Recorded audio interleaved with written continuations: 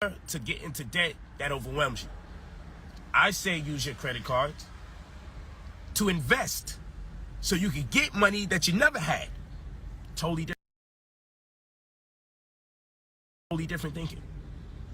And you had one hand wash the other. What you invest. I'm Frederica. I'm 33 years old, and I've been using Kickoff for 1 year. It was just a few dollars. Everyone else always asks for hundreds of dollars to help you build your credit. My credit score has gone up 80 points at least.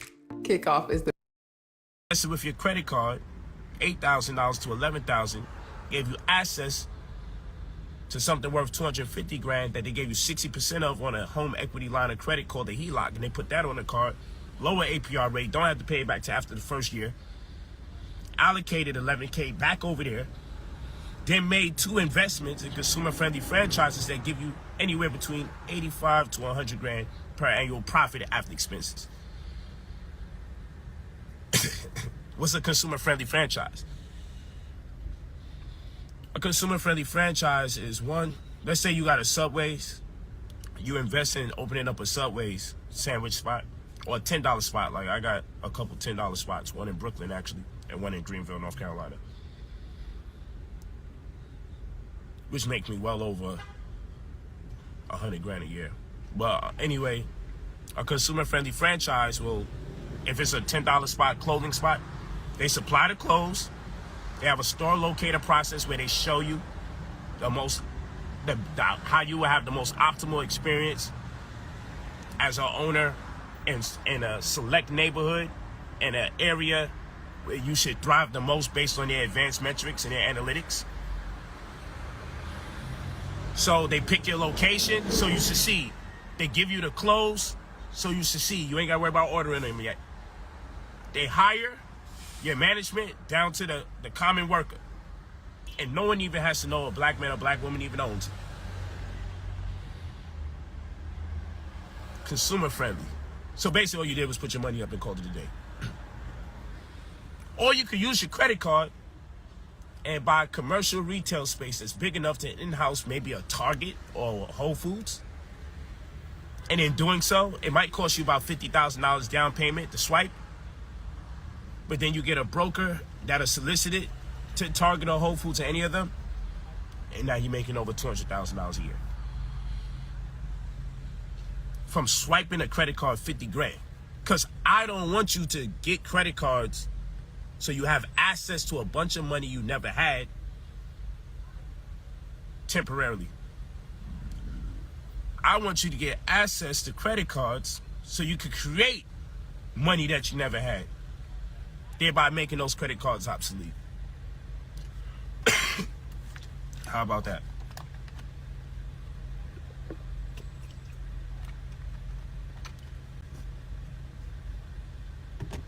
These are just a few plays. It gets much deeper. It gets much deeper than this. It's just a few plays. You go to brotherpolite45@gmail.com. You leave your full name and your phone number when you're ready to pay $2,000 to get access to anywhere between $50,000 to $300,000 just from one of our strategies. You're definitely going to get that. Well, understand, when you pay for the service, we'll be sending letters and affidavits to credit bureaus and financial institutions alike for the purposes of removing negative items off your report, adding positive items to your report, boosting your credit scores, then leveraging the results so that you're approved for anywhere between $50,000 to $300,000 that you do not have to pay back. That's what you're paying $2,000 for. You'll also have a caseworker that'll be assigned to you, so that way they'll deal with your credit exclusively and immediately. And you also have me at your disposal as your mentor, and I'll prepare you for the monies that'll be coming in so you can grow the money that comes into a larger amount, because I'm gonna give you a wide range of investment ideas and stratagems that you can employ. And I'm always gonna implore, because I'm a 9th grade dropout, that you beseech the support, help, and insight of financial professionals that's credentialed, such as a CPA, accountant, financial advisor of some sort. But understand, when you're with us, I give you access to loan officers. You have people that be having tax issues. I give them access to credentialed experts to help them so we can not be limited or hindered by the opportunities that are available to you guys, because many of you don't realize, if you're a woman, African-American woman, under 30, over 30, African-American man, under 30, over 30, never had a business, did have a business, do have a business, there's money available for you that you don't got to pay back. Our job is to find out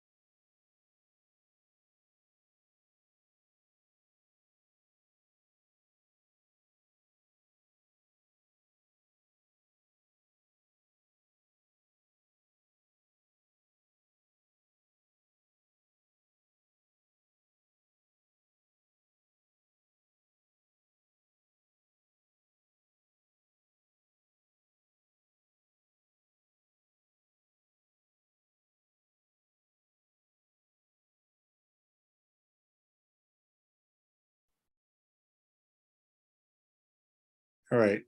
Let me know if you can hear me now, because I see the microphone thing going up and down.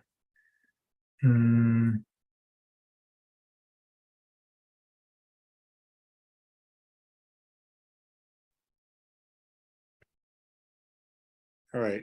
Let me know if you I hear myself. All right. So I'm going to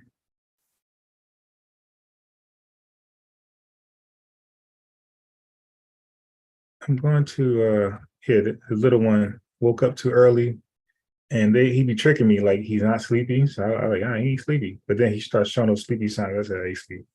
So I got him back in bed. But anyway, what I was saying was that the death penalty, I said if there's little to no doubt that this person was the murderer, and the murder was senseless or little to no reason, or the reason was goofy, it did something that we wouldn't respect, not a good reason to murder somebody. Like, for example, in a dice game, somebody want to pay you, you can't just blow their head off. You dig? That's murder. And nah, he ain't paid me, he owed me 200. I don't give a damn how much he owed you. That's murder. And yeah, the death penalty should be upon you. And all those witnesses was there and said, well, they were there, and they said, no, this person did it. She did it. He did it. That person needs a death penalty. So I say, for me, if it can be proven with little doubt, cameras, legit eyewitnesses, you did it in the crowd, or something like that. Yeah, a death penalty should waste that person. Yeah, like for me, I just got zero tolerance for like people repeat offenders. I got zero tolerance. So me, I'm more barbaric. You dig? Like more people begin the death penalty besides murderers, but definitely, again, when we're talking about rape, when we're talking about child molestation, because rape is clear sometimes, especially the woman's beat up, you know what I mean? Like we know scandals that leads to a rape. Is it rape? Is it not rape? But we do know rapes when a woman is in her bed, you dig, at nighttime, and some guy breaks in, or at a party, I'm talking about a brutal, physical, violent rape. Those persons should be dead soon afterwards. And they should be treated inhumane in prison because they acted inhumane, and they should be preparing them for death. So yeah.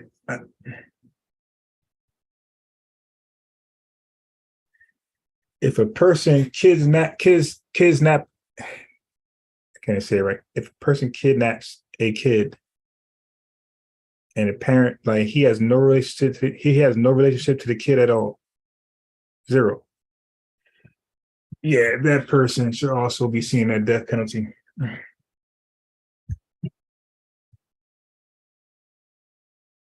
They gotta go.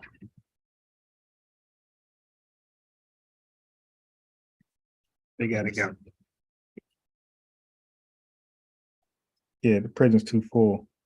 But let me throw in a little while I get prepared. Hold on. Throw a little commercial.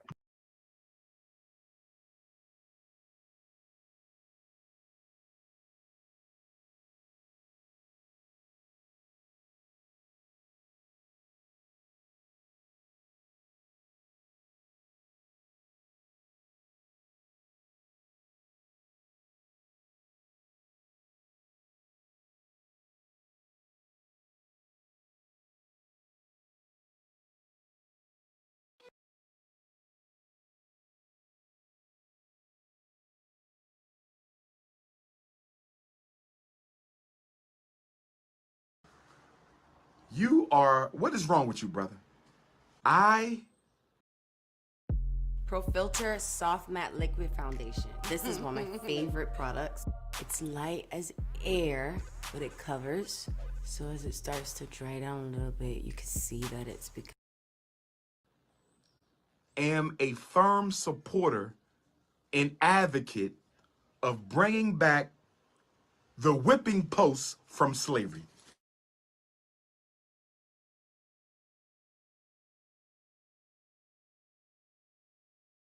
Calm consciousness.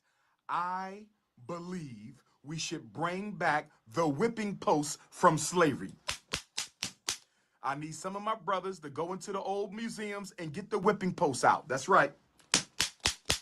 Or we can make some new whipping posts. That's right. Charles Barkley, I sentence you to 5,000 lashes for conduct unbecoming a black man. Shaquille O'Neal, I sentence you to 5,000 lashes for conduct unbecoming a black man.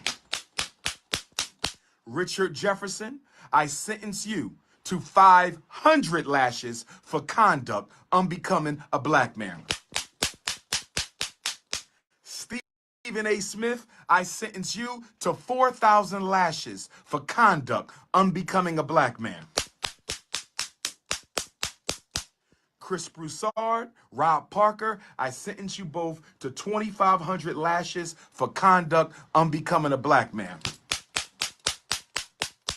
Michael Wilbon, you fat, bald-head, no-neck midget, I sentence you to 3,000 lashes for conduct unbecoming a black man.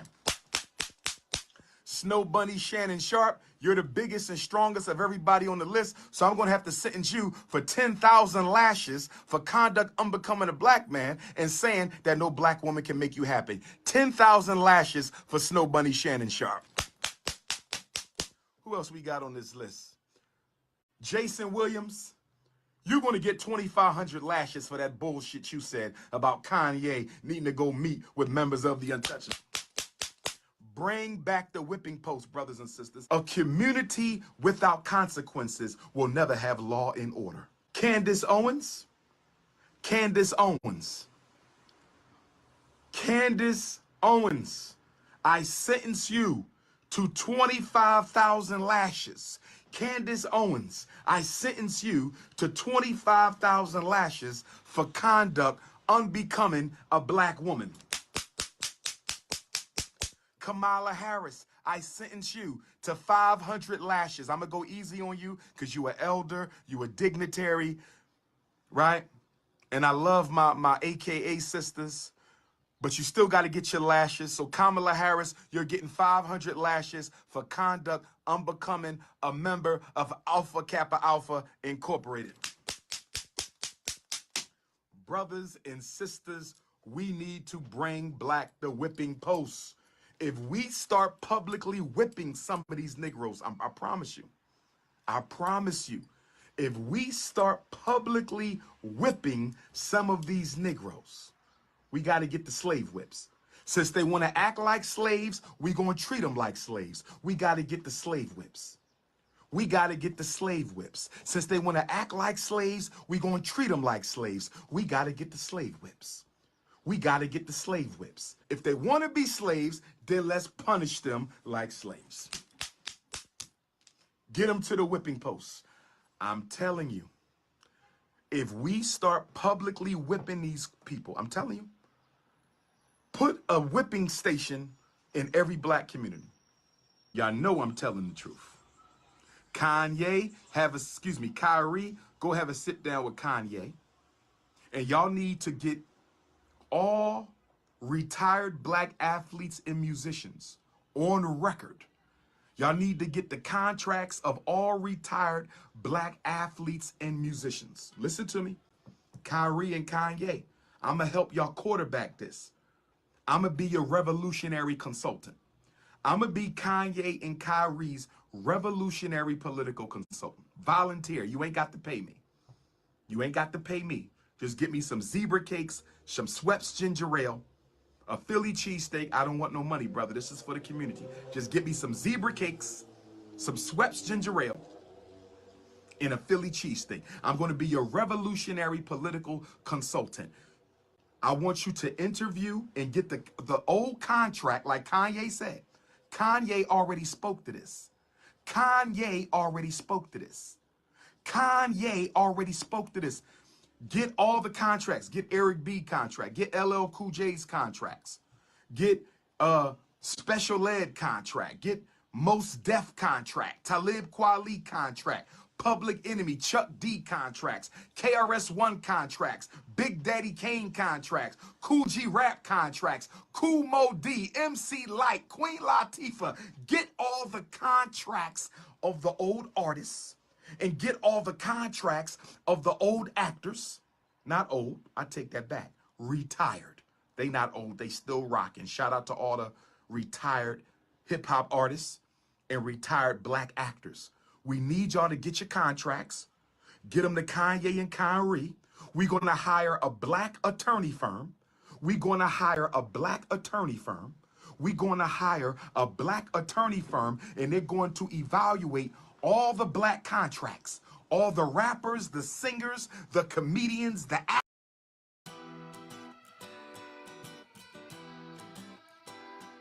The way I make sure that I take care of myself and practice self-care is I schedule time for myself, just like I schedule on my calendar my daughter's dance practices and my son's soccer practices. I make sure I schedule quiet time for myself. Oftentimes I will go on some walks, and for me, my spirituality is very important. I find that I get a sense of renewal every time I am at church and hanging out with other women who help me pray, and that we can just talk and do life together. I think it's really important to make sure that you schedule yourself time to connect and unplug from work and unplug from being a mom, and just plug into friends who can fill your cup. I think it's very important that we remember that we also need to have our cups filled.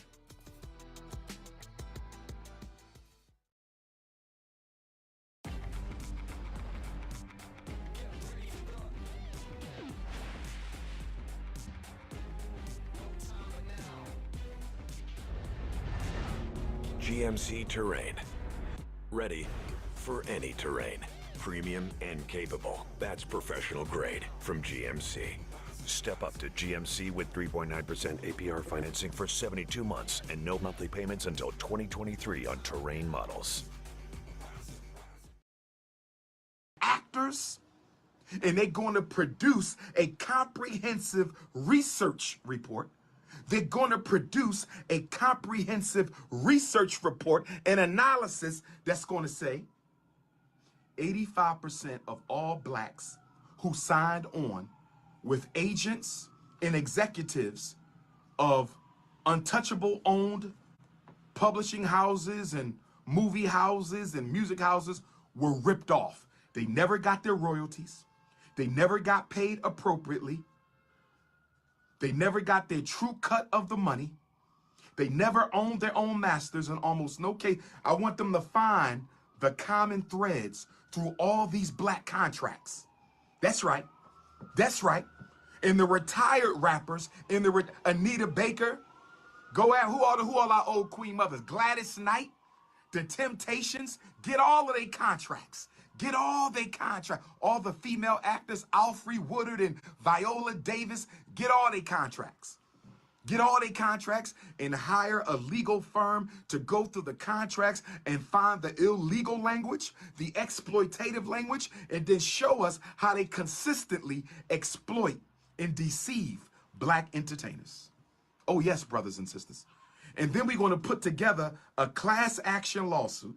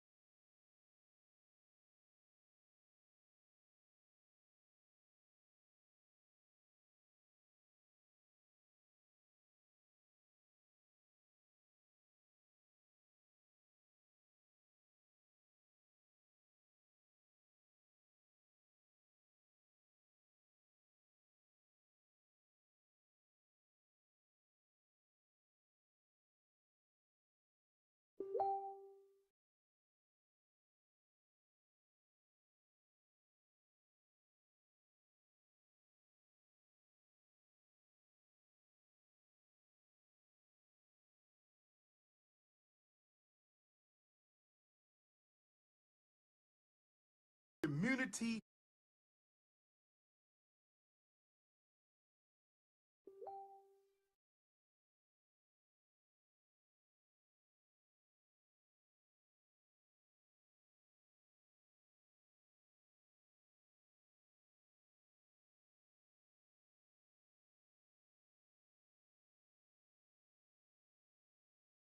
Immunity.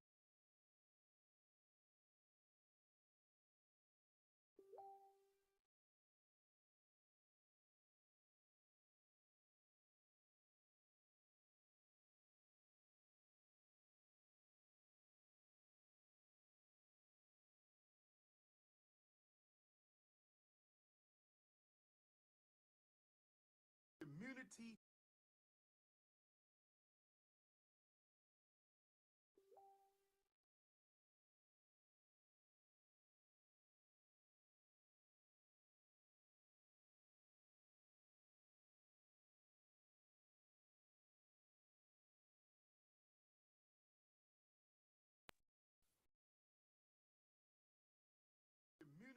Yeah, for some reason the microphone wasn't working.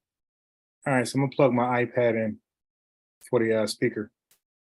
I mean, for the microphone.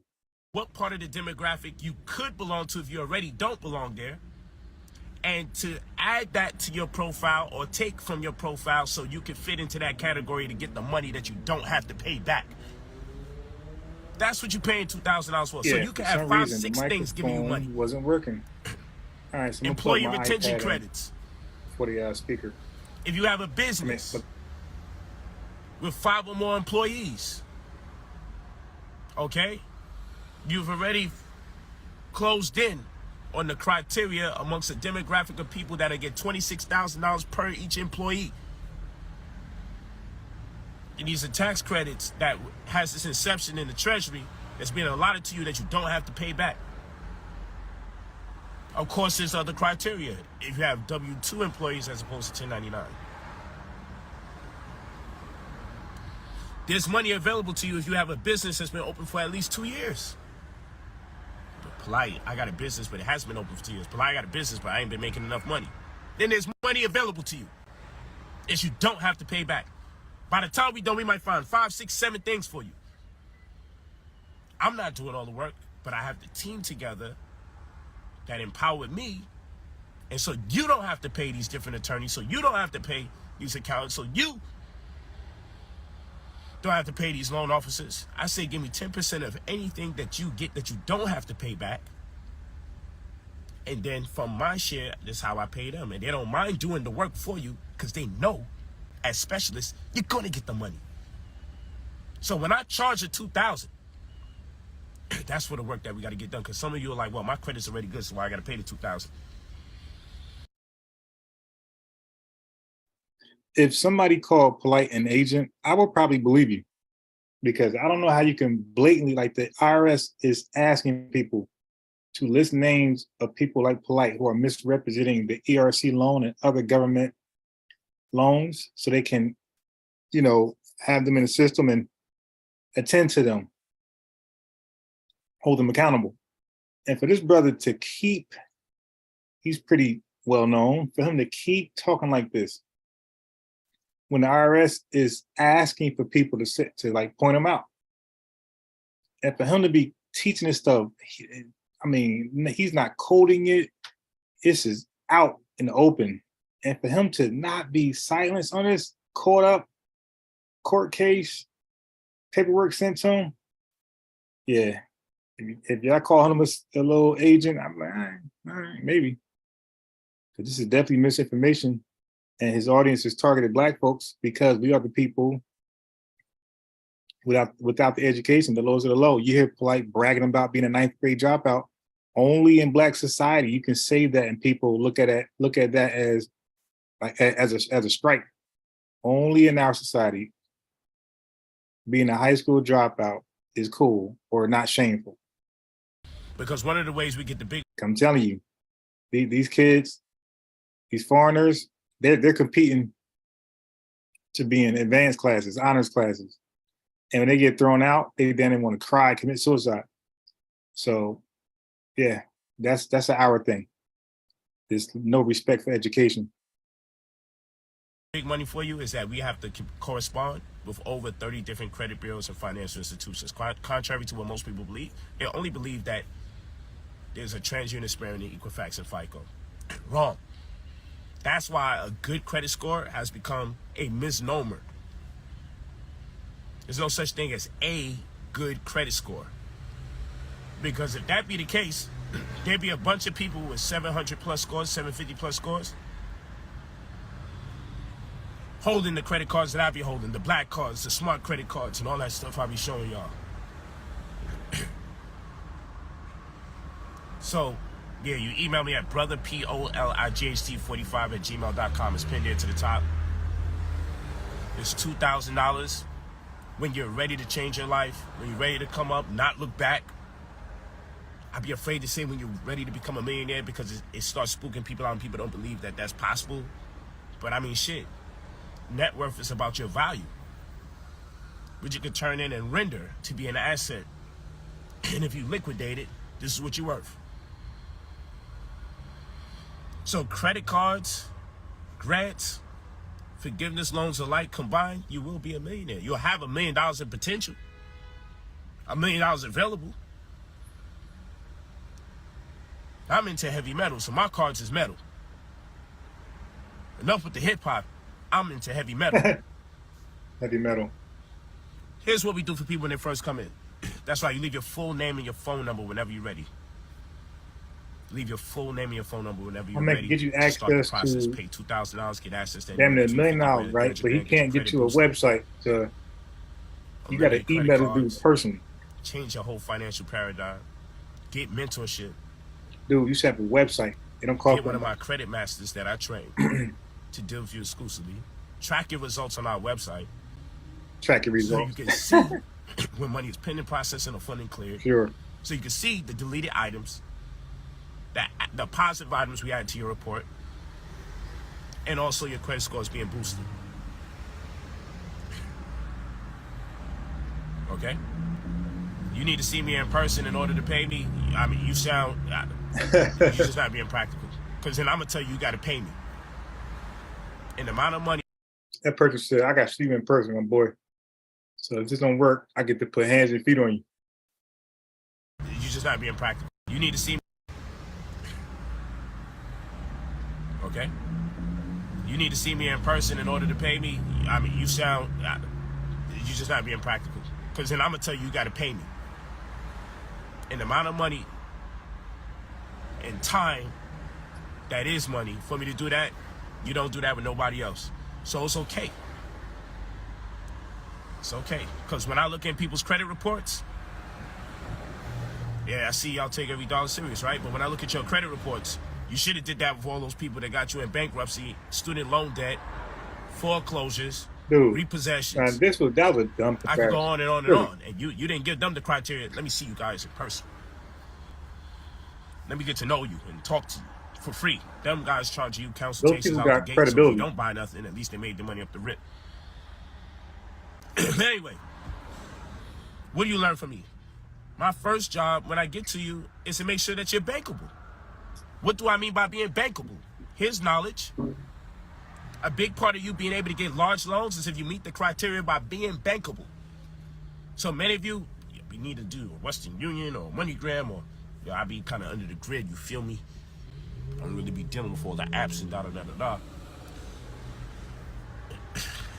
It's understandable because we wasn't educated properly when it comes to dealing with this matrix, so I get it. So I'm not tripping or disrespecting nobody. My job is to make sure you're bankable. The first thing I'm looking for when we audit your credit and I start building with you, I want to know, do you have 3 revolving accounts? 3 revolving accounts and at least 1 installment. The 3 revolving accounts, say credit cards, 3 different types of credit cards. They have variable interest. The interest fluctuates, right? 1 installment, that's fixed interest. By installment, we mean a house, a boat, maybe a car. You're considered bankable in this system, if you have 3 revolving accounts and 1 installment, 3 accounts of variable interest, 1 account with fixed interest, such as a car, boat, or house, or bike. You need to know these things, because these are the things, these are the levels that I take people to get them where they need to go.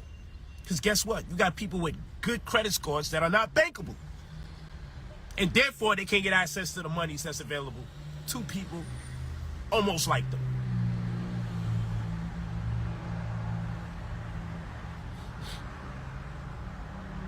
There's some ways around it, but I just make sure you get the 3 types of credit cards, especially, because then it goes from 3 credit cards to what types of credit cards. And when you get them, do they have balance transfer options? And when you exercise the balance transfer options, when you know when it suffices to do so, it boosts your credit score. So I got to make sure you're bankable. These are conversations you don't learn in school. All right. Hey, class, you're about to be adults going into this world. Before you graduate high school, I want to make sure that you're bankable. Actually, they could have been teaching this in junior high. By bankable, we want to make sure you have 3 credit cards or 3 revolving accounts. By bankable, we want you to have that in addition to 1 installment.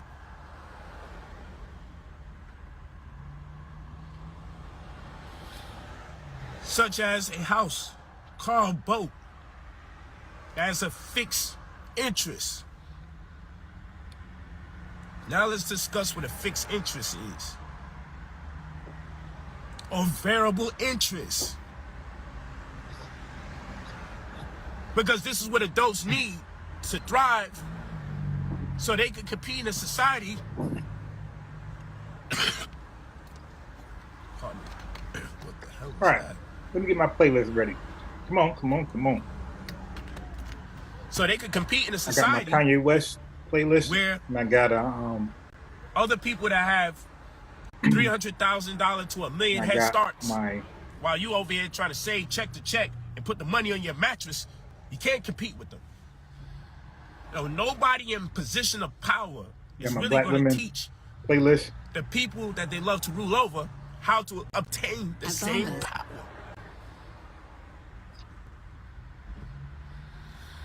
I say it again. Nobody in position of power is going to teach the same people that are powerless how to achieve or obtain the same. I hope you guys understand what I'm saying. Real talk. Go to brotherpolite45@gmail.com. You leave your full name and your phone number when you're ready to have a paradigm shift. You don't got calls to tell us you'll be ready next month or next week, next year. But again, what we're doing, we charge $2,000. You will get access to anywhere between 50 grand to 300 grand. That's one of the monies you'll get access to, because that's in the bag. We got that figured out. Because there was a breach at Experian years ago, okay? There we But go. it left all of us vulnerable. So long as you are over 18 or under 65, illegal, that money applies to you. Yo, he just made some bullshit up. And you'll get the settlement. It's so simple. And there'll be a turn. What? As long as you're 18 and what this guy just say?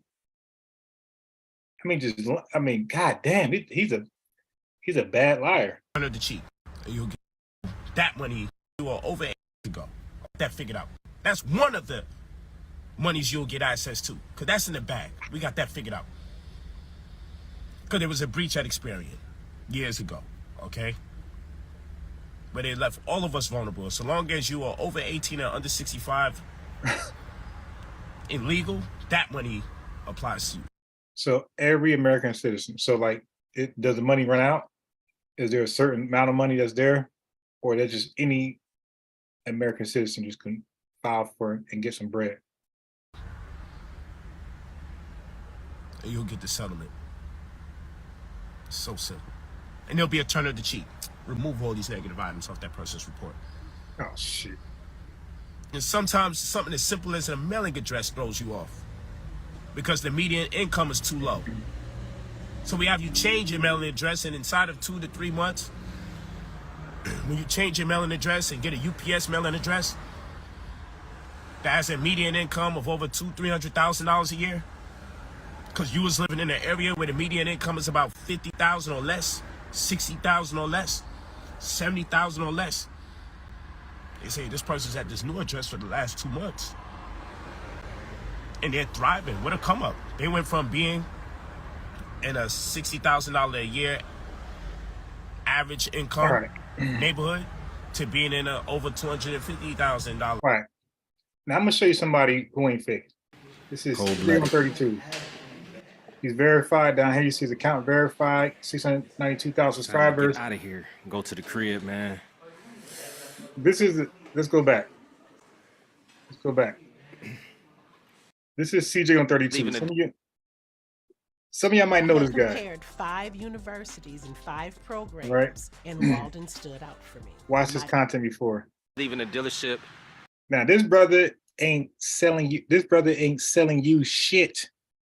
He said, I think he lives in LA. I think he owns like a rim shop, something to do with cars, accessories, right? He ain't selling you shit online. He ain't teaching you how to be a millionaire. He's just putting his lifestyle, his livelihood on behind the cameras, right? So you can see how he lives. All right. This guy, again, he's certified. He's at car dealerships. Everybody knows who the hell he is, wherever he goes. He does mall things where he does a lot of shit, right? He buys jewelry, you know, he got jewelers. You see the other celebrities be where he's at, the baby, somebody might come in there. So he got real official, you know, bracelets, nugget rings, $100,000. This dude, he's really living like that. But again, he's not trying to sell you shit. He's not trying to teach you how to be a millionaire. His thing is get it how you live. But this is how I live. Okay. And going down to Texas, so it's going on an enclosed trailer down in Texas, so I'm not taking it back home. But we also got another surprise. We got my boy Zay from It's Raps pulling up. So he out put there. The SVJ logos back on here. Pop. No, it's gonna be pretty late, Something man. like this. Might have to hold. Yes, sir. It may be now. I think they maybe. The only time I ever seen Brother Polite show himself in a dealership is but when his man was buying something. Polite wasn't even buying anything. Like, has Polite ever took you to a dealership, showed you video, alive, him going to a dealership, him purchasing a car, getting the keys that way, not the Turo way? These guys really getting it. Y'all see it got the gloss carbon fiber on here.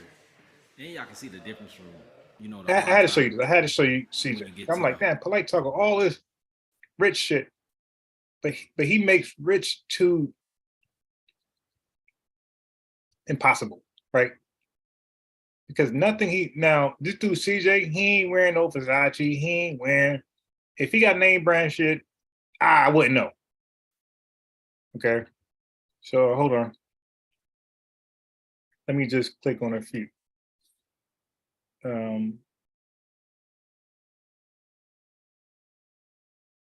All right, some shit like this. Here we go. When you can barely smell your plug-in, what are your guests smelling?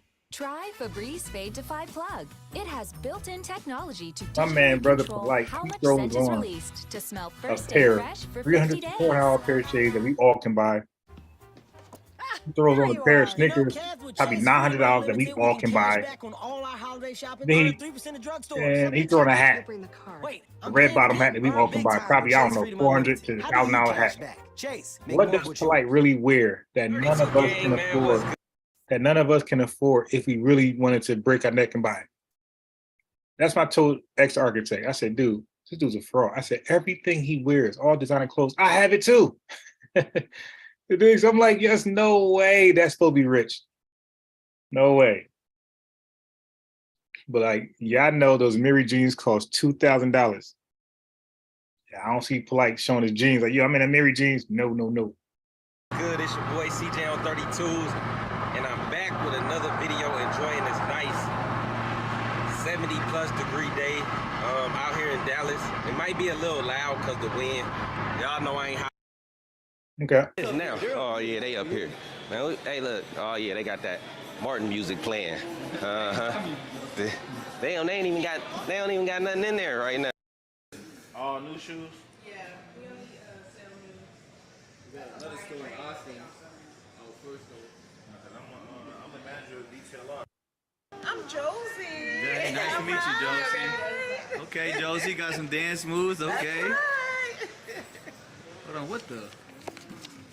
Whole lot of money going on. A whole lot of money, man. Hear a lot of money sounds. No money sounds. I'm broke, baby. Martin. Yeah. But you see, they drilled it. They took out most of the. Now, y'all know if you've ever been to a jewelry store, if you ever cared to be at a jewelry store to purchase jewelry or to inquire how much things cost, they got little tolerance once they realize you ain't buying shit. Well, I got all this money, dude. Go to some of these businesses where their time is everything because they're on the clock, with your fake rich stuff, and see how long you could be at somebody and realize you ain't gonna buy shit. Gold, so you know what I'm saying. The resale value is not good. Yeah, I know that, and what I do, well, with the services I offer my clients, I know who ain't serious. Just asking questions. I answer them, but I'm like, this ain't going nowhere. Best watch to buy is a plain Jane, but you know, if you wanna be icy and flossy, this the way to go. But if not, get you a plain Jane. They hold better resale value than these right here. I'm never gonna get back. I think I paid like $170, $185 for this. I'll never get it back. But it's cool though. It look good. It look good. Right. You shine. Gotta be icy. I don't want none of that plain Jane shit. I want my ice. I want to shine. You know what I'm saying? I want to shine like Marty's shirt over there. Man, stop it. And I think I got my other chain fixed over there. But we just waiting on the ice champ. I think they got somebody in the back room. They took our chains, man. They repoed our shit. Yeah, they repoed our shit, guys. You know, I couldn't make the payments. You know, I didn't get financed, and they took the chains from them. So yeah, it was just a lease. It was a lease offer. Lease here, pay here, buy here. You feel me? With all my name on everything, but it's a lease. Yeah. Hopefully, you know, one of my guys get rich and can loan me some money, man. Shit. You know what I'm saying? Or take it. Oh, fuck it, take it, babe.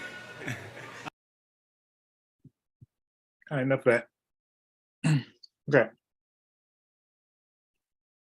Let me go here now.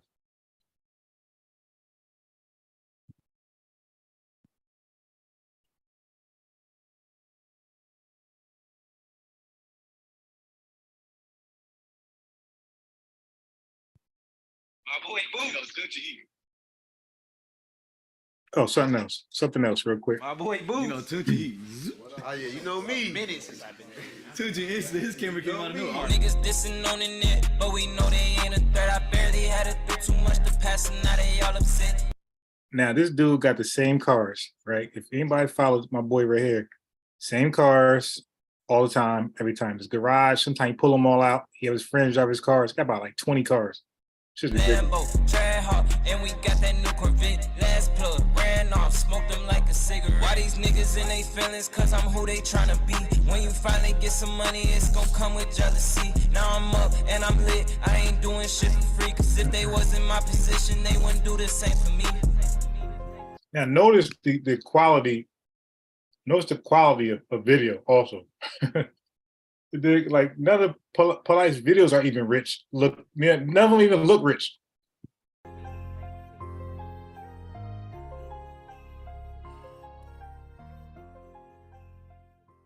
"32 gang, 32 gang, 32 gang, man. We got a." Oof, like I ain't impressed. What do you think, Miguel? I ain't impressed. Yeah, definitely. It took a while to get up here. We started out around 1959. But we didn't do all that just to get here. How is it possible? You anywhere. This Can't is even the fake new rich song. correctly. Weird. It's the time of year you've all been waiting for. Let me turn his microphone again. Free Coffee Tuesdays are back. Let my little son play Wawa with it. Rewards members get a No, free so it doesn't hot or work. iced coffee every Tuesday with the Wawa app. Yo. Huh? Good look. Yeah. Why? Yes or no? On the back too. That weed is heavy. Looks very exotic. 2 for 1 though. That's the thing. Nah, that's a hard one. I ain't gonna lie. Yeah, that make it hard. You know what I'm saying? Because you got one. Not when it get you out of a 200 when you gonna own the top. Look at this shit right here. Nasty. That's the new Lambo he bought. As far as speed wise The McLaren's still faster because it's modded. Yeah. Yeah. Look at that. That's tough. But the McLaren got them turbos, so it take time to spool. This ain't got turbos. This natural. And again, he's not trying to sell you anything. He's not trying to make you a millionaire. You get it how you live. He gets it how he lives. Real simple. So it's just instantly go. Get rid of both of them helps you out then? Oh, I can't read the chat. I forgot, man. How Safari do me like that. Safari be still 270K. Safari don't be. Let me see the chat. So I gotta put the link in a Chrome link. I can't read the chat. So hopefully I can read it now.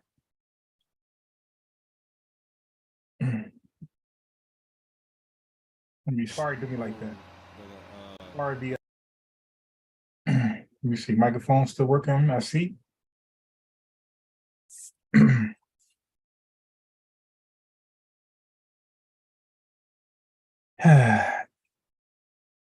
These haircuts with braids are yeah. You know what? When I had the braids and all that type of stuff, when I had the S curl, when I did the S curl with the earrings, I looked in the mirror. I said, "Oh no. I was Beyonce. No. I was like, nah, this is too much. I said, if I'm gonna do the S curl, I can't do the earrings. If I'm gonna do the earrings, I can't do the S curl. You dig? Can't do both. So at one point I kept the S curl, dropped the earrings.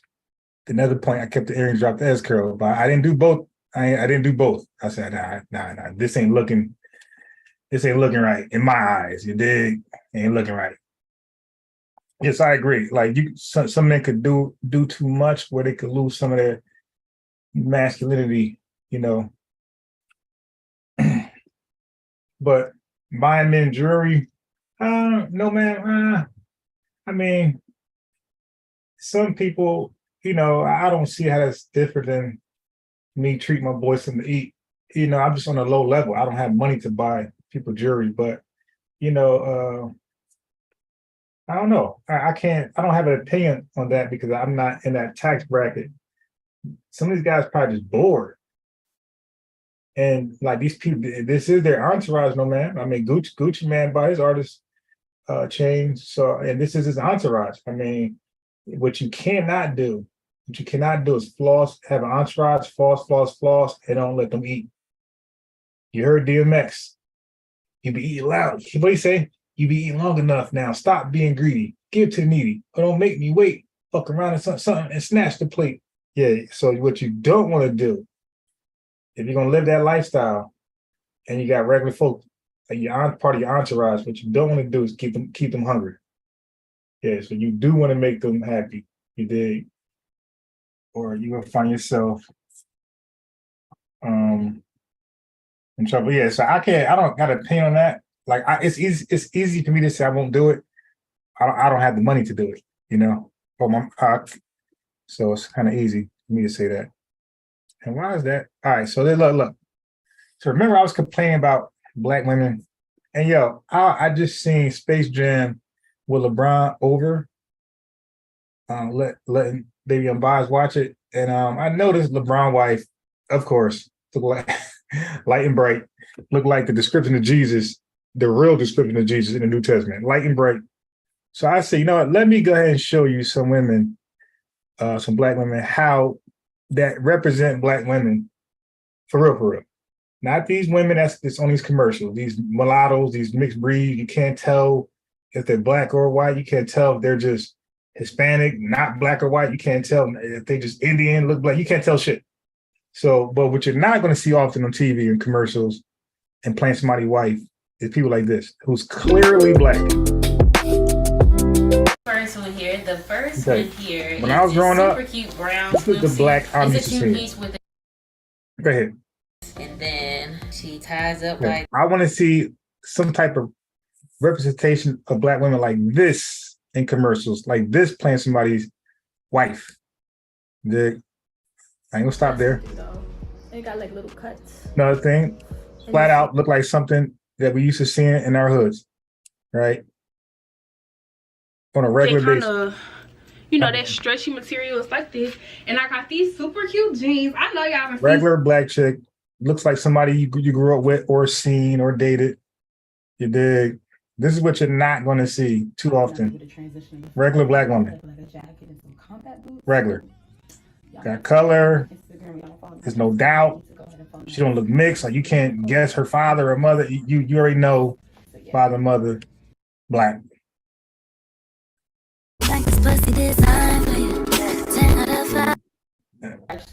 Black.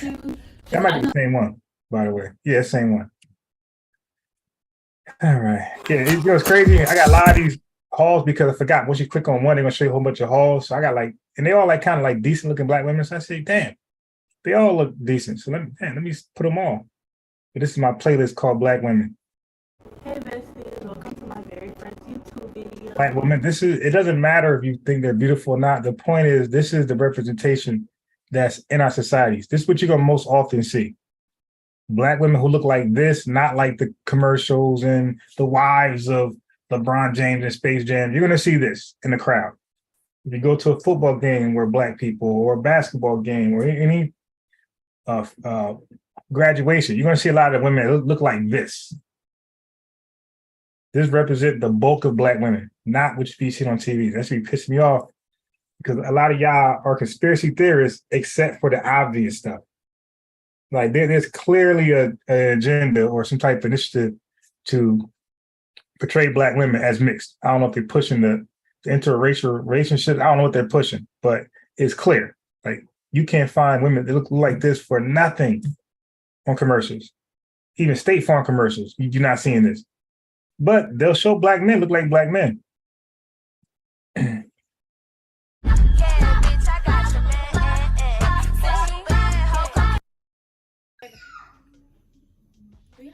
Regular black women that you would see in your neighborhood. Okay, ladies, now let's get regular black women that you'll see, all different sizes, shapes. Put this on for the longest. Another black woman, clearly black woman. I'm not gonna play all of them, but next commercial I'll do maybe black women. Here's there. Okay. Okay, I just want to show that. I'm tired of these commercials. So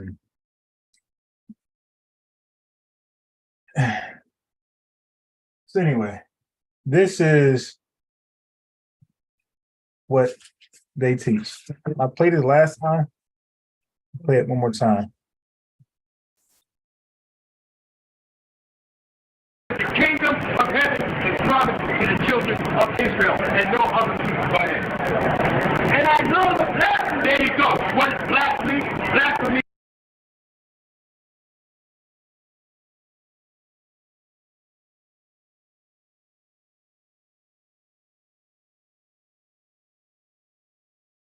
Is a filthy, wicked lie. There you go. What is blasphemy? Blasphemy is a filthy, wicked lie. Christ says, and I know the blasphemy of what? Go ahead. Of them that what? Which they are Jews. Who's around calling themselves Jews? We don't. So this is a Johnny Come Lately doctrine. So that was for ma'am and people who have not seen this. They are not just establishing themselves as Jews also. As a matter of fact, he just bragged about not calling himself a Jew. They call themselves Black Hebrew Israelite. Like the world don't even know what that is. But whatever. So we know we have Semites. They don't call themselves Black Semites, Black Hebrew Semites. They call themselves Black Hebrew Israelites. And citation needed. The world has no idea what that is. And neither do you. And neither do them. So they don't call themselves Jews. So don't, if you get a link of Jews of color or Jew this, Jew that, they don't call themselves, he just said it. Listen again. They don't call themselves Jews purposefully. That what? They are Jews. Who's around calling themselves Jews? We don't. Who's around calling themselves Jews? They're talking about white people and Sephardics and whoever else, Mizrahis call themselves Jews. And so they're saying, they're reading from Revelation and 2 and 9, 3 and 9. And his position is, this is talking about those who call themselves Jews, period. Okay? Nothing more, nothing less. And I just mentioned three groups that call themselves Jews in today's time. Our people don't even know they're Jews. Why? Because that knowledge has been wiped out of their minds by the Congress. We don't go around calling ourselves Jews. But the white— You heard them? We don't go around calling ourselves Jews. So you're not part of the Jewish community, fool. All right? No problem. Keep that same energy. So, got it. So that's how you could, all right, anyway. So I'm not going to play the other ones we already seen, but I do want to play, I think, was it this one? It was a good one I had.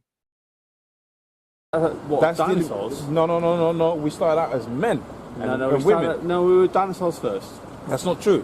What you're dealing with, I believe what you're dealing with is Darwinism, right? Oh, now, do you know, now I'm going to tell you something.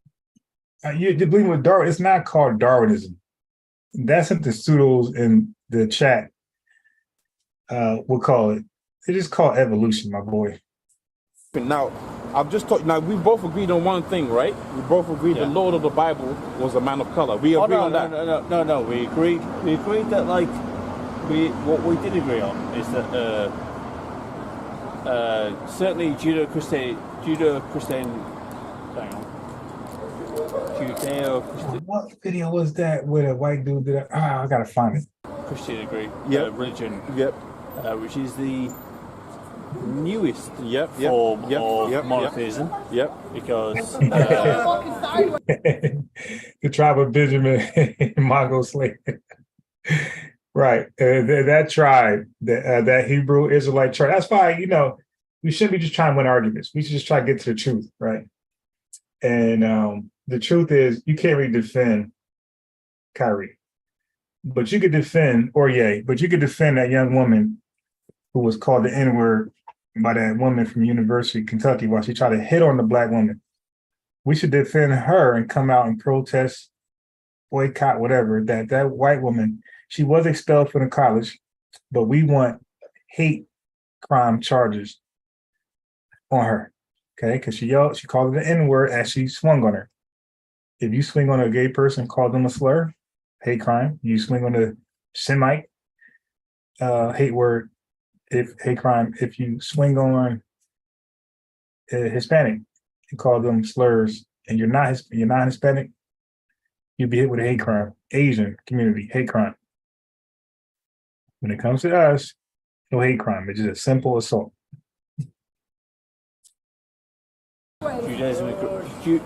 Judaism existed before Christianity, right? What are you filming? Are you filming a video? But it's really like, no, we're Jew. I don't know, put it on camera. Let me say something. You mentioned the point there. While I agree. On camera. Next time. It's me. What are you arguing for? What to be? This is actually really normal. Let me explain something.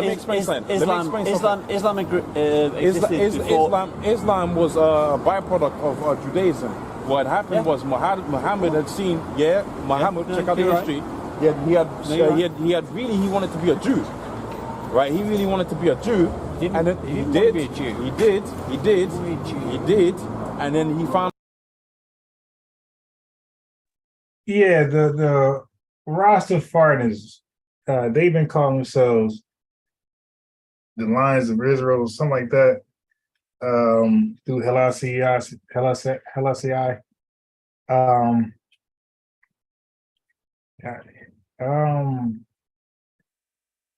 yeah, I don't know what are they Nazarite Jews because they share some similar practices of the Nazarite law where they don't shave their hair, things like that, and they don't eat meat.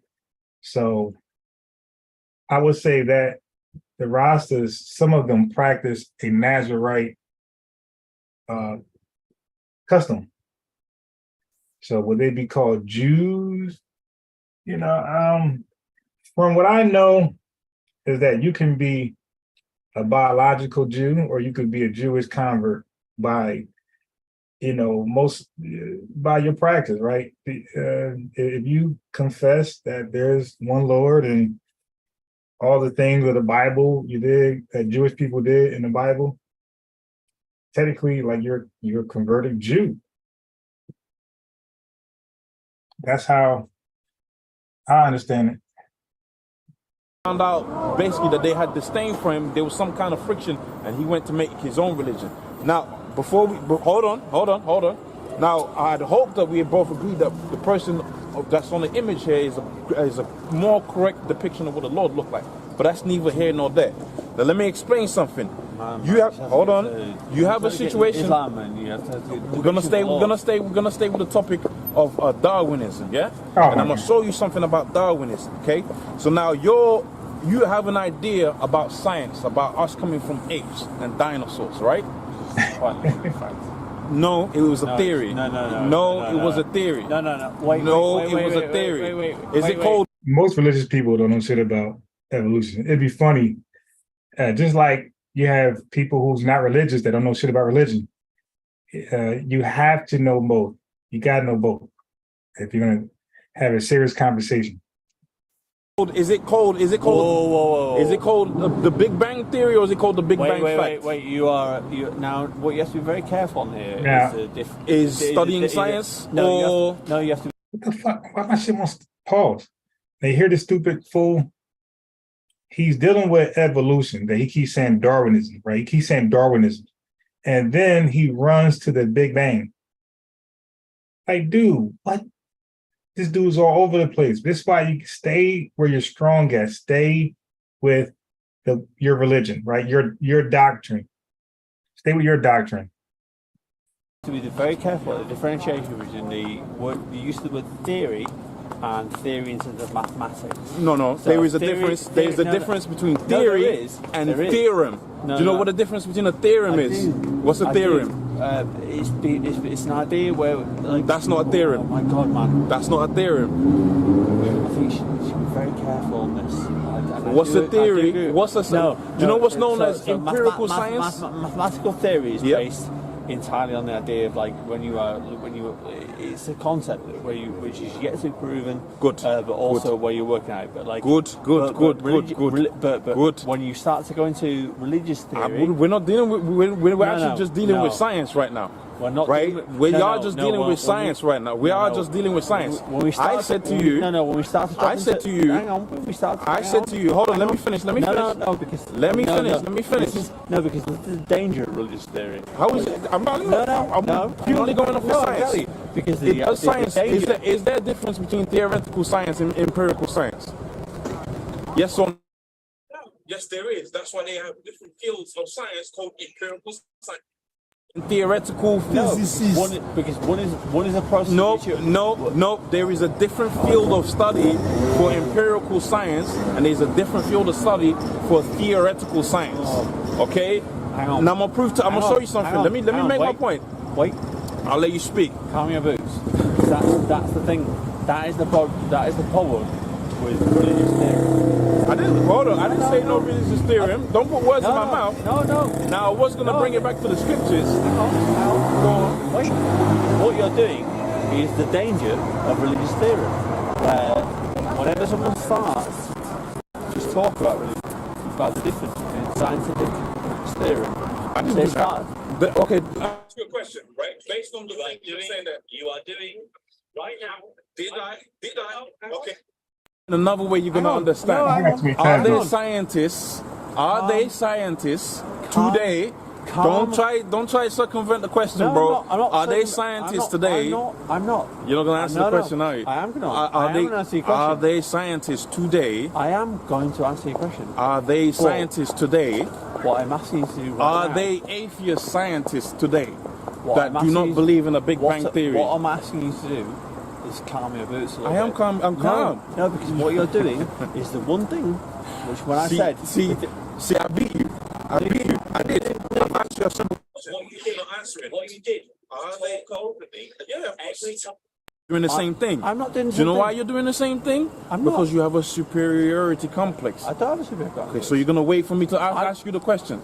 I'm gonna ask you a simple question, calmly. Hold on. I'm agnostic, mate. You're not gonna answer the question. I'm agnostic. It's a simple question, right? It's a simple question. Okay. Are they atheist scientists that do not believe in the Big Bang Theory? There you go. Atheist scientists? Are they non-religious scientists that do not believe that You got scientists that at that point. Or answer Simple the question, yes or no? I haven't answered the question. Yes or no? You talked over me. Yes or no? during that Yes or no? question. This dude again. He's a. I can't call him stupid. He just. I guess you can, but he's just religious, and he doesn't understand like science. Science isn't a belief, and it's not about like in religion. You could just say I don't believe in that. I believe in this. I don't believe in that. Or I believe in this. I don't believe in that. That's not science. Like scientists don't say I don't believe in that. No, they show why. They show and prove. You know, with a demonstration of some sort. They don't just, you know what? That don't sound good in my soul. I reject that. Yes or no? Scientists that do not believe in the Big Bang Theory. They're not. I don't know about that. I can name. There's plenty of atheist scientists that have come up against the Big Bang Theory. You can check it out on YouTube. You can check it out on YouTube. You can go into the realms of the studies of the reason why it's called a theory. The reason why it's called a theory. Okay. Again. Are you a scientist? No, I'm a fucking chef. Okay. But I am a scientist. Are you? I'm actually a scientist. No, you're not. No, you're not. Because you sound too stupid to be a scientist. A scientist can explain that a lot easier than what you're doing, and a scientist won't call it Darwinism. You dig? So we know you're not a scientist. Stop lying. Stop the cat. I've actually studied these things. Okay. Like, you know, people, I can't say we, because people in that case go far. It's just a lie and deceive you. I've actually gone into school and studied these very things that we're discussing right now. I didn't come up with religion. The religion was already there. You know, she's over there. The religion was already there. But what you have to understand was this. I'm gonna let you go in a second, right? The Big Bang Theory serves one singular purpose, okay? Right? You know what that one singular purpose is? Okay? It is white supremacy and dominance upon the face of the earth. That was what the Big Bang Theory was. And you know what Darwin said? Since I am a scientist, and since I have read up about Darwin. Wait, so if he's a scientist, why he keep going back and forth for Darwin and the Big Bang Theory? Like, who does that? Why keep talking about Darwin and Big Bang? But we're supposed to believe he's a scientist.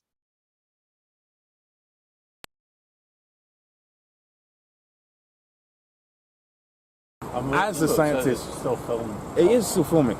But as a scientist, you know what I've actually done? I've actually read up on Darwin. I've actually read the books that he wrote. And you know what he said within his last book? One of the last things that he wrote within his books, he said his only downfall with the Big Bang Theory is that he couldn't prove it. Okay? It is a... Yo, this Negro is crazy. He said his only downfall of the Big Bang Theory is he couldn't prove it. But this guy's telling us that he's a scientist. He thinks Darwin is responsible for coming up with the Big Bang Theory. I don't know wow. I don't believe I seen a dumber person, a more dumb. Let me say that, dumber. I don't believe I seen a person who's as dumb. I go that way. I don't believe I seen a person as dumb as him on the internet faking to be smart. That dude said Darwin couldn't prove the Big Bang Theory. Wow. Principle only downfall with the Big Bang. The last thing, one of the last. Yeah, he said he claimed he read the book on Darwin. Oh my God, people go so far to lie. And then if the dude says source up, where you get that from? He's gonna say go look it up, like he just said a minute ago. Last things that he wrote within his books, he said his only downfall with the Big Bang Theory is that he couldn't prove it. Okay, it is a principle that is built upon white supremacy, because the natural succession in your theory is that the ultimate end all be all is that you go from being monkeys all the way to being a white person. No. That's what it's all about, man. That's what it's all about. I mean, this guy is completely stupid. I'm trying to find, my God, I can't find this one. Is this it? I can't find this one I'm looking for. This Jewish person actually said something smart. And I'm not gonna be able to find it in time. This guy's stupid. Whoa. That's what it's all about. That is what it's all about, bro. That is what Big Bang Theory is all about. No. I'm very sorry, but that is not. That's what it's all about, man. Now you see, he said the white guy was gonna he's gonna insert his authority over the black guy. But you're doing that to the white guy. He can't get one word out. and people do that when they're not confident on what they just said. But that is now becoming like. That's what it's all about. You might look. You can disagree, but that's what it's all about. It's not the Big Bang. So are you gonna let him? You gonna let him speak? Theory all about. And then he's gonna repeat it like a dumb. Oh my God! I got a comment on his. Is that his real YouTube channel? Let me see. Cause I got a comment on this one. Okay. What? The page is suspended? No, I can't do. Wow. Oh, this might be terminated. No. The white. Okay, you tell me something. I'm gonna ask you a question. To answer your question, I'm gonna ask another question. When racial slurs are aimed at footballers in Britain, fuck man. What term do they use? What term do they use? Calm language. A little bit. Let me answer. Let me answer. Let me. Don't talk over it. Right, go on. Say a point. So, I am a very apologetic. White. No, that's okay. I'm just. No, this is all peaceful. It's all peaceful. I know it's very all peaceful. But that has to be an open dialogue. Yeah. Like, don't get me wrong. I'm not a fucking idiot. Right. Like, it's how no, I don't know, but I am aware of the difference of how. Basically, not to be ridiculous. You're a black man. Right, okay, good. And I'm a white man. Good. But I know the difference of how evolution got us to be that thing. And most of that is literally, quite literally, our difference in how we grew up related to an equator. Right, you're talking about natural selection, you're talking about... No, I'm not talking about... you're the environmental changes. That's not it. Don't work like that. No, don't work like that.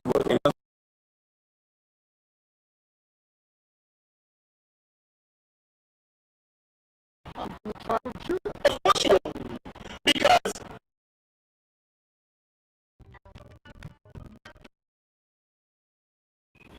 the question is, how can you prove you're from the tribe of Judah?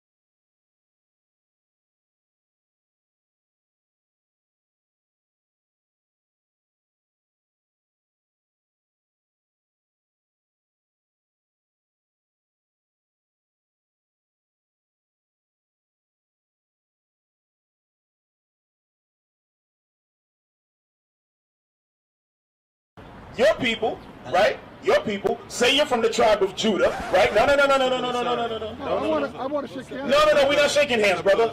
We're not shaking hands. So you say you from the tribe of Judah because Judah's the tribe. Where's the other tribes? You guys need to be careful. No. Be careful. No.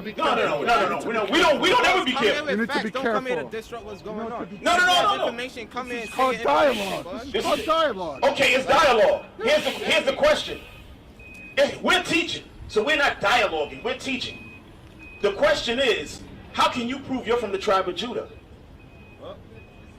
How do you prove that? How can you prove you're from the tribe of? I'm going to show you. Give me Jeremiah chapter 14 and verse 2. And let's see if you match this.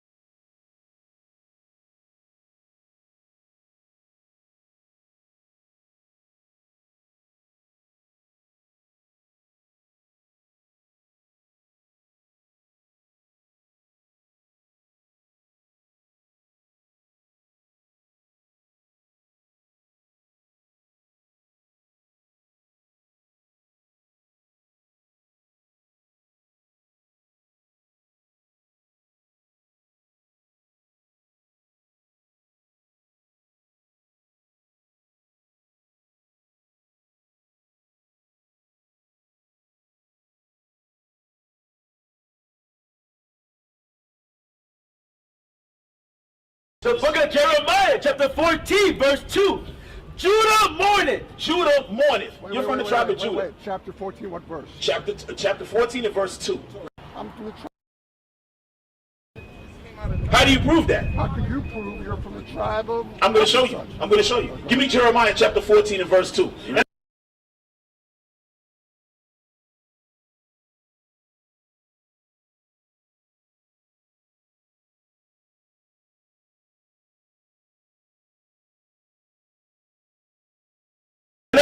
Let's see if you match this. Let's see if you match this. The book of Jeremiah, chapter 14, verse 2. Judah mourneth. Judah mourneth. You're from the tribe of Judah. Wait, chapter 14, what verse? Chapter 14 and verse 2.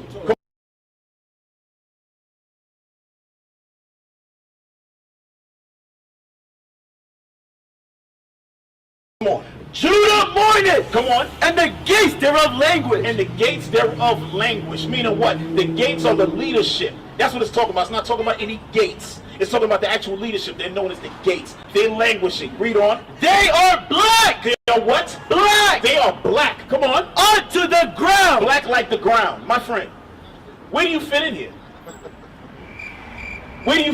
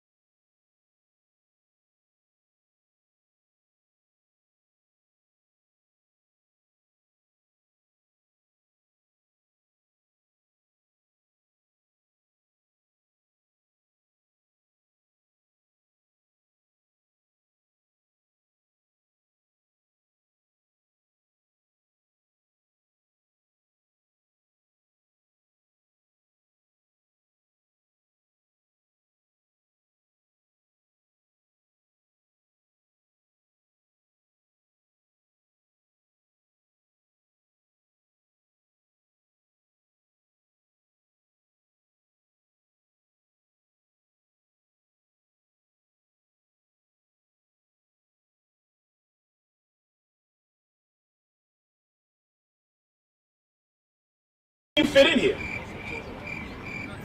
You don't. Because your people are not the Israelites. That's right.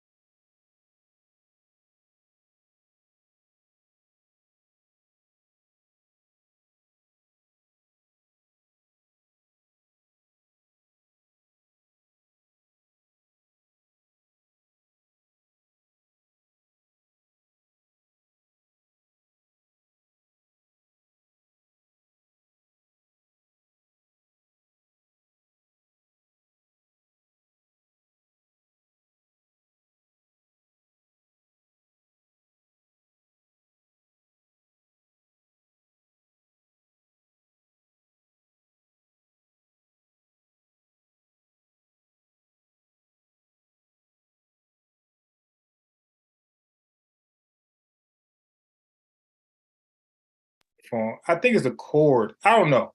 It might be the cord. I did all that talking, and I cannot be here. I'm mad because I keep trying to go back to that damn microphone. But yo, were y'all able to hear the video? You probably can't hear me, but you can hear the video. And the verses I was showing you was not talking about somebody's race, ethnicity, or color. It was talking about people were in a condition, right? Peace, Eric Bond. It was talking about a condition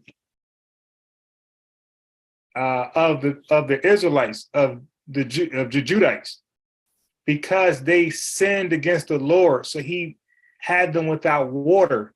So if you read, if I show you again, it says right here, clear as day. It said number 2 said Judah mourneth. Why Judah mourning?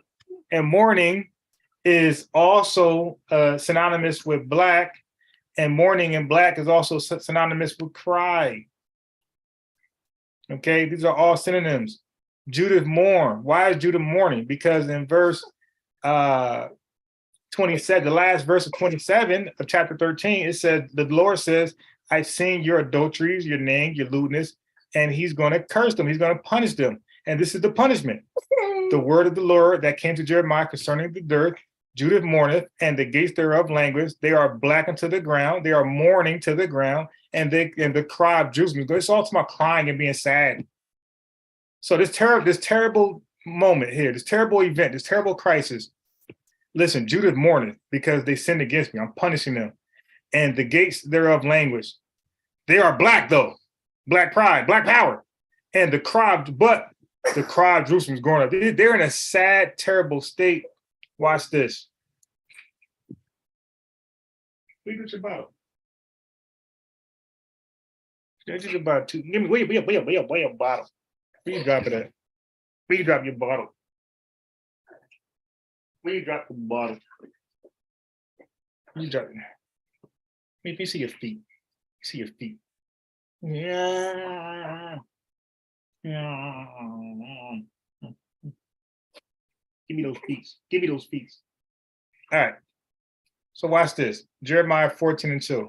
This is now listen, you guys are going to see firsthand why they love the King James Version. It's not that it's a bad translated Bible. It's just using English words of 400 years ago. This is not even American English. This is Scottish. This is UK. This is Controy. This is LJ. This is Fitz Fitz type English. This is not our English in America. Okay, so let's get it. Watch this. This is how foolish they are. But they are able to seduce people like Kanye and Kyrie Irving, Nick Cannon, to believe what they're saying is actually valid. And that's my problem. It's like, yo, do what you want to do, ruin your career, ruin your life, but do it because you want to do it. Don't do it on a false premise. Somebody lying to you. Okay, here we are. We're going to go to the parallels.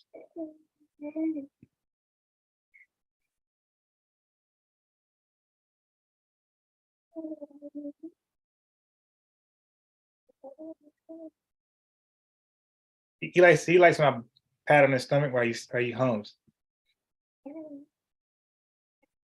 Listen.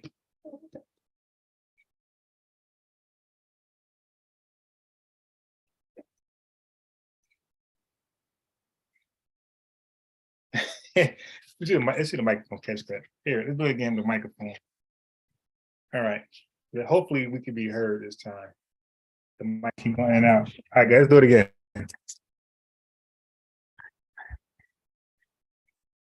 You ain't gonna sing?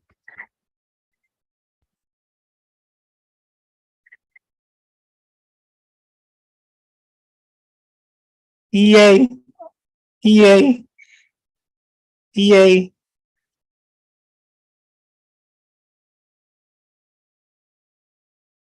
How about this? You do it. You do it.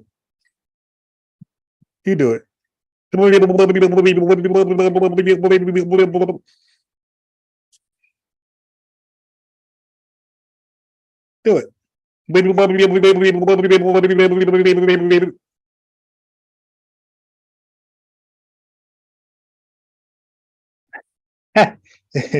Acting shy. Go. Do it. I ain't gonna do it. All right. Boo. All right.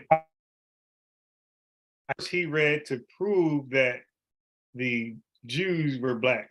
All right, here we go. This is why they only go with the King James Version. It's not that it's a bad translated Bible. It's that we don't use those words in the context as they use them then. When they say black, it's usually because somebody's burned in a fire or it's in condition, which is always sad. So now look at the newer or other translated Bibles. Judah mourns, her city's language. They wail for the land. And this is the part where they read, they are black into the ground. They wail for the land. They wail for the land. They're not black into the ground. In our terms, how we speak. And a cry goes up from Jerusalem. New Living, Joe Witness Bible, New Living Translation. Judah wilts. Commerce at the city gates grinds to a halt. All the people sit on the ground in mourning. That's what it meant on the ground. Okay? I told you, it had nothing to do with their skin color. They were on the ground mourning, crying. And as a result of crying, I did not click that shit. I'd be hating that, man. This goddamn computer, this Mac, I'd be hating that. It's impossible to use without a mouse.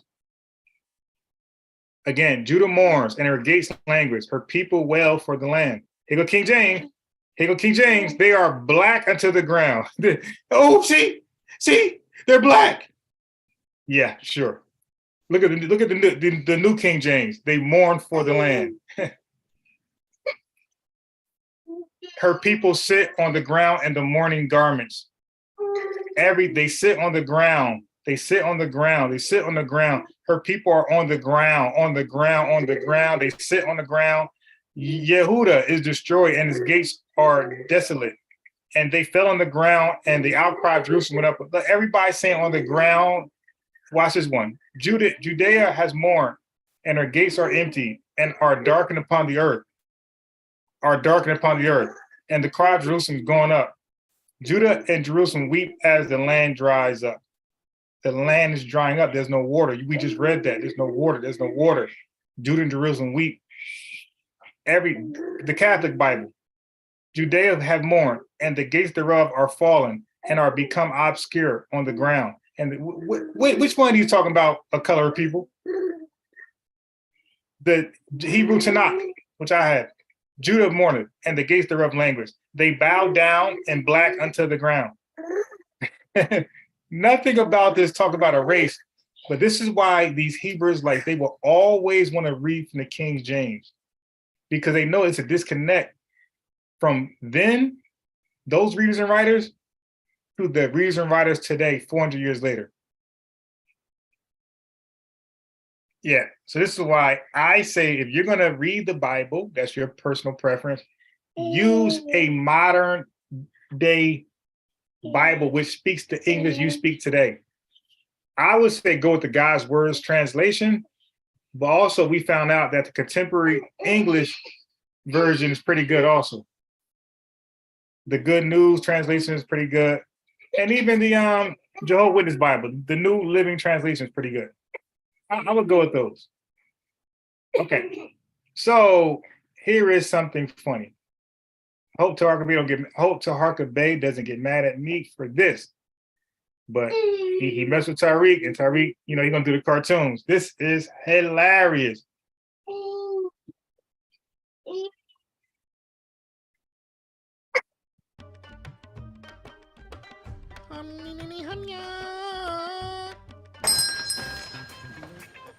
Hey, my brother, you know what it is. This is a robbery. Give me all the money in the cash register. You know how I do. Yeah. Hey, yeah, where's the watcher for this one? Oh, hold on. Is the watcher there? Oh my God, that is hilarious. Where's the watcher? Ah, the watcher. You're gonna miss it. So this is supposed to be Taharka Bay. This is hilarious, bro. Come on, look at this. I can't even bring it to the beginning. Dumbass Mac.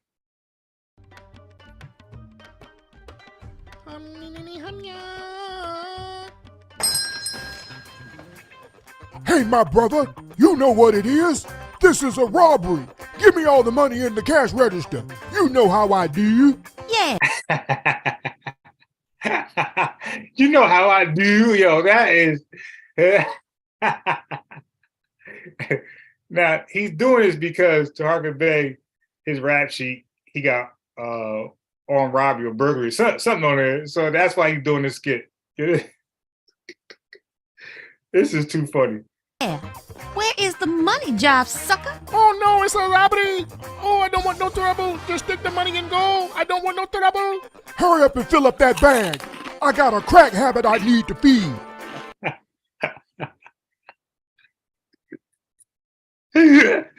He said, hurry up and fill up that bag. I got a crack habit I need to feed. Yeah, this is petty. Hurry up and fill up that bag. I got a crack habit I need to feed. Hey, tubby ho, stop eating all the food. Here, just stick the money in the food. I don't want no trouble. Just go. Yo, one more time, yo. That is hilarious.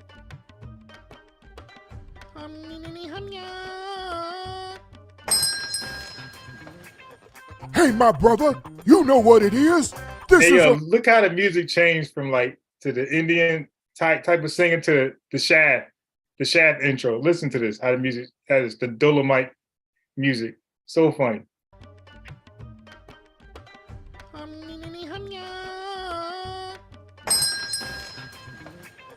Hey, my brother, you know what it is. This is a robbery. Give me all the money in the cash register. You know how I do. Yeah. Where is the money, job sucker? Oh, no, it's a robbery. Oh, I don't want no trouble. Just stick the money and go. I don't want no trouble. Hurry up and fill up that bag. I got a crack habit I need to feed. Hey, Tubby Ho, stop eating all... Oh, my God, that is funny. I'm like, who's that white girl?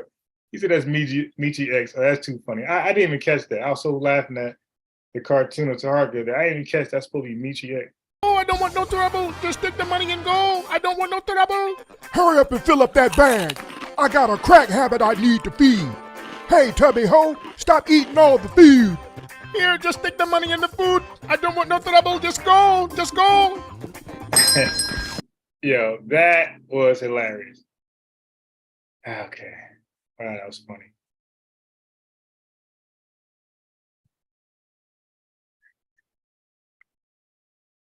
But this is not one of the dumbest people you see on YouTube. My man said when Darwin came up with the Big Bang Theory, that even himself, he said he didn't prove it. Like, dude, Darwin didn't come up with a Big Bang Theory. It doesn't work like that. No, it doesn't. No, it doesn't work like that. Literally. Can you get that? Did you have? Yeah, it's the amount of melanin in your skin. That's nonsense. That's nonsense. That's actually unproven. That's actually never happened. Okay, well, we can't believe you because you think Darwin came up with the theory of the Big Bang. All right. Anyway, let's let me go down the playlist. See what else I got for you in here. Oh, okay, I know what I got for you. This one. What did Hitler say? Okay, so he's gonna ask, what did Hitler say? He said that the Jews were controlling everything. What did Hitler say? He said that the Jews were controlling everything and that they were the reason why the world had all the problems it was having. All right, now let me ask, do you know anything about the transatlantic slave trade? I do know some shit. Do you know who funded the transatlantic slave trade? The Jews did not. Okay, I got you. Now let me ask you, when it comes to the media, who controls the music that comes out for the most part? The record labels. Who owns the record labels? Individuals. What's the nationality of these individuals? Some of them are Jewish. Now that's some of them, but for the majority, what's the majority of them? I mean, I don't know the majority of them because the majority of them are Jewish. You already said it. Now I got one more question for you. No, let's stop recording because I'm getting in his ass. No, I got another question for you. When it comes to the insurance companies, who owns the insurance companies for the most part? Go ahead. I don't know who owns the insurance company. So do you know who started the insurance companies or how they started? I don't know how the insurance companies started. And we definitely can't trust nobody from the black community to educate us on these type of things. Definitely can't take your word. Like the insurance companies, how they started was during the transatlantic slave trade. Now they would send a bunch of slaves over here on the ship, but a lot of them would die because they can. Hold on, I got you. You gotta let me finish. Now watch how the white, I guess he's a Jew, the white Ashkenazi Jew educate this dummy. You got me finished. Right. I allowed you to speak. All right. Now, what would happen is a lot of the slaves would die on their travel over to the Americas on a transatlantic cruise ship, right? Yeah. Whoever did that got some skills. I don't know how they made that.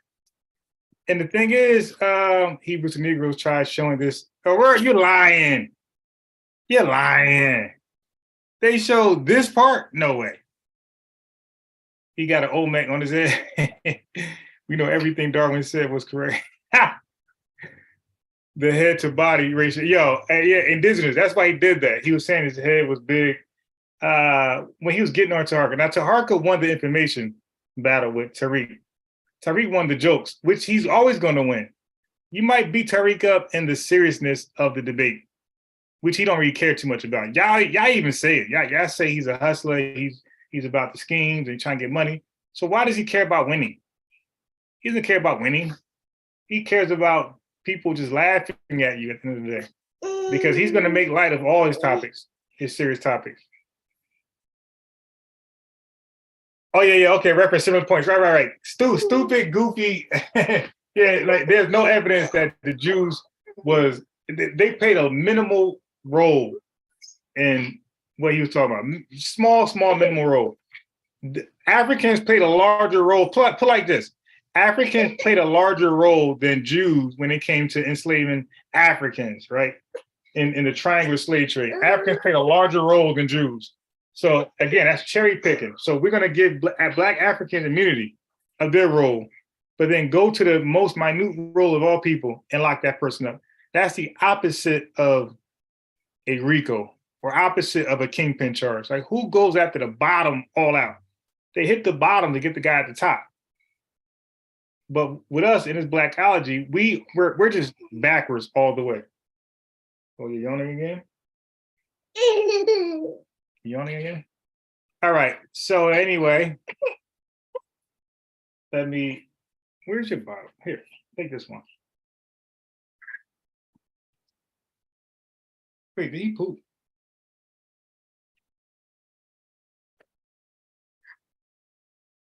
Okay, he probably want his diaper changed. Don't keep pee on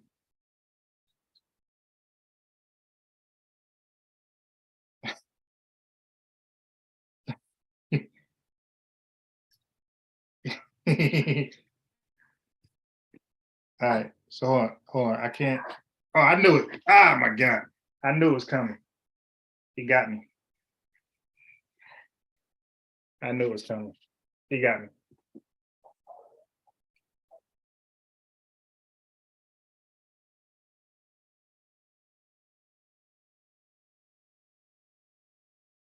So he waits till I take off the diaper.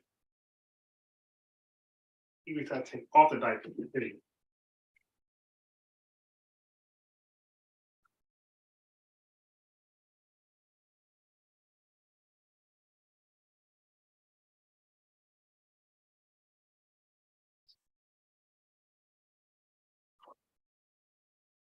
Oh boy.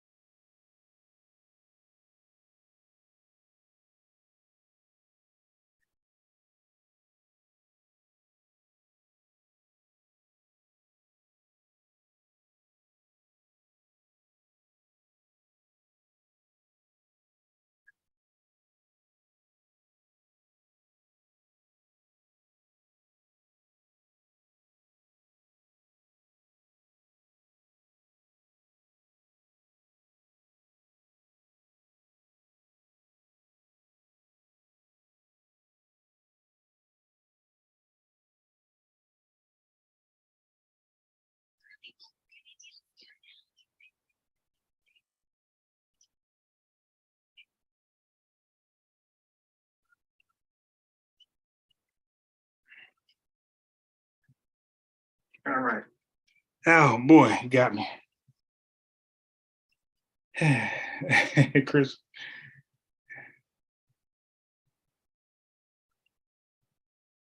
Right, Eric Bond. From Hidden Colors to, oh my God.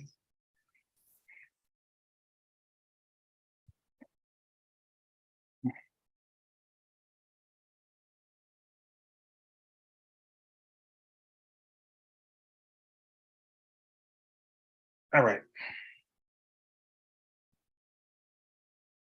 Okay, let's go back. So what would happen is they wanted a guarantee that they would get their money back. So what the Jews did was they started what we now know as insurance.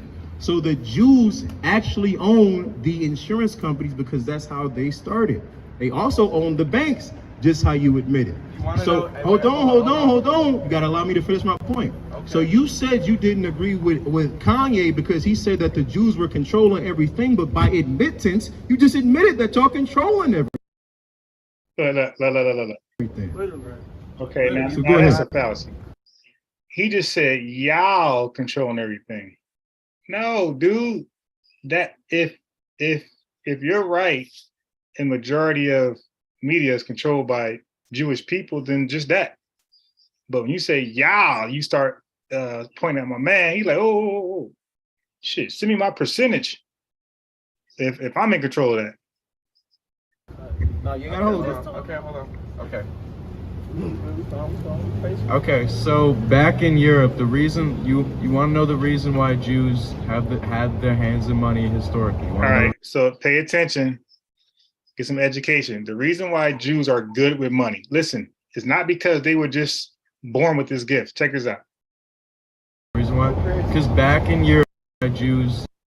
Okay, so back in Europe, everything. Literally. So go ahead. No, you gotta hold it. Okay, hold on. Okay.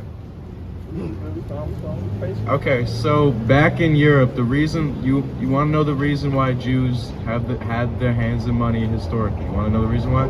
Because back in Europe, we were forced to handle everybody's money because according to Catholicism or Christianity or whatever the fuck, I don't know the specifics, but according to all this shit, they weren't allowed to handle the money. So they made the Jews handle the money. And so the Jews historically passed down through generations have been handling. So apparently what he's saying is the Catholics view money as some evil shit, I guess, during some times. So, because the Bible, they probably misinterpreted the Bible. So they say, all right, well, let's have the Jewish people, that live amongst us handle the money. So if God cursed anybody, it'd be them.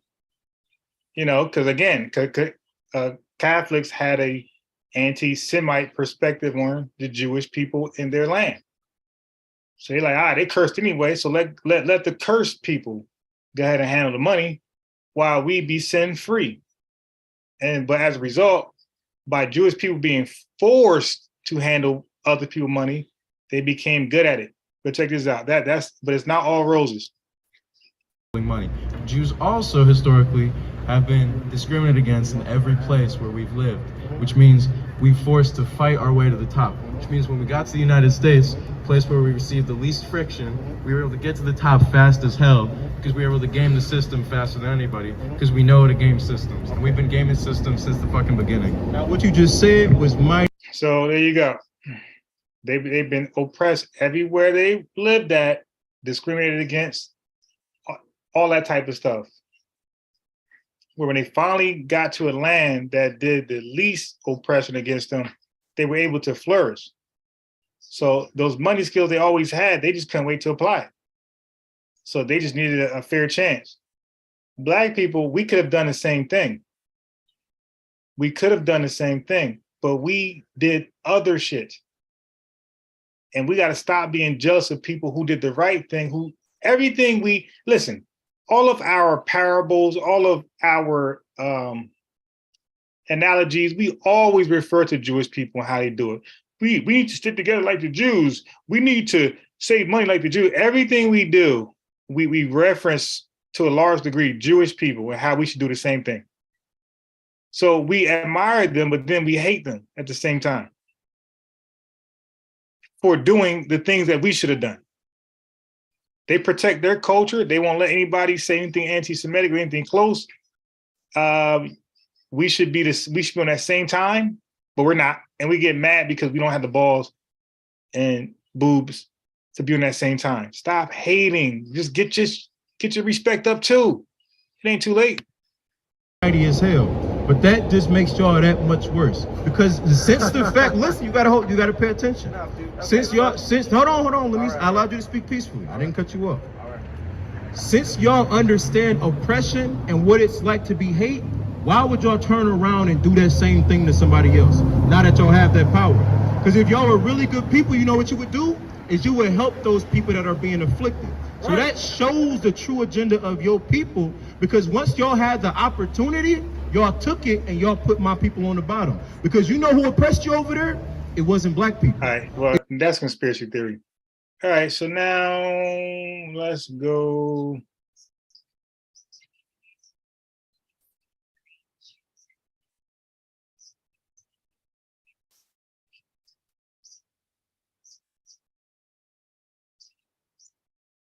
Let's go. Hope I saved it. All right, let's go here. So this is for Stu Pease. Stu Pease was acting like all Jewish people are doing well, and he challenged us to find myself and us to find Jewish people doing bad. Here you go. I accept your challenge. I accept your challenge. We want to come to Christ because we don't know him as our Robert. He didn't want to do it. We want to come to Christ because we don't. Hey, I can't sleep. Is anybody out there like me, man? Because I can't. It says inside the building all the day, up and down, and we all the time meet with other people. No. So what he said was that decent? What he said was that they face at least oppression over here. Now, they was definitely, you had so many German Nazi sympathizers over here. Don't forget, we're in America. Okay, they had so many, our systems are barred from Nazi Germany, large part. So we had a lot of Nazi Germany sympathizers. So when they came over here, decent, think about America. Like the South are the most Nazi sympathizers, the Nazi right wing, Nazi talking points, eugenics talking points. That's your Republican South, alt-right. And I'm sure some Democrats are like that too, but the South historically is known for that. Don't forget that they had slavery open, nothing hidden. They fought and died for slavery to continue. So you can imagine Jewish people fleeing up to the north and some white people that had those same beliefs definitely given a chance oppress some Jewish people. They did not get a pass over here. But the brothers, what he said was, he said they had the least oppression was over here. So they would take America over anywhere else, basically. Okay.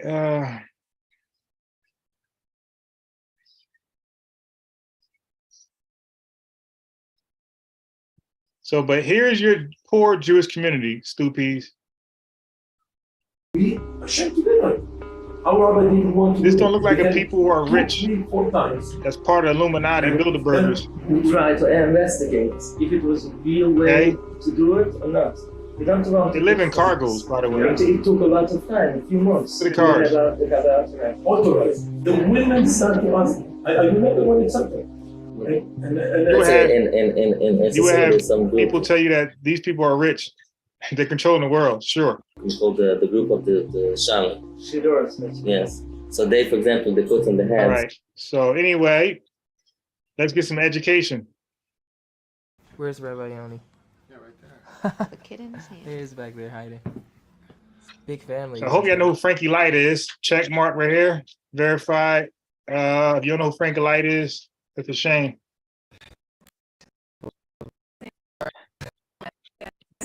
Okay, I got too many tabs. It start wilding out with too many tabs. He's in the background making all that noise. Running gun type footage. All right, so Frankie Light is a black man who studies different languages. He perfects them. He not like Polite. Polite speaks all these languages. We never heard him speak anything other than English. Frankie Light, who actually speaks these languages, he goes, his YouTube account is based off that. He goes into, and he learns the most difficult languages. So he goes into Little China and he talks amongst the Chinese and, dang, what the hell is that language called? Mandarin. What's it called? Help me out. But he goes there, he speaks it. The Chinese folks are very impressed. He speaks other dialects and he was learning Yiddish, I think it was. So this is how he found favor with the Jewish community. He learned Yiddish, so he was in New York trying to practice his Yiddish or Hebrew, something like that there. And I think it was Hebrew. And he learned that Jewish people that's in the United States, at least New York, don't speak Hebrew here. They feel like it's no purpose, something like that. So they educate him. they speak more something else, Yiddish or something else. So anyway, he had a good dialogue with the Jewish guy, and the Jewish guy gained him on the Jewish community, introduced him to some big dogs, and then ultimately invited him back to his crib to experience the Jewish celebrations firsthand. That's where we're at. While the audio bugs out.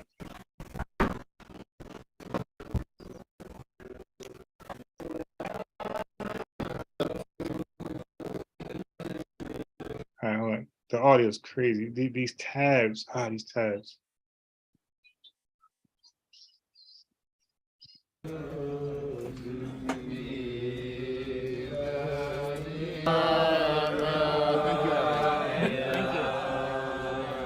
That's some right. That's Frankie Lights. So according to you guys, he's in there with the Bilderbergers, Rothschild, Illuminati, DuPont family.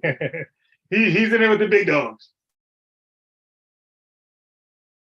Did you poop? Let me see. Did you poop? Oh, you did. All right, check this out.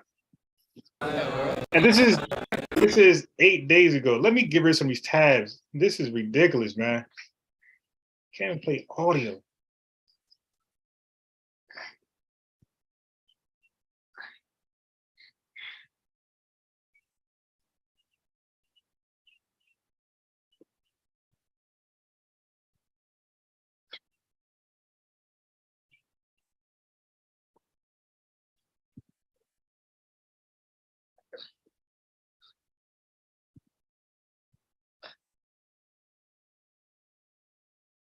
Yeah, if you don't know who Frankie Light is, you definitely don't be on YouTube doing anything constructive.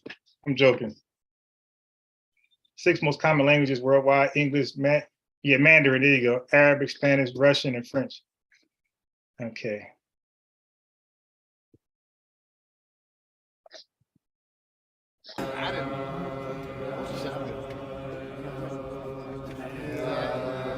Outsiders earns a seat amongst the pious men. So if you before you have some racial thoughts, anti-thoughts about a people, you should at least want to experience them. Okay?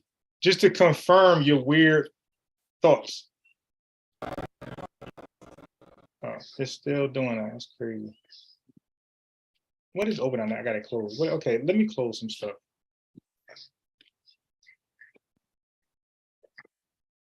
Let me close some stuff.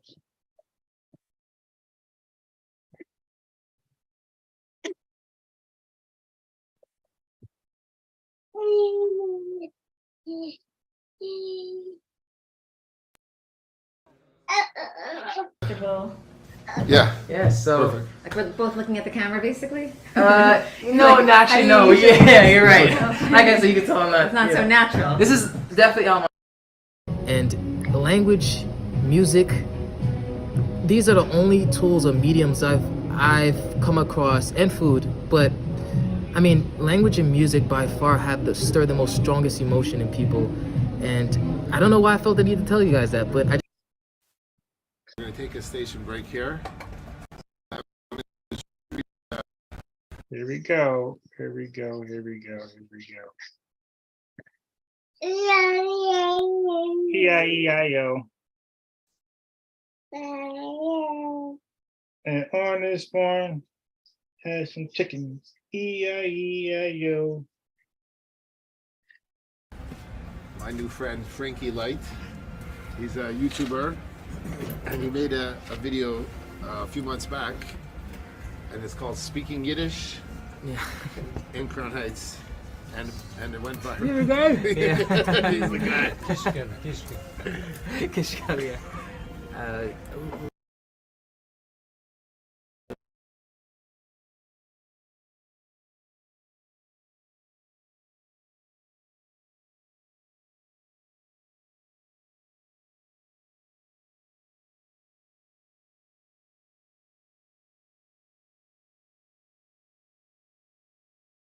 Yes, I'm not sure if y'all could hear what was going on, but you know, he decided to be there himself rather than hearsay foolishness. All right, here we go. He's a persona non grata. He's the absolute. This is GMS. If you ask a Hebrew Israelite community, different camps, they'll probably tell you this is the worst camp of all of the Hebrew Israelite culture. Ecclesiastes 10 and 14. A fool also is full of words. Yeah, that's you, Black. And can't you guys just fucking explain something and use the least words possible? Yeah. You always have to use a fucking no, not dictionary. Do you always have to use a fucking essay to explain a simple question?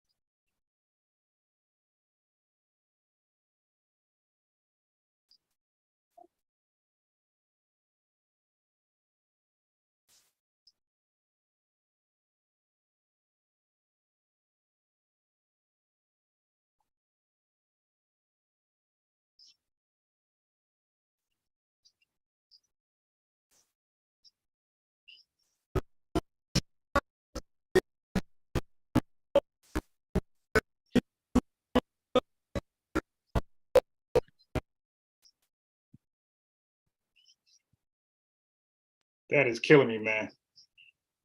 That is really killing me.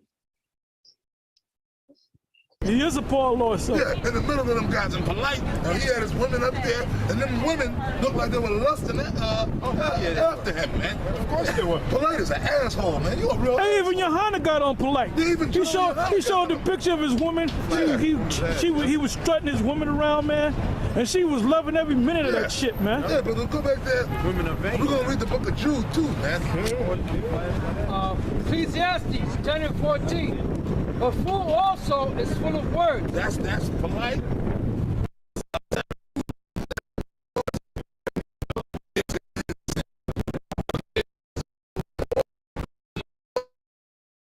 Give me 1 second. Cleaning this mess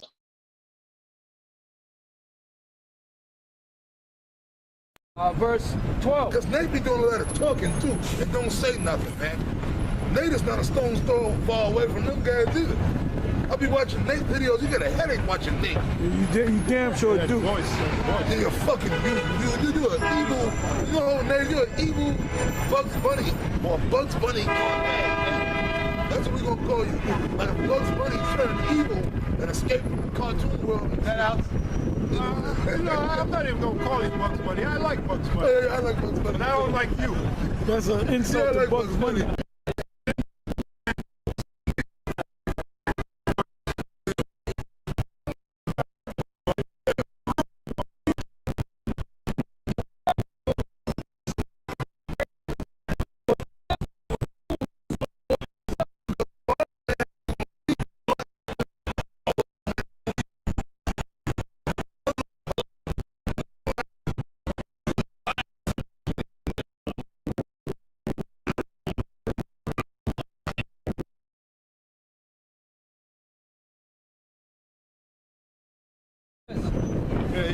Put yourself on the pedestal. Even the Lord, which his name is Yahweh Shai, even he didn't put himself on the pedestal. That's right. The scriptures say in the book of Hebrews that he made himself of no reputation, but took on the form of a humble servant. That's right. But you, polite, the great polite. Oh, there goes the devil. There goes Satan. There goes Satan. There goes Satan. There goes Satan the devil. and the homo. And they're two faggots, too. The white man's a faggot. But you know what? I'm gonna tell you what. It's gonna come a day that's for you crackers. You ain't gonna be walking around joking. These crackers love to be funny and wise guys. You white people ain't gonna be funny when that race war break off. And these Negroes gonna start laying into your goddamn ass. Micah 5 and 7. Okay? That's right. You know what I'm saying? As far as the white man go, six-pack Charlie over there. Yeah, because you black conscious, man. You guys have played out, man. We're going to move on, man. Yeah. Let's get into that race war. That's a good time. Yeah, now the spirit is changing up. Now we're gonna get on this white man, this Edomite. Thanks to the devil. Thanks to the devil. Because you so-called white people, man, the Bible has a heinous judgment for you. Right? The Bible condemns you, all right? There it is. The Bible condemns you. See that? See that? That's your future, so-called white man. All right? And the Most High is going to raise up the ones that you had as slaves. The Most High is going to raise us up, and you're going to be our slaves. Right? Second Ezra's 8:50. So get ready for slavery, so-called white people. Because that's where you're going. You're going into slavery. The Lord is going to judge you, and your future is slavery.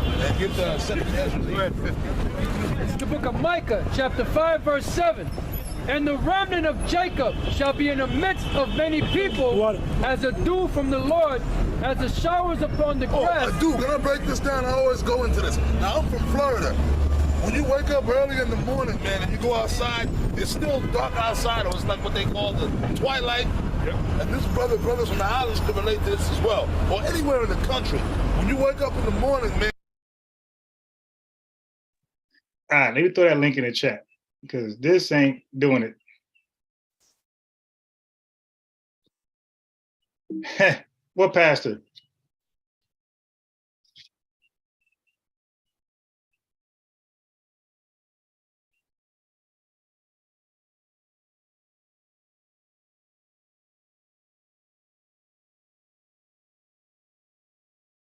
Yeah, they be cursing. All right, this was a good discussion right here. When Nick Cannon actually sat down, this was a good discussion. This is better than I thought. Ignore that, and we have to talk openly and honestly about it. Right. Where you and I. When you get closer with Optimum's new 5-gig fiber internet, you can go farther, faster. With the I first locked horns. Yeah. And I think you got this very early on, and really was why I wanted to and was willing to engage with you and become your friend, and I saw that you could be the key to opening up. You called it a sacrifice. Forget the sacrifice. How about the door that opens? How about the key that unlocks? Right. That's a better one. I like that. You said things, you said in your apology that I wanted to lift up my people, but I realized I was doing it at the expense of another people. Yes.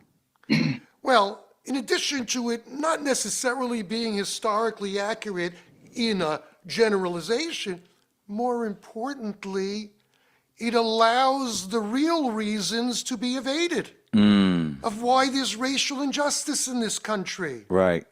And the racial injustice is real. Yes. And it's way bigger than black-Jewish relations. It is. Because those who would persecute or bias or discriminate, they were doing it to both of our peoples over times in different ways. By the way, never would I compare in the United States the persecution of the Jewish people to the persecution of African Americans. Yeah, But we're not we never want to play the oppression We're Olympics. never in the oppression Olympics, but I understand the difference. It's important for me to say that. There's two persecuted people. There's the minorities of America, all the way from the indigenous people to everyone. There is a ruling class. Right. So the challenges are very, very real regarding racial injustice. And we could Yeah, Nick Cannon went from a blackologist to a, you can say whiteologist. Like, Nick, you let the dude finish the point about the Jews in America, Jews have not been persecuted as much as black folks. Nick Cannon gonna stop him.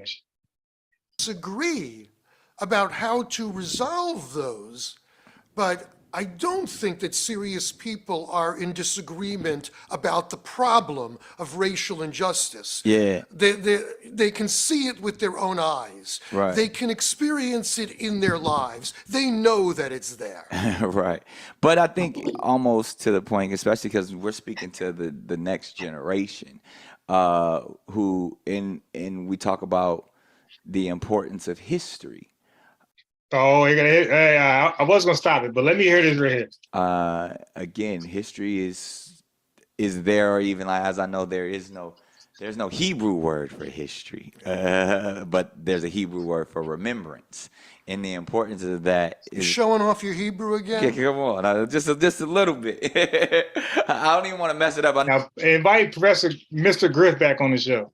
know it's so how see, Zikaron. there it is. Maybe you're testing me.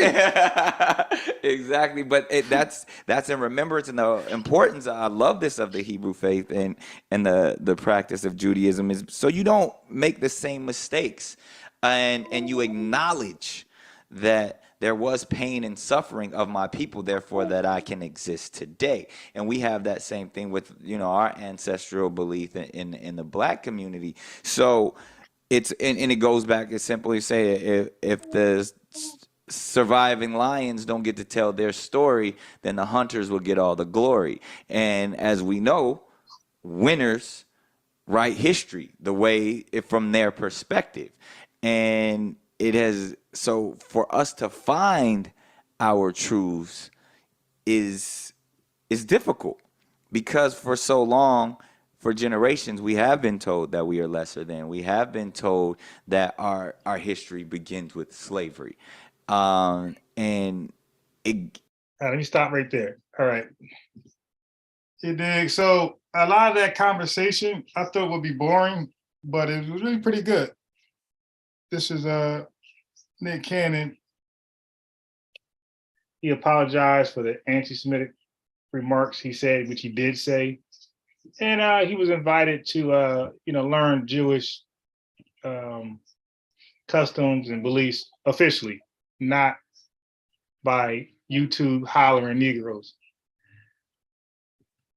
Okay, so we got. I just wanted to hop on to say right quick. I was talking about the FA word. Oh, he said that? Yeah. He said that when he was talking.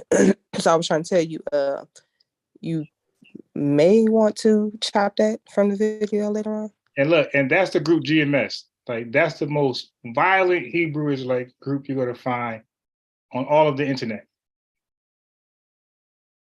And what I was saying to you was those thoughts come from the same camp that the documentary, the FAG word, yeah, that documentary, they support GMS. The brother yesterday that was on, he's not part of GMS camp, and LJ is my witness.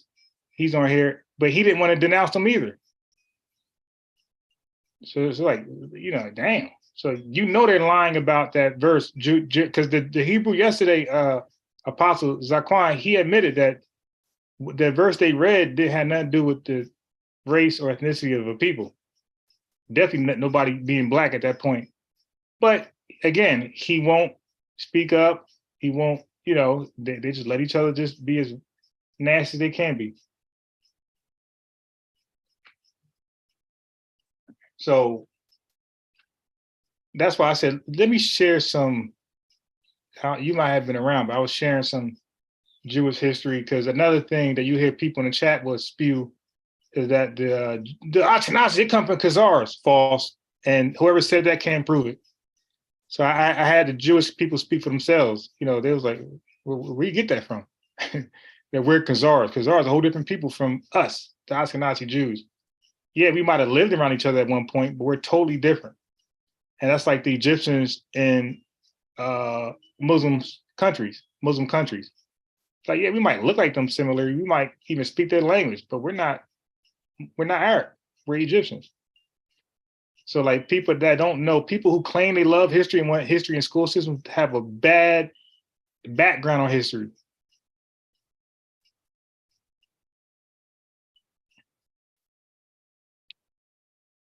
LJ, you there?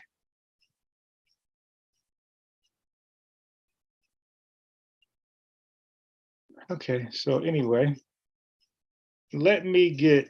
I am here. I couldn't unmute my okay microphone for some reason. Yeah, so let me get to some things that are you familiar? Now I don't go. When I do the virgin birth, it's too easy to do the scriptures to prove the case. But if I had to take it to the signet ring, are you familiar with that? The ring, yeah. Yeah. And what Jeremiah prophesied about Jeconiah's siblings. Yeah. The Jeconiah one was one that I stated about yesterday. Yeah, well, so you're gonna get two responses from Hebrews, like you bring up Jeconiah. They're either not gonna know or they're not gonna talk about it. Because so I would just say this: when you say things like that, you're probably not aware of their arguments. Are you too much familiar with their arguments? Regarding Jeconiah. No, the Hebrew Israelite doctrine. Period. No. Yeah, I'm aware of Hebrew Israelite. I've written a book on against the Hebrew Israelite. Okay. Doctrine. So yeah. Yeah. So obviously it depends on which camp, because obviously there's slightly differences between between obviously all of them. So and that's why I categorize the ones I'm speaking to directly. I categorize them as the One West doctrine because they're and even though they might even differ, they differ on laws, they differ, but they're pretty much the same on everything. They differ little things, but they're the same on everything else. So to GOCC will say the Gentiles could be saved, and and believe me, that's a new doctrine. These hardcore Israelites saying Gentiles can be. Well, they're not really saying saved. Like they got their own little word that they saying the Gentiles going to experience during the, I guess the taking up or whatever afterlife, whatever they term that they coined it. But anyway, I was going to say this: by knowing their arguments, you really got to like heavily hone in on or emphasize on. So we say Jeconiah, something like that cannot pass, right? Because they'll shrug it off because they don't want to talk about that. But anyway, so let's talk about that. Jeconiah. Yeah. And again, this is for those who, care to learn a little bit about the Bible and what it says.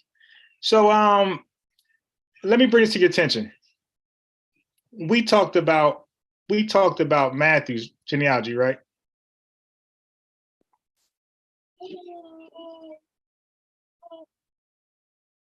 LJ, we talked about Matthew's genealogy. Yes, 2 days in a row. Yeah, we've talked about the two. I think we've done Luke as well. Yeah, of course. I was going there next. I'm going to share my screen. I want you to see what I find interesting. Maybe you see it too. Can you see my screen? Yep. Okay, I already know. I got a video about 10 years ago. I already know that I didn't bring it up because he was kind of like, we was all over the place. But more orderly, I would have brought up that Luke genealogy is different from Matthew's. Are you aware of that? It's completely, well, it's not completely different, but there are many differences in them. After David, so if you see my screen, it gets different after David, because Matthew's go from David to Solomon to Joseph, and Luke's go from David to Nathan. Right. And he might have known that because he seemed like he studied a little bit, but most Israelites, believe me, don't know that. They think it's the same genealogy. Okay, but here's the problem. Jeconiah is in Matthew's, but he's not in Luke's. Yeah, because that, like I say, Matthew's is the lineage of Jesus, which he connects through through Mary, because that's the only way that he can connect Joseph to Jesus is through Mary, and that is Joseph's lineage. Right. And that includes Jeconiah, which stops Jesus. I call him Jesus, but obviously I know that Hebrew Israelites don't like that. Term, but for the sake of communication with people listening in, we'll say Jesus. Yeah. So obviously Jesus, if that lineage was to go through Joseph, then the curse of Jeconiah would literally stop Jesus from being able to sit on the throne. Right. That's true. So Luke's genealogy, whose genealogy is that? So Luke is Mary's genealogy. Yeah, and that's what I came to the conclusion as well, is Mary's. Now they would deny that, But let me show you different translations of Luke. But they say that Luke's is still Joseph's. Yeah. You know what? They get confused because I'm like, how is that one Joseph when Joseph's father would be Heli? Yeah. So the differences between them just it's a physical impossibility for those two lineages to be of one person. Right. Yeah. It's two different branches, so it's impossible. So if you see my screen, it says Luke 3:23. So these are other. This is what I'm telling you. They like the King James because they could use Jeremiah 14:2. Israel's black unto the ground. See, Israel black. No, that's not what that means. It means they're mourning. But the King James is not that the King James is a bad translation. It's that people will use the King James old English terms and words, and they'll try to fix them in how we use these terms today and these words today. So that's the only issue. Now, this is other versions of Luke 23. It says, now Jesus himself was about 30 years old, and when he began his ministry, he was the son, so it was thought of, Joseph. But this right here, this is telling you the son of Eli through Mary. And all through it, Jesus was known as the son of Joseph. So this don't even say he was the son. It says he was known as the son of Joseph. As was supposed, as we know, it says he was regarded. None of these conclusions are Jesus is the biological son of Joseph. None of them. Suppose here, suppose there, suppose there. As was commonly held, he was commonly held the son of Joseph because they didn't know what the angel said to Joseph and Mary. Suppose. Here it says, and was thought to be the son of Joseph. Here it says, was thought to be. Here it says, suppose he was considered the son of Joseph. Everyone thought he was the son of Joseph, you see? Just like everybody thought Elizabeth was barren and couldn't have kids. Everybody thought she couldn't have kids, I should say. Then it was supposed, so people thought of Joseph. He was the son, so people thought of Joseph again. He was as legally calculated the son of Joseph, the son of Eli. Suppose he was thought he was the son. That was thought, so anyway, that's beating a dead horse because they all say the same thing. Then we go to 24. Let's see what we got here. What we got here? Nah, I think I'm done right there. Yeah, I'm done with that. Yeah. So if Jesus is from Matthew, and with Jeconiah's being there, it shows you that Jesus wouldn't be who the Bible says he is, because he was cursed. So let me pull that up for people who don't know what I'm talking about.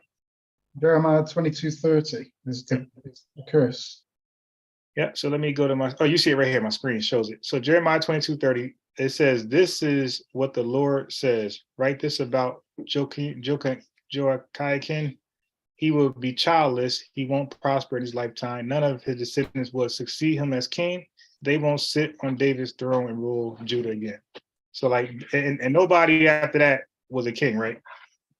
From Israel. The kingship was cut off from there, right? The kingdom was cut off through him, and then there was no more. Yeah, after Jeconiah, from his lineage. Yeah, that was done with the kings. Yeah, so that's the curse. If you guys wanted to know, this is a beat up a Hebrew Israelite pamphlet we putting together here. So if y'all want to try it out on some Hebrew Israelites, there you go. So that's the verse where Jeconiah was cut off. And Matthews shows him in that lineage. Here we go with the freezing and shit. All right. So the top one is Matthew, the bottom one is Luke. So we have Jeconiah and Matthew. We don't got Jeconiah and Luke. So this would be fitting. And what's interesting is that the Luke's one, Matthew stopped at Abraham. Luke's go all the way to God. So and that was interesting as well. It's showing you like this is Matthew's might be Abraham genealogy or ancestry, but Luke's is God's.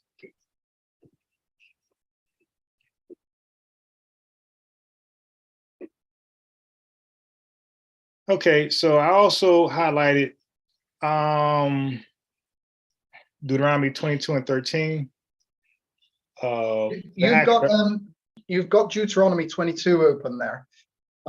What if you go, because one of the arguments was about the wife, about the betrothed and not being called wife while they were still being betrothed. If you go to Deuteronomy 22, verse 23 and 24, you actually get betrothed. You get a woman called betrothed, a virgin, and a wife, all in the same passage. Really?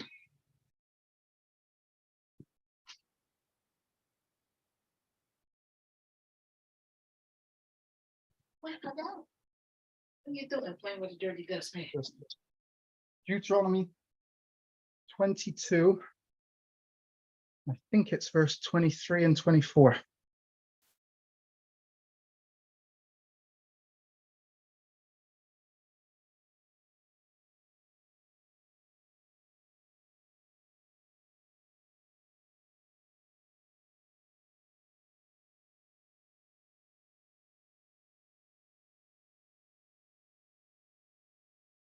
Yeah, verse chapter 22.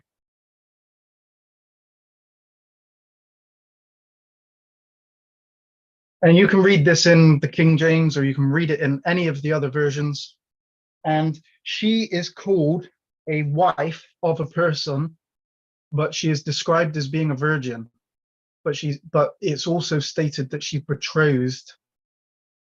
And so this shows that you can be called a wife while you are betrothed, while still a virgin.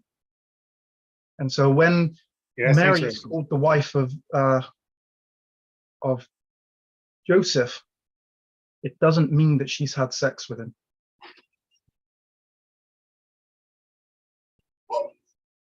Yeah, the apostle, he was worn down yesterday. He studied for 47 years, but every time I asked him, and I wasn't asking him just a rinky-dink question, something trivial. I was asking him important questions that he said, like, how does he not know the story of Samson? Like that's a big story. That's not some rinky-dink, something in the Bible is irrelevant. And for 47 years, you should definitely know that story. I mean, damn, if you teach Bible study, Samson, I mean, they got cartoons and movies after him. Like, you got to know about him. All right, so here we are. You're saying from here, 23, right? Yeah, 23 to 24. Okay. If a damsel that is a virgin be betrothed unto an husband. Yeah. Yep. So she's being called. So she's being stated as having a husband while she is a virgin. Oh yeah. Okay. Yeah. But if you continue on to, you'll see even more in verse 24 as well. Okay. And a man find her in the city and lie with her, then you shall bring them both unto the gate of that city, and you shall stone them with stones that they die. The damsel, because she cried not, being in the city, and the man, because he hath humbled his neighbor's wife, so thou shalt put away evil from among you. Okay, so this is basically, if a man meets up with a woman who is betrothed to somebody else and has sex with her, but she is a virgin because she's betrothed, right? He is to be put to death, right? Because he has humbled his neighbor's wife. So she is called a wife while she is betrothed and still a virgin. Yeah, that's a good one. So Mary is called the wife of Joseph in Matthew, but when, as I showed in Luke 2:5, when they're going to Bethlehem, she is still called the espoused wife. So you get, this is the difference between the consummated wife.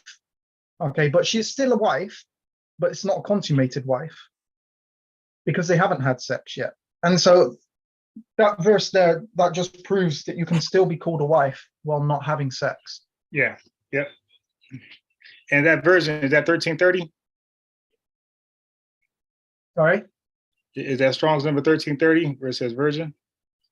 The virgin is Betula. Yeah, it's 1330.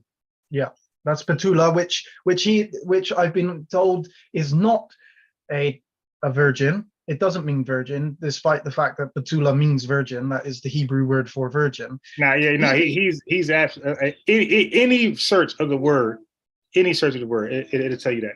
Yeah, he got confused with the word maid, the English word maid.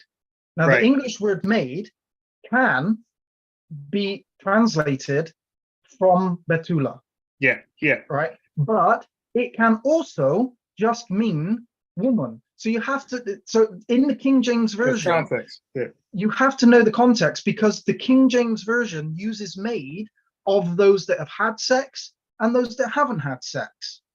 So you can't go by the English word maid. That's just wrong. And I mean, I can literally show the word maid being used of a woman that is having her second child, and she's still called a maid. But that isn't translated from the Hebrew word betula. Right. It just means maid doesn't necessitate a virgin.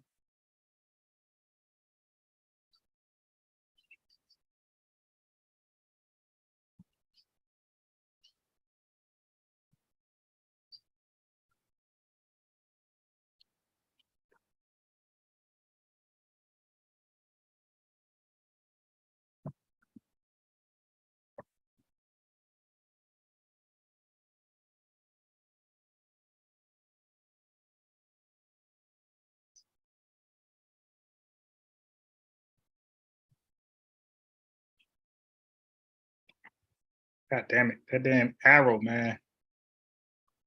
Okay, got it.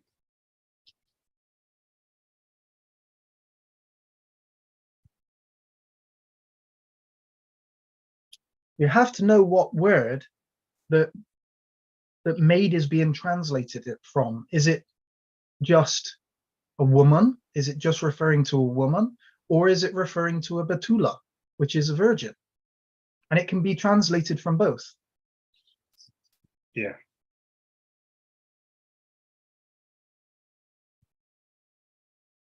But I know that I use the King James version, and I'm happy to use that.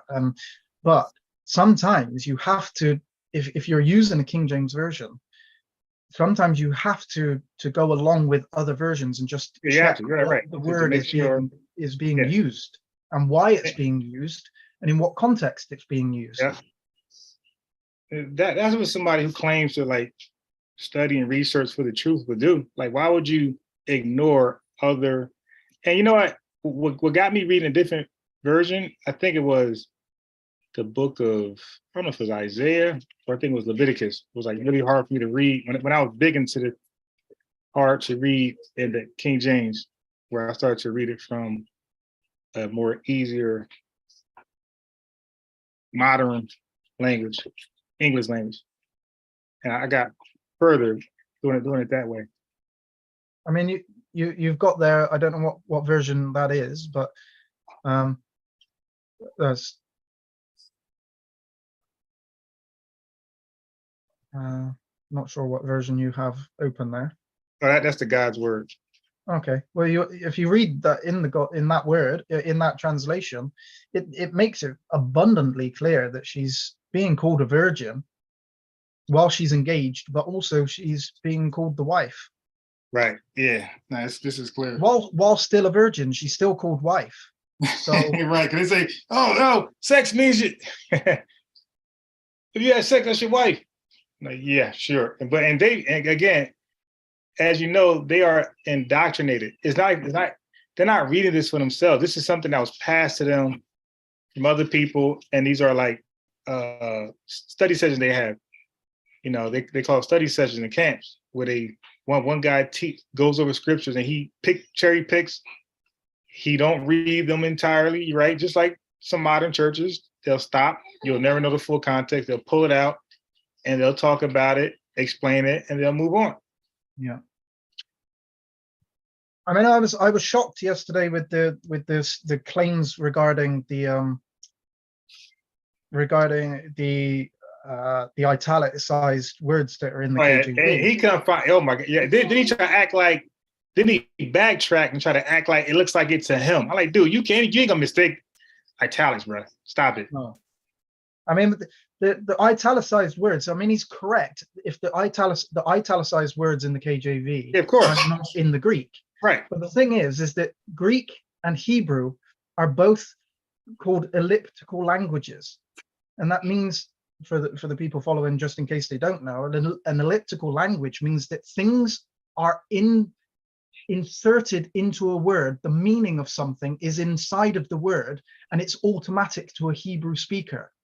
But there are times when that translation wouldn't make sense in an English because our English language isn't elliptical. And so we have to include words. Like there are times when it just says, I, God. And the English puts, I am God. Right. Because I, God doesn't make sense in the English. But it doesn't mean that it's not there in the Hebrew. Literally, it's not there, but the meaning is there in the Hebrew. Right. Where it isn't in the English, and that's why they do the italicized. He also said 1 John 5:7 is italicized. That's not italicized in the KJV at all. Whether that is scripture or not, that's a completely different thing. Yeah. But it's not italicized because the KJV is translated from a Greek text.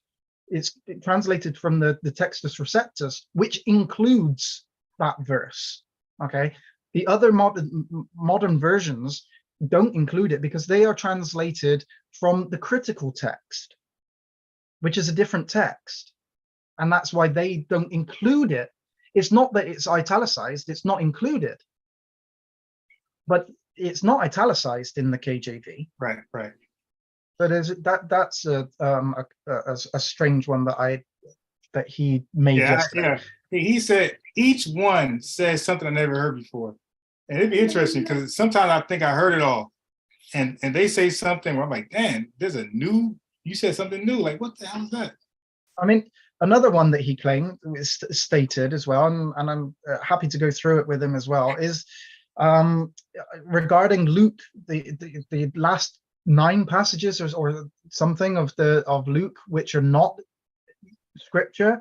And then he was going on about Sinaiticus. Well, I have a Codex Sinaiticus, and you can go onto Google right now, and you can search for Codex Sinaiticus online, and you can go on there, and you'll find that every single chapter of Luke is included in Codex Sinaiticus. So I don't know where he gets that from either. I mean, some of the claims were just like literally. I think this is what I think. Did you catch the other guy, the black guy talking to the? Wait, let me show you. If you caught this, because then you'll know. Not this. This right here. You watch this one?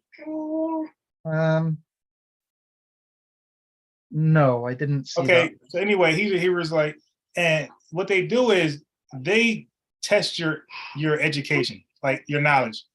So he was hoping you didn't know that. You know? So he was heat checking. He was like, okay, let me get him on this. Okay. Because many people they talk to, believe me, they don't know those things. Yeah. And it works, and they get quiet. Like this guy right here made a big mistake, but this guy on the left didn't catch him. Let me see if I can find it.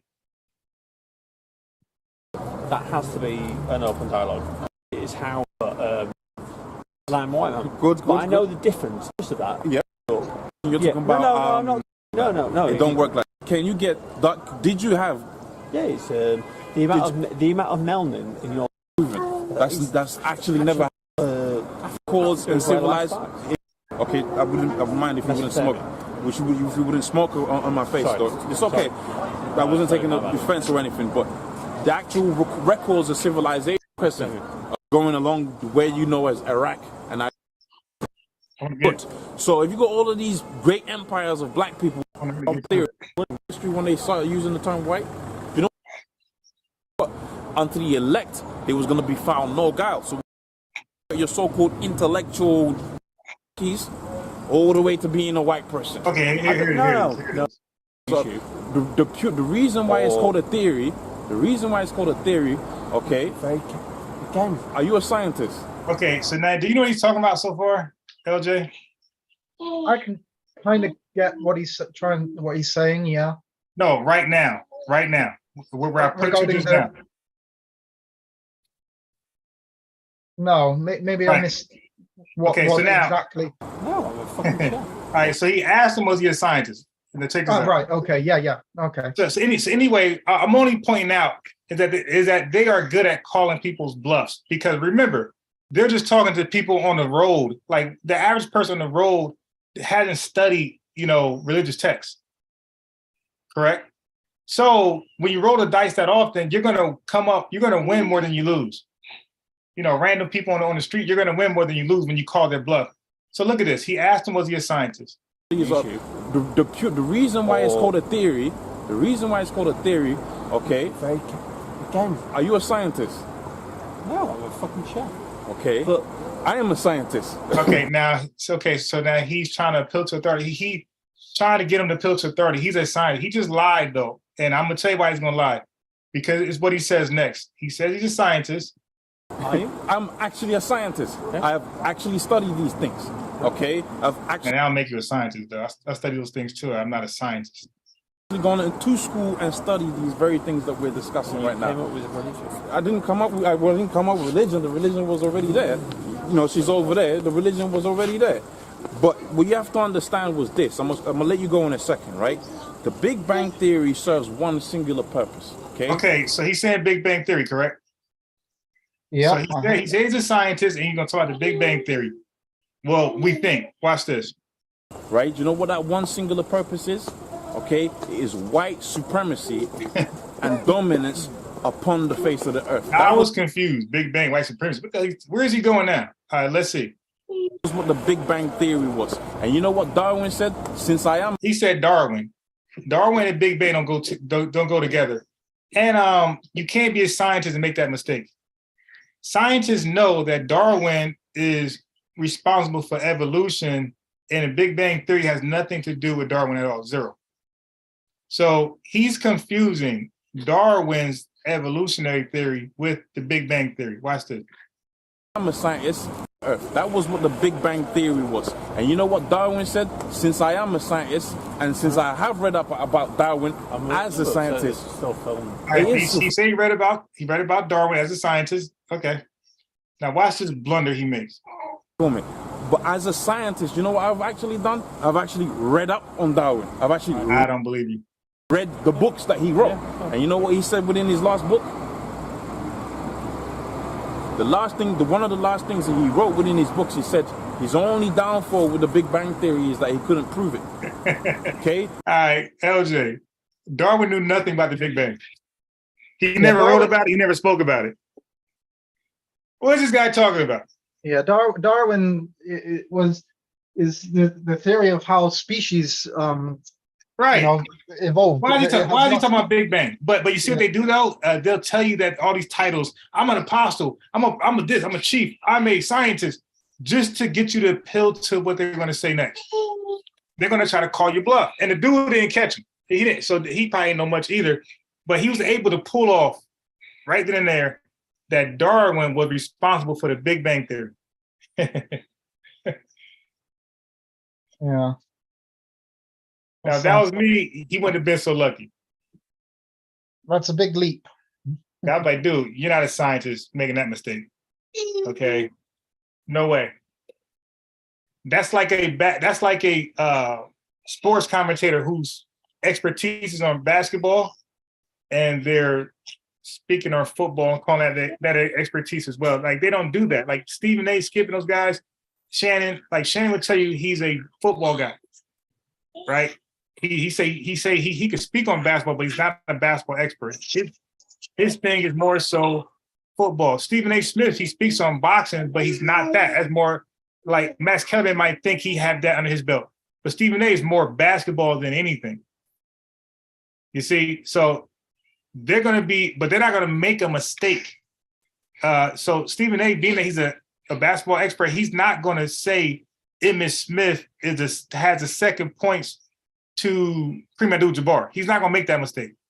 Or he's not going to say Emmitt Smith has the most points in basketball history. Even though Emmitt Smith got the most rushing yards in NFL history, he's not going to conflate the two. He's not going to make that mistake. That's a blunder. No basketball expert would do that. Would say something so foolish.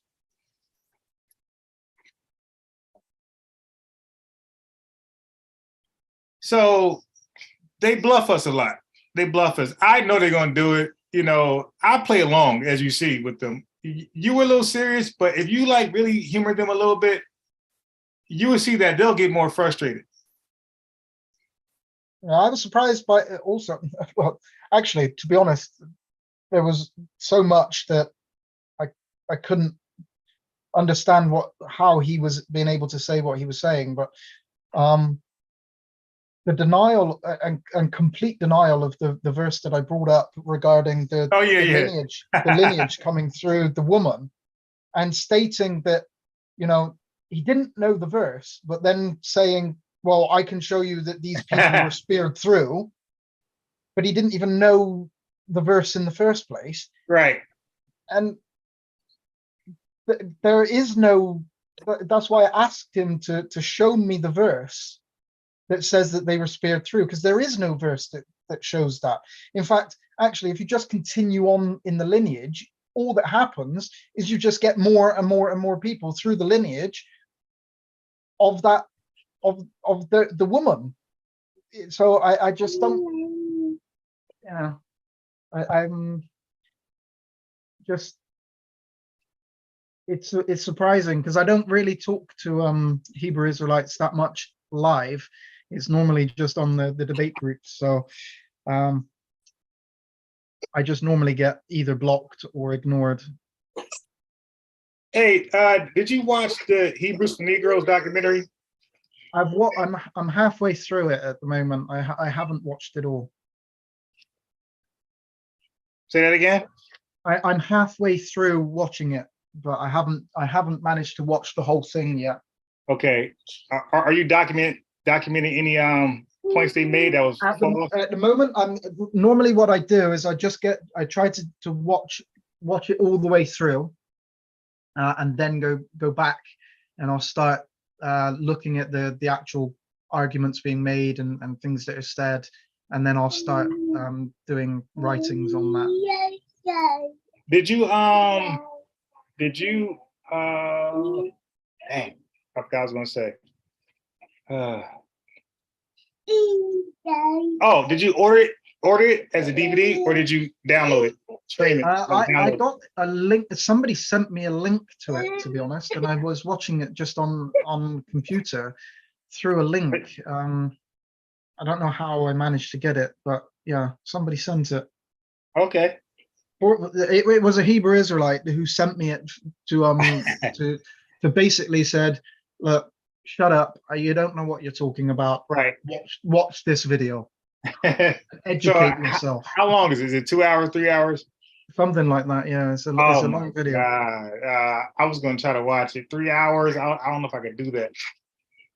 The problem with watching these things is that, like, it's some of the claims which are made in them are just so far-fetched and so, like, non-scriptural, and there's nothing to support it. You end up just sitting there with your hands in your head thinking, this is quite embarrassing that somebody has actually made this and is making this claim. So it's hard to and guess what?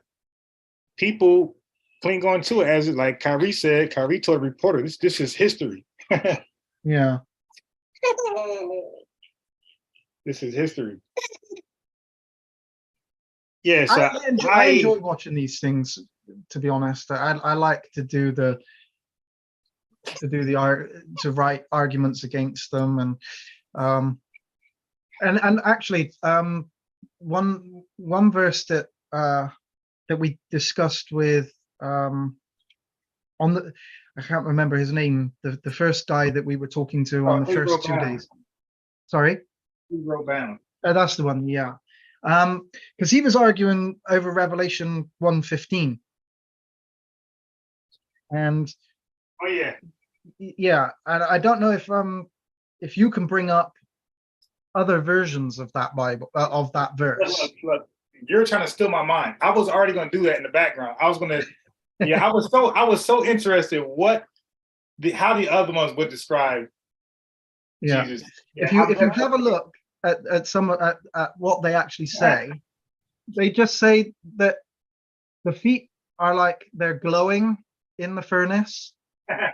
Because I said that it's a present tense, and he said, "Oh, you can't use burned in the present tense." I've got 2 verses from the Old Testament that the KJV uses burned clearly in the present tense, so we can go to those as well. All right.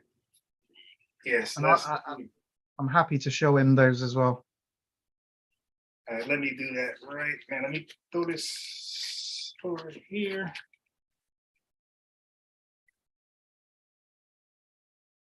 Okay, hold this chair. Here, hold that chair. I'll put this over here.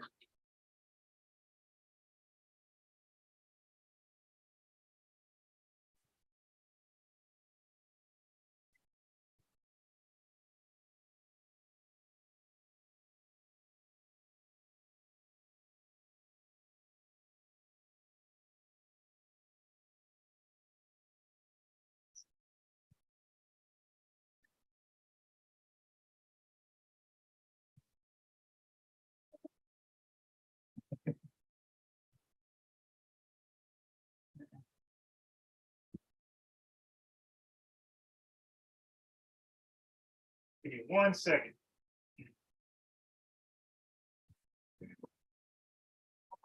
Mamma mia.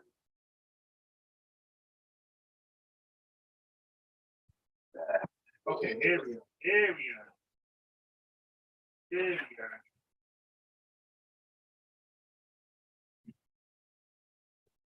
There we are. Shama now, shama. Got it. Get out of there.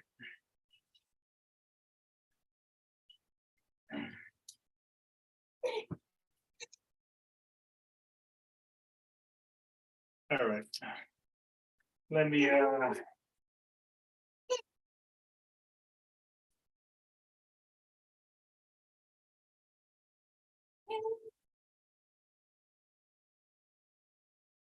hey.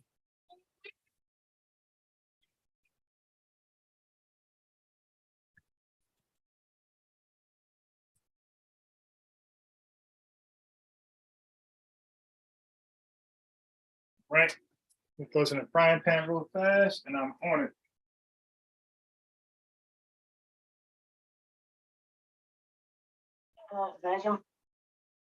Say that again. I didn't hear you. Okay. All right, here we go. Let me share my screen. He tried to get by with a bunch of slides. Eric Bond said it's boring as hell. I watched 1.5 hours and was done.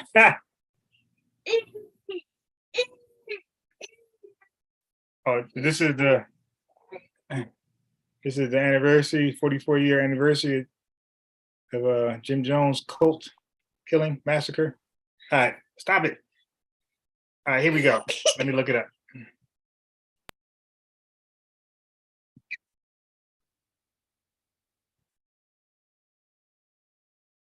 Revelations. This is gonna be funny. See, because what I explained was that the Greek there is in the present tense. Okay. Now the English word is burned in the KJV we're talking about. We can look at the other versions and they will show that it's a present tense thing. But I've got verses again, like I say, where the KJV uses the English word burned in a present tense that cannot be denied. They are clearly in the present tense. All right, so I'm interested to see how does the God's words translation translated. So, verse 12, I turned toward the voice which was talking to me, and when I turned, I saw 7 gold lampstands. There was someone like the Son of Man among the lampstands. He was wearing a robe that reached his feet. That was the key thing. How you gonna see his feet when the robe is down there? He wore a gold belt around his waist. His head and his hair were like wool, like snow. Now that part, yo, he was totally confused with that one. Woolly, the texture, thick. Like, dude, this is talking about a color. I said, okay, does snow have a thick texture? It used snow also to show how white his head and his hairs were. Then he tried to separate. Remember, he tried to say that his beard was one thing and the face. Yeah. That was hilarious. But when you gotta do all that, bro, when you gotta start making up stuff, you know you're in nothing. Like you know your belief is baseless. You gotta start making up stuff that's not there. All right, next it says his eyes were like flames of fire. And they describe that as he's tired, you know, because people are like, well, how the hell is his eyes like flame of fire? This is all symbolic. So he said, and then it says his feet were like glowing bronze refined in a furnace. There you go. Glowing. It's right. That's something that is happening. It's glowing in the so it's not burnt as in bronze that has been burnt to like so it's now black. Right. It's actually glowing. It's been in the fire. It's been heated up so to get to a glow. And so yeah, it has nothing to do with black. And I think if you go, I don't know if you can see the same verse in let's have a look. The NIV says his feet were like bronze glowing in a furnace.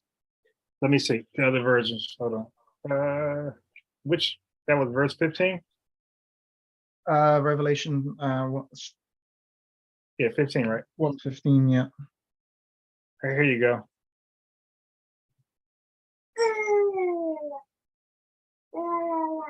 Glowing in a furnace. Some of them say that it's like just polished or burnished, which it means the same thing. Polished bronze actually has kind of more like a golden color, really, than a dark brown. But the NASB, they translate it as glowing. Yeah, you're right. It's definitely happening. And you know, as soon as you said the other day, I think it was Israel bound, as soon as you said glowing, I thought of like people who do that type of work. It'd be like, you know, yellowish, you know, orangish glow. I'm like, oh, like the visual popped right in my head. Yeah. I mean, that's if we go on a little bit further on in verse 16, it literally states his face was like the sun shining. The brightness, you know, that's his face was shining bright. This is the glorified Jesus. This is brightness. This is, yeah. Right. If you think about the halo above his head, I guess something like that. Hey, Eric Bond, what's up? Peace. I'm just listening in. Okay. Good. Yeah, this is funny. But can you go to Exodus? Exodus, yeah. Yeah, verse 3. Chapter 3. The burning bush chapter. Yeah. The burning bush. Okay, I got you. Yeah. They the KJV literally used the bush burned while it is burning, Right, but it wasn't consumed, something like that. but it wasn't consumed. Yeah. But they used the word burned there Oh, in the so it's something that is clearly happening, but right. they use the word burned. And again, in Deuteronomy 4:11 as well, it states it about the mountain which was on fire. Again, they use the KJV uses burned in there as well, about talking about the mountain which is burning. But there's two clear verses in the KJV where it translates. Verse 20 it is. 20. Exodus. Yep, that's it. Verse 20. Okay. 20 down here. 3 and 20. Nah, Nah, no. It can't be 20. Yeah, no, you talking about here. Did I say the wrong? Yeah. Sometimes I say that was the same thing. Yes, last time and they go at me for saying the wrong verse. No, but it's just 3 and 2. What you gotta do is that you gotta ignore that because that's their only win. So he's gonna hold on to that. You gotta just ignore it. Yeah, it's verse 2, not 20. Right, we got it. And the angel of the Lord appeared on. I like that first. And the angel of the Lord appeared unto him in a flame of fire out of the midst of a bush. And he looked, and behold, the bush burned with fire, and the bush was not consumed. Yeah. So the KJV clearly uses the word burned, right, in a present tense meaning. Yep. So when he was saying that he's been to school and he knows what the word burned means, it's past tense. It's well, the KJV translators translated the word burned in a present tense, and I can't do anything about that. Now, but you see that's a second Hebrew who talks about his education in order to get you to believe him, but he's clearly wrong. The other guy was a scientist, and this guy is a theologian. He's going for his master's. And I'm like, so you going for your master's and you believe the virgin birth? Joseph was the father type theory, like hypothesis?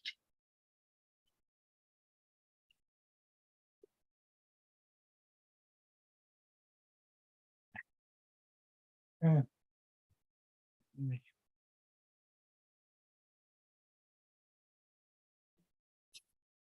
Your food is coming.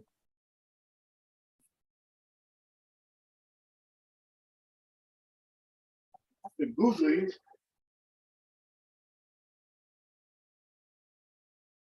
Got it. It's right here.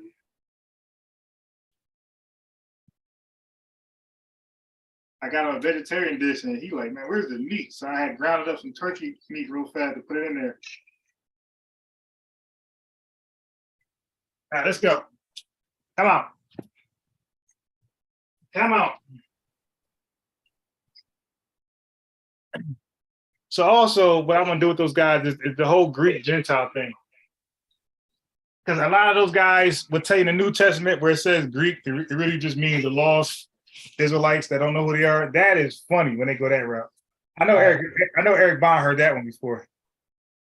Yeah, that one's a crazy one. I'm like, wait, what? Yeah, the hoop jumping that they have to do in order to make that actually work is it's quite funny to watch them actually do that. And I've noticed a pattern, like, everywhere the Greeks did something great, it was Israelite, but when they did something wrong, now that's the real Greek. Like, oh, stop it. I've noticed that they use that and they run about different scriptures, and they jump from scripture to scripture without actually any kind of context and meaning. And they actually, what they end up doing is just the person that they're talking to, they they literally machine gun them with verses.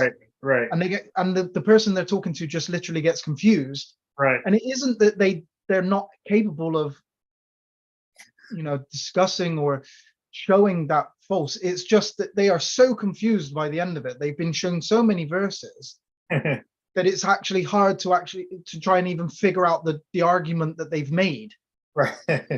in the first place for you to be able to argue. Yeah, that's why I tell them when they come here, I say, hold up, slow down. No, we're not gonna do that. Whatever you say, stay to that. We're not gonna say 3, 4, 5 things. Say one thing, we're gonna talk about that one thing alone, and then the next thing, and the next thing. Right. Yeah, but pseudos, that's how they argue. Pseudos throw out a whole bunch of stuff at you and hoping one sticks. So now if you don't address one of those 100 claims, see, I told you. No, I just debunked 99. And the one I didn't get to just yet, that means you're right. Okay. He a good guy though. He a good guy. Apostle cool. Yeah. Your apostle has zero tolerance for LJ, yo. No, he didn't. Yeah, apostle. I've seen it for the last year, so I never be treating him bad. Yo, man, I could have sworn. I was like, yo, you look familiar because I like to watch Sarnetta's interrogation rooms, and I could have sworn he was. I'm like, yo, you look familiar, yo. What you and Sarnetta? Yeah. Sarnetta he's wild. Sarnetta's funny. Apostle always be arguing, man. Man, you gotta slow down, man. 67. Hey, yo, but you know what's funny? He said his wife believes in the virgin birth. Yeah, I'm like, yo, why'd you tell me that? Oh my God. Like, yeah, I got a sense of humor, so I'm not that serious. I used to be. Well, sometimes I am. He said his wife believes in the virgin birth. Oh, yeah, yesterday. Yep. She came from a Catholic background, so that was the reason why. Obviously, she's done it because she's got a background in Catholicism. Right. But I'm sure he showed her the right verses. Dude, like she's reading what we're reading. Verse 25. Jesus ain't Mary or Joseph ain't screw until they had the baby first. Whatever verse that was.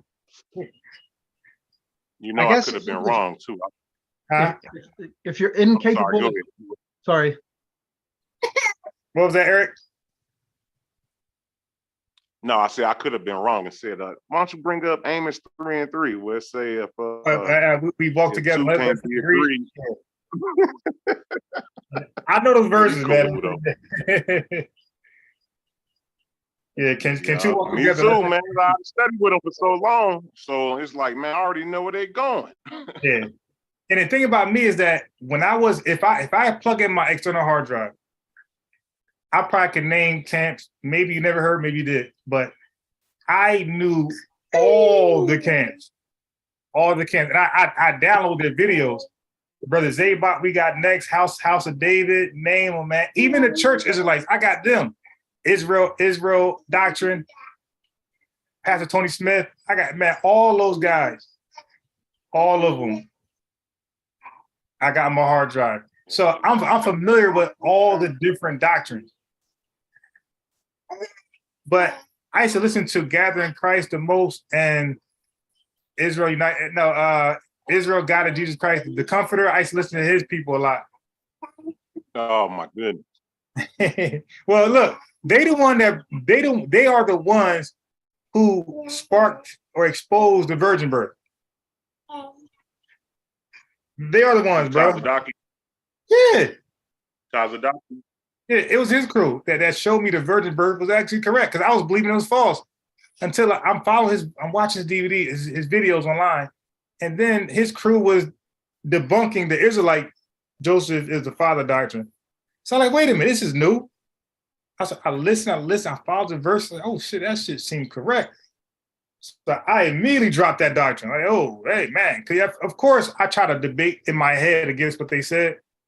I'm like, nah, this looks official. I said, all right, I'm gonna drop that part, that Joseph is the father stuff. That's gone. And that's respectable Mhm. to actually change, to change your position when you hold a position and you're shown that you're wrong, and then to switch. I think that's I like that. I've done that on quite a few doctrines myself, and I think it's respectable when you when you're I don't willing like to be to wrong. correct yourself or allow correction. Right. Yeah, because I hate to be wrong. So I might stand on my sword the first day or the first meeting. But if I leave that setting and I think I'm wrong, I think you're right, I won't be wrong twice. Like, that's my motto. Yeah. I won't be wrong twice. You'll give me one time. But I'm gonna drop that position. If it's proven to be false, I'll drop it. I won't stand on a faulty premise.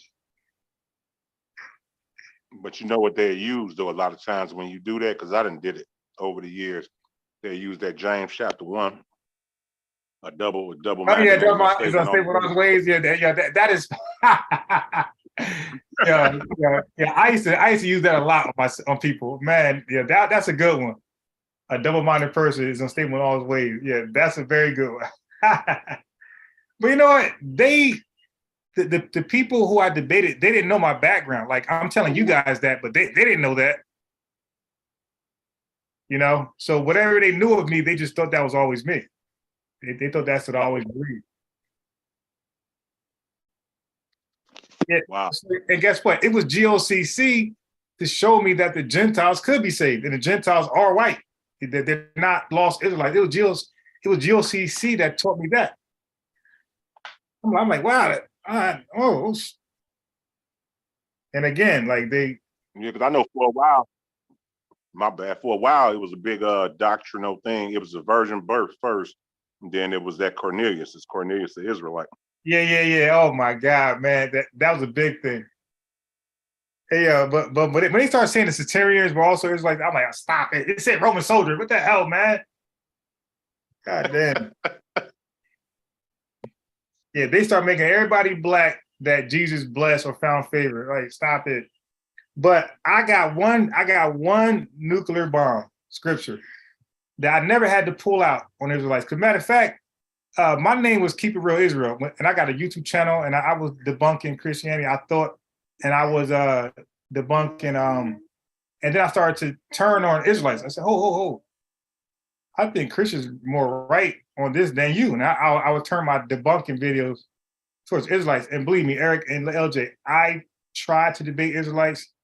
They would just talk trash on Facebook. They were so afraid to just, and at this time, there was no Zoom shit. It was just like phone conversations. The best I could do is record your voice. That's it. There's no video. And they still wouldn't do it. Like, oh my God. That's how a lot of coaches doing. I used to work with a lot of Jehovah's Witnesses. And they would say, no, you got to sit down with the elder and this and that. So no, just sit down now and break bread. Right. Yeah, I had when I was in the pharmaceutical field, I had my QA was Cynthia, black, cool lady, Jehovah's Witness, and she used to always like try to educate me on what she don't like about Christianity. But I already knew her doctrine, so I would like beat her to it. And she took a liking to me so much that she loved talking to me. Like, oh, she almost like gave me like the honorary Jehovah's Witness stamp. Like, I like talking to you, but I purposely don't say what I disagree with her about. I purposely do that. You did, because I'm not trying to fight and argue with everybody. You was almost a pioneer. Yeah. So anything she going door to door. Right. So that's what they call pioneers. Yeah. Now I did do that with the Nation of Islam though, because I got LJ and Eric. I got Nation of Islam background too. So I did do that with them. And the Nation of Islam also believe the virgin birth is false, but their argument is way weaker than the Israelites. Their doctrine is so easy. Oh my God. Because they don't know the Bible as good as Hebrew Israelites. So it's very easy to beat them up. Yep. I got a lot of their stuff too. Yeah, but the Nation of Islam, in my opinion, are the worst of all black religions. Like, they are the worst. None of that shit makes sense. Like they could almost just pick something they believe in, and I could just debate it. Like, anything I believe in is wrong. I think Nuwabians may be up there though. Yeah, but I think they're crazy though. Like I don't, you know what I mean? I think they Islam are sane. They just in a bad doctrine. I think the Wahabians are just like something. I don't want to say the wrong word, but mental. They're not mentally there. It's almost like a lot of this. I ain't trying to be. Let me be careful with my words. It's like a, how can I say it, like the followers that was in that. It's and then they would tell you it's almost like a vagabond spirit. Like it's a lot of people like that was down on their luck. It seemed like. You know, that's real walkie-talkie. I'm just keeping it real. You feel me? Vagabond spirit. For real, I ain't even capping. I didn't met so many of them. I'm like, damn. Yeah, man. I heard they was real poor on the land. On the land, they had no food. It was really, really poor. Man. The only person that had money was the father, the leader. Man. Yeah, bro. We had ex-Nuwabians come on the panel on a regular, and they would talk about, what happened on the the land. They'll talk about all the things they did, and yeah, they'll talk about it. Like, man, they knew that stuff front and back. Like they were really like big dogs in that thing, Now the new wave. I don't know if y'all familiar with this new wave. It's called the Owaspy Bible. Nah. Yeah. I'm not aware of it, but it sounds like I heard it. Wait, is it new, or is it like full? It's new. It came out in the 19th century and 1870s, around the time when the witnesses first started and the Mormons, and it's some people pushing it now all over YouTube. They've been on Sonetta the last couple of months, and they pushing it. It was written by a guy named John Burrow Newberry or something like that. JBN. He was under a trance when he wrote it. So if you know anything about automatic writing and typing, you could look that up. And this is like a new Bible now. This is like gives clarity on everything. And it's just does it what's it called? Owaspy. OASPHE. Owaspy. Once you pull it up, you'll see it all. It's all over YouTube now. They pushing that heavy. Like when you say God in the Bible, that don't mean God. The God of the Bible means that he was created by somebody. God and the creator are two separate people. It's just, man. It's pushing the goalpost so far. It's crazy. Wait, so a white guy wrote it or black? A white guy, back in like I think it was published in 1872. So who's put that? It seems like everything's written. Damn, the Jehovah's Witnesses, Mormons, everything at that around that time. Yep, the Millerites. Yep. Yeah, and the Nation Islam, the Moors doctrine came a little later. So who's pushing this? Is it white folks or black folks? Both, but one of the main guys is it was a couple of Israelites out of St. Louis. I don't know if you're familiar with Malachi Maccabee. Now to the top. He real strong teacher, then he went over to Owaspy. Why don't they just translate? Why they wait for white folks to get them a Bible? Right? Why don't they do that? They can reinterpret the Bible perfectly in their mind. Why don't one of those guys just come up with their own Bible? Elijah Muhammad had his own Bible, right? He had the Message of the Black Man, I'll Save the Ride, Fall of America, How Do You Live. He had his own Bible. The 5%ers, they got their own so-called Bible, the teaching, right? The 1 to 20. Why don't the Hebrews like just get their own Bible so it could be translated the way they want it to be translated?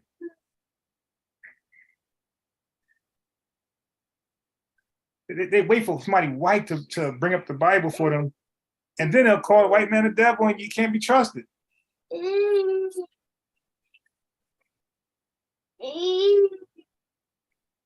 Here. I got probably some water in there. Yeah, so let me see if they're gonna let me look inside this book. Oh yeah, you could download it. Yeah, you could just you could look. It's all over the place. I mean, it's like I got no space to download. I got to be able to just look in it. Yeah, you could do it right on Google. They got the Book of Wars, the Book of Jehovah. They call right here. It's right here. Yep. That's all the books in there right there. So, is there a book? Is there? They call God Jehovah, V-I-H. I see it right here. Yeah. I used to do a lot of apologetics back in the day when I first was on my journey, but I never ran across a wasp. Yeah, I never heard of this.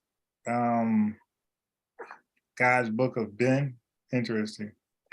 Yeah, so I guess they would. I mean, I commend them for running for a different book because the King James, they're not that good in that one. So they might as well go somewhere else and start a new doctrine, new following. I've been in contact with a couple of the brothers. I've been trying to, because I'm open-minded now. I ain't so dogmatic like I used to be. I give anything. Yeah. Swazi, I've just noted something that I've just found something that might be interesting. You said that you found was he called the Israelite apostle? Say that again. Yesterday, the apostle, was that Israelite apostle? Was he Israelite? Yeah. No, yeah. Was that his name, Israelite apostle? Because I think I found him with a debate with Vocab. Oh, I know you got crushed. Vocab Malone is pretty good. Yeah, I think there's a debate there on Saneta Studios. Let me see. Yeah. That's him. Apostle. Yeah. Vocab had a debate with him. Yeah, he's been on Saneta a lot.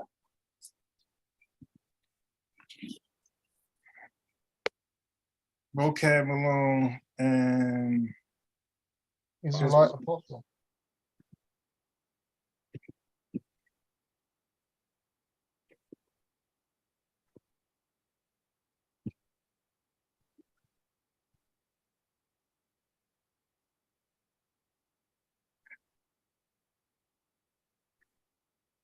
Yeah, that's apostle right there. Apostle Zaquan. Father God, we're flying closer to you. Just keep an eye on us and keep us safe in your home. Vocab Malone. Yeah, they're gonna have all these Christian commercials now when I go to videos. Let me see. Sometimes it's called persona in certain languages or subsistence. Person does not mean human in this context. A great example to understand that is, for example, angels. They're persons in that they have personality, they're individuals, they're distinct, yet they're not human. So when we say person, we do not mean human. So that's important to understand. The one true God is one in essence and three in person. He is one regarding his essence and three regarding his person. A simple way to understand this, not saying the Trinity is simple per se, I'm not going to downplay the reality that there's a complexity to this discussion, but one simpler way to say it is like this. He is one what? God, and three whos? Father, Son, Spirit. One what? Three whos? Now, I'm still confused on that, but good. We'll revisit this and I'll talk about why this is not so shocking. Yeah, I've never, to my liking, I never had somebody explain the Trinity to me where it just made sense. Father, Son, Holy Spirit. To me, that's just me personally. Nobody's ever made it make sense to me. And maybe I'm just goofy and I can't get it, but even that right there didn't make any sense to me. When we really put everything together. But first, let me share some passages. In regards to the Old Testament, if we're just looking at the Hebrew scriptures, when Christians want to speak about the Trinity, there's a question about, is the Trinity revealed in the Old Testament? I agree with Berkhoff, a well-known theologian from yesteryear. He said this: the Old Testament does not contain a full revelation of the Trinitarian existence of God, but does contain several indications. Wait, if you can go to Abraham, Genesis chapter 18. Of it. And this is exactly what might be expected, end quote. That's in the systematic theology, I believe. And the reason why is because you sort of have the blueprint or the DNA, the foundation laid in the Old Testament, but it's not until the coming of Christ, who is the Word, according to John 1, where we understand more full who God is and his nature. So it's a simple unfolding. There is a progression there. It's not a contradiction. If the Old Testament made some kind of clear indication that God is what theologians call an absolute. He was absolutely one, not the way that Christians understand it, which is there's a unity to God's oneness versus absolute. If that was made, then we would have a situation where we'd say, okay, there's a contradiction, but we don't. And I'm going to share a couple passages briefly, and then hopefully you can revisit some ones later in a deeper fashion. Here's some Trinitarian hints in the Old Testament. One passage is in Genesis chapter 1. Genesis chapter 1. If you look at verses 1 through 3, there is a Hebrew term there, Elohim. That is a plural noun. That's a plural noun. Or maybe I should say it this way. It can be a plural noun. For example, when you see the Bible referred to gods, it'll say Elohim. So it's also understood to be a Hebrew name for God. But here's what's interesting. This plural noun, Elohim, that is employed in Genesis 1 through 3, is accompanied by a singular verb. And if you wonder why translators sometimes translate Elohim as God or gods, it depends on the verb that accompanies it. And we have to make sense of why is God divinely inspired the biblical text to have a plural noun with a singular verb. Fascinating. Psalm 110:1 is another passage we should look at. It says this, the Lord, and in Hebrew it's Yahweh, or YHWH, we'll say the Tetragrammaton. Psalm 110:1 says, the Lord says to my Lord. And then the Hebrew there is Adonai. Now, how can the Lord say to my Lord? That doesn't make sense if you have an absolute oneness in God. If you have a complex unity in God, a tri-personal distinction as Christians hold, then we can make sense of a passage like that. Psalm 110:1 is not easily explained on some kind of absolute monotheism, does not recognize God's triune nature. The Lord, Yahweh, says to my Lord, Adonai. Psalm 110:4, it says that God's Son will be a priest forever. This hints to the multiple dimensions of the being of God. And when we go to the New Testament, we see Trinitarian connections. Let me show some. Jesus, Yeshua. What does he do? Several times in John, he makes these statements that in Greek are ego eimi.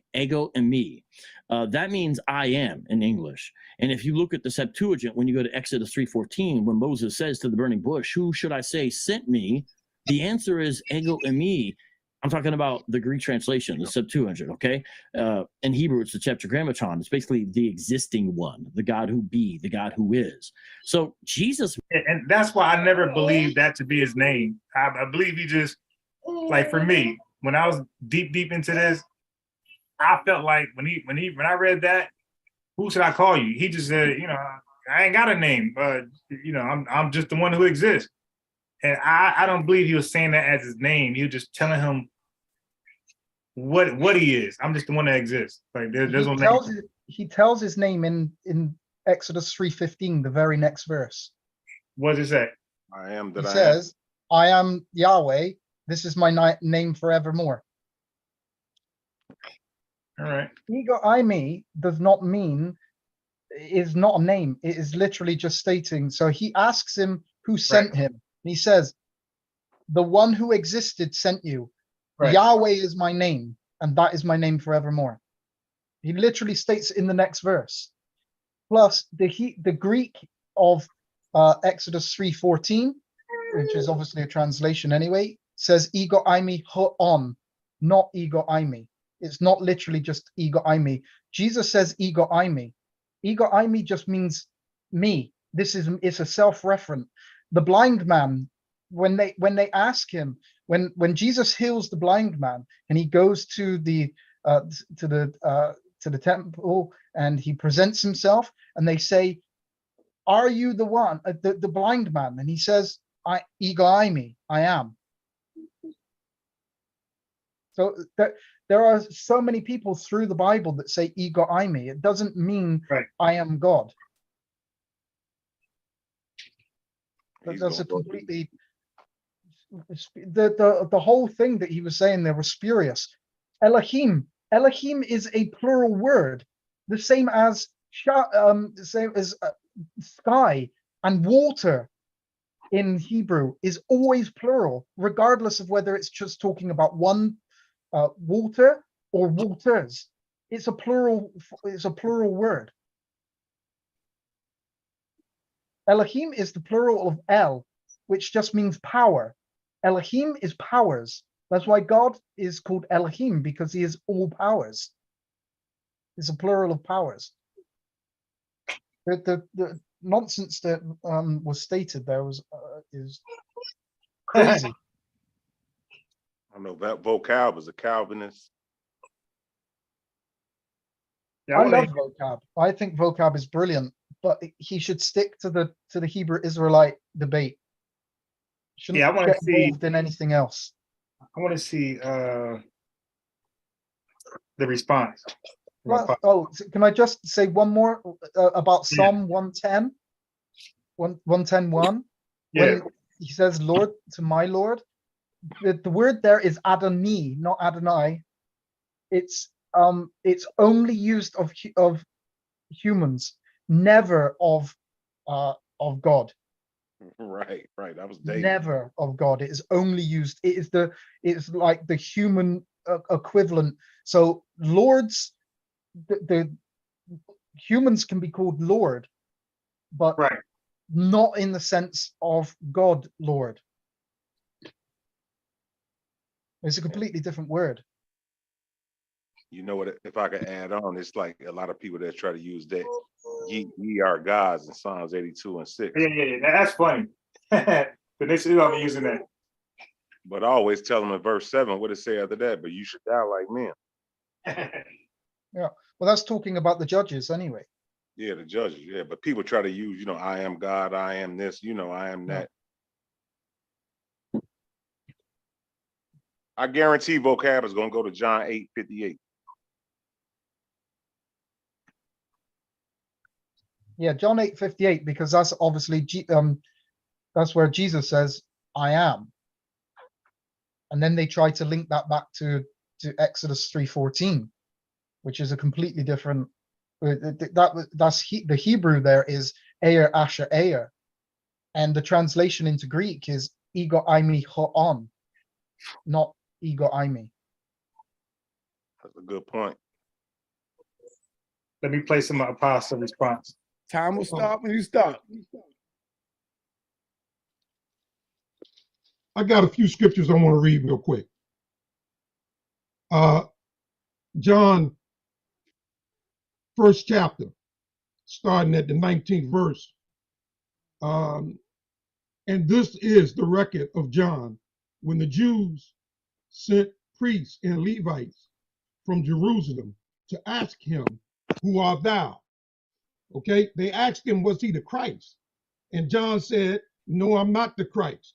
But in verse 29, the next day, John seeth Jesus coming, Yahushua coming unto him, and said, "Behold, the Lamb of God."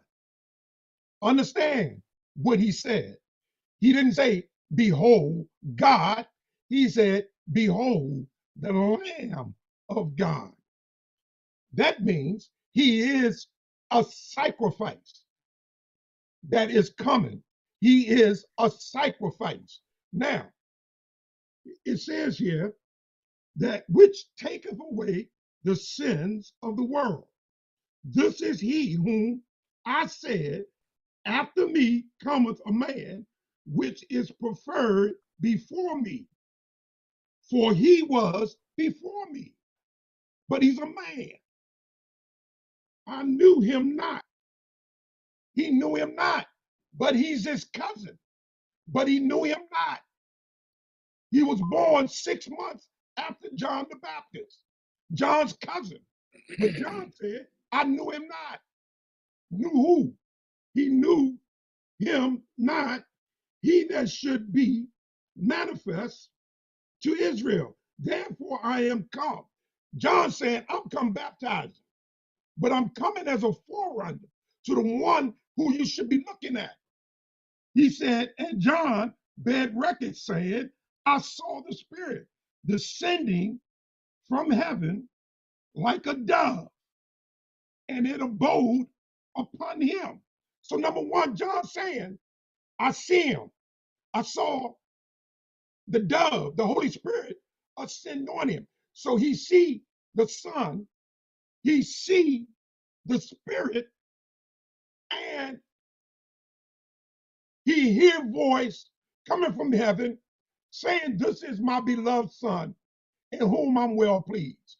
We got God in heaven speaking about the man Christ, the Son of God, and the Holy Spirit ascending, all three separate individual persons, not one, three. God in heaven, Christ on the earth, the Holy Spirit on his shoulder. Period. That's what John saw. How do I know that's what John saw? Because that's what John confessed. John called him the Son of God. Christ called himself the Son of God. Where did he call himself that? In John 14, in John 18, all through the scriptures. He often spoke of God as his Father. He spoke of himself as the Son. Now I got vocab here confusing the people, telling him that a man born of a man, because he called himself the Son of Man, meaning he also had a father, he had a mother, he died. I thought God could not die. You got to explain to me how God is on the cross dying. Another thing you got to explain to me is First Colossians. Vocab, you have to explain this to me. How can God create himself? Because First Colossians 15 says, "For who is the image of the invisible God, but the firstborn of every creature? For by him all things were made, were created, that are in heaven and that are in the earth, visible and invisible, whether they be thrones, dominions, principalities, powers, all things were created by him and for him." Okay? All things were created by the Son of Man, the Son of God that God created. He's the firstborn of all creation. Okay? He's not God. Never once said he was God. That's man saying he was God. Because basically, you are repeating your daddy. You're repeating your daddy. Who's your daddy? The Roman Catholic Church is your daddy. Because they wanted to deify his mother. So they made her the Queen of Heaven. And they called her Madonna and Son, meaning they equaled her and God and Christ to Horus, Herod, and Isis. Why? Because the Catholic Church are pagans. They always been pagan. Yeah, I agree with that. Is his rebuttal? Right. I mean, it's a standard, rebuttal. I used to use it too, but all these religions are pagan. I mean, everything is pagan. Right. If you want to look at it that way.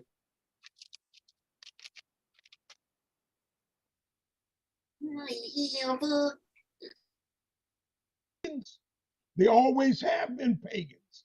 They're the ones that instituted Christmas.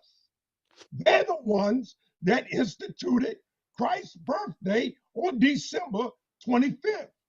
Actually, Nimrod's birthday, Herod, Horus, Osiris, Asar, Isis, Set. This is what they worship. They worship paganism. That's why they created the whole image of Christianity around paganism. Why? Because They are pagans. Jeremiah 3:10. Go out into the woods, cut down your tree, bring it to your house, decorate it with gold and silver. You do all of that. That's who you are. Ista. Ista. Istadas. Sigaranis. That's what you worship. Ista. We don't follow Ista. We don't worship Ista. The Catholic Church worship Ista, the Eastern Star, or the equinox. When is the equinox? The first day of spring. So therefore, no, Christ is not God. Joseph was his daddy. That's why he's the seed of David. Joseph. Not the seed argument. Oh my God, they pick and choose the seed argument. It's the seed argument up until Eve. Right. Had to be his daddy. What was that? No, I was gonna say, and I don't even deal with the New Testament like that no more. But I was gonna say, it's you can get whoever say that with 1 Corinthians, I think it's 15, 1 Corinthians 15, 45 to 47, where they say the first man, Adam, was made, I forget how I go, but I'm paraphrasing, but the man Christ was made from the heavens. Oh, wait, hold on. Let me say. You said 1 Corinthians. It's over there in that 1 Corinthians 15. I want to say about verse 47.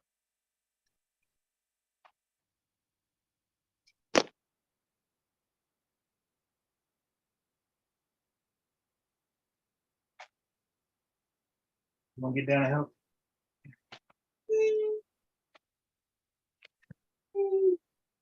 First Corinthians. He want to know what's over there. That's his toy. Thank you. Keith.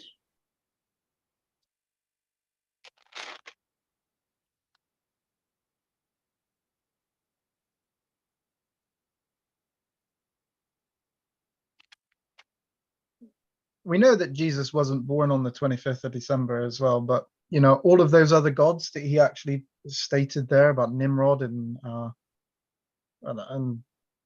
Isis and Horus and that's all out of the mouth or the book of the two Babylons by Alexander Hislop. That's got nothing to do with reality.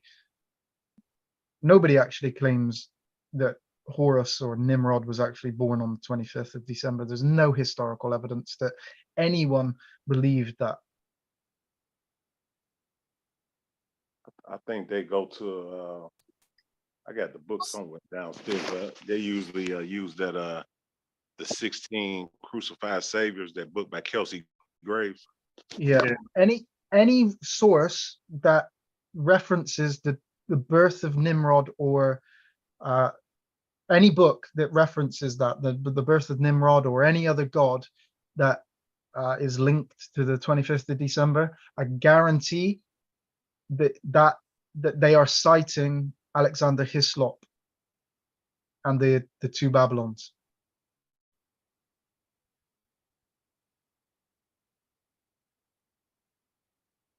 Yeah, that sounds right. That book was Alexander Hislop's book was written in 1850s, and that started off all of that kind of thing. And you'll find the Christ conspiracy. They're all written. They all cite and they get all reference, and that is the source of their information. Is that book, The Two Babylons. But if you've seen Zeitgeist, the movie, yeah, yeah, all the information in Zeitgeist comes from The Two Babylons book by Alexander Hislop. Every single claim inside of that comes directly from The Two Babylons book. I remember when that first came out, I was big into conspiracies too. Yeah, I was. I'd watched that before I was Christian. Zeitgeist was good until they went to the Bible because I thought they were like, oh God, what the hell? I was like, I don't know about this one, but they were good on other stuff. Mm-hmm. Yeah, but a lot of people I was watch just that. thinking. Huh? Go ahead. I'm sorry. Go ahead. I'm sorry. Like as you was thinking, what? No. I was just thinking. I was listening to Pastor Dow. He has a big like Israelite ministry, and he was saying that they don't wear Nike. Pastor Dow, light skin heavy check guy. Yeah. Yeah. Built dude. Yeah, that's him. Yeah, so And I was just thinking. He was talking about they don't wear Nike because it's a god of what I'm like, okay, well, just for argument's sake, I was thinking in the back of my mind, I'm like, well, what about the money in your pocket? You got all type of idols and stuff. Right, that's a you know what I'm saying? How far do you go? Like, see, the thing is, I hate those doctrines because these people were never a Nike person their entire life. So it's easy for them to not wear Nikes. So that's why I can't do that. Right. Right. And that's what I was saying earlier with the new watch. I ain't trying to, bang on nobody, but it's just like a spirit that like you wasn't wearing Nike. Like I got a buddy of mine who I work with. He said when COVID had hit, he was like, man, I ain't going nowhere. And I was thinking in the back of my mind, you don't travel no way. You don't travel. No offense, but you don't travel no way, bro. Right. Exactly. So a lot of people, they be against something because they don't do it anyway. So it's not really like they're putting away something or sacrificing something. That's their normal livelihood. Yeah, so Pastor Dow, he never wore Nike anyway. He was never into it. Maybe he did Skechers or something else, Puma. Yeah, that's why. Yeah, they start doing that. Like, we're not doing that. Do either one of you living know? Off the land, and that's cool. If you're gonna do. Right. Do either one of you know Yediya Melech? Not by that name. That's his website. That's what he's calling himself on his channel.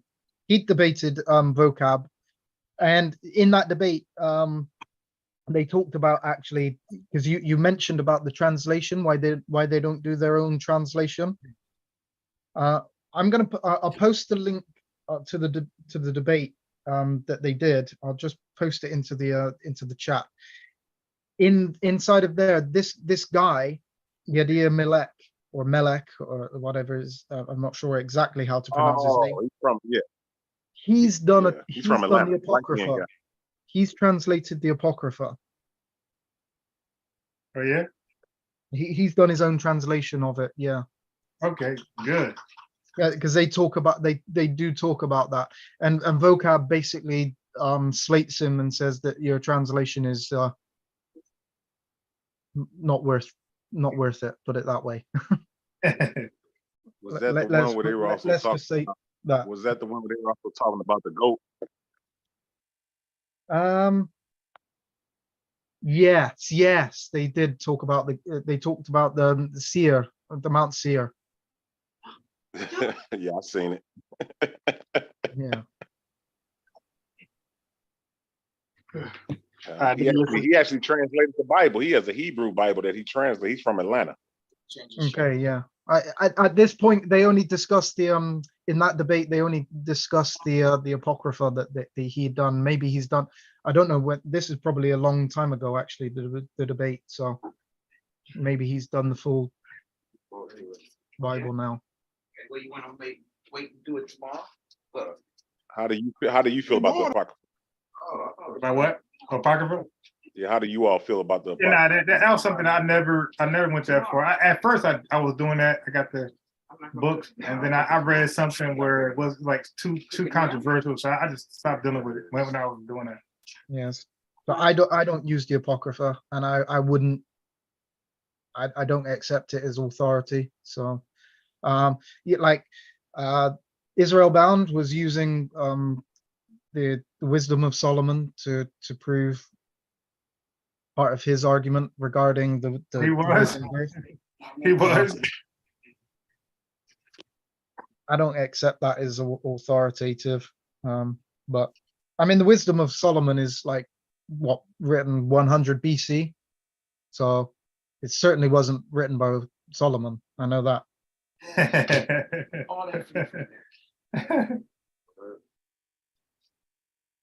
Yeah. I never, and so I was glad when it was like controversial and it was not seemed to be it didn't make it. I was like, good. That's a lot more books I got to read. I have the Apocrypha because I have it. I have the Apocrypha separately, but I've also got it in the KJV as well. So I've got the 1611 KJV with the Apocrypha. I got that. The separated Apocrypha as well. So I read them. I do read the full Apocrypha. I just don't accept it as authoritative.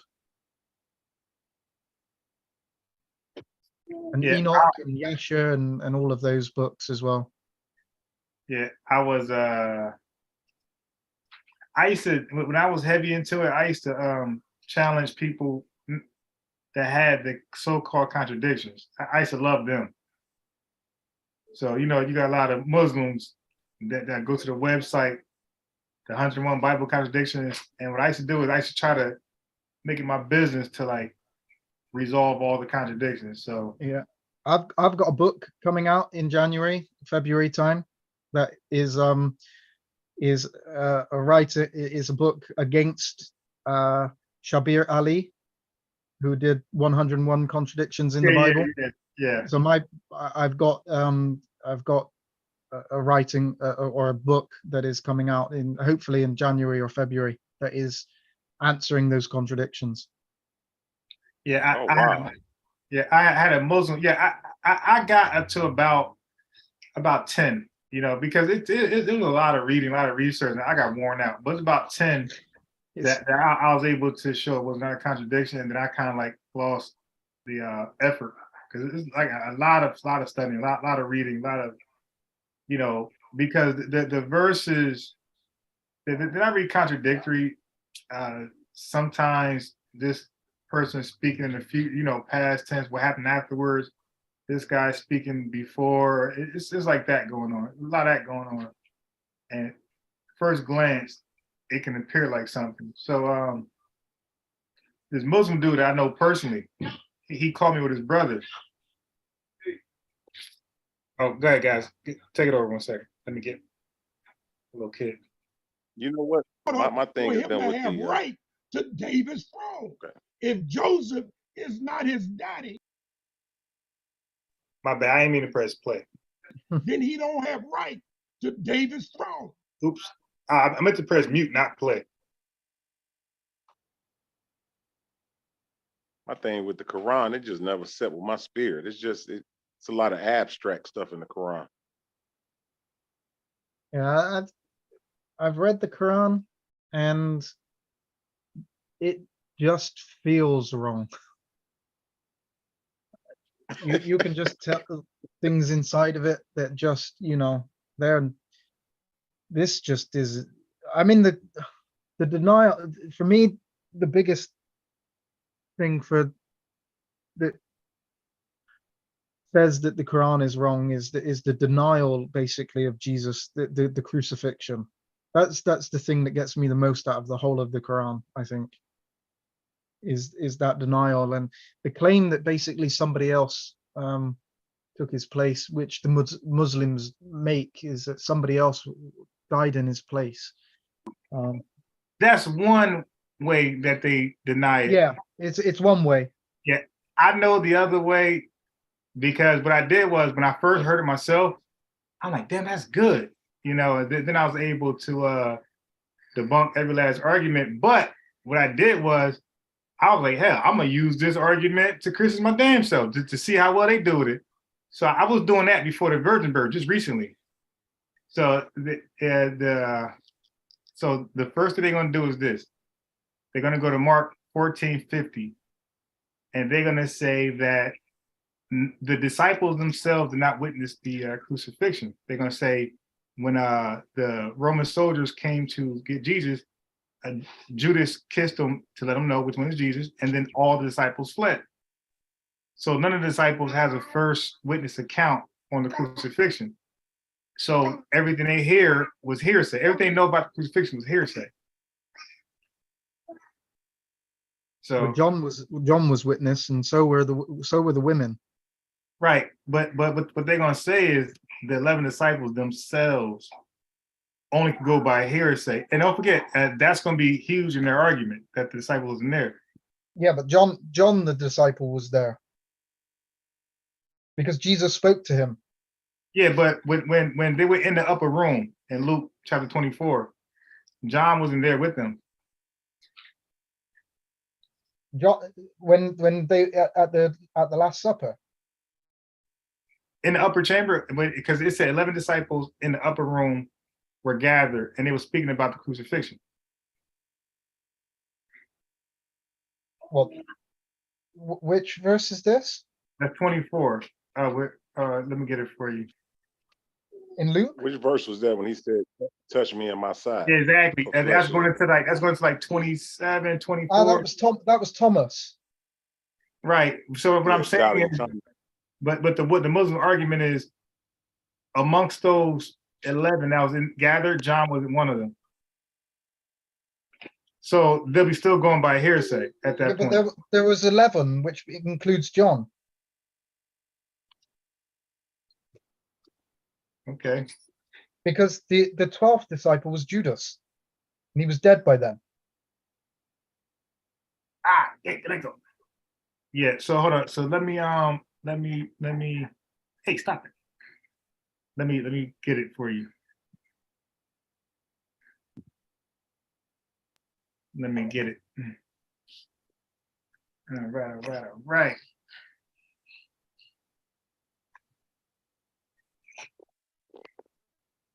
And yeah, if you recall, LJ, I was going somewhere with the women and the. Yeah, sorry, I tried to. Women. I butted in with that. But I didn't save. I mean, I don't know what the hell I did with it. Like, what the? I couldn't believe. I don't know where it's at. But wherever I put it, I didn't have it. I said, oh, damn, I had to open up something I can't even finish. I have no idea where I put it. But I was going to get them good with that one. Because I was going to explain if women are not included in genealogies, why are these women in genealogy? I don't see women in other genealogies, and definitely not in Luke, but they are in Matthew, and it's 5. Okay, I got it.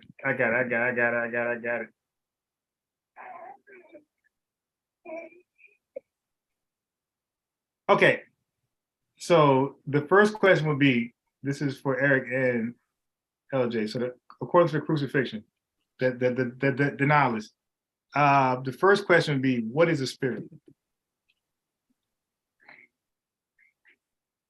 What is the spirit? Yeah. You talking about like from a biblical definition? Yeah, biblical. I mean, you can look at spirit. Spirit just mean, well, some people would say just breath, or like nefesh, the Hebrew word. LJ? I mean, I could be wrong, you know. Yeah, I think it depends on the usage of the word spirit, what we're actually talking about, whether we're talking about the spirit of God, the spirit of man. All right, wait. Say the last thing again. Say it one more time. So we've got the Bible talks about the spirit in many different ways. So you've got the spirit of God and you've got the spirit of man, which. So you would say, yeah, because I hear them say that or something like that. So you would say that those spirits are they need a body, basically. Well, no, because angels are classified as spirits, and they don't necessitate a body in sense, because Jesus says that a spirit has not flesh and blood. So John 4:24 says God is a spirit. So is God an angel? Yeah, he's certainly not a man. Is God an angel? That's what a wasp teaches. God is a different type of being. Whether we classify angels as, I'm go with what what you want to make the point of. Okay, so when I debate for the Muslims, yeah, how a Hebrew Israelite Christian answer that question is I'm gonna hold them to that when I go into my my argument. So that's why I asked them first. Before we go any further, I don't want to introduce what I believe an angel of a spirit is. I asked them first. And then, because we know that Jesus rebuked unclean spirits from people, and they ran and jumped into hogs and trees, right, and off cliffs. And a hog jumped off cliffs. So we know spirits can be a part of somebody. They can be vexed with the spirit, and Jesus can rebuke the spirit. We know that God is a spirit, right? And then sometimes angels can be called spirits. So I try to get a concrete definition of someone of what a spirit is. So I say, well, which one is it? And they say all three, like, all right, no problem. I just hold them to all three. Because then we're going to say, all right, now we pick it and choose. Because then I'm going to say, can a spirit be seen? Can you see a spirit? Because God's a spirit, but no man's heard him or seen him. Yeah, and when it comes to an angel, when they're seen, they are in the form of man. So spirits can be independent of man. They can come in the form of man, yeah. The angels did. And so they could come in the form of man. They could also insert man. Yeah. Mean messenger. That's all they mean. Messenger. So when they come in form of a man, they can't insert a man. Well, they can't. No, they can't become inside. They can't. They wouldn't be able to do that when they're in the form of a man. No. I wouldn't have. I haven't really thought about that question before. Yeah, what would y'all think about that Genesis 6 and 4? When a lot of people try to use that and said the angel slept with human beings. Yeah, that's Book of Enoch. Yeah.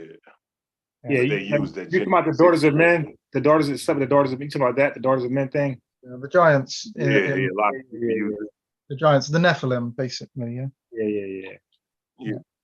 Well, Genesis 6:4 clearly. Genesis 6:4 tells us that there were giants in the days when the sons of God came in unto the daughters of men. It clearly states that they're already there. It doesn't state that they are the offspring. So they're completely different. The giants are something different than the offspring of the sons of God and the daughters of men. Let me ask you all this, since we were talking about spirit. What do you think about Ecclesiastes 12 and 7? What does it say? That sounds familiar. Where it talks about all spirits shall return to the Father. Okay, right.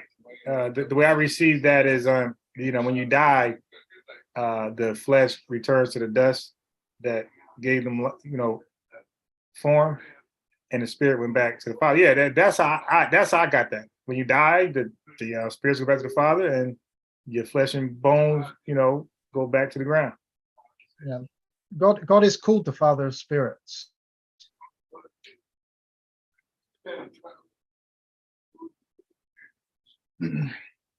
So what I would do is I'll try to get the definition, a concrete definition of a spirit, so I can hold them to it before I present my argument. That's very important, so we can't flip flop. You dig? I'm gonna hold you to one thing,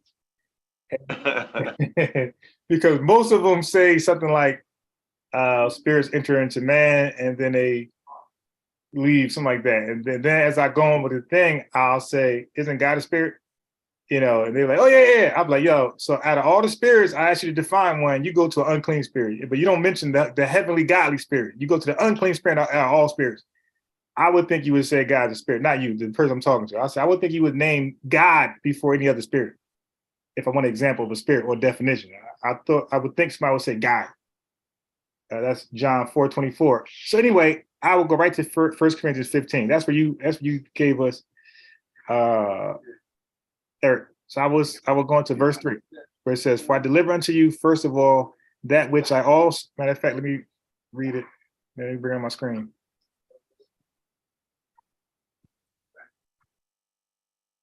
You talking about John 4:24, where it said we worship him in spirit and truth? Yeah. It's a God's spirit. Yep. So here, 1 Corinthians 15:3. "For I deliver unto you first of all that which I also received, how that Christ died for our sins according to the scriptures, and that he was buried, and that he rose again the third day according to the scriptures. But if there be no resurrection of the dead, then Christ is not risen. So I make sure that we all agree to that. If there's no resurrection, then Christ is not risen, and therefore, because Paul says later that your faith is in vain. So I got it noted right here. Right there. This is my notes when of course, they won't see this, but this is for me when I'm debating. But if Christ wasn't risen, then the New Testament is in vain, and some of you should consider being an Old Testament Christian, like Eric is looking at. All right, so from there, the question will be asked. Some will say, how are the dead raised up, and with what body do they come? The question is answered in 42.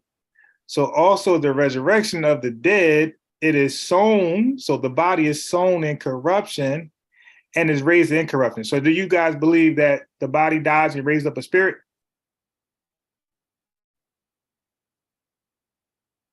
Yeah, the Bible tells us that we put on new bodies.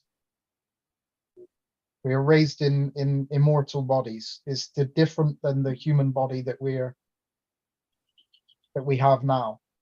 So they will have a body, they won't be a spirit. Body wise, I'm not sure in how that's going to play out, whether that's another human body. I don't think so. Human isn't immortal, so in the context when a spirit is not an angel, can that spirit be seen?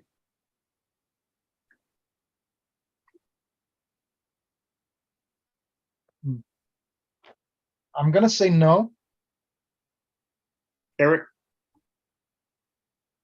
I mean, because I'm thinking of 1 Samuel 28 when he had the situation with the witch at Ender, and she conjured up something. Right.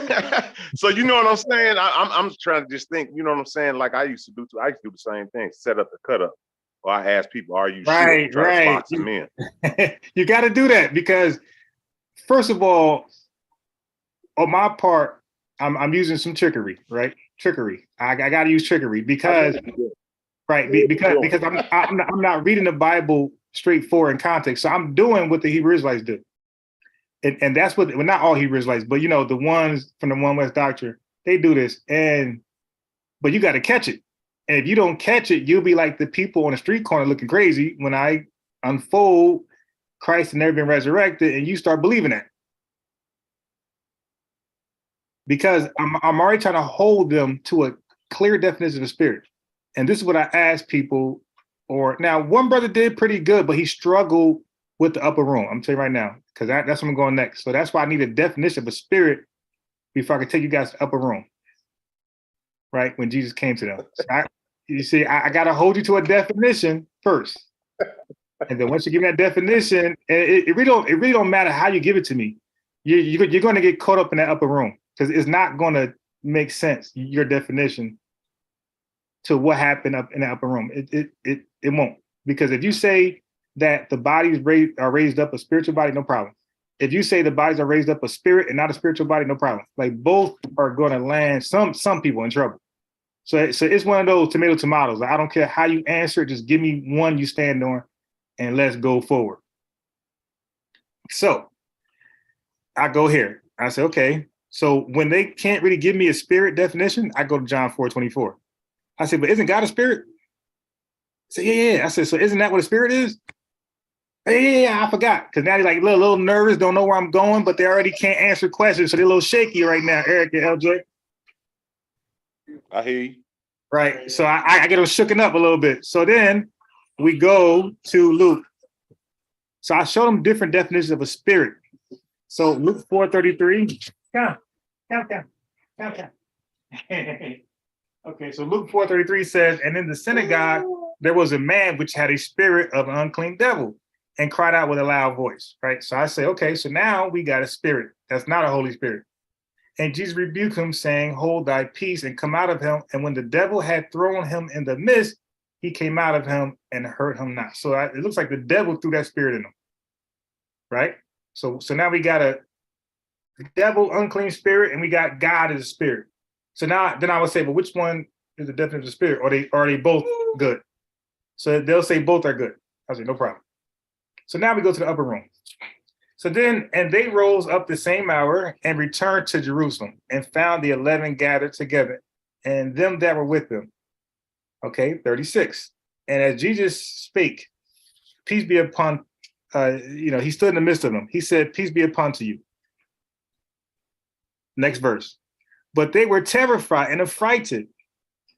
And I will ask you guys, why were they affrighted and terrified? You can read the bottom. Why would 11 terrified and affrighted when Jesus said, peace be upon to you? People would say he had a glorified body. No, I'm showing the answer at the bottom of the screen. Oh, okay. You know what? I was looking at I'm looking at the New World Translation and King KJV. All right, I got you. Yeah, now I'm sharing my screen. So the answer is right there. Oh yeah, it say because they suppose they had seen the spirit. Okay, so now then I would say, cool. Are spirits scary looking?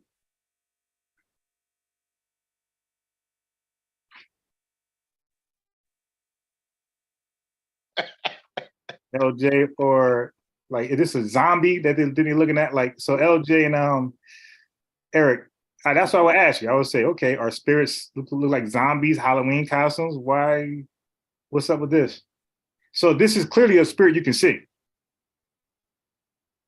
According to disciples, because they think they're looking at the spirit. So remember, when I get the definition from you what a spirit is, are they looking at that? Or are they looking at God as spirit, or the angels as spirit, or unclean devil? Which spirit they think they're looking at?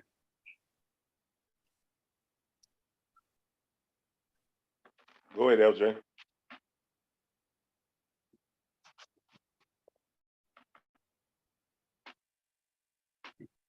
Still there? So most people do good wherever else I go after this, but this one right here, it seems to get at least catch you off guard. At the very least, it catch people off guard. And this is the Muslim guard, huh? But I was saying that verse. Remember, he was telling them in that chapter. He was telling them that remember he was going to be dead and resurrected. They didn't believe they was going to see him again. Or they heard that he died, and they're looking at him, and they're expecting him to be a spirit, and he's not. So they were embracing themselves to see something scary, and they're looking like, oh, because look at the next verse. That's what it's saying 39, because remember, that's what he was saying. Behold, my hands, my feet. Right. So look, so now here's the issue for some people. Jesus said, why y'all scared? Why y'all think like that? Hold my hands and my feet. It is I. Handle me. I'm not a spirit. Like, I got flesh and bones. Spirits don't have that. So my thing is, remember, back to definition of spirit. So whatever definition you give me as a spirit, it must don't have flesh and bones. Because Jesus' proof to not be a spirit is I don't have flesh and bones. I mean, I have flesh and bones, a spirit doesn't. But when you look at that definition, when you go, see, I don't want to do that, going to the No, you have to, if somebody catch you off guard like this, you have to. That's the thing. People are not going to do that, and they're going to be stuck. Yeah, it's the way it's used. Like LJ was saying, the way God's are used, the way spirit, like when you look at Genesis 2 and 7, breath means spirit. But when you look at the definition here, spirit means breath or a soul. A body. Right. So you know what I'm saying? It depends on like what context you read it in. But I will ask you, why are the disciples confused of what spirit they're looking at?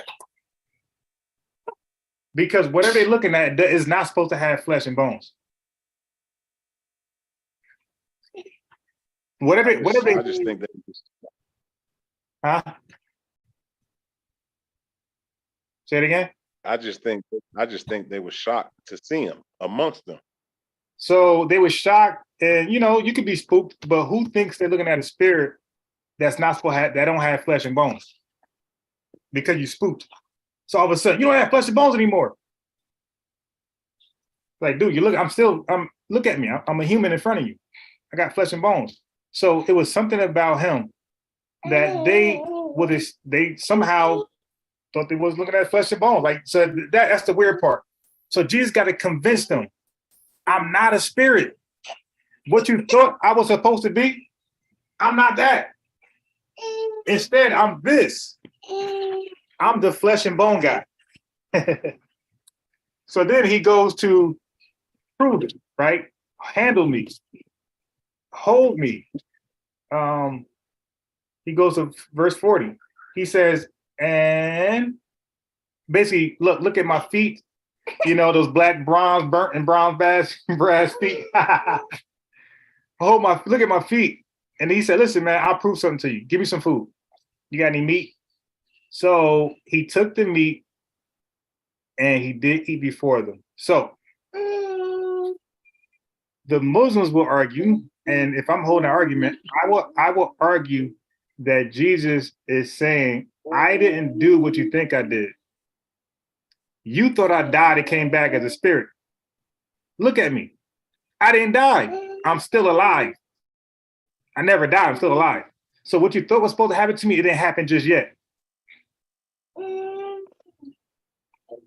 But so how does your book read? Like, I know you got a more English standard version. How does it read when it says over there in verse 52? What does it say? Does it say, and they worship him? Let me see. Let me get out of here. 24 and 52. Let me see.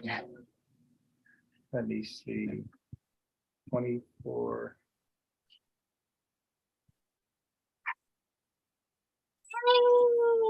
Yeah, for the Jehovah Witness, I got their New World Translation here, and they always say, no, they did obeisance, just gave reverence, but in the KJV it says worship. Okay. This guy, little guy over here. You just cut that on? All right, Luke 20. 24. So do you know I was actually challenging like Christians and Hebrews likes to prove that Jesus was crucified, and I could prove otherwise. They're like, a lot of people were like, well, they would talk trash, but they was like really not, engaging too much, like kind of timid. And I'm thinking to myself, Eric, I'm like, wait a minute. If the crucifixion, if your salvation is based on the crucifixion of Christ, and somebody's telling you beyond a shadow of a doubt they could prove he was never crucified, that should be something you want to listen to, because Paul said otherwise your faith is in vain. Like you doing this stuff for no reason. You could be gambling or doing something better in your life. All right, so let me go to the 52nd verse. Okay, and I can do the parallels. Because you remember now, and Jesus did say, don't worship me. Right. Only Yah is supposed to be worshipped. Oh, sorry, I'm back. I was listening. I was doing something. So yeah, they all say, and they have worshiped him. They worship him. Yeah, Jesus was worshipped as king. King David was worshipped. So it's okay to worship the king as a king, but he wasn't worshipped as God. That's a different thing.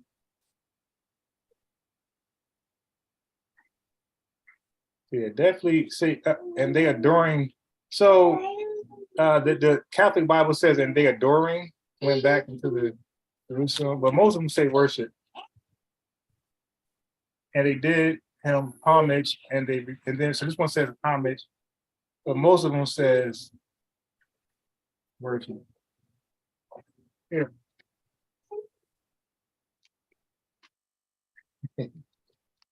All right. So let me go back. It's a lot of semantics. It's a lot, man. I'm telling you, man. For years, man, it got so exhausting for me going back and forth with different brothers and different cults and dialects. That's when I started to just fall back and just study, read on my own. It got too exhausting for me. Yeah, me too. I found myself wasting so much time. Like I could have been a doctor by now had I just right. Man. I could have been Albert Einstein had a bit more focus.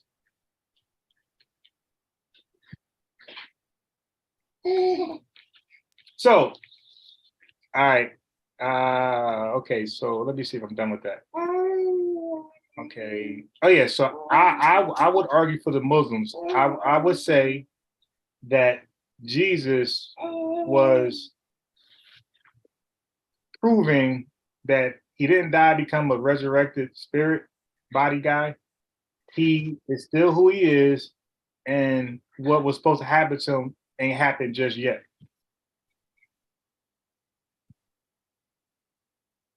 So then my proof would be this. Well, the Muslim proof would be this.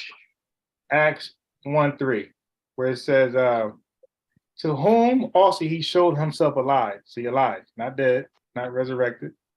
Alive after his passion by infallible proofs. And that infallible proof was, here, hold me. Look at my feet. Hold my waist. Braid my hair. Feed me fish. Those are the infallible proofs, being seen of them 40 days and speaking of the things pertaining to the kingdom of God. So he was busy disproving he died and came back a spirit guy, and that he is alive like them, and whatever's the prophecy didn't yet happen. He ain't been crucified just yet. Somehow he got down, and they probably gonna look for him again afterwards.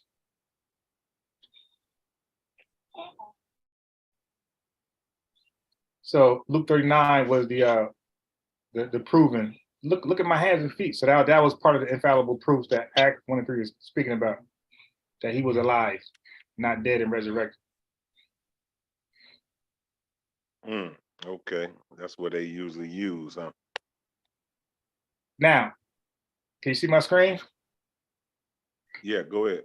And this is their best argument, not the replacement theory. When they do that stuff, they lose quickly. This is their best argument, believe me, because I looked at a couple of them, right? Because I got more Muslim friends than any other religious friend, right? So I had to hear this from everybody, and I heard I was like, oh, that's the best one. Now, So, what sect do they belong to? Sunni, Shiite, well, Wahhabism? one was Sunni. The one who got this one, the one who showed this one to me was Sunni. Okay. Count.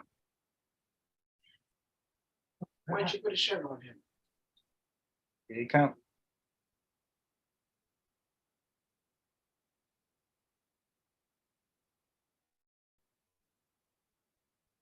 Yeah, so Sunni definitely. This will be more so a Sunni argument, from my experience. You won't hear some Nation Islam or 5%ers. And I'll tell you why it's a Sunni argument exclusively. I'll tell you why. So anyway, Matthew's 12:38 says, then certain of the scribes and the Pharisees answered, saying, Master, we will see a sign from thee, right? So don't forget, the argument is he's proven he's alive and never died. And then they use Acts 1 and 3, infallible proofs. He proved he's alive. And then now we do another verse where the scribes and Pharisees said, Master, we want to see a sign from you. This is a sign of Jonah, yeah? Right. This is the only sign that 3 Jesus, days in the belly of the woman. So this is the only sign that Jesus actually gave. He said, for as Jonah was 3 days and 3 nights in the whale's belly, so shall the Son of Man be 3 days and 3 nights in the heart of the earth. Okay. So then we do the story of Jonah. So they took up, so I go right into it, right? So this is really not for people who don't know the Bible. These are for people who know the stories, by the way. So when I use these verses, I'm assuming that people listening know the stories. Because if you don't know stories, you're gonna be a little lost. So that's how I'm able to jump right into what happened, right in the midst of the controversy. So they took up Jonah and cast him forth into the sea, and the sea ceased from her raging. 17. Now the Lord had prepared a great fish to swallow up Jonah, and Jonah was in the belly of the fish for 3 days and 3 nights. Okay. So the question, I will pause right here, and I will say, LJ and Eric, when the men took up Jonah, and before they cast him to the sea, was he dead or alive? He was alive then. He was alive. Right? So then the next question would be, now, the Lord prepared a great fish to swallow up Jonah, and he was in the belly for 3 days and 3 nights. Was he alive or dead? Dead. In the belly? I mean, in the belly of the fish, was he dead or alive? He was dead. All right. Do dead men pray? Yeah, the praying is going. It's telling the story. It's not literally stating. It's stating what he would have done if he were as a dead man. He didn't pray. It says from the belly of hell. Hell is death. So he was dead in the Bible. It's metaphorical language. It's Eric, not. Eric, is that your understanding that he was dead in the belly? No. Yeah. So, I think LJ know that the average Bible reader is going to say he was alive. Like even though LJ be correct, you could be right, LJ. I'm just saying the average Bible reader is going to say he was alive. Most people believe that Jonah was alive. Right. So this probably won't work for you, but for everybody else, it's going to work for them, right? So I will ask that question, and then 2-1. That's why I say Jonah prayed. That's why I said, do dead men pray? Then Jonah prayed unto the Lord, his God, out of the fish's belly, and the Lord speaking to the fish, and basically answered the prayer and spit out Jonah. So that I would ask finally, I would say, when he spit Jonah out the belly of the well, you both would agree that he's alive.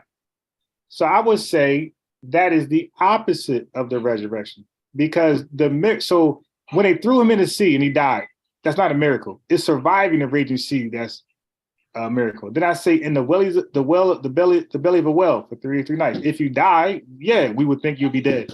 But to survive that would be the miracle. So surviving is the miracle. And then I would say, lastly, when the fish finally spit him out, all that acid and everything in the fish body, to be alive to survive that, I would say that's the miracle. To survive those 3 death-defying moments, that's the miracle. Not dying, because we expect you to be dead out of the belly of a fish. We expect you to be dead in the belly of a fish, and we expect you to be dead in the raging sea. Yeah. So my understanding of that is the miracle is the resurrection, and that's the sign that Jesus was pointing to, is the 3 days dead, and then the resurrection.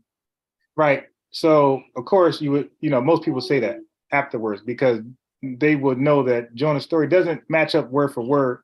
And they would say it's not supposed to, because they would say what you just said. So then we would go here. So that's my notes. So then I would say, well, what day did Jesus die on? Thursday. And then I would say, do you got any proof of that? Yeah. Any biblical proof? Okay, show us the scriptures. The scriptures? Yeah. Okay. So we need to go to Matthew. All right. But actually, we need to go to Matthew and John in order to prove what day did Jesus die. Yeah, you be teaching me something here. This is the first I ever heard this. Now, according to my study, he died on Wednesday. Yeah, Wednesday doesn't work because Jews have inclusive reckoning, so it doesn't work. Okay, so Matthew what? Okay, so this is wow. Yeah, Wait. my study on this is actually is. Let me ask Eric, what day he died on in your studies? What day? I mean, I never really looked into it like what particular day. At least I never did. And I guess that's when I start kind of putting it down at the New Testament. Well, amongst other things, but I never went that deep. Yeah, that's when I kind of started getting away from it. 1 second.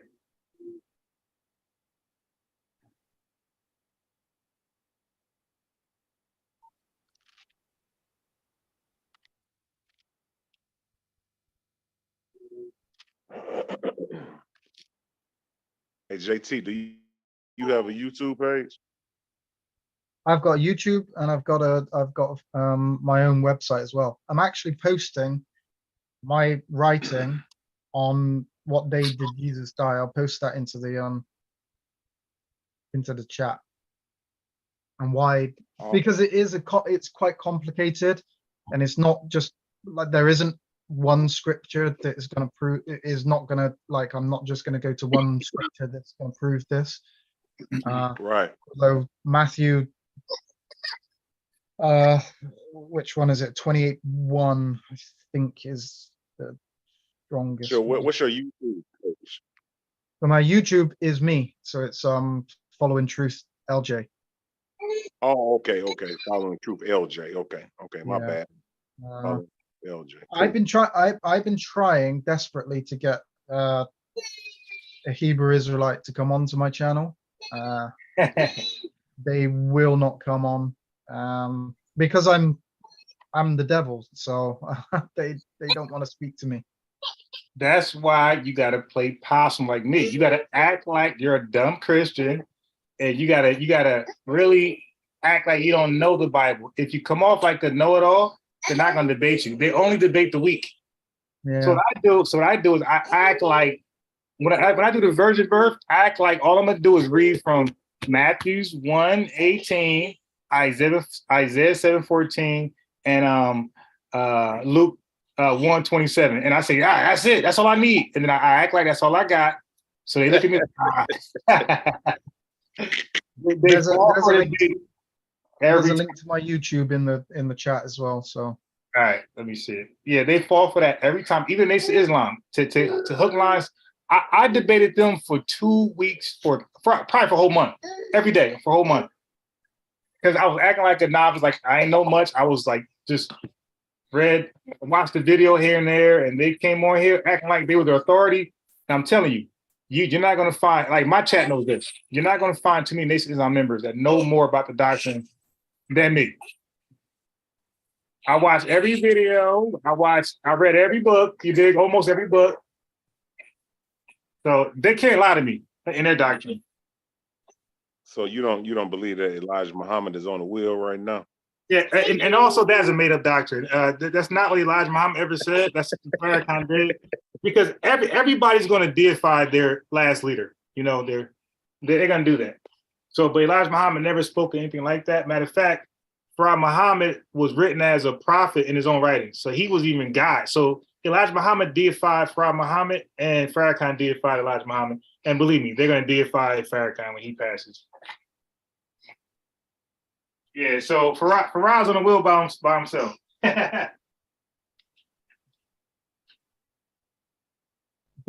Just for the sake, if you actually do go to my channel and have a look at it, if you go to I've got lots of videos on there, but most of them are old. But if you go to the live, because I'm now doing live studies on them, if you rather than clicking on videos, just go to the live. The live are my newer videos. Oh, okay. Let me write this down. I'm gonna go to it later on. Send you a comment. What's the channel again? The YouTube page. So that's in the chat there. It's the YouTube.com channel UC7 something. Do you see it? No, I don't see it. On this channel's YouTube, if you go back to the YouTube, there should be a link there to both my website and to the YouTube. Oh, okay, cool. Yeah. And you need to click on the live videos, because the live videos are basically the ones that are so my last video was on who are the sons of God. That was a 2.5 hours I did on who are the sons of God. And the one before that was on the showing that the book of Enoch is not scripture. And then the one before that I did on the Nephilim. So those three that I know we've been talking about. So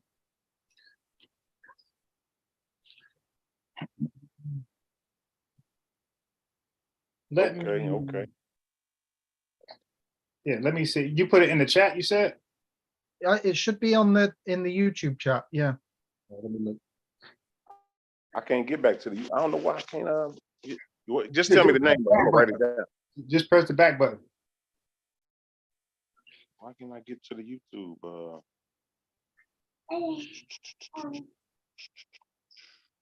Okay, I see it. Oh my God, yo, Decent, you just reminded me, bro. Yeah, I poured myself a holy drink, and I didn't even realize it was sitting there all that time. I looked at it, I thought it was like tea. So I said, yeah, that's probably some tea I made earlier. It's cold now. He said, yeah, you just reminded me, man. I'm over here. No wonder why I'm talking with a clear mind. Yeah. So you got to play dumb, LJ. You gotta make them believe like they're in authority. You're gonna learn from them. You're confused. You heard something on the internet. You know, you gotta go. You cannot be. You cannot sound like you're like matter of fact. Believe me, you won't find anybody.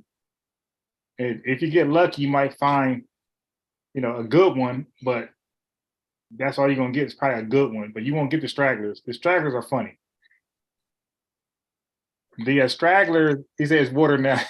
the stragglers, what's going to bring views. The stragglers make it funny, LJ. The other one that's pretty good, they just too serious. And most laymen don't like serious, conversations, debates. They like funny, one-sided beatdowns. So you can catch a straggler, like the one like Lord, like I'm not gonna do that. But if you catch a straggler. I was talking to and I've just noticed that you're the mutual friend with him actually, Jacob Ben Israel.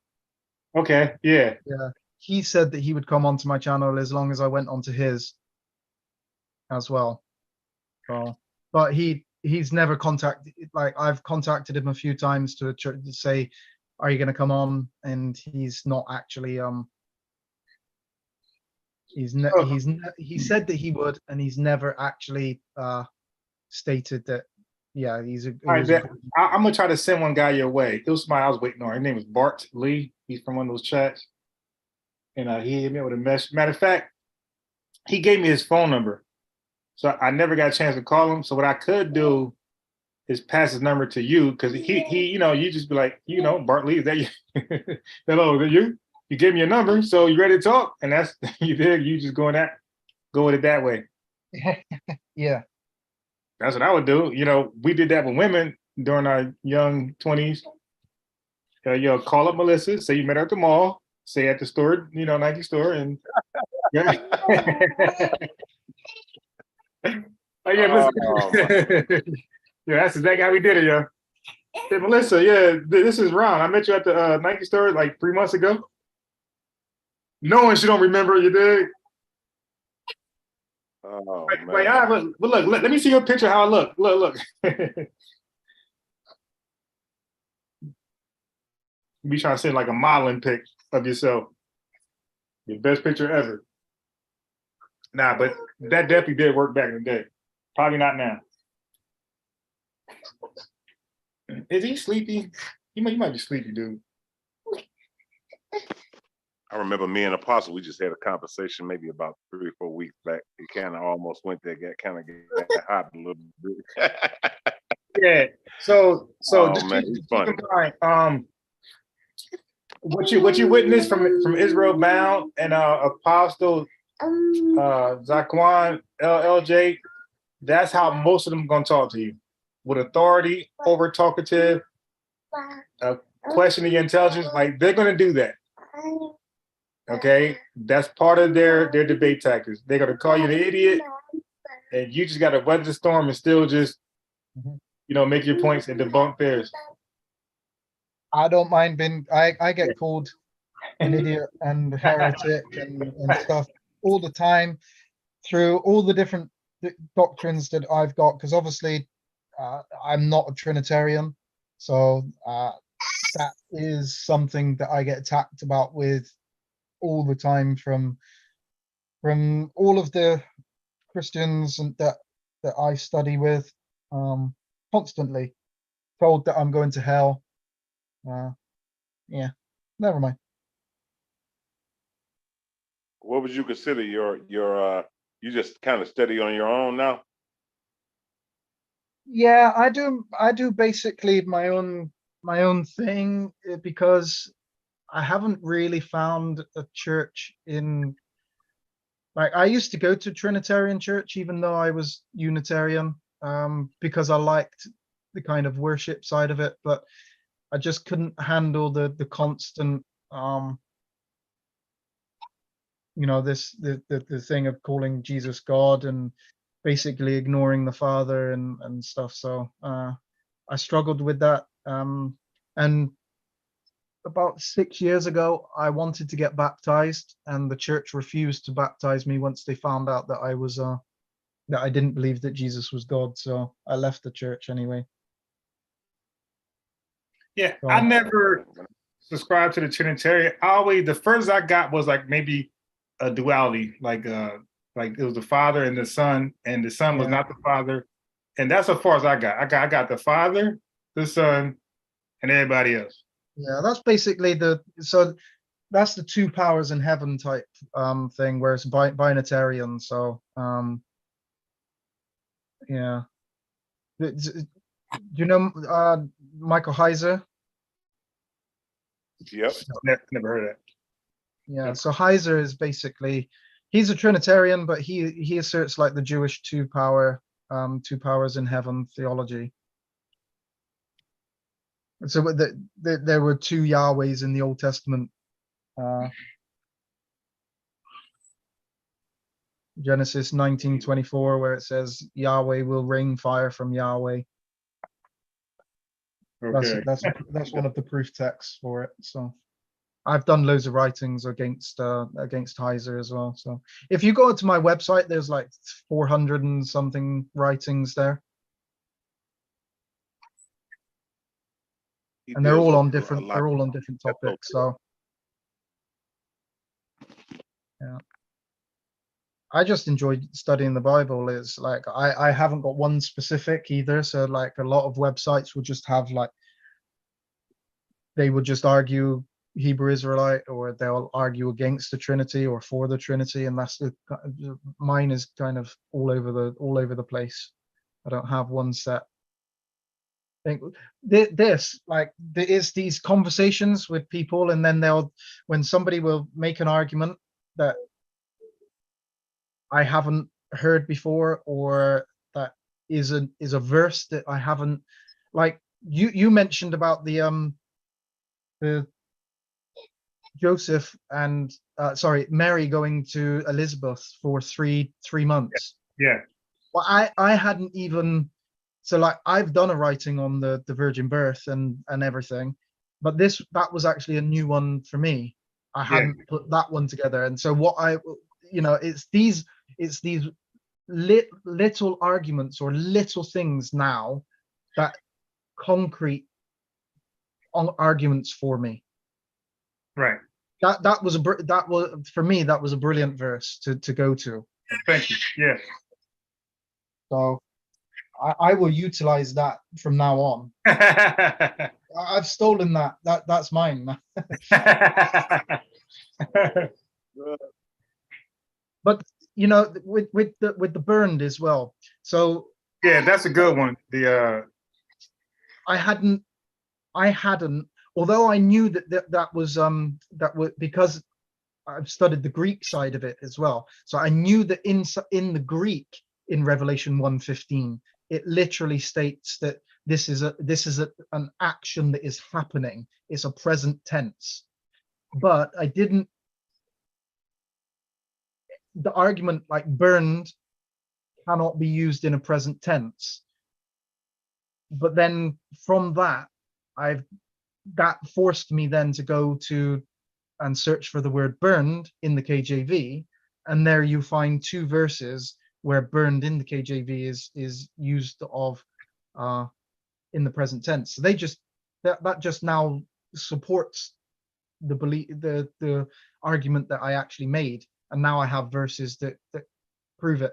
And that verse in Deuteronomy 22:33, Deuteronomy 22:23-24.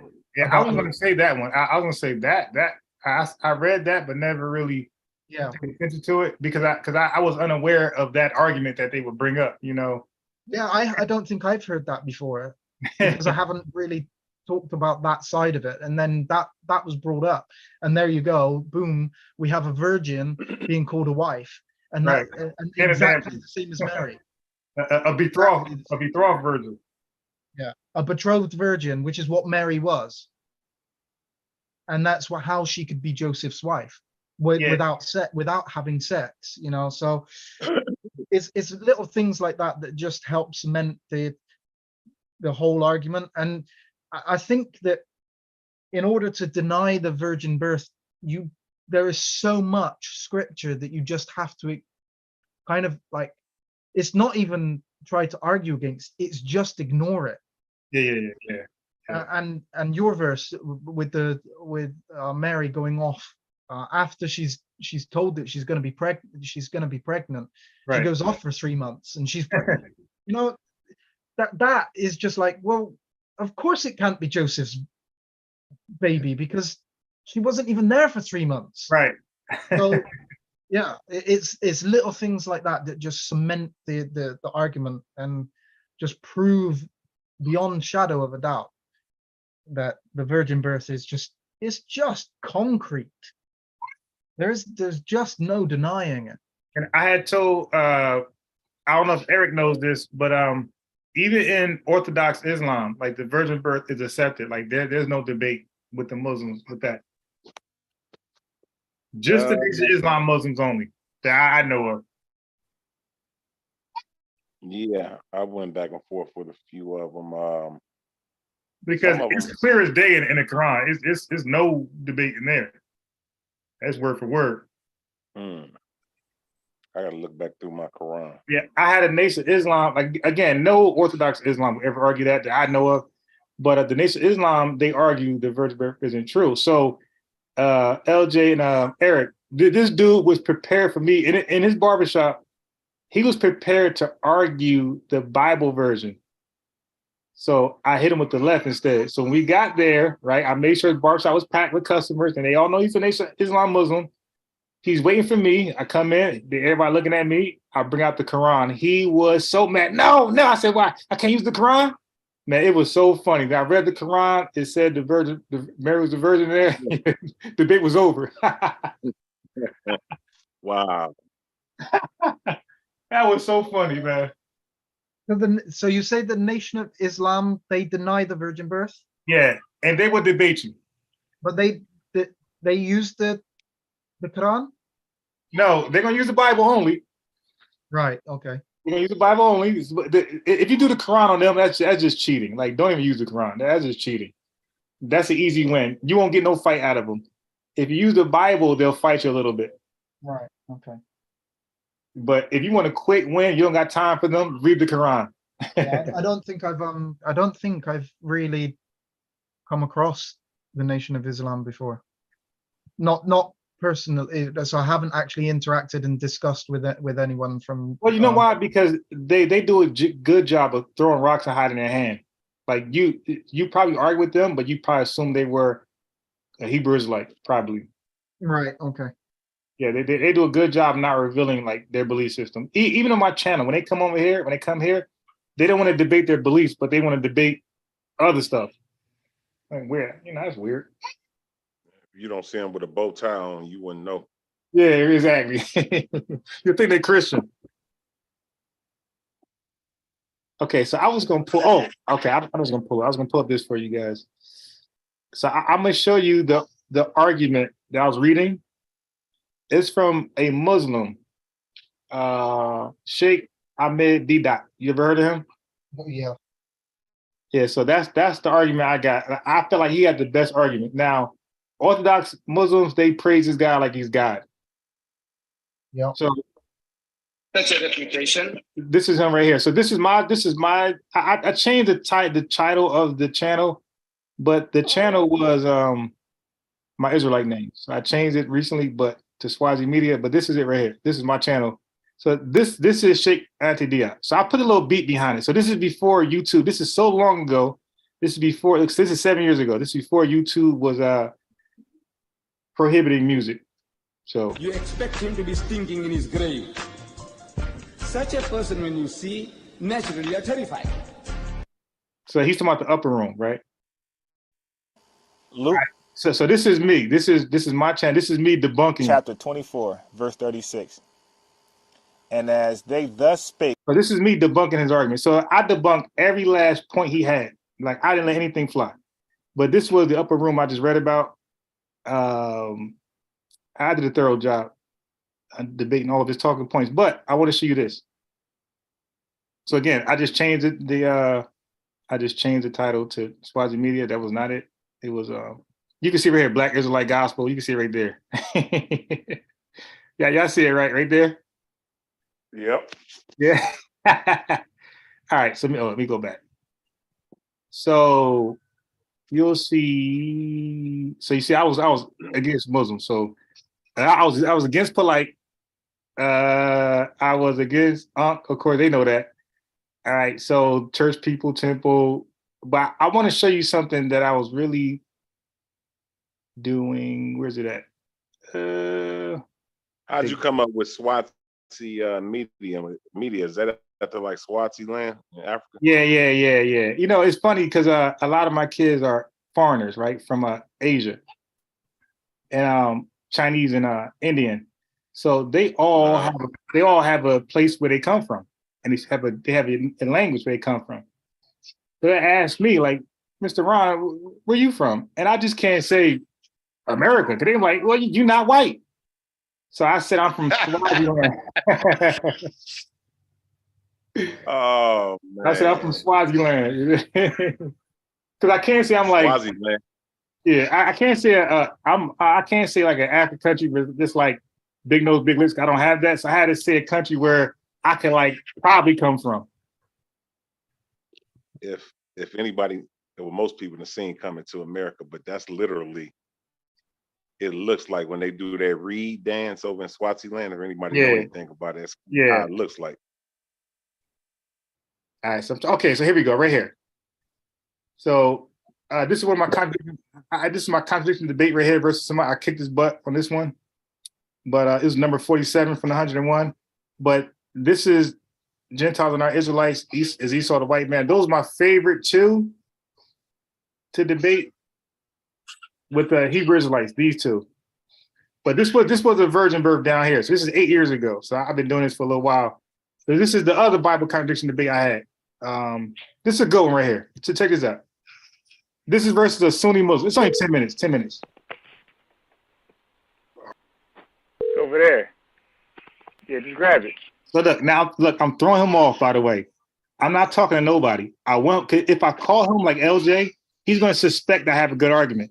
So I got to act like I'm just poised. I'm just calling for no reason. But he and his brother tried to ambush me the night before with this debate, this contradiction. And luckily it was late, so I was able to sneak off the phone because it was late. So I studied it all night, all morning, LJ, Eric. And then I said, oh, this ain't no contradiction. I said, I'm going to call his ass. I'm going to get him. So I'm acting like somebody's in the room. It's over there. Yeah, just grab it. Bring it over here. I'm talking to nobody. No. Yeah. Sure. Hell no. You got to throw them off, LJ. Oh, man. Yeah, I am hilarious, but here we go. Yeah, so where was I? He was going over. Oh, yeah, what was a stall? A stall is a compartment in a stable or a shed for the accommodation of one animal. And what is a chariot? It's a light two-wheeled vehicle for one person, usually drawn by two horses. Okay, so now we're going to read 1 Kings 4:26. What's that? Solomon had 40,000 stalls of horses for his chariots. So, if a stall is used for one animal, then it is natural to assume that if there were 40,000 stalls, then there were 40,000 horses in them. So we know that there were 40,000 horses waiting for his chariots. Solomon never gave a number of his chariots. Real simple. The stalls was filled with horses. It was for his chariots. Yeah. So, 40,000 stalls of horses, 40,000 horses for his chariots. We don't know how many chariots. Then, 2 Chronicles 9:25 states, Solomon had 4,000 stalls for his horses and chariots. So, 1 Kings, the stalls were for his chariots with horses in them. 2 Chronicles, we have stalls with nothing in them for horses and chariots. So that's the difference. There has to be something in them if they have chariots in them, you know. No, it says 4. 40,000. It says 4,000 stalls No, you're mixing it up. You're mixing it No, up. read the other one with. Okay. 2 Chronicles 9:25. I thought you had a Bible. My bad.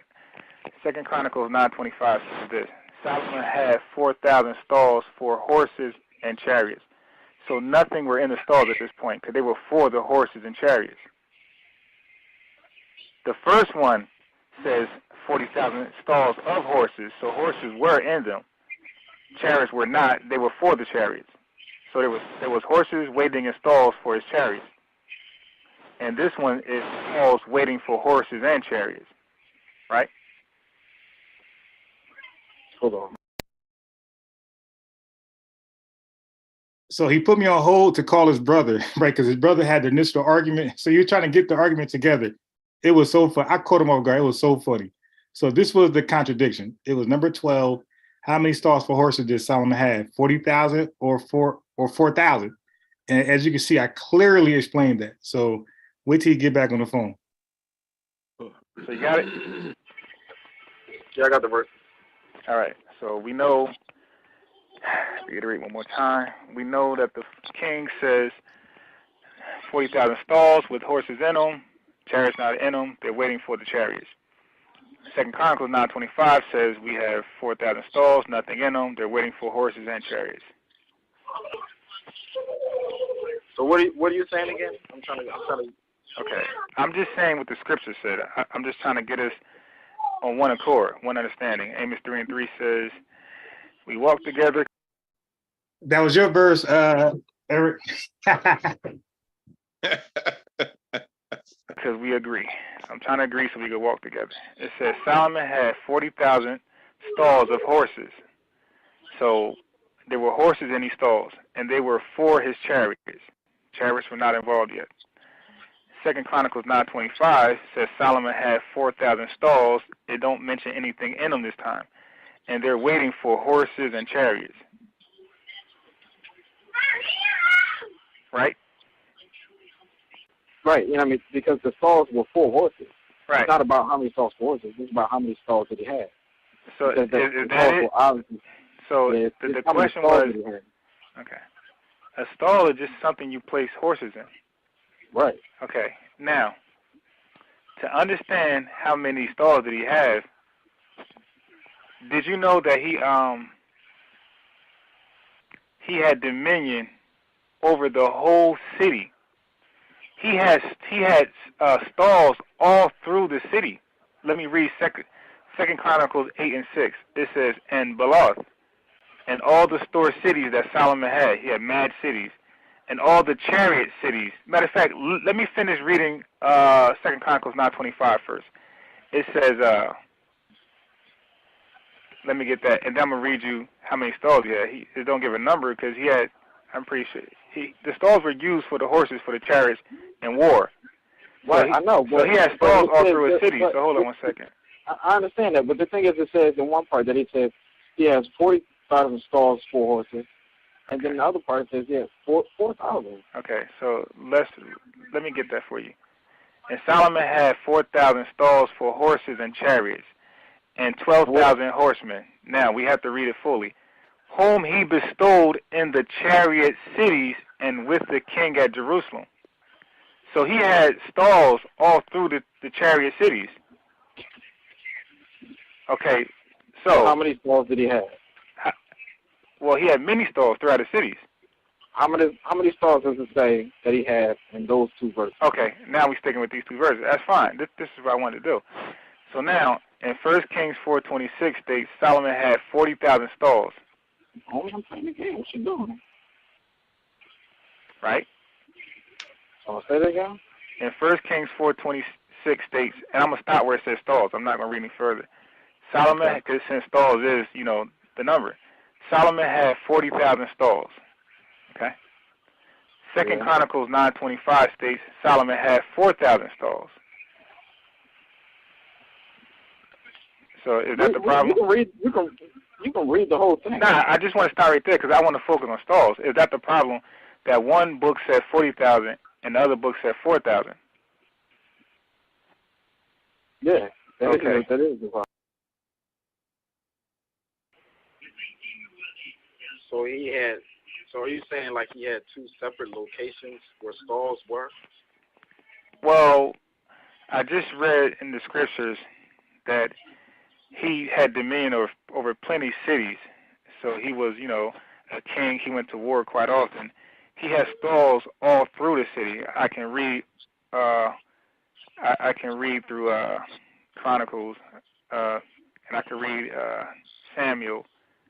I can read different places where he had these chariots and horses placed strategically in different cities, to defend the city. So he always has stalls in different places, ready for war. He won't have in one city if he, like what would that do for the other cities if they was to try to invade them? So he has stalls in all the cities, as it says in the book. That's why I wanted to make sure that y'all read the book.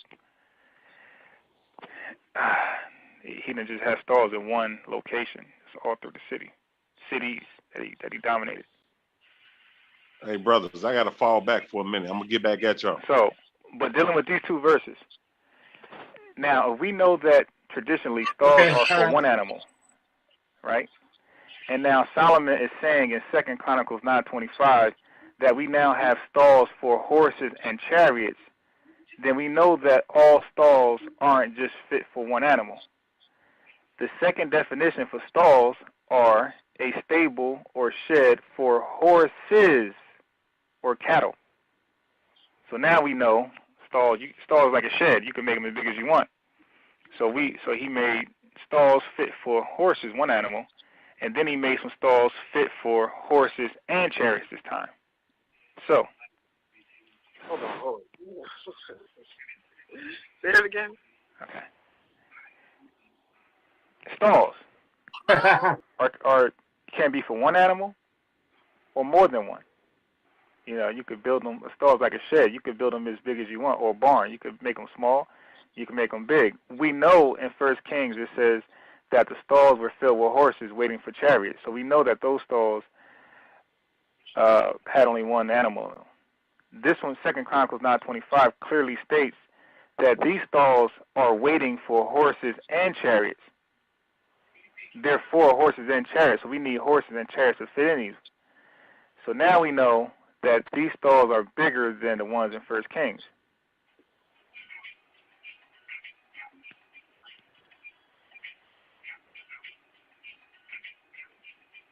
Okay?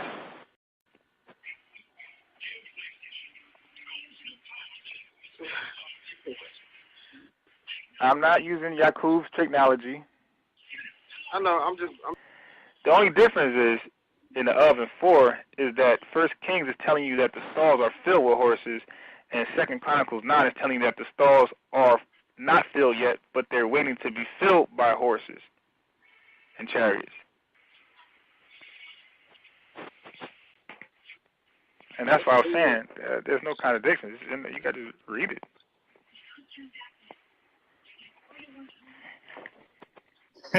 He's about to concede.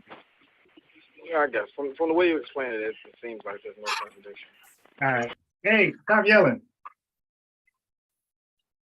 Oh my God. So he said the way the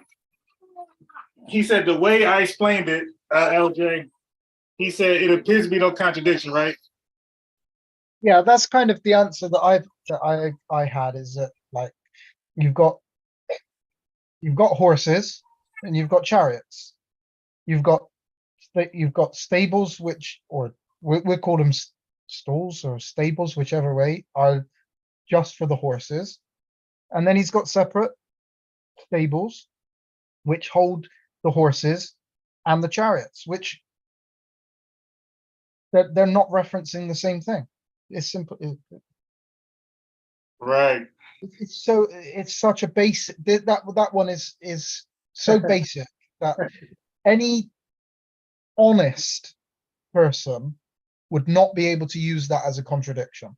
There are difficult contradictions because, like, right. Oh, yeah, they're more difficult ones. Yeah, they are. I've done the 101 contradictions of Shabir Ali, and there are contradictions that took me a month, 2 months to be able to reconcile.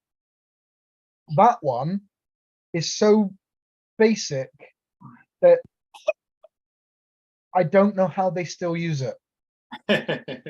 I think because most people don't like you clearly from what I've seen and from your study, you clearly read the scripture. Yeah. You take your time and you read the scripture and you study it. And I think that most people who are who would classify themselves as Christian don't go that in depth, and they're not looking at those nuances in the wording, which is there, Right. and which you've picked up on, and you've been able to explain.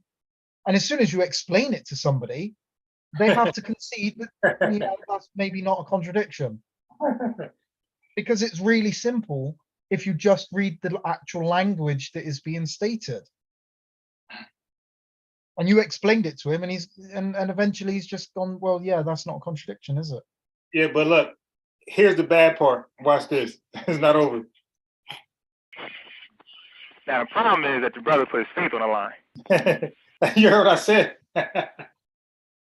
No, somebody he put somebody on the line. But he put his faith on the line the day before. Right, yeah. The thing is that what they will then do is, right, rather than go, okay, contradiction answered, fair play, that's not a contradiction. What they will then say is, well, okay, there are 100 contradictions. Right. 101. And this is why, LJ, I always set it up. I know that, and I'm not gonna let him have me answer 101. So I'm gonna say, since there are contradictions in the Bible, pick your first one and stand on it. So if I debunk it, you lose. Yeah. If I don't debunk it, you win. It's full of contradictions. So his brother pissed me. His brother was very arrogant. He pissed me off so bad. I said, okay, if you're so sure there's a contradiction, why don't you put your Islamic faith on it? He said, okay, he said, okay. So this is why when his brother conceded for him, I said, yeah, the problem is your brother put his faith on the line. And look what he said. That's the problem. Look, that statement, put your faith on the line, is really a foolish statement, because just because you can or you can prove that this contradiction is not a contradiction, actually, doesn't mean that there are not other ones that exist. Yeah, okay. There you go. You say what you said, LJ. straight off, it's like, well, okay, you've answered one contradiction, but that means there are still other contradictions. And you just say, well, I've answered this one, and I can guarantee that if you said, right, okay, give me another contradiction, and you answered that one, where they go, well, there's 99 contradictions. Right. It's never going to stop. Like you said, now they're machine gun spitting them out there. See, so what I want to do is I want to hold you accountable for what you say. So we're not going to just get lucky and hope one stick. No, choose your best one, since they are all filled with contradictions. Choose your best one, and let's debate and let everything rest on that. If I lose, I'm done. I'm a dumb person in the Bible. But if I win, stay out of the Bible. You stick to your Quran. Yeah. I don't think that the honesty side of it. But I find that the same with the Hebrew Israelites as well. It's like when most Hebrew Israelites, as you stated yesterday, they will use Jeremiah 14:2. Most Hebrew Israelites use that. Yeah. And then you show them that the word there, kadah, which is translated in the KJV as black, is not shechor, black, the color black. It means, kadar means mourning. We use that now, like, oh, I feel black, I feel dark, as in like I'm mourning something, or we wear black to funerals and stuff. It's a sign of mourning. And then you show them that, and they go, right, okay, well, what about Lamentations 5 and 10? They won't acknowledge that you've just answered. You've just answered a verse that they'll just give you another one to Right. Like, hey, Israel and, and they'll give you another one, and so there is no end because they're not ever conceding that what they're stating Right. is factually incorrect. Israel Bound was the best example. We went all the way to the color of Jesus. How did we get there from the virgin birth? I have no idea. And then we beat them there. It's like, dude, everywhere you go, there's no safe place for you. Yeah, I think the reason why is because I think that most Hebrew Israelites feel safe in Revelation 1:14 and 1:15 because most Christians can't answer that. Right. And so they feel safe in order to go to that because that automatically says, right, okay, the black man is the man of the Bible. And this is the proof. Then you can't answer it. And if you can't answer it, that's the proof. And most Christians can't answer that because they haven't. In all honesty, most Christians are not going to be able to read into that verse without any kind of study into it. You know, Revelation 1:15, where it states that the feet are black, burnt like brass. They're not going to be able to understand that. They don't understand the argument because they haven't come across it before. You obviously know Nathaniel of IC. Oh my God, Nathaniel 7. Yeah. So he made a statement in one of his videos. It was a long time ago, and when they were really debating like your average man on the street a lot, and then some quite studied Christians came along and started to debate. Did you see? You obviously saw the James White debate. Did you see that? I don't think so. Was it recent? With James White. Who did he debate? What was his name? Let me just find. Now James White, if you know him, he's quite a well-studied.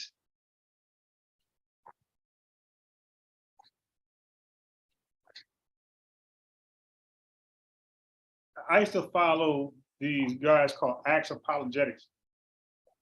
It was with Elder Raka Shire. I gotta see that. I know all their faces. The only name I really know is Barack Shaw and Nathaniel 7. So he is. I think he is from. I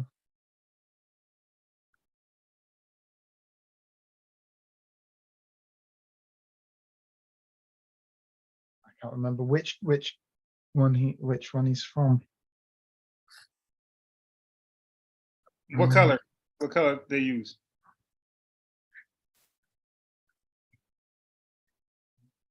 He is with. Oh, he's with GOCC. Yeah, the Gathering of Christ. Right. Yeah, he's with GOCC. They had a debate. Now they were debating. What were they debating? Just, I think it was where the Israelites are blacks, the Hebrew Israelites. Anyway, Nathaniel just made a comment a few years ago, and what he stated was that the Christians are coming back like in the Matrix, where it's he says, upgrades. Because like they were starting to get a little bit of traction with some actual studied Christians. Got you. Who were able to argue. Like James White literally states to Elder Raka, Raka says to him, right, if you go to the Hebrew word in Strong's, it's H45, whatever it is, and then James White says, I don't need to use the Strong's, I teach Hebrew. Oh, right. So he's like, he speaks Hebrew, and he teaches it. And there's Elder Raka telling him to go to Strong's in order to understand the word. So yeah, it's they the, most Christians, I don't think, are able to actually argue against Hebrew Israelites. I think Yeah, Hebrew hell no. Israelites are too indoctrinated and too studied into the way, and it's not just what they've studied, it's that they lead the conversation and they will go down the rabbit hole that they want to go down. And that's the thing, is that they won't allow your Christian to actually go down the route that they want to go down and the verses that they want to. Right. And they just cut them off and get him, you know. But it's yeah, I like studying this. This is fun. Yeah, so my chat getting on me. No, chat. See, what happens is, you know what? In the barbershop, right? The Nation of Islam Muslims. And like I said, because I know their doctrine so well, when one challenged me in the barbershop, like after hours, because like they won't do it during the customers, because I expose their religion. So they'll debate me after hours. And one of their followers, their new recruits, was like, Ron, you ain't a Muslim? I was like, nah. He said, I thought you, because, so that's to the chat. The chat. Sometimes somebody can know so much about a religion. As I just said earlier, LJ, I told them that my QA was Jehovah's Witness. And I said that she really took in a liking to me because I knew her, I knew where they stood, I knew what they believe, I knew they don't believe in birthdays, and they use Pharaoh for that, and they use King Herod, right? The two instances in the Bible where somebody died on their birthday. So I know why they don't celebrate birthdays. I know what scripture they run to. So I know the doctrine, not better Yeah, than Jehovah's Witnesses use that as well, mine. Yeah, no, I'm talking about them only. Oh, sorry. Yeah. So I thought you were talking about is, the Nation of Islam. No. So Jehovah's Witness. So my QA, from the quality assurance lady, she was Jehovah's Witness, and she took a liking to me because she could talk to me, and I knew her doctrine. I wasn't trying to like debate her, or I didn't know, or I wasn't in the dark. Like, oh wow, she was just surprised I wasn't one. So to my chat, sometimes when you're informed about something, you can talk to people, and the people from the outside would think you're that. So if y'all see me with Jeremiah, Judah, or Tazariot, and I talk with them, y'all would think I'm a Hebrew Israelite. So depending upon what, where I'm at and who I'm talking to, if I know their livelihood, their faith, you're gonna think I'm one of them. I'm gonna go through some of your videos as well. Yeah. I was that's when I was hardcore. And that's 8 years ago. And those videos might not be the actual date, because I did a new that was my second Israelite channel. I had two for that reason. So those videos say 8 years, but they probably older than that.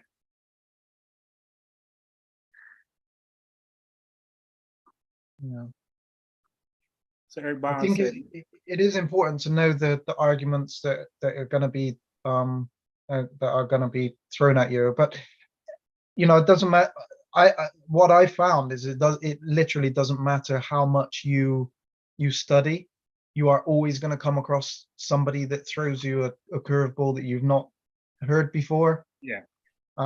It doesn't mean that curveball can't be hit. It just means that you might not know how to hit it yet. Right, and it might not be so relevant to the subject. Yeah. So it may appear to be, but So, sometimes when you actually study it, what I learned early is that life is about give and take. You're not gonna win everything, right? So I learned to just take an L but win the war. Yeah. Take an L in a battle on certain things, concede, and keep going, keep pushing forward for what I'm really trying to drive home. So I don't mind if they sneak something in here and there. Okay, whatever. Yeah, okay, you're right. All right, whatever.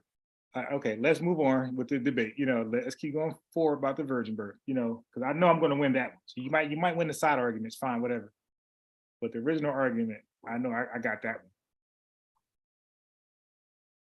So Eric Bond said that is one benefit of apologetics. And I'm gonna say this: when I was reading the Bible, I considered myself a Christian apologetic. So that's how I came at it. So that's what I considered myself when I was into the Bible heavy, as an apologetic. And I will watch other apologetics, you know. Okay, so what do you actually because obviously you've come from the Hebrew Israelite background. You don't believe in the Trinity. What do you actually consider yourself to be? So I am an advocate of truth. Okay. You know, so I would debate a Santa Claus story if I believe somebody's reciting it or, you know, repeating it incorrectly. But as far as a faith, I don't really have a faith. But you obviously you obviously do believe that Jesus is the Messiah and that there is a God and the God is separate from the Messiah. No, I actually no. I actually I'm the reason why I knew the brother was speaking wrong when he said Darwin is because I am an advocate of science. So I accept the Big Bang, you know, Okay. theory. So you're not a literal 6-day creationist, young Earth creationist. No. Okay. And that's to the chat who keep tagging me and calling me different things. The hecklers. No, I'm into science, and but you know that's what I'm into. But you have Christians. I forgot what they call them. You got Christians who accept the Big Bang theory, and they just say God started. Yeah. And I like that because, like, those Christians I won't argue with. Cause like, all right, well, shit, you guys pretty much saying what I'm saying. You just give the credit to God. I don't got a problem with that. Mm. Yeah. So for me, I don't argue religious people really. Like my channel, we don't debate religion because I respect everybody's preference. You know. So now what I do, what I would, so let me tell you this. My channel, let me tell you what we do here. Or what we have been doing. I got it written down. Okay. So I taught, and I didn't teach. Okay, let me get that word out of my mouth. I didn't teach, but I shared information on the Second Amendment, right? What is self-defense and what is not? Because so many states are starting to open their books back up to self-defense. So a lot of Black people don't understand self-defense, so they shoot people, or they shoot their gun or show their gun, they get locked up, and they don't understand that that's not self-defense. Like they are actually the attacker or the offender or the offense, Yeah. right? So I share stuff like that. Then during the pandemic, this channel was pro the shots. I'm trying not to get flagged. So I spoke on the science behind like what everything is, and this is before mRNA was even thought of. You know, we were talking about old shots, the way they're produced and manufactured. And I have background in pharmaceutical, you know, education. I mean, industries where I actually worked, made medicines. I know how a lot of stuff goes. So people on the outside who just make up shit, they even lose that with me because I know how the process is, right? So they making up shit. I know how, and I also worked in so I work with the USDA and the FDA. I also worked at a meat manufacturer building, so that was USDA. So I know firsthand how they conduct themselves and what they held to and all that stuff. So it's not rumor based with me. I can tell you what's going on. So then we talk about business structures, you know, LLC and things like that, and people who want to get involved in that. Because I got my own business, but it's not being a business is not for everybody. So people like to say you need to be an entrepreneur. No, no. A lot of people ain't for that. Because there's a lot of ups and downs. It's never consistent. It's a lot of stress. You are the manager, you dig, and the worker and the boss. So it's a lot of stress. That's not for everybody. So no, get a career. If you work for somebody, that's not a big deal. Okay. And then we also debunk the credit scam. So you got a lot of people out here teaching they fixed credit. Some people do it the correct way, but people who we address do it the scam fraudulent way. And we put them on notice and we teach, we pretty much watch the video, debunk it live, reaction, and show what's not true and what's true. Then we have fun debunking the NOI doctrine. We have fun debunking the Hebrew doctrine, and we have fun debunking the sovereign citizen doctrine. So that's another thing. Then we also talk about the 94 crime bill, stop and frisk, a little bit of politics. And what I do is I dispel the fake news that surrounded the 94 crime bill and stop and frisk. I'm a supporter of both. And I believe most people, if people heard anything ill about it, that means they don't understand, they ever read into the bill itself and don't know much about stop and frisk. So what I did was I read the bill, I read stop and frisk here, I dispelled it, like all the rumors.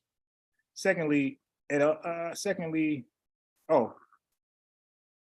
DUIs, right? The do's and don'ts. So I share information that when you get pulled over and the cops suspect you of a DUI, you should never, ever, unless you drive for a living, like a truck driver. Okay, if you're a regular person with no special license, you got a regular license like me, commercial driver's license, you should never commit to a lost of words, a sobriety test. A sobriety test is not the breathalyzer. It's when they say put your hands on your nose. And first of all, it's voluntarily. If you do start it, you can stop when you want, but it doesn't help you out in court at all. You cannot use it. It's interpretational. It's up to the police officer to determine if you pass or not. And there's no pass. There's only a fail. Okay, because if you so-called pass, he's still going to make you take a breathalyzer anyway. So you might as well drop the volunteer DUI sobriety test and go right to the breathalyzer. You did, just go right to it. A lot of times you're injured, probably don't know, or you can't really, or you're tired. Those things are to be considered when you put your hands on your nose and stepping on, 1 foot for 2 minutes. Some people just can't do it. And it's proven that sober people fail that all the time. So even lawyers say, DUI lawyers say, don't even do it. Also, we talk about interrogations, right? So when you ask in an interrogation room, the do's and don'ts, what you should never do is talk, I say, unless you're completely innocent with a sound alibi and you want to remove yourself from the suspect list. Yes, you should talk. But if there's anything you can say that can put you somewhere where you aren't there currently, right? You should just be quiet, get a lawyer. Because interrogation room is another situation where you don't win, you just lose. You can't use that for you, but they can use it against you. We also talk about the marijuana laws, like how is marijuana legal and illegal? We talk about that. And we're against blackology, which is what you would call black supremacy. So anybody teaching black people did all these great things, they were the first Egyptians, first Hebrews, all this lying shit, like we debunk that too. Black folks are just regular people like everybody else. We don't have superpowers because we're melanated. None of that stuff. We're just regular people like everybody else. And then lastly, what we do here is go over your constitutional rights. The first 10. So those are things we normally talk about on any given live. Oh, and chemistry, because I did a little basic study in chemistry. I like to talk about chemistry sometimes.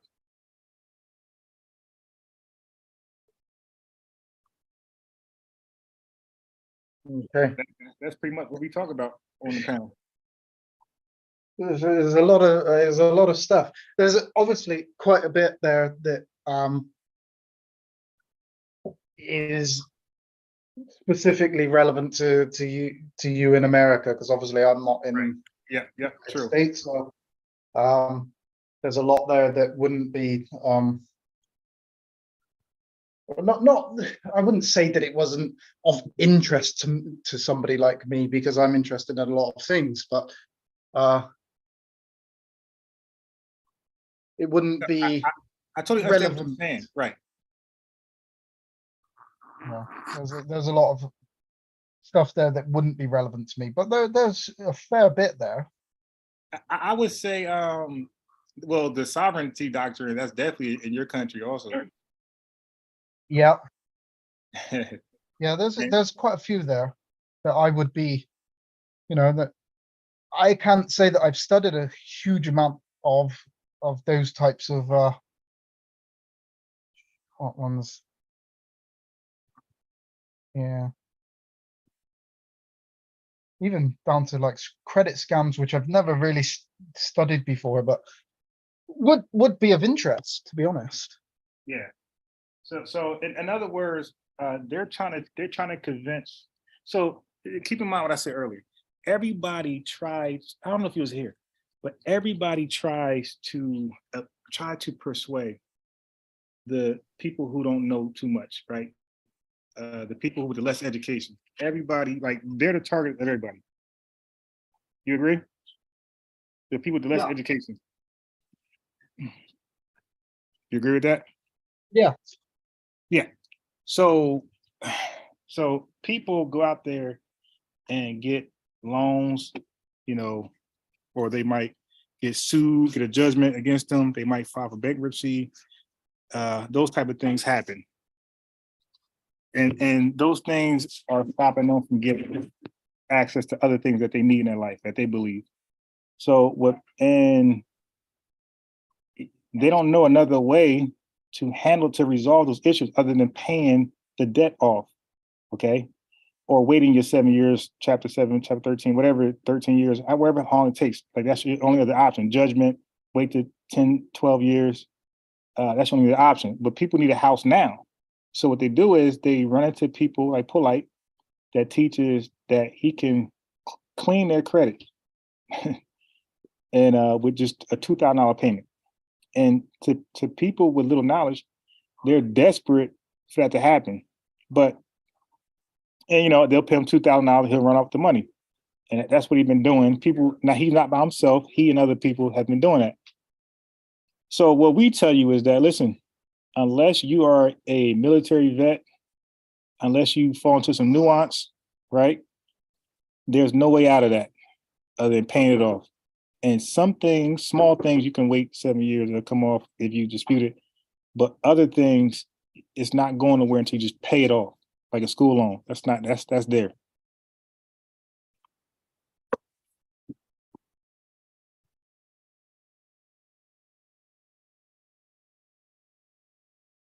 So you got to work out. You got a budget. Stop buying a pair of Jordans. Whatever certain hairstyles you're getting that cost $1,000. You just cut that out and start putting that money towards your debt.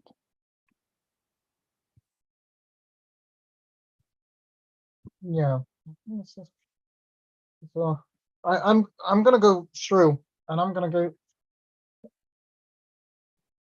go through your videos and search the ones that are going to be relevant and of interest to me, I think. All right. I think there's going to be quite a fair bit that I would actually be interested in watching. So I'm going to go. Yeah. And do So that. and you would see, I would just try to debate whoever was froggy. So you would see my videos going towards the Hebrew Israelites, and when they went and jump, I go towards some Christian church, and when they ain't jump, I go towards Nation Islam. So you'll see that pattern. Yeah. I was itching for anybody to step up. But Eric Bond, Risen Islam, I do believe influenced the minister into Scientology. You say the Nation of Islam did that? Yeah, but it's a particular member, Risen Islam. Are you familiar with him? The name is familiar. I suppose I'm more like I'll see an image, I'll see a person in like a picture, and then I'll go, oh yeah, that one. All right, let me show you this Sometimes guy. I don't know their names, but I'll show you. You probably won't recognize him without his bow tie, but this is him right here.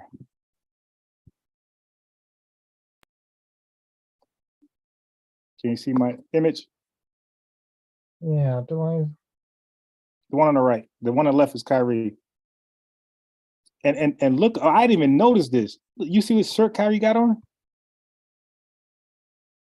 And this is for No Man. Look at this. He has the black Jesus from Revelations. Yeah.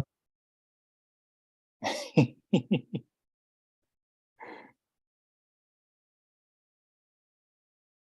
mean, that's the image that obviously they are so pushed on the throat now of everybody is this image that the Hebrew Israelites have kind of drummed up in their head and kind of everywhere now. So let me show you this. Because we have other affiliates that have their own channels. So you have Chief X. Chief X, what he does is he's debating that the Egyptians are not black, like how people teach. They're just regular Middle Eastern people, North Africans. So most of his videos, that's what angle he takes. See all this stuff here. Well, most of it is about Egypt. I don't know if the Pseudo Killers channel is up still. Let me see. Because they were doing it too.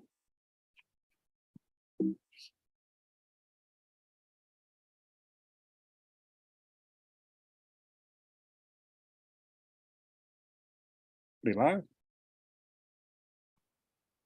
Oh, I know it's live. How did they shut the channel down? Yeah, so it's a couple other people affiliated, but they do their own thing. Like they, spread information about other stuff.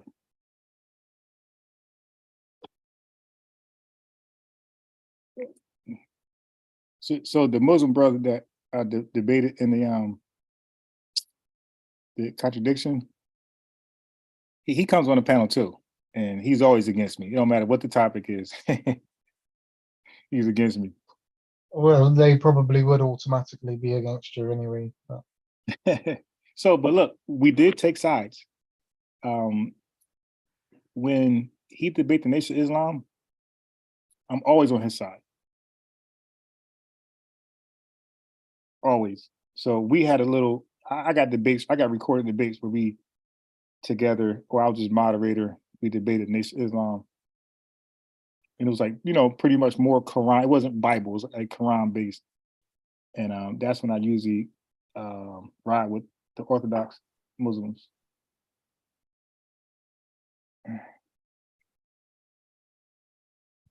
Yeah, but if you can catch a, yeah, I clicked your link for the 4,000 stars. Yeah, so I wanna, let me see. So let me see. I'm on that followingtruth.com. The website, yeah? Yeah.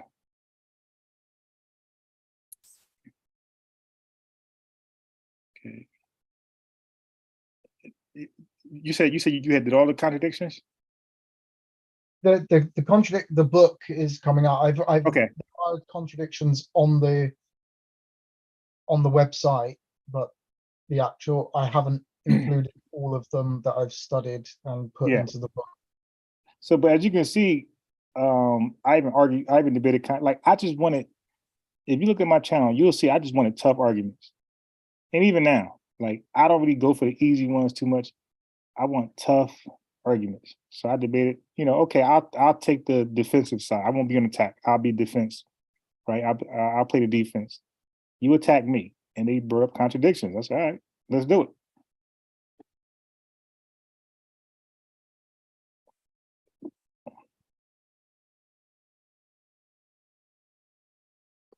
But you have some Hebrew Israelites.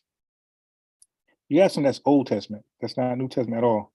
And some of them, read the Bible like anybody else, Old Testament, but some of them believe that there's a hierarchy in heaven. So they believe the Gentiles will be on the bottom, like some old caste system in heaven. You ever heard that? Yeah. The slaves basically that we're gonna that there will be slaves in heaven. Right. So I have done I've done a writing on that. Yeah, those guys. And I wish you was here when no man was here. I was trying to let her know That's that. Isaiah, isn't it? Isaiah 14 or something that Yeah. They go there. captives. And I was trying to let no man was here earlier with you. Yeah. The woman And that was then here. Revelation 13, where it says, "He that leadeth Yeah. into captivity shall go into Yeah. captivity."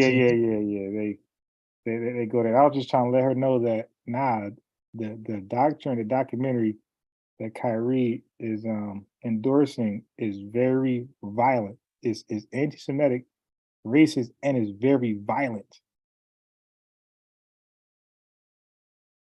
And it's not saying we are Jews to accept this. It's saying we are Jews and you're not. Yeah.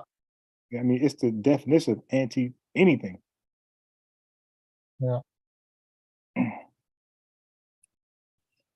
But they don't want to be registered in a Jewish society, though. Like people who believe are Jews, they usually register as Jews in a Jewish society. Mm. See, they won't do that because then you're held to a certain standard because you could be kicked out. So you won't be conducting yourself a certain way, registered as a Jew on YouTube, hollering, cussing, threatening people. That's not the way of a Jew, But they don't call themselves. I was trying to let her know, like they don't call it like I don't know, LJ. They say they're the true ones, but then call themselves Israelites, Hebrew Israelites. So it's like, yo, they don't even call themselves Jews. Mm. They call themselves Hebrew Israelites. What the hell is that?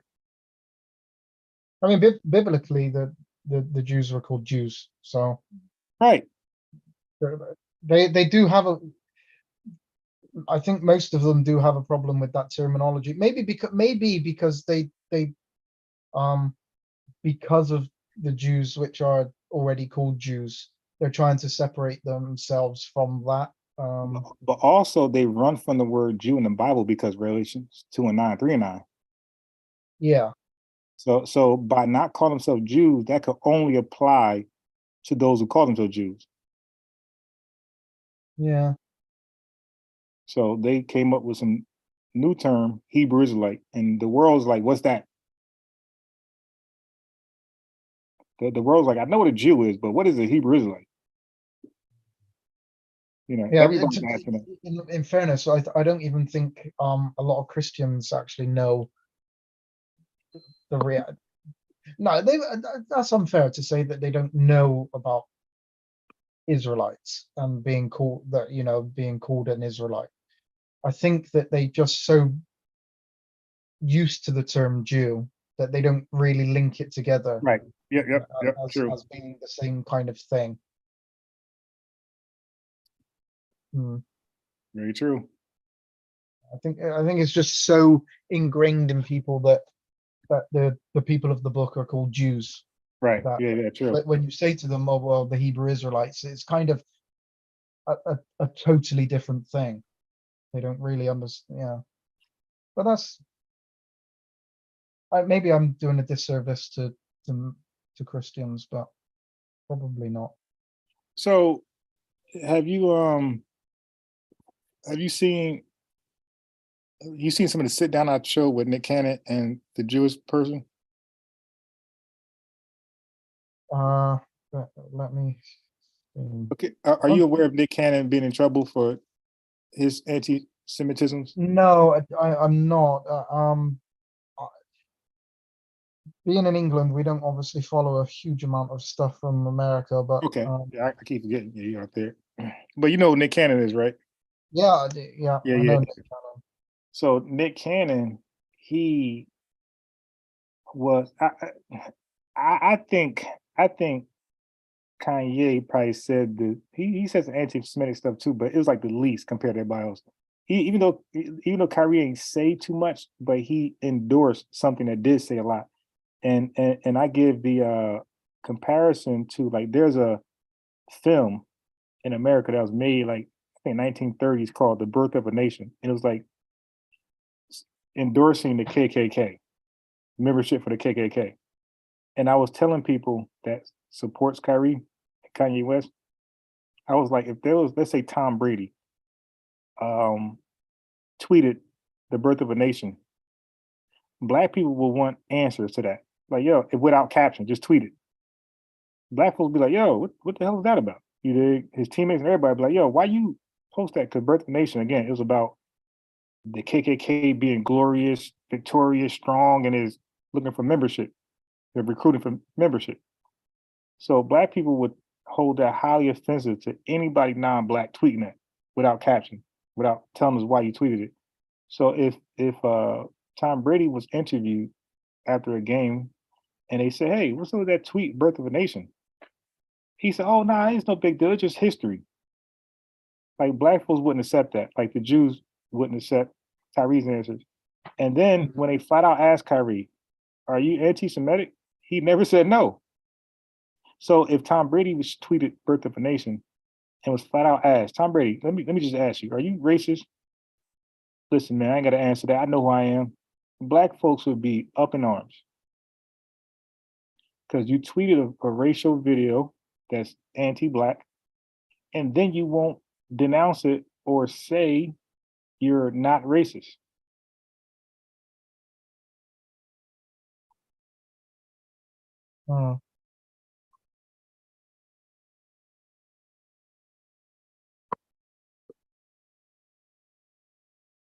I'm just looking on the on YouTube for that Nick Cannon. What's this? There's the what? What's he actually? Nick Cannon. What's it actually that he said? Okay, I'll show you. You can hear it yourself. It's a few seconds because they went in right away. They didn't waste no time. All right, I'm gonna play it.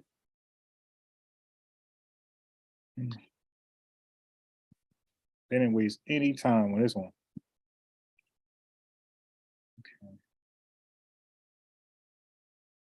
Really, I should be more aware of this. I know, obviously, Kanye, but the other guy, Kyrie Irving. Yeah, I don't really know who he is. So yeah, basketball player, NBA basketball player. Yeah. So that's about all I knew or all I know of him, to be honest. So I don't really know much about him at all. I don't follow NBA either. So yeah, I was gonna ask you, do you guys follow like American sports? I don't. I don't mind watching basketball. I don't really like baseball. I don't mind watching basketball. They're coming out of. But I used to watch a bit of American football. I'm probably not popular, but I kind of followed the Miami Dolphins for a bit. Okay. I don't know why. Right, I have about to say, no idea that's a why weird I team to pick. stumbled across the Miami Dolphins, but I quite like those. Okay, so can you see my screen? Yeah. Okay, watch this. I don't want to say warrior, but they built up. They're acting as these rough, barbaric people who didn't have is evil. Out of I was not have the compassion. A little, and I'm gonna say this carefully, are a little less, and where the term actually comes from, because I'm bringing it all the way back around to Minister Farrakhan, to where they may not have the compassion or the when they were sent to the mountains of Kaka. Okay, so he's clearly talking about white folks. I just want him to say it. Melanin comes with compassion. Here we go. Right. That they know that they will be annihilated. So they're he's talking about eugenics. You know, that's a Black talking point. Yeah, Black folks have sex with everybody. Everybody be Black. Therefore, however they got the power, they have the lack of compassion. That melanin comes with compassion. You heard that, right? Mm-hmm. All right, melanin comes with compassion. So you see where you're going. Melanin comes with soul that we call it soul. We soul brothers and sisters. That's the melanin that connects us. So the people that don't have it are a little, and I'm gonna say this carefully, are a little less. And where the term actually comes from, because I'm bringing it all the way back around to Minister Farrakhan, to where if you got reference to Minister Farrakhan, you know you're in trouble. They may not have the compassion or the when they were sent to the mountains of Caucasus. So by the way, he's talking about all white people. He's not talking about a particular group.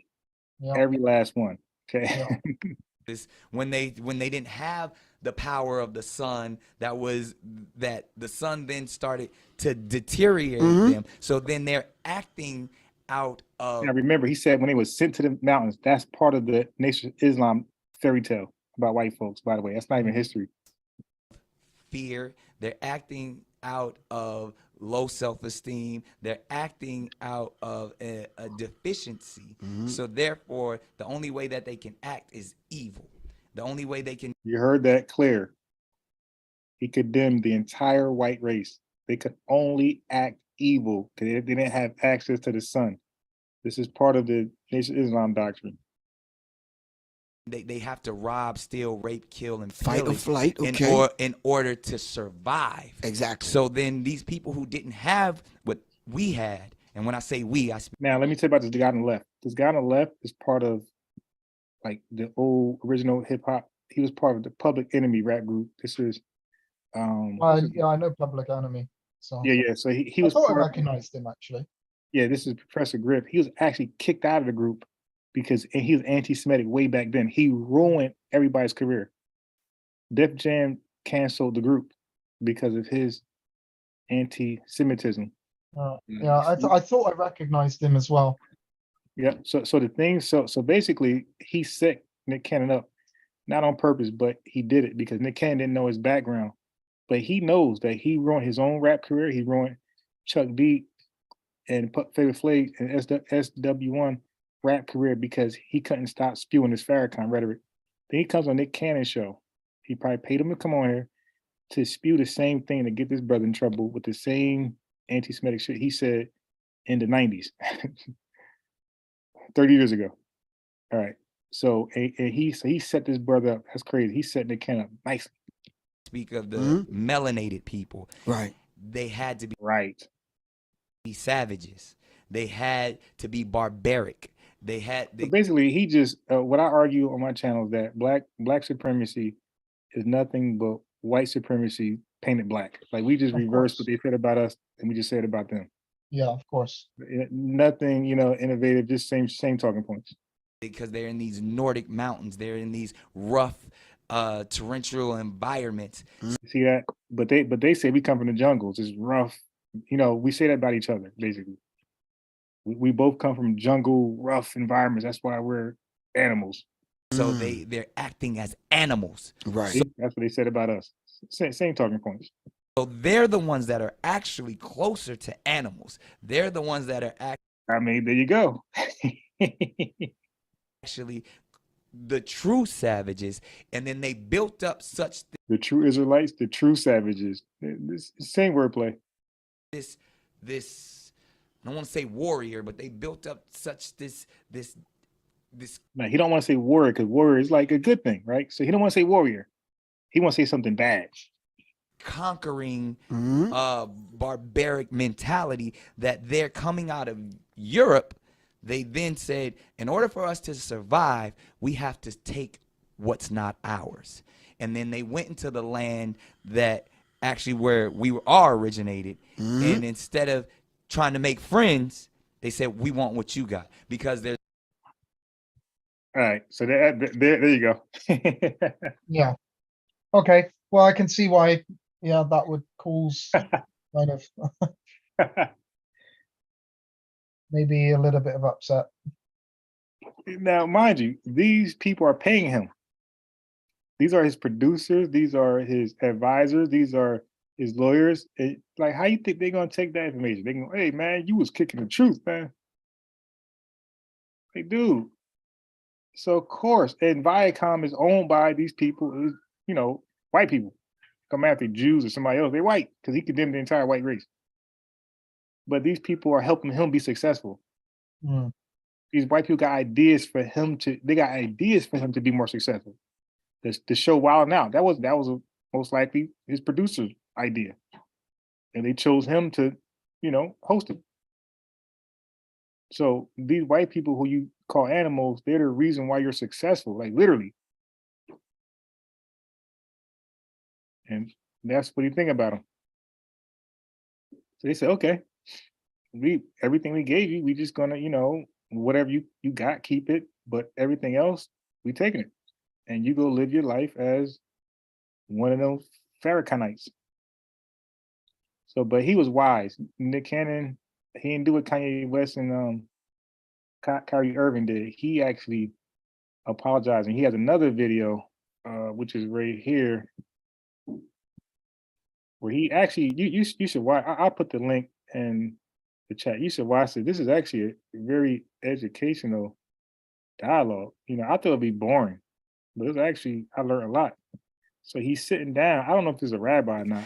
And it has, so for us to find our truth. But he's sitting there. Oh my God. Hold on.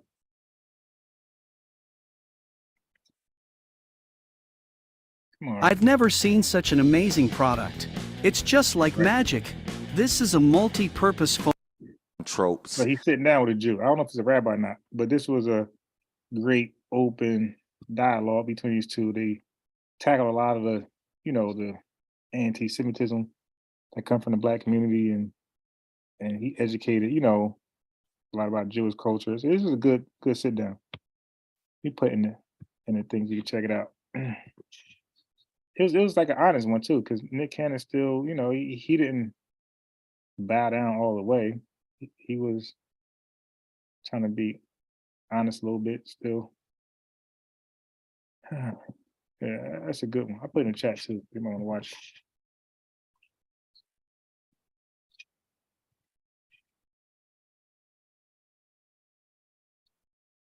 So Donnie said, Brendan, you not following Bobby around no more? Like a sucker? Oh my God. Why I read that? I didn't know y'all was battling in the chat. Yeah, so that's his apology. So this is his apology interview. This is a Rabbi Noam Morange.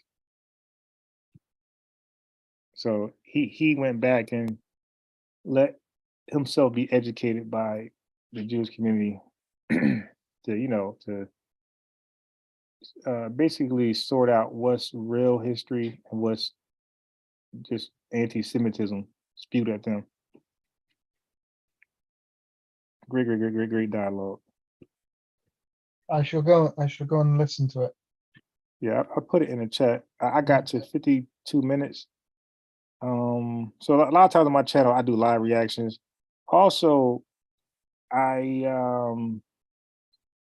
do a lot of live reactions. So like I said, when I do the interrogation stuff, I actually show interrogations, like where, like real interrogations where they talking to a detective and they're pretty much incriminating themselves. I kind of like, let the chat know, okay, that right there, yeah, you shouldn't have done that. Like, you're not gonna outsmart a detective. If you're the prime suspect or you're one of the prime suspects, your lies are not gonna make you the prime suspect anymore. Okay, they got their eyes on you for a reason, and they just waiting for you to incriminate yourself. They're not trying to help you out. The only way you're gonna be good in interrogation if you're just 100% innocent with a good alibi, and then you have nothing to fear. But if you're actually involved in a crime or you was around the person or know the person, yeah, that room ain't for you. You better get a lawyer. Because also what you say there, although it does not incriminate you, but you might have said a name that they were not aware of. And by the way, LJ in the chat, interrogations, videotape interrogations are free to the public. So people can access them. Okay, that's a freedom of act thing. So by you throwing out names that detectives were unaware of, certain people get your interrogation, blast on the internet, and your livelihood could be threatened by those people that you named.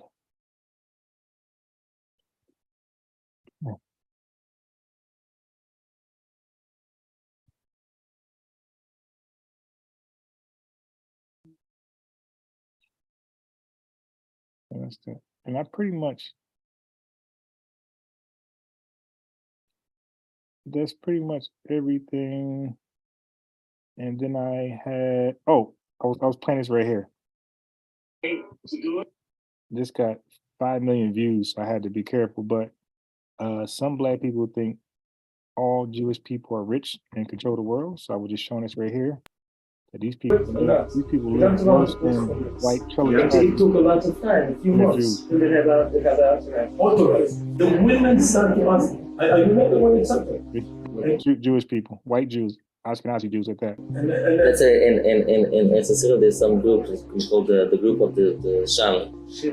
Yes. So they, for example, they put on the heads, before they put a cake, they put like a piece of plastic, strange stuff. So I tried this program giving away generic Viagra online for 87 cents a tablet, and I was pretty shocked. Kids here are very happy. If there wouldn't be any abuse, Any abuse possible is happening there. Any abuse. That's where they live. Old cars. So this is why they get, so for people who are still here, when rappers say, you know how we do, we stack chips like Hebrews. When you think you're complimenting Hebrews by saying they're rich, these Hebrews get offended. And LJ, what I would say is the comparison is just because Jay-Z and Kanye West is rich, that's like somebody saying black folks in America don't need any reparations or any help because you're rich. And you're blaming the rich on Kanye West and Jay-Z. Well, but that's also, you know, with the white man and stuff, there's, you know, it's only a portion of very elite white people that have a lot of money, you know, and the vast majority of white people that have gone to war, that they don't go to war because they think it's a good idea or they want to do it. It's their leaders that are sending them there. Right. You know, I've got people that have been in the military in England and have gone off to war. They're sent to war. I know that they've chosen to obviously go into the military, but they don't. And I know that that's also, you know, if you're in the military, eventually you may be sent to war. But it's, you know, that isn't them going, right, okay, we're going to go to war. They are being sent there. During World War II, millions and millions and millions of people died that didn't want to be there. Right. Good point. They didn't want to go to war against some, and that was white against, you know, a lot of white against white as well, you know, in World War II. Yeah, big time. It's not that wasn't that's not whites, the general public of white people who are rich and powerful. There's an elite group that kind of rule, and we're the rest of us are just as much a slave as anybody else. We go to work, we have to work all the hours of the day. I'm not rich, I've got no money. I work really hard. I'm never going to have anything. I don't want to go to war. I don't want to kill anybody. I've got no interest in world domination. I obviously, I'm the white devil, as certain Hebrew Israelites would call me. I've got so many black friends, it's unbelievable. I'm the least racist guy about, but because I'm white, I'm the devil, and you know, I'm lumped in with everybody else. All of these rich leaders, and I'm part of that group. Yeah, and that's a slap in the face because, like you said, you're struggling, you're working, to be there one day. That's everybody's dream. But somebody paints you as already there. Wait a minute. Weird. I'm as far away from being, one of those elite white people. Look. Let me ask you this. Wait, do you guys? I'm sure you guys pay monthly bills, right? Like electricity, gas, and yeah. Okay.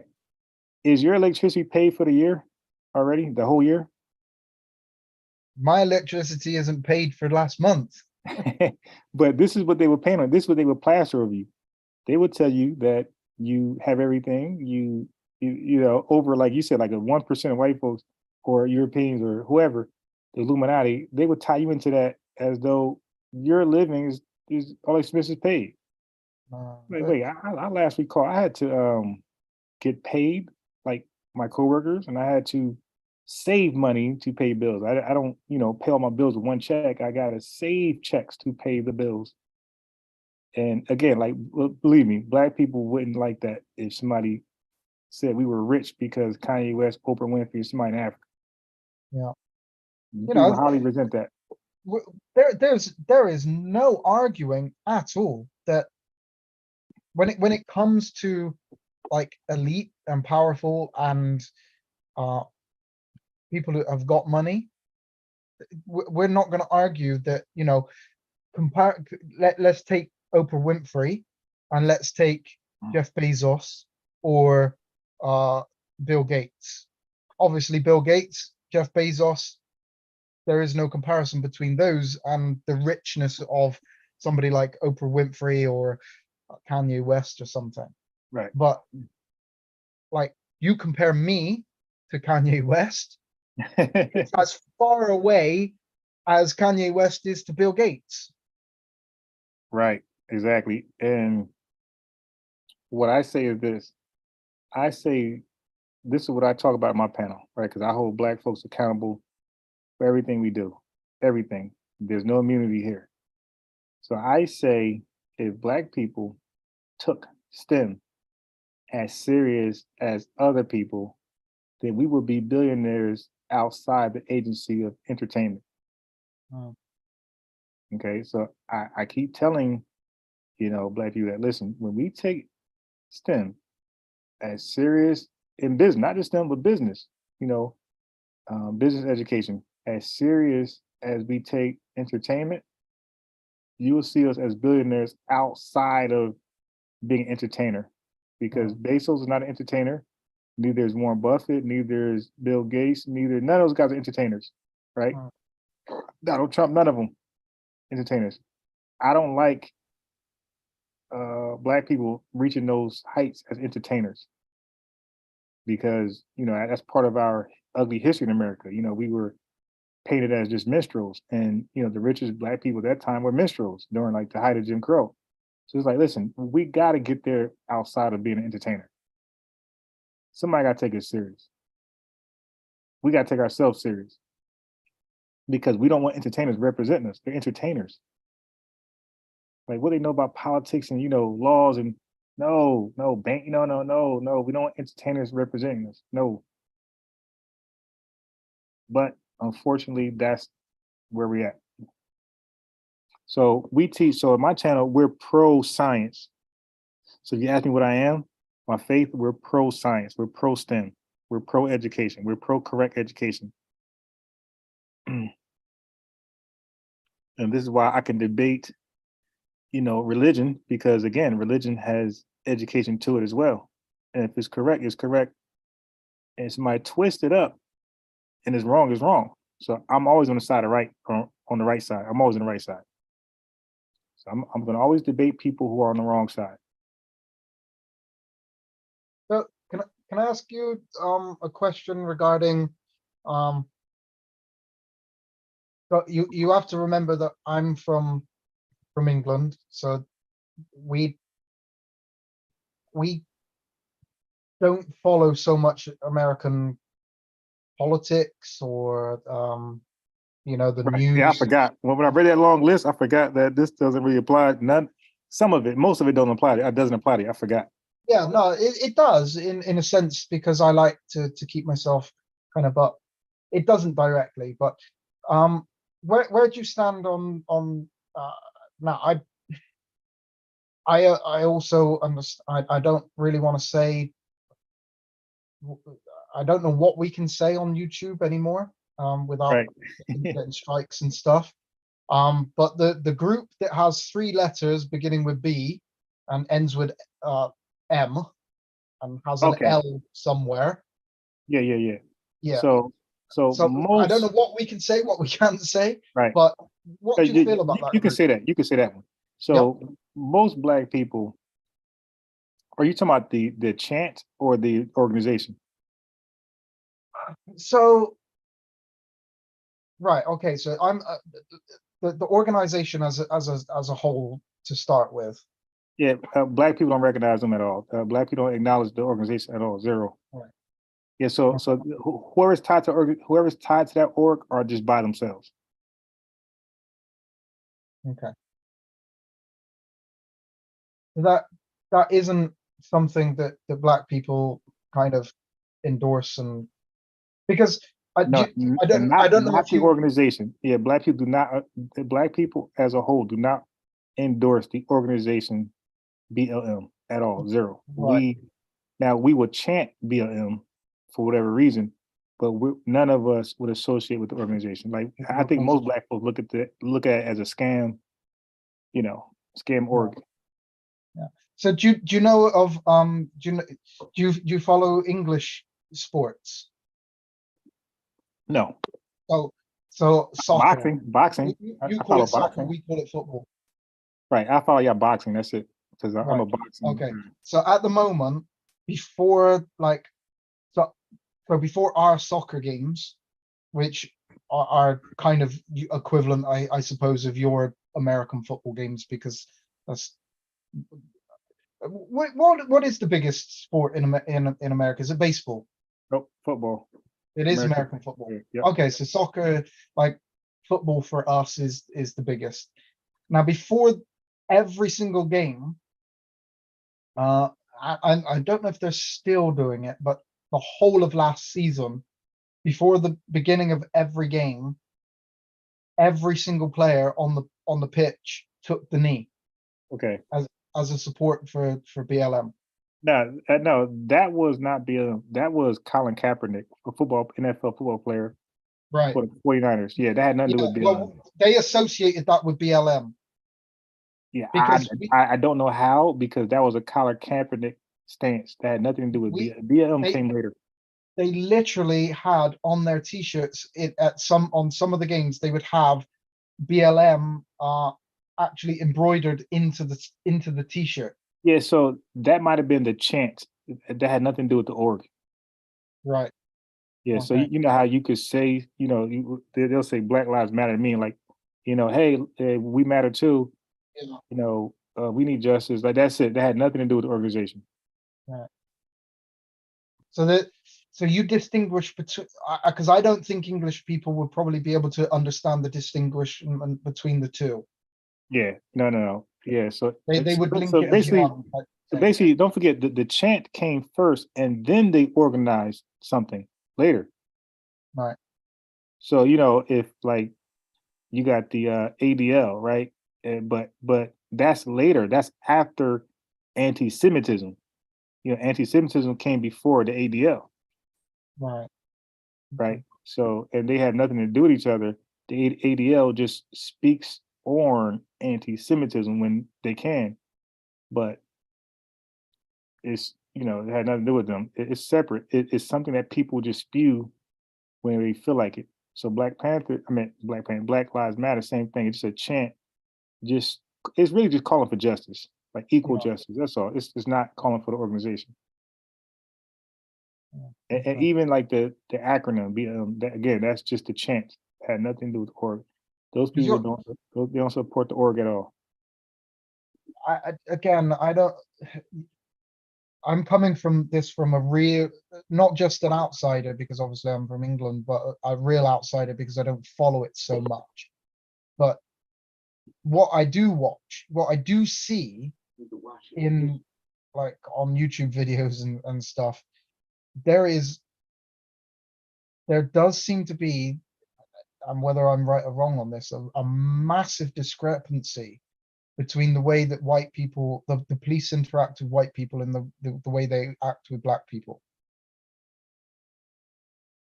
Is that accurate? Yeah. There's context to that, but overall, yeah. Yeah. Now, would I be right in saying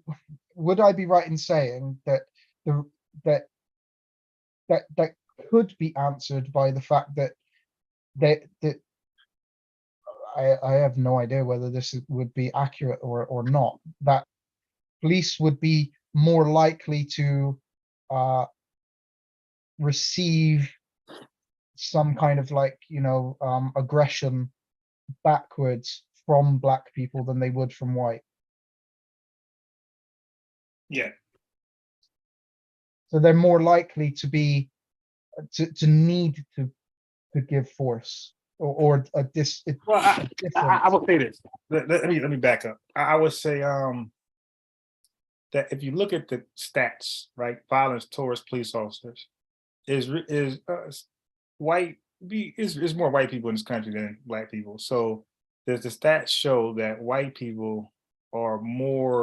Americans are more of a violent threat to police officers because the viral films, the viral videos that you see when it comes to black and white, most of the black people are doing something criminal, right?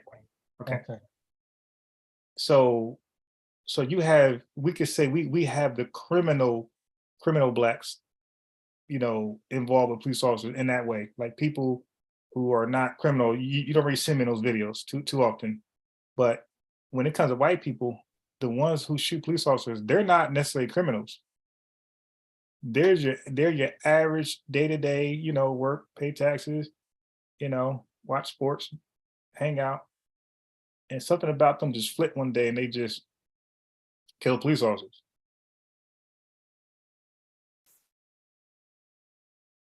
Yeah.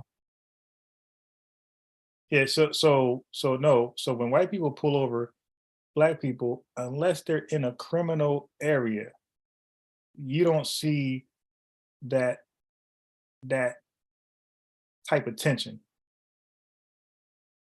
Yeah, that was kind of my thought behind it, is that maybe the areas that these videos are being taken in would be that in an area where Oh a yeah, police it's officer would it's heavy more crime. likely- It's heavy crime. Yeah. They're going to be more likely to face some kind of aggression back. Yeah. Because you watch videos and I am so far away from it that I can only get biased videos, you see. So I don't think that we understand the true nature of what goes on in America. Yeah, so that's what we do here. On my channel, I try to reach as many people as possible, and I'm limited. I'm small, but if I could reach two people, they could reach two people and two people. But I definitely say that when you're being pulled over by an officer and if you truly believe that he could be violent, then why give him reasons, right? Just comply, shut up, and this will we share. Shut up, turn all your lights on, keep your hands on your steering wheel. I teach this much. So I'm gonna say teach now. I teach, have your phone not in your hand, but you know how we like put it in the car where it's like sitting there, have it recording. And then politely just tell the officer, I'm recording, so he don't be offended. Officer, I'm recording for my safety, your safety, that's all. It's nothing personal. I just don't want this to go bad. I want my story to be told. I'm not gonna rely on your police can, just like that. But lights on, you have your your credentials right there, license, and you just quiet. And if he asks you questions, if you want to, you can answer. or you can go with your First Amendment, no, Fifth Amendment, to remain silent. You dig, officer? I'd rather just comply. I'm not in the mood to be talking because anything I say, and this is true, I got tickets. Okay, I got tickets for being honest with a police officer. He wrote me an extra ticket for being honest. I'm like, oh, dang, I should just been quiet. I'm trying to, do the right thing and answer questions, and I got an extra ticket for that. So now I know, okay, no, officer, you pull me over. Here's my license, registration, insurance, and whatever ticket you come back with, I'll just do it in court. I tell people I share. You don't fight you don't argue in the streets, you argue in court. Yeah, well, that's good advice. Our police officers aren't armed, you see, so it's slightly different over here. We don't have armed police officers. Yeah. So it's unlikely for you to be to face kind of, well, we do have armed police officers, but they are special units, so they're not regular patrols. So it's unlikely that if you get pulled over by a police officer, it's going to be an armed police officer. I say In your unlikely. country or It's mine? almost Right? In your country or ours? in our in England. So you get pulled over, it'd be an armed police officer. No. It'd be an unarmed police officer. Okay. Well, I say unarmed. They have they do have weapons. They just don't have firearms. Right.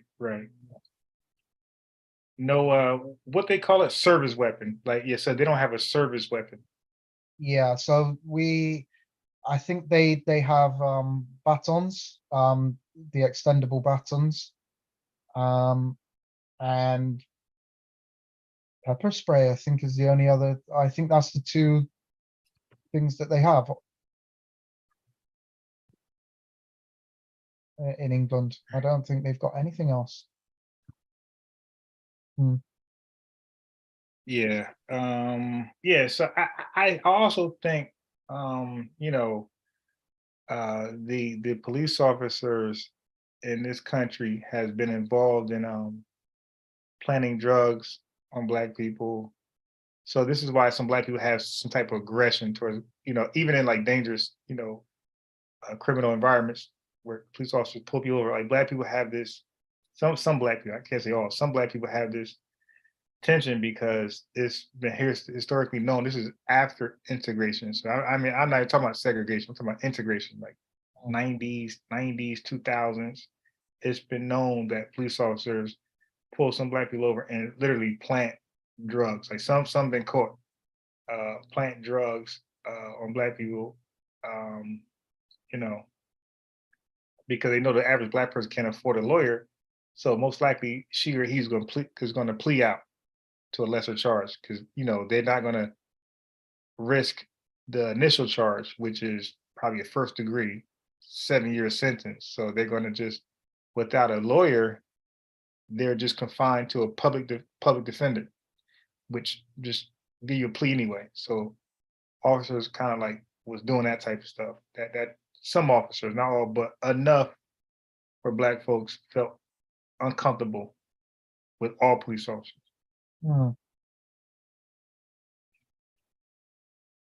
And I always say the reason is it stems from, again, it all deals with education.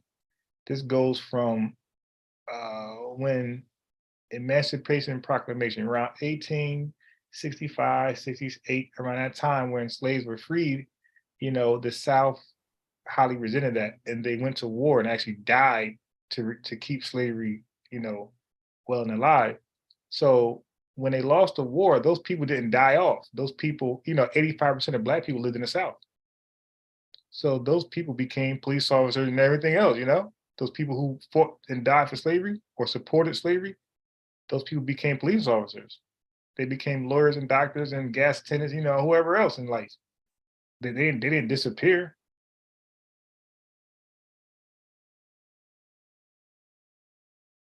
Yeah, I'd like this would be something be interested in talking to you a little bit more in the future. I've got to go now, because it's now 2 a.m. here near Okay. me. I'm gonna go to sleep.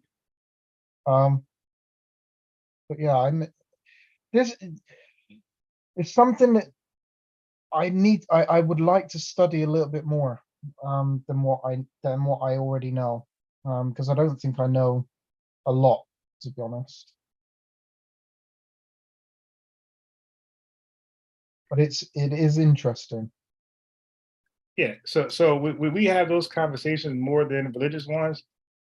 So again, if you want to just, listen in the chat, that's cool. If you want to hop on and share your 2 cents, you can do that. Yes.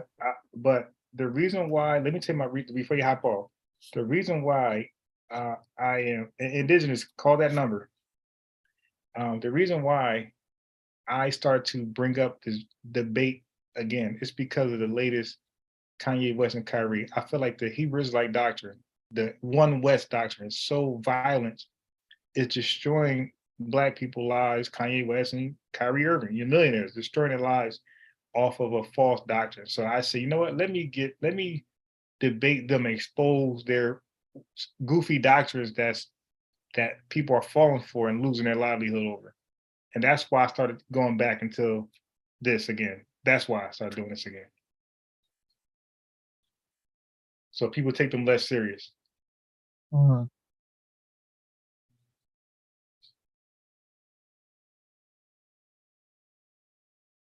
Yeah. So yeah. So I told you sometime our lives be long as hell. I told you I started 2:00. This is going on 7 hours. Yeah. And I'm not getting off. I'm going to have indigenous Black man call in, and we're going to keep it going. Okay. Right. Well, I will speak to you. I don't know. Do you do this every day? I do it every morning on the weekdays, and I work around my kid's schedule. So when he goes to sleep, that's when I go live. Right. Right. So, but I try to go every day. So I try to go every day. How do you even find time to study and do this and have a kid and this? Yeah. So I'm a type of person. I've always been like this. So let's say if I'm going clothing shopping, right? If I'm shopping for clothes, what I would do is I will wait until I have $1,000, right? Or $2,000. And I will shop one time. See, I'm not gonna keep going back to the mall or shopping, center. I'm gonna shop one time and solve that problem. So when it comes to studying, I'm gonna set aside like months, maybe a year, to study hard so I can just relax and do something else.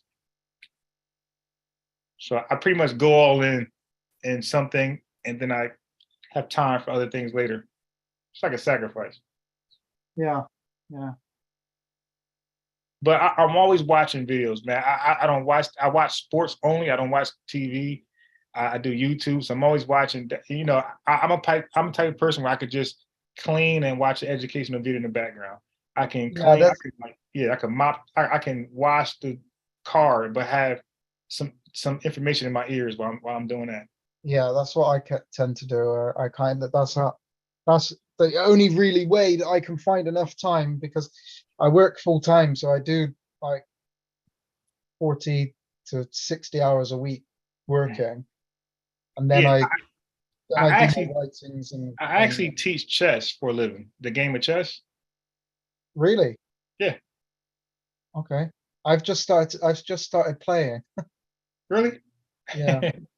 Who taught you? I'm self-taught. Okay, I'm gonna warn you right now. Chess is one game that comes with a teacher. Yeah. Yeah. You could be saved if you do your own journey. Believe me, you're gonna waste years.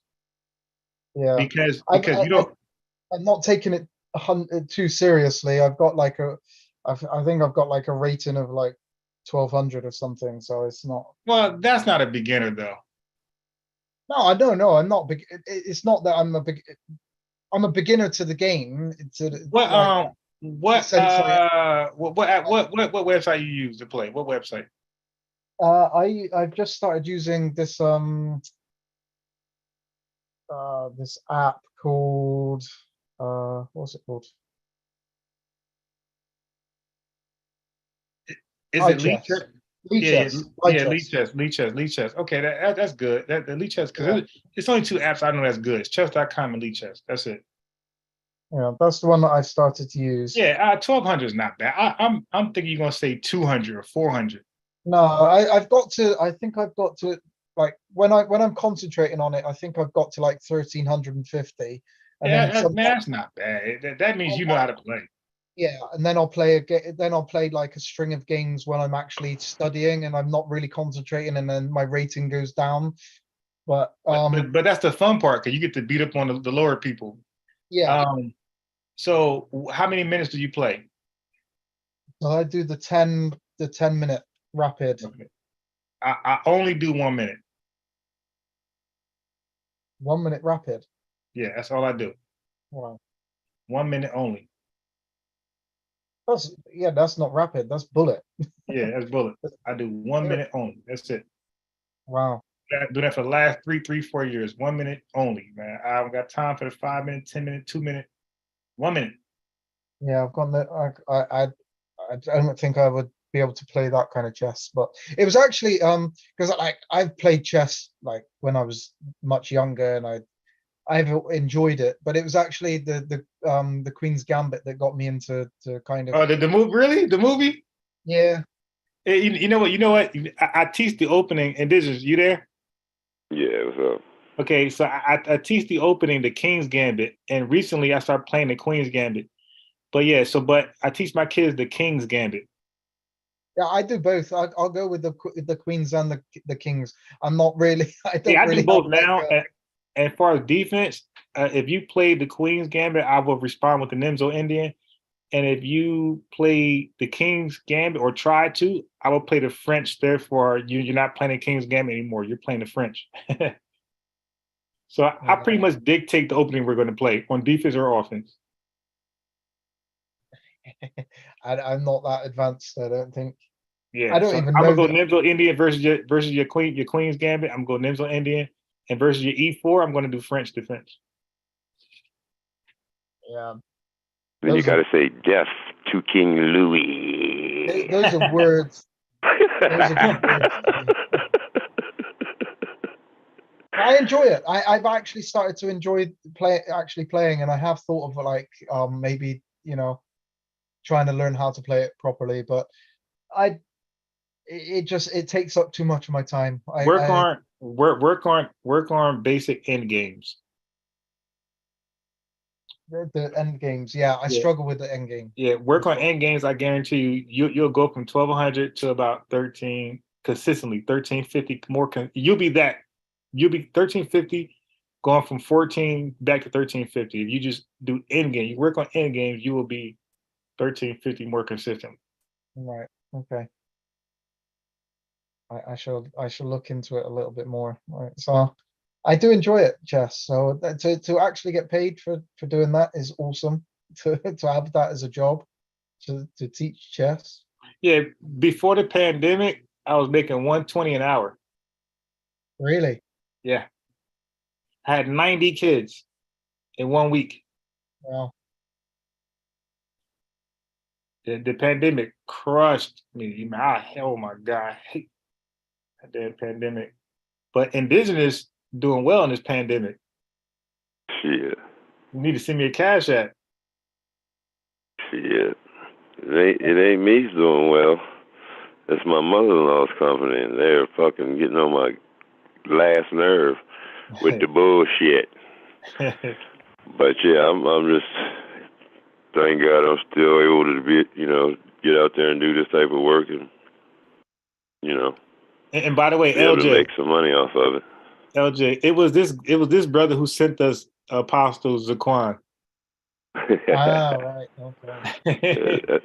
That's my buddy, Apostle. Apostle's a cool guy. No, but I thank you for it. I thank you. Now he was light work, right?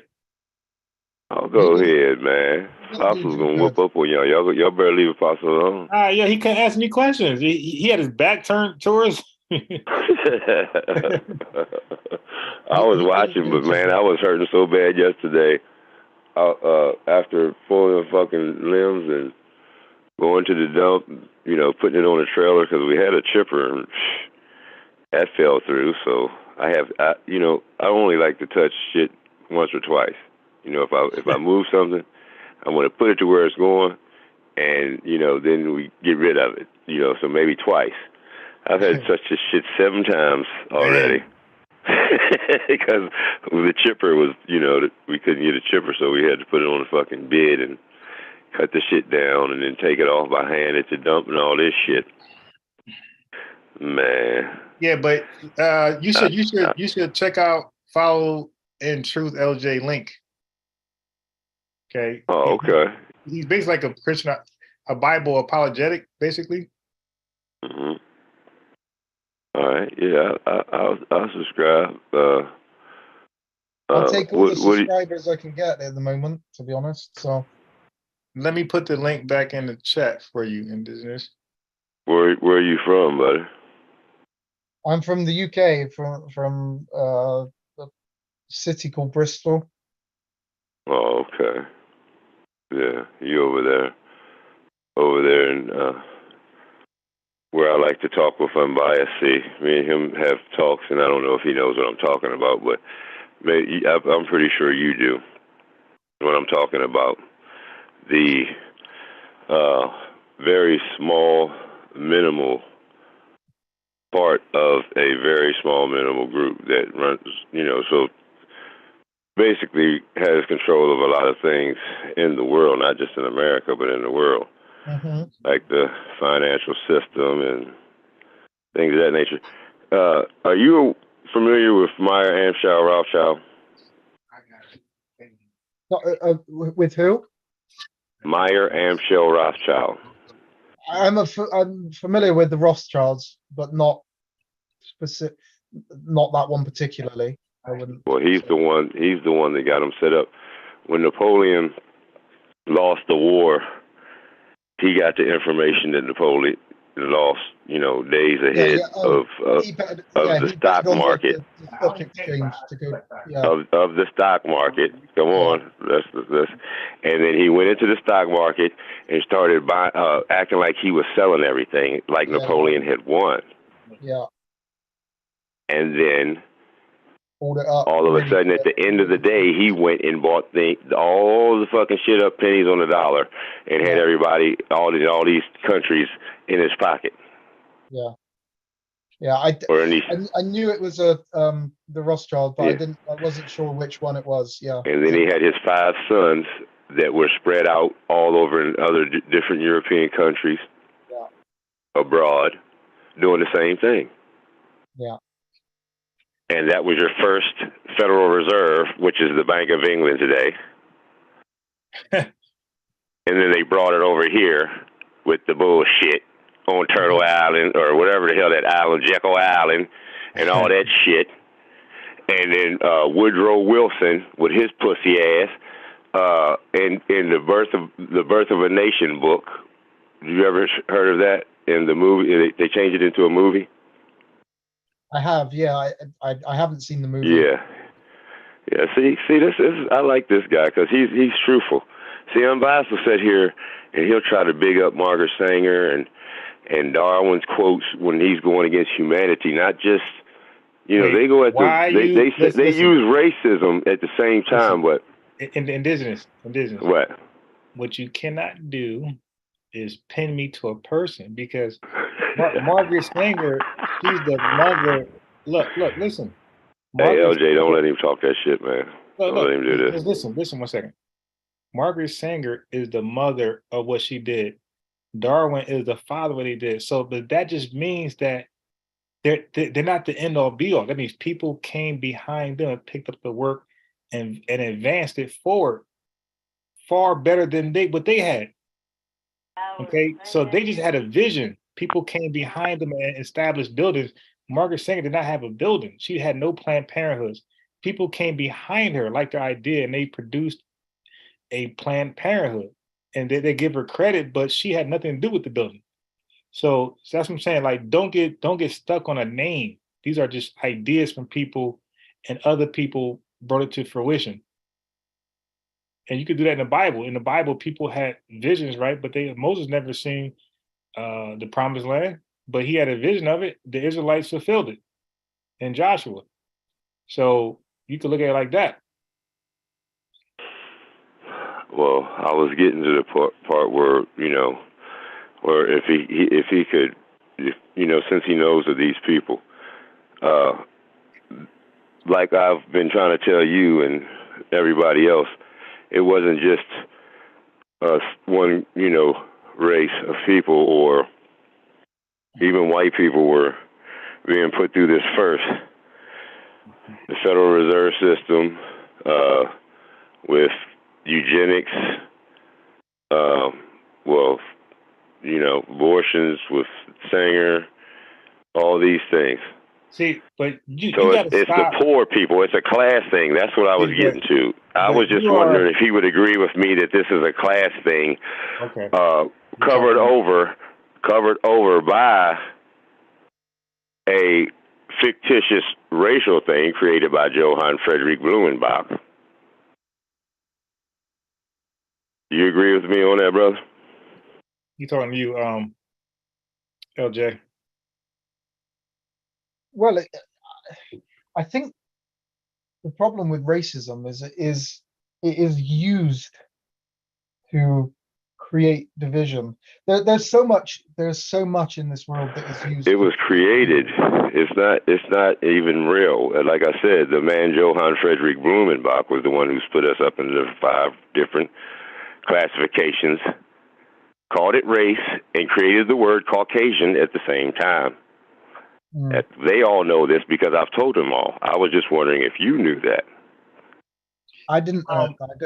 I didn't know that particular. Look up Johann Friedrich Blumenbach. Okay, look. Well, you should spell it for him. But matter of fact, let me look it up. Let me look it up, because with this guy, LJ, you gotta look up his stuff, because sometimes it don't check out. Wait, so hey, look, LJ, they be stealing my shit, LJ. How do you spell it? How do you spell it? Johann. Wait. A German physician. J-O, what happened? John. Okay. Yeah. Frederick, Fredich. Friedrich. What's next? All right. Blumenbach. BLUM. I got it.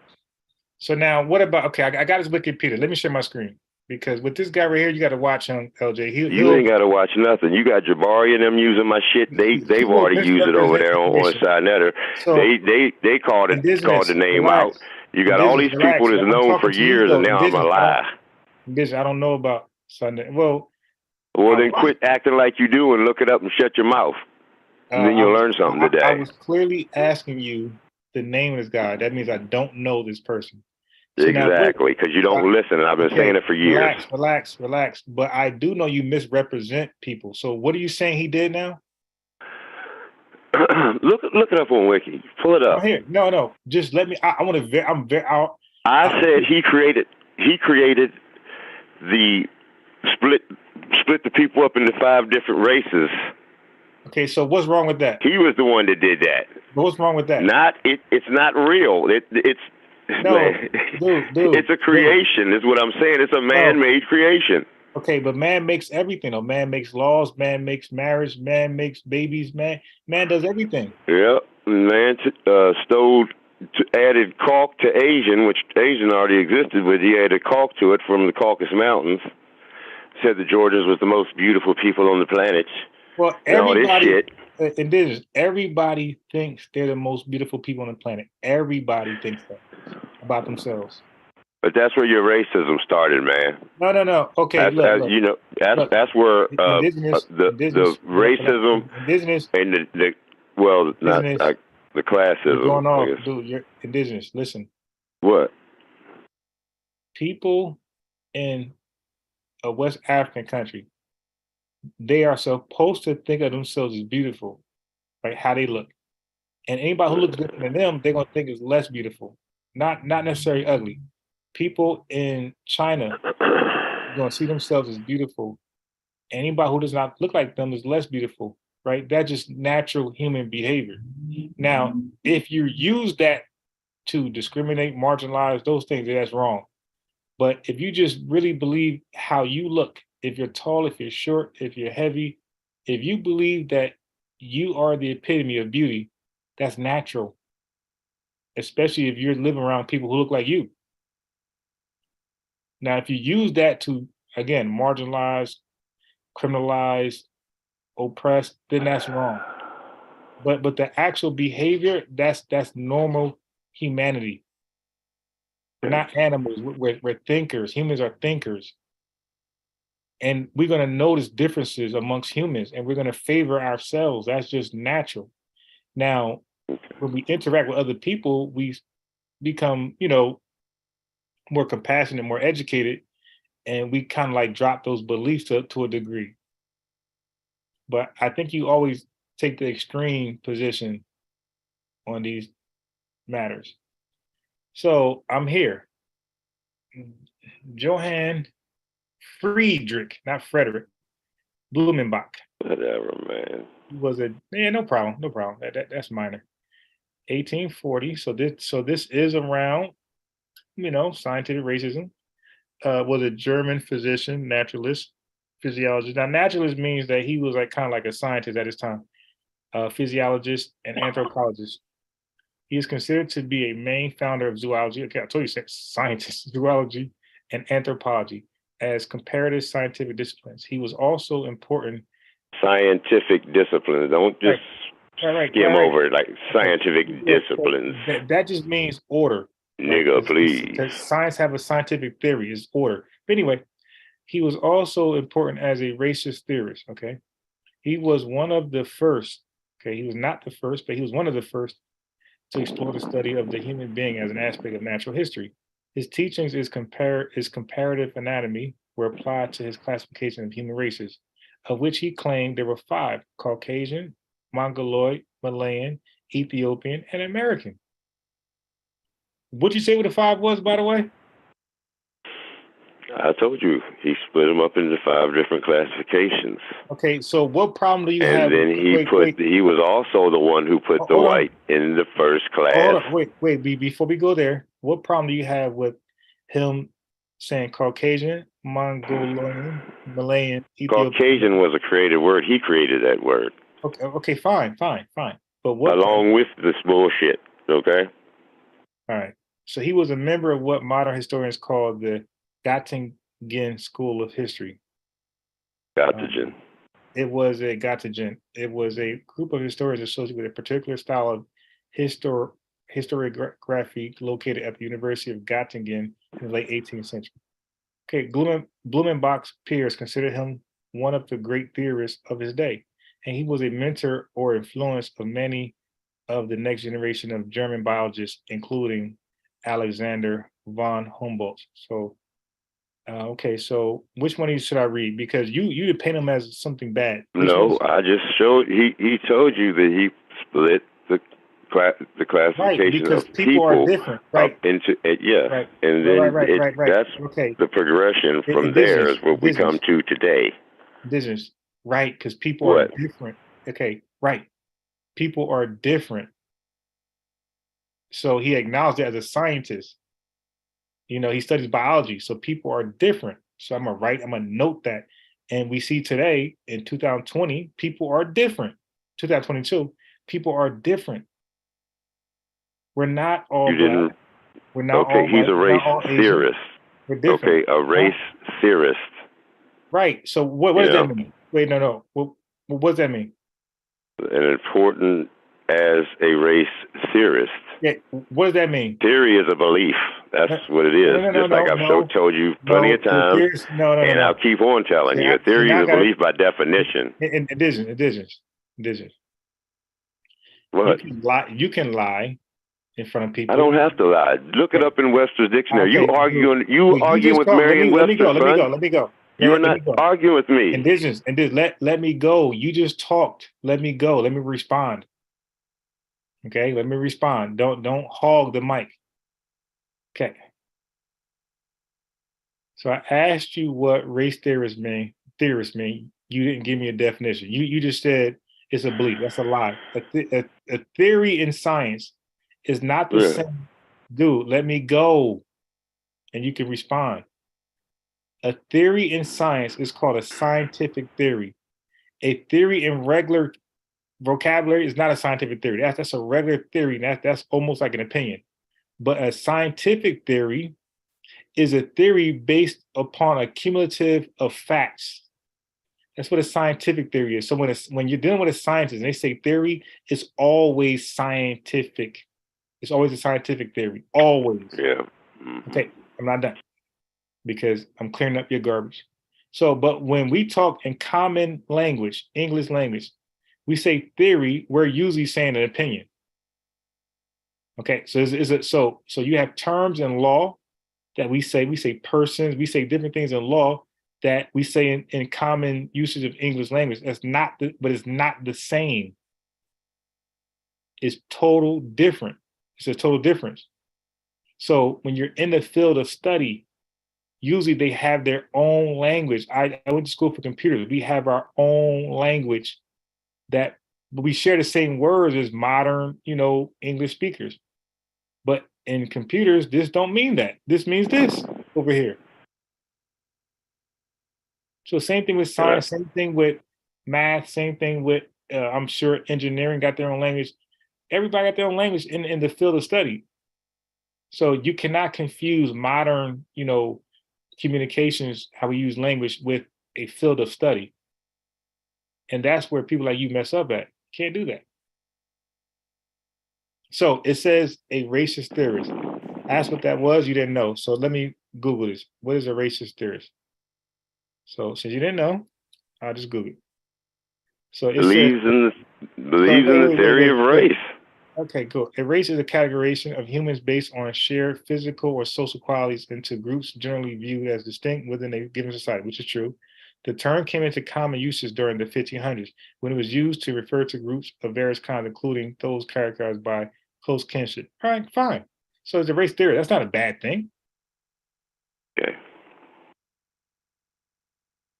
So you done? Is anything about him bad? Well, let me explain something to you, because see, you argue from the hip, and I like you unbiased. Now, I've taught you before, and you swear to God I ain't never taught you nothing. I'm gonna teach you something again today. All right. Now listen. This is his quote. On the Caucasian variety, I have taken the name of this variety from Mount Caucasus. So he took Cauc and added Asian and created the word in this same period of his race theories. Both because of its neighborhood and especially the southern slope produces the most beautiful race of men. It isn't that men.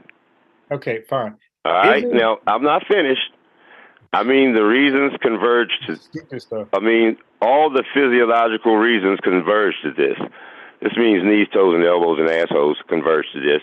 Besides, it is white in color, which we may fairly assume to be the primitive color of mankind, since it is very easy to degenerate into brown, but very much more difficult for dark to become white. And we all know that that's a motherfucking racist lie. And then you got him putting the whites on first class and all that shit. Yeah, man, that's fucking racism. And and hold on, no, I'm not finished. You sat here and ran your mouth, and you acting like you teaching somebody something. Hold on, wait a minute. First of all, any ism is a belief. By definition. So shut up. Racism, a belief that race is a fundamental determinant of human traits and capacities, and that racial differences produce an inherent superiority of a particular race. This is the machine gun rhetoric. No, Now I just told you that ism, any ism. Now an ish means like. So if I say you're childish, I'm calling you childlike. Let's get that straight, first of all. Are you Secondly, sure? Wait. Did this ish always didn't I mean just like? prove it to you? Didn't I No, just prove it to you? dude. If I Relax. say you're childlike, indigenous, my boy. what? I invite you on to have a discussion. No, not a monologue. you're sitting here debating truth. No. You're debating Merriam-Webster. You're not debating me, and you're wasting my time. Dude, I don't want to mute you because that's corny. But if you keep trying to talk over me, which what you guys do, you throw out machine gun stuff, and then nobody can respond. Well, it's too bad that you don't know it. Just like I said, your teachers failed you. Relax.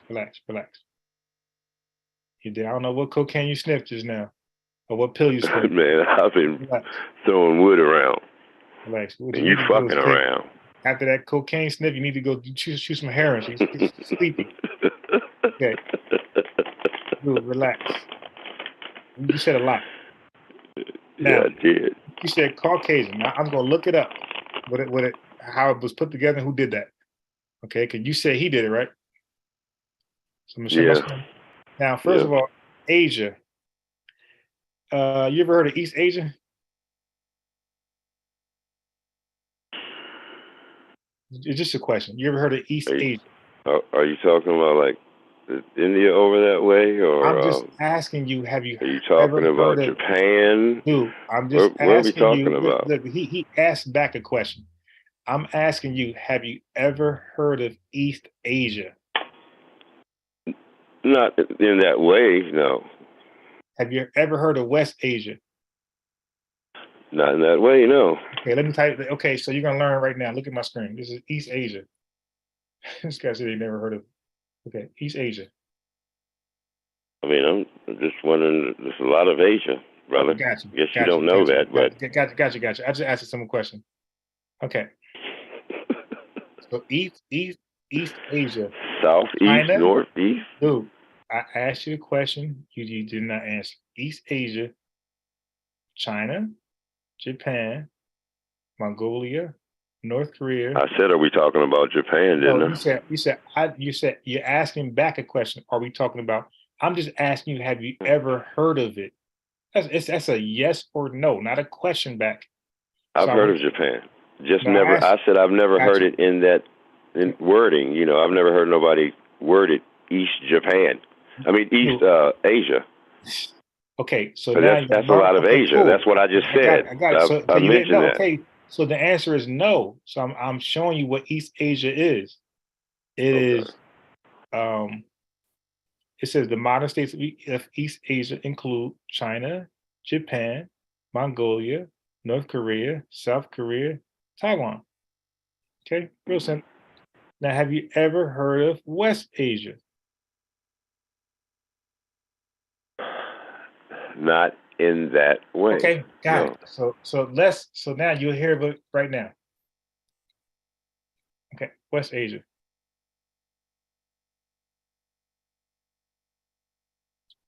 This is the Middle East, Anatolia, Arabian Peninsula, Iran, Mesopotamia, Armenian Highlands, Levant, Island of Cyprus, Sinai Peninsula, Caucasus. What they say?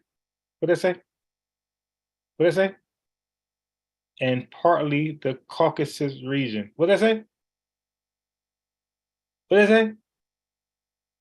So West Asia is partly of the Caucasus region. Okay, so more specifically, the Caucasus or Caucasia is a region between the Black Sea and the Caspian Sea, mainly comprising Armenia, Azerbaijan, Georgia, and parts of southern Russia. Southern Russia. The Caucasus Mountains. So you saying these words but don't know. The Caucasus Mountains, including the Greater Caucasus Range, have historically been considered as a natural barrier. So now you know what West Asia is. So the Caucasus Mountains is in West Asia. Because you're saying Caucasian, you're trying to break it down, but you don't even know where Caucasus Mountains are actually at. It's considered West Asia. But it's Asia. That's why the Asian Caucasian parts in there is part of Asia. Asia. It's West Asia.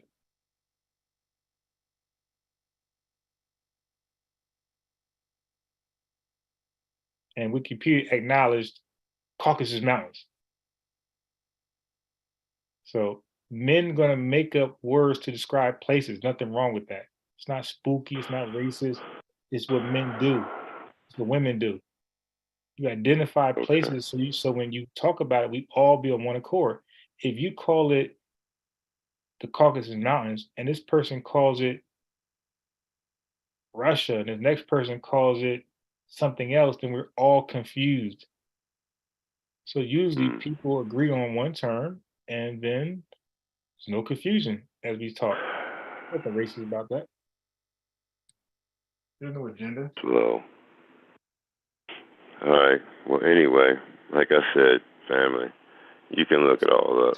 Any is an ism. An is what means relating to, and an ism is a theory, which is a belief by definition. And you can look that up too. So this racism that Johann Frederick Blumenbach put out there that he's going to big up because he don't know nothing about. And I've been talking about this shit for years. I hope at least one or two of y'all people that's listening can attest to what I'm saying. You don't even have to look it up because I've said it so many damn times. And this whole damn community's heard me say it. And then now all of a sudden he's going to try to act like showing you the fucking map and talking about East and West.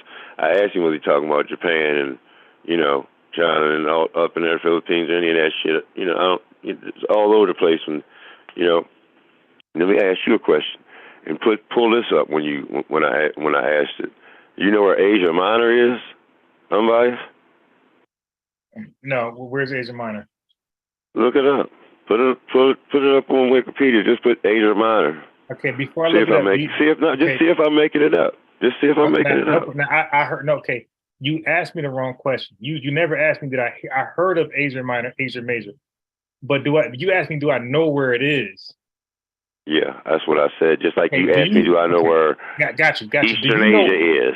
Got you. But do you know where Asia? No. I asked you, have you ever heard of East Asia? I never asked you where it was. I said, have you ever heard of the term East Asia? And I said, are we talking about Japan? Or what? I mean, Dude, you know, what I'm saying that's a large area. Back, my boy. When I say, have you ever heard of East Asia? It's a particular area compiled with different countries, my boy. That's what I was asking you. Okay, no. Dude, it would take up a big landmass. Dude, listen what I'm saying. Different places. No, my boy, that's not how it works. If you ever heard of East Asia and you're familiar with it, you would have already known what countries are associated with it. That's the whole point. If you're not sure, just say, I'm not sure, but I think Japan and something else is associated with it. And I'm like, yeah, you're partially right. Real simple. But you cannot ask back a question. But I'm asking you a yes I did say Japan. I asked you, are you talking about Japan when you asked me the question? Ask me back a question. You didn't answer the There's question. There's timestamps on this, man. There's no need to argue, but there's timestamps on this, and you can run it back if you like. All right. Anyway, this is the guy. You know, I'm not surprised how stupid this guy is. Now I'm stupid. This is what you do because you're sitting back recapping the conversation. I'm asking you, have you ever heard of East Asia? I never asked you the countries. I just asked you, have you ever heard of East Asia, the term? I never asked you about the countries involved. I just said, have you ever heard of East Asia? That's all. Because I was assuming you was gonna say yes, because I think we all should have heard of East Asia, West Asia, South Asia, North Asia. I'm thinking that we all heard of these terms. I didn't know you never heard of it. You caught me off guard. But now you asked me, where is West? You asked me, you didn't ask me, have I heard of Asia Minor? You asked me, where is Asia Minor? I said, I'm not sure. So I know you're trying to throw back a gotcha question, but you didn't ask me, have I heard of Asia Minor, Asia Major, but I don't know exactly where it's at. I'm asking you, do you know where Asia Minor is at? It's right above East or West Asia. Okay, so what was the point of asking me? What was the whole point of asking me? So Asia, if you're asking me where West Asia is, then Asia Minor would also be considered up into Turkey. Dude, do you know why I asked you? Okay. Up into that area. So all that Okay, I got you. you just brought up the Caucasus Mountains. I got you. No. You brought it up. No, you brought up Caucasian from this dude. Right. He took the word caucus. He says the man says it in the fucking quote. Do you understand? My question came by what you said. So I didn't say something unrelated. You said, "Oh, he meant to turn Caucasian." So I would just simply letting you know that that's not a spooky word. That's actually somewhere. And I was going to say, have you heard of East Asia? I was expecting you to say yes. I was going to say, you heard of West Asia? And I was expecting you to say yes. And I was going to say, well, Caucasian, Caucasus is in West. Okay, can I just finish the chat? Dude, this is for the chat. So I was going to ask you, have you heard of East Asia? I was expecting a yes.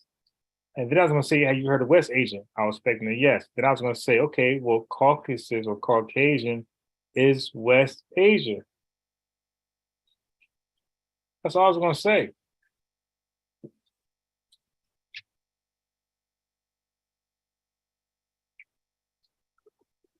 It's my turn now. Yeah. All right. See, you don't listen. When I started off, I even slowed down and told you. See, he took it. He taken. You know, this is his quote again, and this was the first, maybe 10 words on the Caucasian variety. All right. So he's telling you that in his little, splitting up of the 5 races and calling them Caucasian and making them first class. Now, listen to this. This is the Queen's English, so you might be struggling there, son. On the Caucasus variety, I have taken the name of this variety from Mount Caucasus. Now, he's telling on himself. He said he's taken the name. Now, like I said, the word Cauc in Asian did not exist before this man. He created the term Caucasian, and then he split the world up into 5 different groups, races. And then it went from him to people like Malthus, and then Darwin, and then Galton, and then Sanger, and then Freud, and then Bernays, who are all, well, anyway, I'm not going to say it. But, yeah. Anywho, Unbiased knows what I want to say. But I'm not going to say it. Because I'm not, that person. Because I know that it's a very small amount of people, and there's good and bad and everything, good and bad in all people. And, the bad ones give the good ones a bad name. But we're talking about the man who created this bullshit. And I'm learning Unbiased right now. Tomorrow he'll forget all about it. But like I said, on the Caucasian variety, I have taken the name Caucasian, and he used that to classify the white people, especially the Georgian, because they have the most beautiful race of men. And then he lied and said that it's easy to go from white to brown than it is from brown to white. Goddamn well.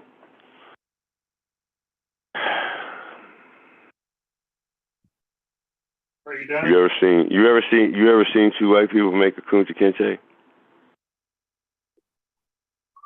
Make a Flavor Flav? Nigga, please. You know it's a fucking lie. All right. The motherfucker's racist. He started that shit, and that was all him. So now you do your research and figure it out, and come back and coon for him like you do Margaret Singer and Darwin and every fucking body else. Business. Come on, man. Stop being a goofball. Just be serious. I'm not being goofball. You the fucking goofball. Y'all the ones who sit here and talk about these people like they had your best interest at heart when they was making this shit up.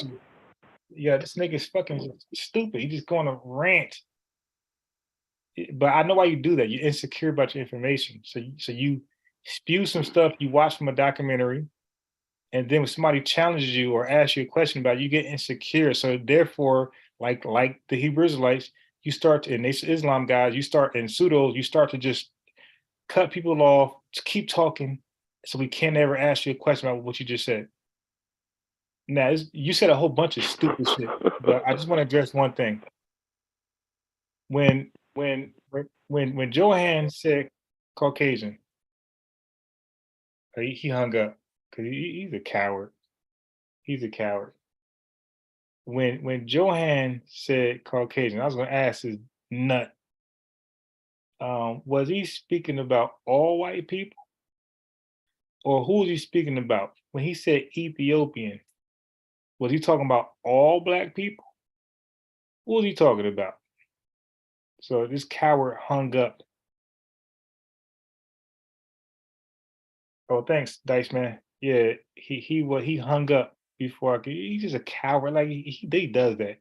He just say a whole bunch of conspiracy theory stuff and then hang up before you can question him. I'm a guy. Listen, yeah, my chat knows. Whatever I stand on, I stand on. If y'all got questions, trick questions, ambush questions, come on. You know, you gotta know. I got a reputation to invite anybody on. Anybody comes on. Okay. The dude says a whole bunch of stupid shit. And when you challenge him, he, like a coward, he hops off. And normally he'll go in a chat and just start, you know, trolling. But he knew the questions was coming from what he said. Like he failed to prove how Johan is a evil guy somehow. Like, yo, what's wrong with categorizing human beings? You know, the distinctions in human beings. That's natural. Like human beings gonna see human beings and notice that we're different. East Asians are going to look at West Asian and recognize that we're different. And they're going to call them something different than what they call themselves. That's natural human behavior. West Asians are going to look at East Asians and say, hey, man, those people are different. And they're going to call them something in their language, something unique and distinct from what they call themselves. That's human behavior. That's natural.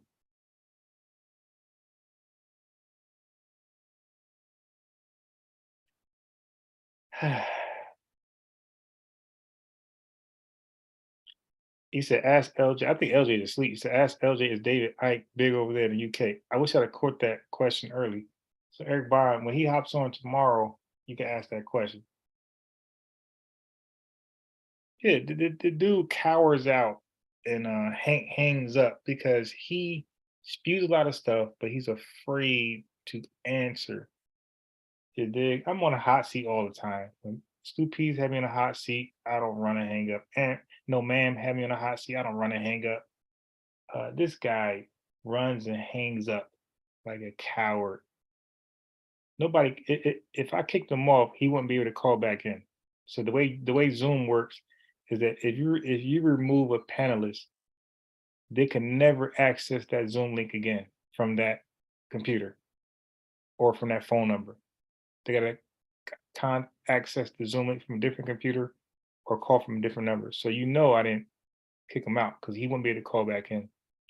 So just in the future, guys and gals, when you see people get off the panel and come back on, that means that they were not disconnected by the host. Because if the host disconnect you, you cannot get back on from that computer or that phone. So the fact that DJ Fook and these guys could hang up and come back on, that's telling you that they're hanging up. Nobody's kicking them off. Yes, it's real late over in the UK.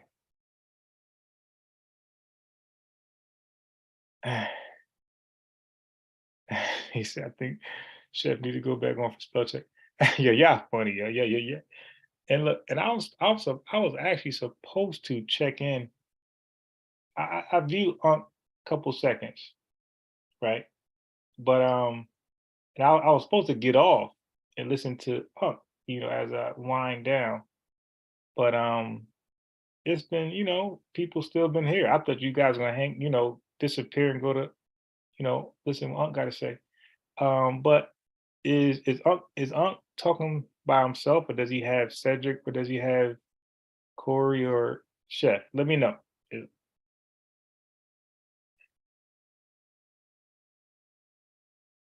Let me know what's going on. Let me see. So Unc's title was this is okay, so he got Kyle on there. This is Cedric. All right, so Cedric's on there.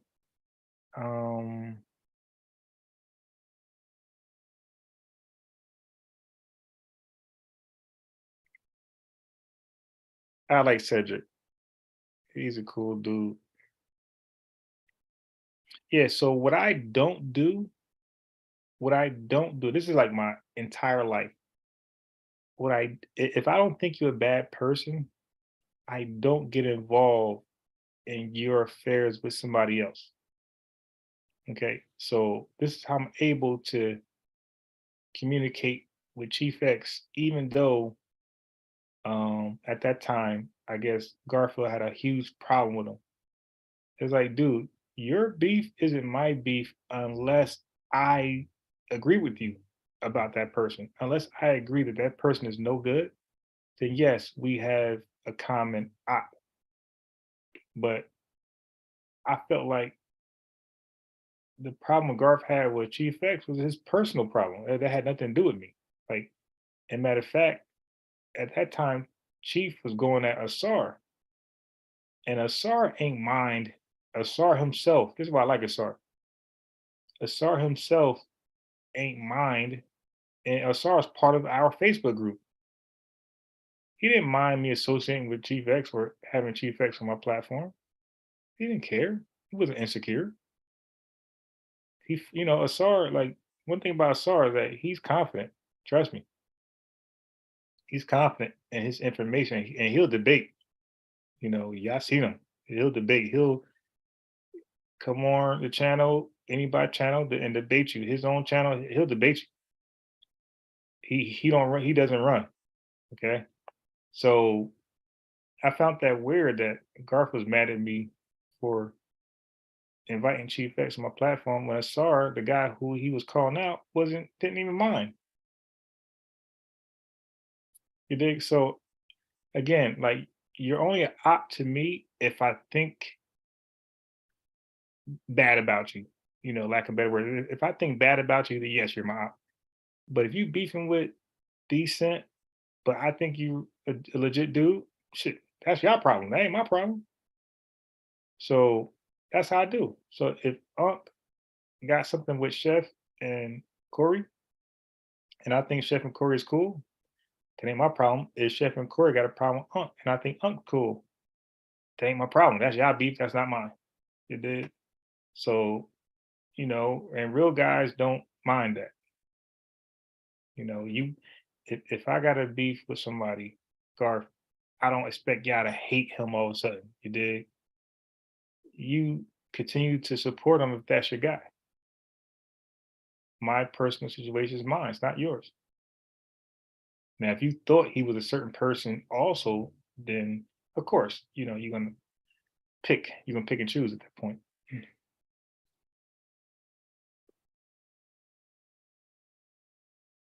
Yes, Unc always argue. Okay, you said, does Unc always argue? Yes, he does. He did. That it says back at it again. Yeah, you believe Isaiah said what you're talking about Jesus? Um, not. That's a tricky question, Eric. I believe that Jesus fit the prophecy. Let me just say that. So indirectly, I would say directly no, because I understand, and Eric, I understand that 7:14 was talking about a woman at their time. A young woman did give birth, and they called Emmanuel. So I understand. But the Bible also knows dual prophecies, right? It's actual real, and then it's spiritual, right? Or, that's what they were saying in theology is spiritual. So the Bible has a lot of dual prophecy. So Abraham sacrificing his son, was it Isaac? Or willing to sacrifice Isaac was symbolic for Jesus being the ultimate sacrifice for the Hebrews in the world. So yes, I do know that that story played out in real time in Isaiah, and Jesus will be a figurative or spiritual prophecy. Okay. But I'm open to new information. Listen, the thing about me, Eric, whatever you present, if it sounds good, I accept it. If it sounds suspect, then I'm be willing to challenge you on it.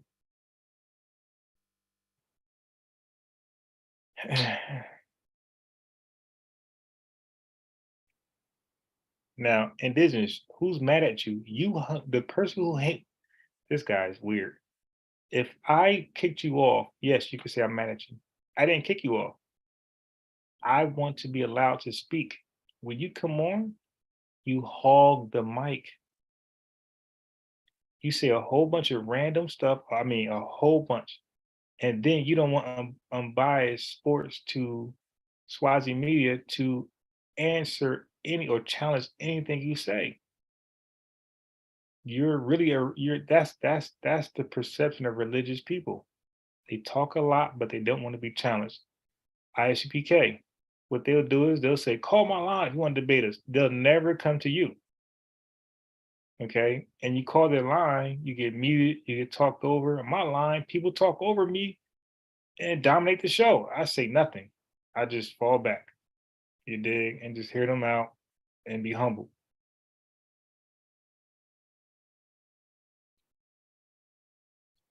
Yeah. So I'm always open to information, new information. So, but yeah, so from what I know from Isaiah 7:14, it's talking about an actual woman during the book of Isaiah who fulfilled that, and it's spiritually talking about Jesus. But to be fair, Eric, you said yourself you messed up. You are favoring Old Testament. So if you're Old Testament and not New Testament, then we don't have a fight. I only want to talk on certain things. I'm saying when it comes to the virgin birth, I only want to talk to people who accept the New Testament 100% or close. Because I understand why Old Testament wouldn't agree, of course. Because there's no Jesus. You dig? If you're Old Testament, there's no Jesus. There's no Matthews. There's none of that. There's no Luke. There's none of that. So it's pointless to argue with. So that's why I make it real clear when I talk to Hebrews. Like I say in Facebook groups, I say, do you accept the old and new, or just the new, or just the old? I want to be very clear. And they tell me, they said, I just do old. I said, okay, well, this discussion isn't for you, but I will have one for you later. And I want to make sure Israelites hold to the new. And One West Israelites, the people who adopt the One West doctrine, they are both. So, and that's why I say, you guys heard me say, I really am just challenging One West indoctrinated people. That's my challenge is really for One West indoctrinated people. Yeah. So, but like I said, if you don't mind the New Testament, then I'm gonna go to Matthew's, 1:18 as the prophecy, the spiritual prophecy fulfilling Isaiah 7:14. You dig? So tomorrow, hop on. We can talk about it. Okay. So indigenous say come on to teach. So dude, if you come on to teach, then say that. Yeah, One West killed it. Look what indigenous just said. Eric, Timmy, whoever's still listening. Indigenous said, I don't come on to argue. You mad because I teach. Dude, if you come on to teach, just say that and I will not interrupt you. How do I know what your agenda is, my boy? I said call in. I told you to call in. I'm thinking you're coming on to dialogue with me. If you're coming on to monologue with me, just say I'm biased. Let me get 30 minutes. Because I got a lot on my chest. Dude, go in. And if you don't call in to engage, then say that. Say I'm biased. I'm calling in for my 30-minute,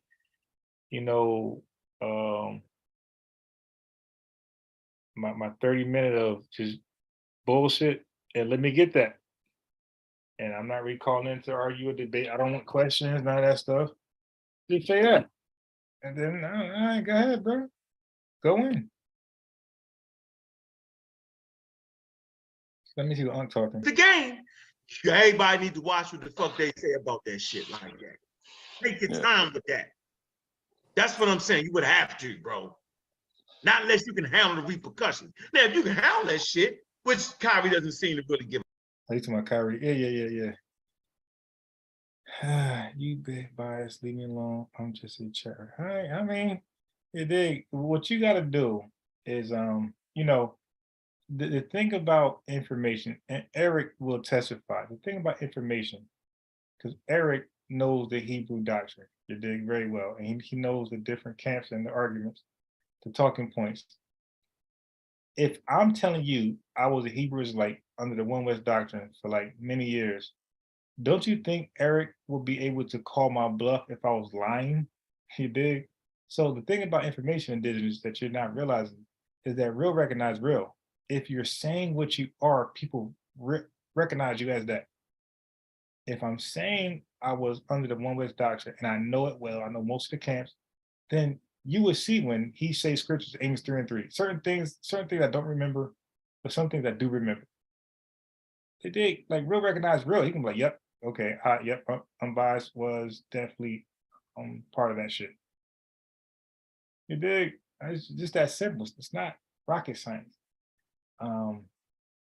It isn't. You say a lot of information, and then I just want to look up your information on the fly. You said Johan, I look up Johan. And you said race theorist. Okay, what's bad about that? Well, he categorized people in, okay, what's bad about that? People are different. He acknowledged it. He pointed it out. What's wrong? Race theorist. Okay, theory of race. Theory, see, the word theory, whatever you want to do with theory, he's erased that, right? That means it's what he came up with. What's wrong with one man coming up with how races are and labeling? Okay, many people see different people and they call them something in their language, in their mind, in their language. They're no different. It's just that, like, the only difference is that Europeans, when they document people, they hold fast to it. Other people, and they teach their own, and it becomes part of their curriculum. This is who they're called. Other nations, one tribe in Africa might call white folks this, the other tribe might say this. See, they all over the place. European people, they be on one accord. No, this is what we're gonna call them. So when I say this, we all know who we're talking about. Oh, let me drop the link. Drop the link for you. Let me drop the link.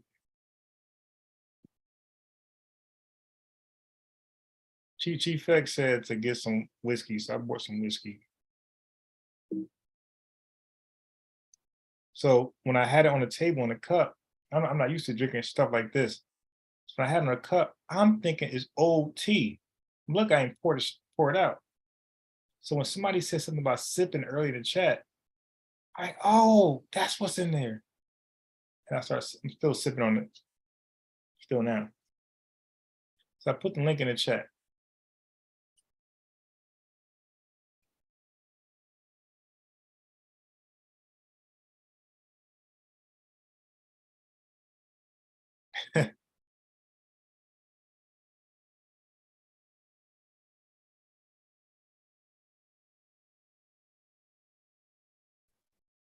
I'm waiting on Eric. What's up, brother? Please. No, that's a good point you was making about finding out like who was really in it. Like once you say certain things and certain precepts, it just come natural. I don't think a lot of I don't think a lot of people understand. Like I used to call it like jailhouse ministry, like brothers like in the Hebrew camps, like when I was going through that phase, you really do study. Right. You know what I'm saying? That's one thing I do give them. You know what I'm saying? Just like when I hear you say certain things, or when you hear me say certain things, you like, oh yeah, that's so and so and so. That's Amos 3 and 3. Right. That's 2 and 7. You just know it. It's almost, it gets to be damn near like a sales pitch. Right. Yeah, definitely. You know, it's like, man, you know, when you spend hours with brothers studying, and one thing I took away from it was it did prepare me now, because it's like you don't even really get frustrated at the small things like you once did. You know what I'm saying? Yeah. Now, but it definitely taught, like you said, that's what it is, a sell pitch. So like they were clever enough to have a bunch of sell pitches, enough to make the average person believe you knew the Bible front to back. Because most people I talk to, and look, I was slick enough when I talked to like religious folks, Christians, I never came under the name Hebrew Israelite. I always told them, I always said I was Christian. Always. And because they receive me now and they trust me. So when I slide in, hey, you know, the Israelites was black, like but they trust me. I'm a Christian. But you know, the crazy part is, yeah, I'm even more free now to read. Like, brothers, they try to ask. I think LJ was asking you earlier. I had jumped off and got back on. He was asking you, well, what are you now? And I'm, you know, to me, when people ask me that now, I just say, man, I'm a seeker of knowledge, because I read agnostic books, atheist books. You know what I'm saying? I'm not boxed in. Yeah, and I was thinking for anybody who want to be who want to associate themselves with Israel, but don't want to be tied to a Israelite camp or the Hebrew Israelite doctrine. I was thinking like they should call themselves a stranger, because the strangers were adopted in. You dig? So it's like, absolutely, because if you're a stranger, it's like calling yourself a Christian in the New Testament. I would say the stranger is the Christian version of the Old Testament. Right. So when you become a stranger, there's no burden of proof on you now.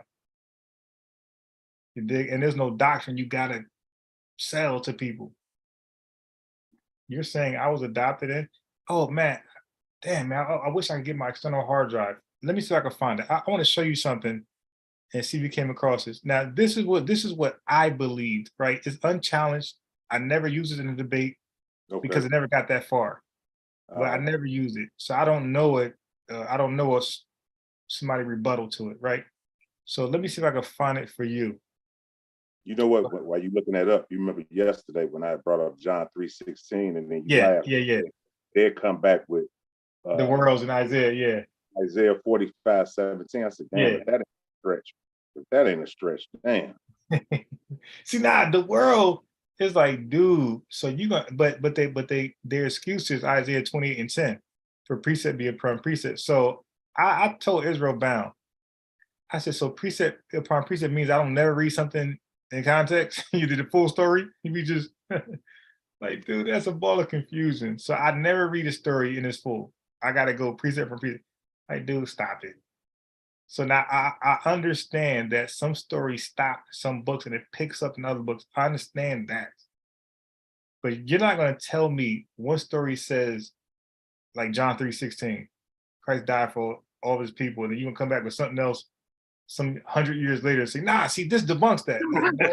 No. You got to show me in the New Testament, this doesn't mean that. So go, for me, this is for me. Old Testament debunks Old Testament, New Testament debunks New Testament. Yeah, that's what that's what I was gonna say with that Isaiah 7:14.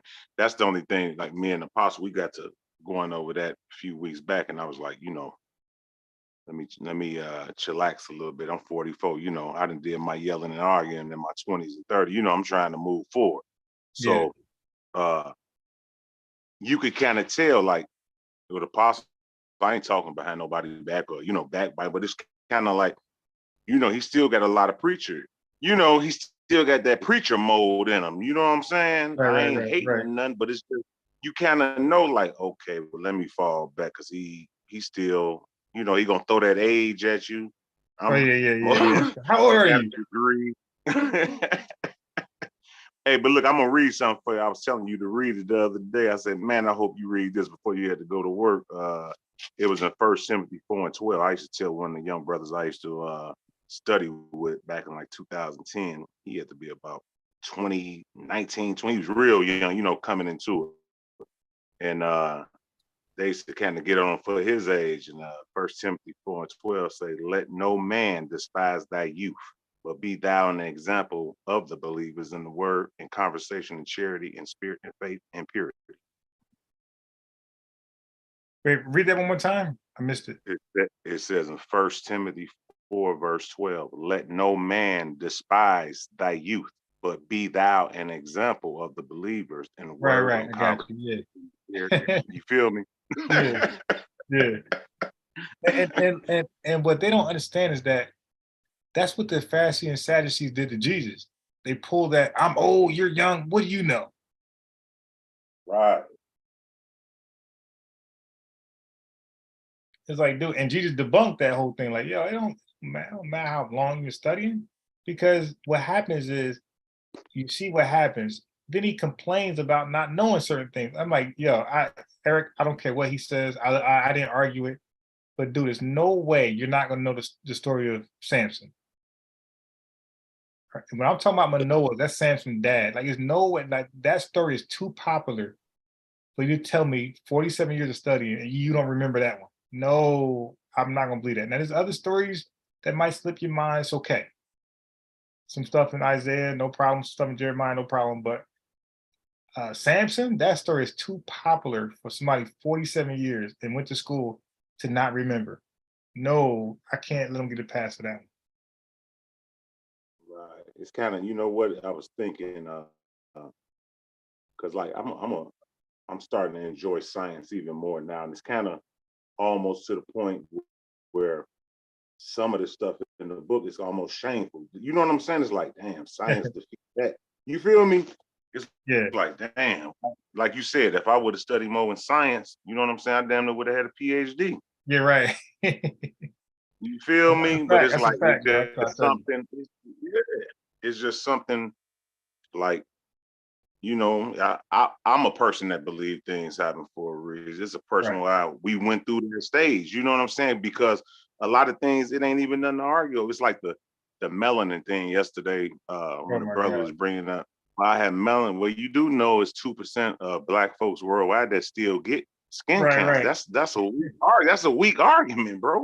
And then he said, you see what color I am? I don't get, all right, okay, if look, I'm like myself, okay? I'm not light as him, but I'm definitely considered light skinned. Dude, when I was young, so as I'm older, no, I don't get burnt. But when I was young, boy, my brother, my nose was peeling from the sun. And he's lighter than me. So I'm not going to believe him. As an adult, yes, he might not peel no more. But as a young person, I'm not going to believe him at all. Check this out. I'm light skinned too, right? So look, our family, we went out to Waikiki. This is like 2001. It was like right after was it 2000? 2002, somewhere in there.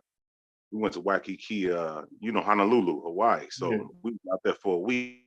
And that's the first time, you know what I'm saying? I was in my 20s when I came back to the crib. I'm like, damn, why is my, you know, like my forehead feel like it's burning. You feel me? Feel like snake skin. I'm like, what is this? I'm like, what is this? I asked one of my guys at the gig. I'm like, he was like, oh, dog, you got burned. I was like, oh, this is what it feels like. You know, that sun is hot as hell.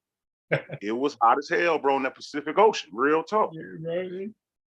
Yeah, dude, straight cap. And like he's clearly mixed, right? Both my parents are black. He's clearly mixed. Man. And he gonna tell me that you don't get sunburned. Yeah, you probably don't get it now, but dude, when you was younger, your wife didn't know you when you was 15, 20, and 7. Stop it. You know you got, come on. Right? And that's what's turned me off to the going with them doctrines of you know, with my skin this color. You know, it's childish, bro. You Right, know, but not skin that color. weird. It is, bro. It ain't no disrespect to nobody, but it's like, man, damn, we gotta grow. That's like one of the weakest arguments. Nah, it's like you said, it's meaningless, it's irrelevant, and it's just a way just to get a quick win when they're losing. It's like, all right, well, Israelites are black. It's like, okay, whatever, but that got nothing to do with the topic. Like, let's stay focused on the topic. But yeah. So anyway, you sound like I am. I don't get sunburned, niggas. But okay, fine. Let's say if he doesn't. But guess what? People as dark as what's that what's that lady what's that lady with the dreads, dark skinned lady? I got a brain. Whoopi Goldberg. Yeah. People dark as her get sunburned. So people as light as Apostle doesn't get sunburned, fine. But people as dark as Whoopi Goldberg do get sunburned. So because you don't get sunburned, you don't represent nothing. You're part of a number. That's it. Right. It doesn't make you okay. Yeah, Black but folks, we don't get skin cancer as much, but and that's how they would we teach number it. one in all other diseases. Yeah, but They would teach it. People melanated doesn't get skin cancer. Yeah, but we number one in all other diseases. So what? Right, and that's just cherry picking. It's like, all right, well, what about kidney disease and liver? You know, come on, Yeah. dude. Diabetes And high blood pressure, and yeah, come on, and cancer, HIV. You know, just name it. And we're on the bottom of everything bad, and we're on the bottom of everything good and the top of everything bad. Exactly, bro. And they're picking and choosing because, dude, you're supposed to get skin cancer, right, or sunburn from the sun? Because aren't we cursed? Yeah. So, like, make your mind. Are we cursed or are we not? If we're cursed, you can't brag about what you don't get. Then you know one thing would kind of turn me off is our brothers. They always use Deuteronomy 28. That's getting played out too. Because what about the blessings? What about the blessings? And 1 through 15. You know, so why you focusing on the curses? And then once you just start doing basic science studies of the world, geography, I'm like, I told a couple of brothers, you do realize that whatever you say about the US, you know, in most countries, you can't talk like this over no internet. Right. Yeah, exactly. Like we got one of the best governments in the world. And the thing is, but even Deuteronomy 28, Brother Garfield already debunked that. Like, there's ships all out through the Bible. He been debunked that from the Hebrew Israelites. Like he does a good job. Like his channel is good on the Hebrew philosophy and things like that. Like he's the person. If somebody really believes the Hebrew doctrine and if they want to be tested, they'll take themselves to Garfield's channel because he's really good in like the historicity of like the Hebrew Israelites. He's really good with that stuff. You know what I think? And it took me a long time to kind of like just say I'm a seeker instead of like putting that label on me, because what gets a lot of brothers is that, but damn, we really, like you said earlier, a few hours ago, like you told your kids, well, you really couldn't say where you from. You know, that's like a stumbling block for most African Americans. You know what I'm saying? It's like, damn, wait a minute. Damn, everybody else do know they, you know what I'm saying? They nation. Yeah. So it becomes like a stumbling block. It's like a crutch almost. Well, okay, Psalms 83, they became Confederate against us and this and that, you know. Yeah. So I'm like, but one question that had got brought up, me and Apostle was going over a few weeks back, was like in the new covenant.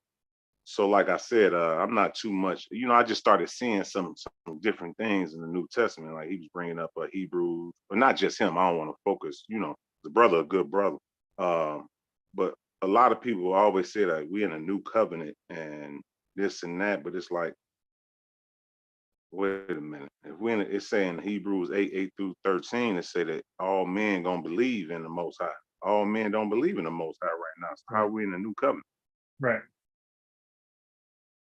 And then I asked him over there in that John 19:30, when Christ said, "It is finished" on the cross. So which one is it?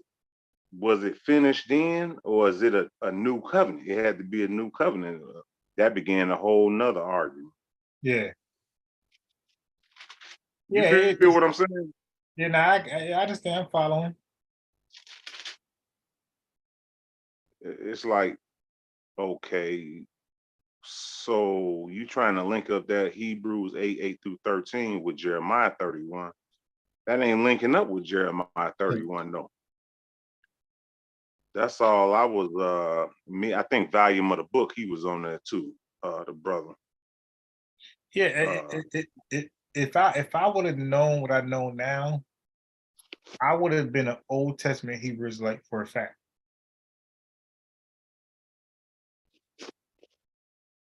Yeah, I think the New Testament is too stressful. You know, if I was like ever like to go backwards, I would do Old Testament only. I said, and you know why? I believe you feel that way. I could be wrong, but I was thinking the same thing not too long ago. I was like, you know what?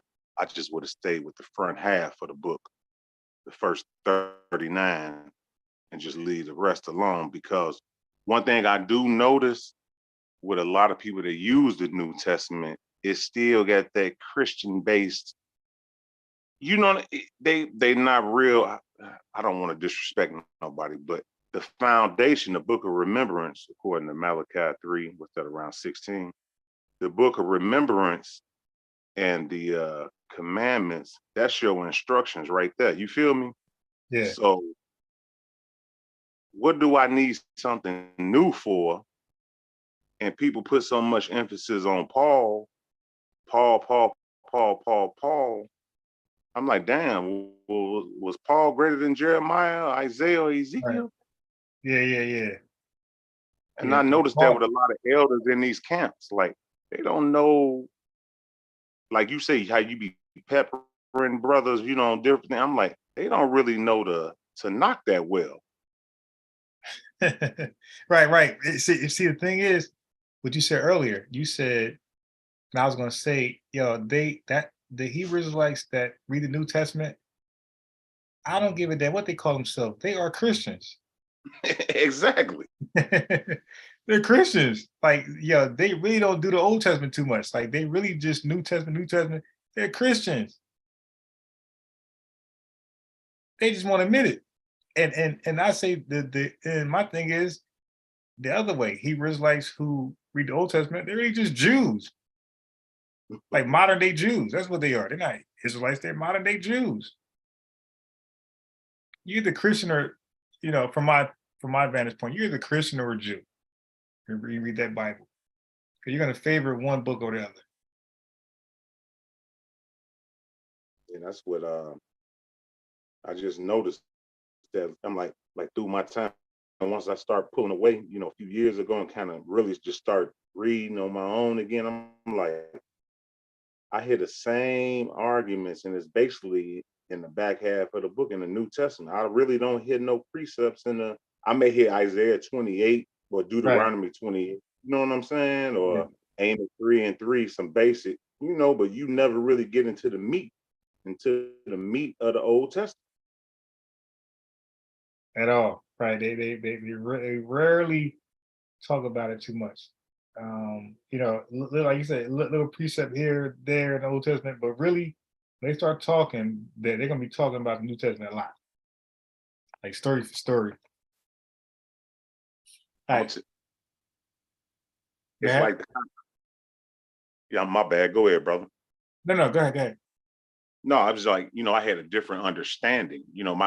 To me, my understanding has grown since I had kind of put the new, I ain't hating. I can go just like when LJ on the line, whoever, I can rap with you, and this and that, but I don't lean on it as much. But like like the concept of Satan and different things. It's a whole new different concept in the New Testament. You feel what I'm saying? It's a new concept.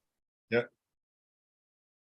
It's not no Casper the Friendly Ghost sprinkling no sin dust over you at night, making you sin. You know what I'm saying? It ain't no person floating around making you sin, you know? Right. Yeah, that's all you. So I want to share this with you. Go ahead, brother. Because,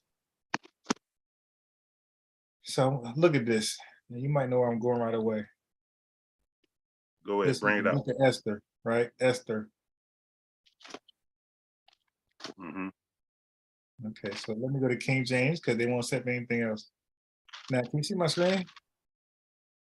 Yeah, I'm pulling up in my my KJV too, and I got the New World's Translation. Yeah, so this is now. I want the KJV. I want you to go to Esther 10:3 and just read the first 4 words. For Mordecai, the Jew. Stop. So now the other Israelite read Revelations 2:9, 3:9. He said, "For those who call themselves Jews are not, but the synagogue of Satan." He said, "So who called themselves Jews?" Like, dude, you don't know the Old Testament used the word Jew too? Right. You didn't know that? See, Right. that's a problem because these people are considered Israelites. So that whole argument goes in the trash. Yo, the word Jew is in the Old Testament. Yeah, that's cold right there. I gotta use that one, brother. Damn. Damn, I've been cutting people over these years, cutting them with the book. Damn, I didn't even think about that one. Yeah. And look, I act like I don't know it. I get them on the line, the phone call, or the video, whatever which one. They both recorded, and then I hit them with it. You know, I let them talk their talk. Yeah, the Jews. Who calls them Jews? It's the so-called Jews today. Really? Okay. Go to Esther 2 and 3, 10 and 3. Now. Hey, I like this one. I got 2 of them for you real quick. Pull up Isaiah 12:2. A lot of brothers, they like, no, his name is Yah and this and that. So, okay, I ain't getting over that. Right. The argue that I was never one of those guys that argue the name. Yeah, because that's like a rabbit hole. So you said Isaiah what? 12:2. And then we're gonna get Job after that. I'm gonna show you something. I told a brother this. He was like, "Oh man, you going off? Well, I ain't dealing with that. I'm gonna show you something after this." You going off? You know the lingo. Yeah. That's definitely that's GMS. That's GMS camp lingo right there. Going off, Ock. Yeah. All right. So which version? King James? Yeah. Stand in King Behold, James. God is my salvation. I will trust and not be afraid. For the Lord Jehovah. Oh, wait a minute. What that say right there? The Lord who? Jehovah. Right. You won't hear none of these Israelite camps even mention Jehovah at all. Yeah, and they won't read this. Right. And it's in the King James Bible, and they won't ever read this verse. Ever. They don't read it. Nah. I'm check out that Job 38 and 32. I was telling a brother, I said, man, I've been doing a little bit of reading. I got some secular books that enhance my knowledge a little bit. I was like, I was scoffing at people saying like the zodiac wasn't a part of the script, so it wasn't like mystical meanings in the script. So I was like doing, some in-depth research a few years back. I'm like, damn, I ain't even know that meant zodiac. So Job 38 and what? And verse 32. And when you look up this word in the concordance, you're going to see what it means.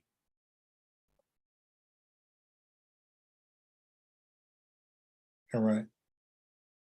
Let me go to King James. Canst thou bring forth Mazaroth in his season, or canst thou guide Arcturus with his sons? So look up that word Mazaroth. Okay, can't thou bring forth Mazaroth in his season? All right. Yeah, just look up the definition for Mazaroth. My brother was telling me, oh no, you going off, man. Ooh, I said, it's in the scripts, bro. All right, Mazaroth. Yeah, constellation. Can you lead forth a constellation in the season? Right. Right. And so when you go in, when you go in the Bible and the concordance, like on your phone or in Strong, in a dictionary, it'll also say the concept. It'll also say the zodiac. You know, I just brought it up to a brother. He just got mad with me, like, "Oh no, brother, I ain't doing." And look, it says the bear, and the bear is a constellation, perhaps the Great Bear. Right. Wow. Oh man. Yeah, this is this. Wow, man. I say it is some mystical meanings, like acrostic teachings. Like you get tired of just studying the same things. So I start just reading some secular books on some things, Jewish things, but I never will bring it up to the brothers. But I'm like, damn, this is enhancing my knowledge. Like the number 22 and the mystical meaning behind that. And when you look at Psalms 19 and how the Most High, or the Creator, whatever you want to call it, when you have it in the book, it may not be on your computer, but you will see the Hebrew alphabet in Psalms 119 at the each eighth stanza. You'll see the alphabet. People, they don't even notice that. That's interesting.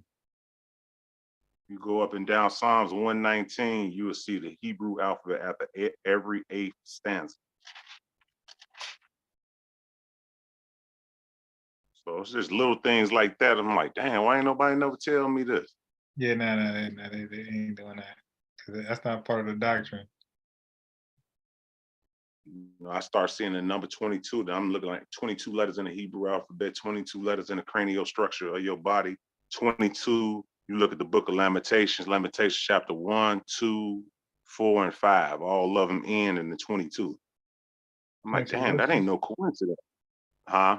22 verses? They all got 22 verses?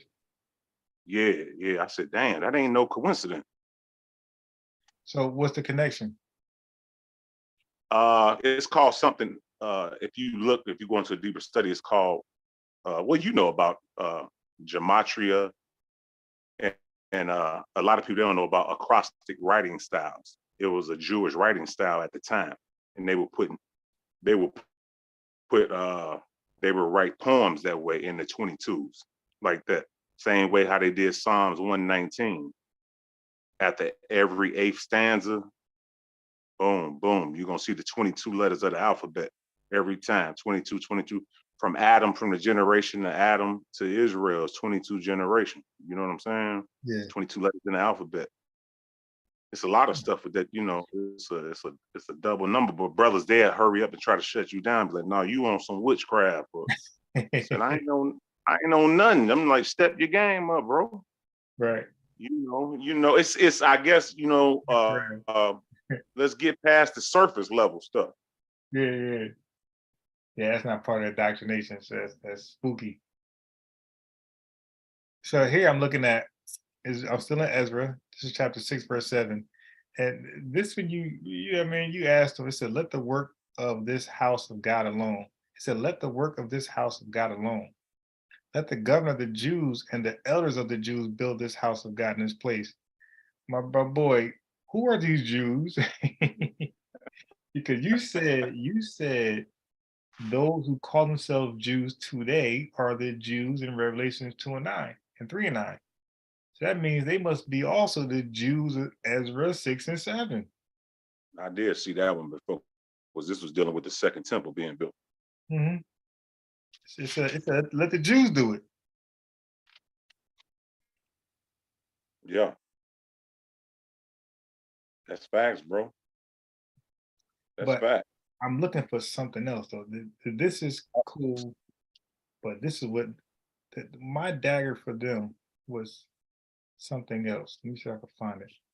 I'm gonna stay in that Ezra real quick. I'm gonna read this Ezra chapter 2 and verse 63. And Tershatha said unto them that they should not eat of the most holy things till there stood up a priest with Urim and with Thummim. So if anybody knows anything about Urim and Thummim, those were on the breastplate. Those were stones, and they would get revelations from those things. So you telling me that's witchcraft? Yeah. You feel me? Mm-hmm. But you really won't hear that being brought out. You know what I'm saying? Brothers, they just like, you know, go over it. I was like, man, I remember when I first seen, I'm like, damn, what is Urim and Thummim? I looked it up. I was like, dang. And this is why I got respect.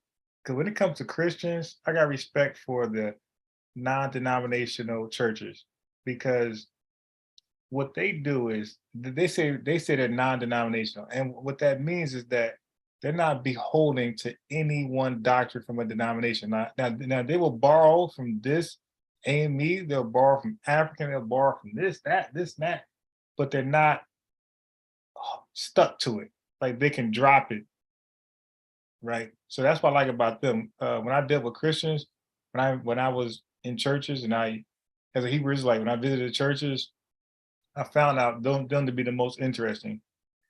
Their doctrines, like what they would do is they will modernize their doctrine to keep up with what's going on in society and new findings, and new research. They would do that. I spoke to different pastors, different parts of my state that were non-denominational, and that's one thing that they would do. If you talk to one of those pastors, you show them something, don't be surprised that they adopt that. Don't be surprised that he adopt. If you build a good relationship with a non-denominational pastor, don't be surprised if they adopt some things that you pointed out tonight. Right. There's one Muslim brother out, the same one I've been debating. He was able to convince this one denominational pastor to stop calling himself a Christian. So he stopped calling himself a Christian. Like, and he gives him a little credit because he looked it up. He said he realized that was a slur. Yeah. He don't call himself a Christian, but he did prior. I can remember, like you say, non-denomination, how all these mega churches, they was big in like the early 2000s, and I never forget when they put up Bishop Eddie Long, and they put him on that chair and carried him around the altar.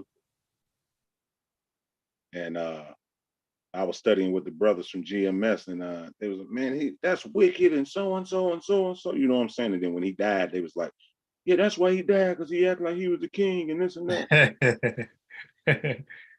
Yeah. So now you're ready. So now we was in Ezra, right? Now this is my go. Like I said, for me, this seemed like something heavy, but the Hebrew Israelite camps, the One West doctrine. You ready? Go ahead. I'm gonna share my screen. Okay. You see my screen? Yeah, let me get it in the book. But I can read it from Ezra 9 and 27. No, 8 and 17. Now this is what I was setting up apostles of Quan. Now don't forget, during the whole discussion between myself, LJ, and apostles of Quan, it was really only Apostle and LJ going at it. I really was not involved in that conversation. So I was purposely playing like a layman. Who was elder? Huh? Who you talking about, elder? No. I said Apostle Zaquan. Oh, my bad. No. I said LJ. Oh, LJ, my bad. Yeah. So I said when Apostle Zaquan and LJ was speaking, it was them two debating and going at it, and I was purposely playing like a troll or a layman. Right? On purpose, because I wanted to be taken lightly, so I can throw some stuff at him. But I asked him a question. I said, can Gentiles and other people become Jews? He said no. I said in the Old Testament. He said no. Yeah, he's on record. Okay. Man, you dirty, man. You dirty as hell. You dirty as hell. Hell no. Hey, I'm gonna start calling you the 50 Cent. You're gonna take a clip and keep on bringing it back. Yes, I purposely asked the question. That's what I said with the whole what is the spirit? Because now I know the Bible really says that there was a resurrection, but I do know the Muslim scriptures that can trick somebody, right? So what I did was I just rearranged the argument. I said, okay, if I ask them this first, this is going to hold them to what a spirit is. So when I go to the upper room with Jesus and they think he's a spirit, that's going to confuse the person who defined the spirit previously. Right. So now that they're confused, now I get to take control of the ship. And I get to tell them what's going on now. You know, I get to tell them what's going on now.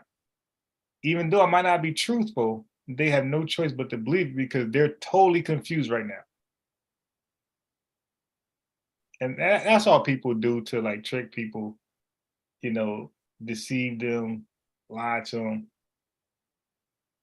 You got to be dishonest to do stuff like that. So anyway, you know, Jews is all over here. I'm circling everywhere from 8, 9, 8, 16, 8, now look, 17, but here's the part that's damaging. Esther 8 and 17. It says, and in every province, and in every means all, and in every city that means all. It says, whithersoever the king's commandment and decree and his decree came, the Jews had joy and gladness and feast and a good day, and many of the people of the land became Jews. Now, how the hell they become Jews? It says because they had fear of the Jews that fell upon them.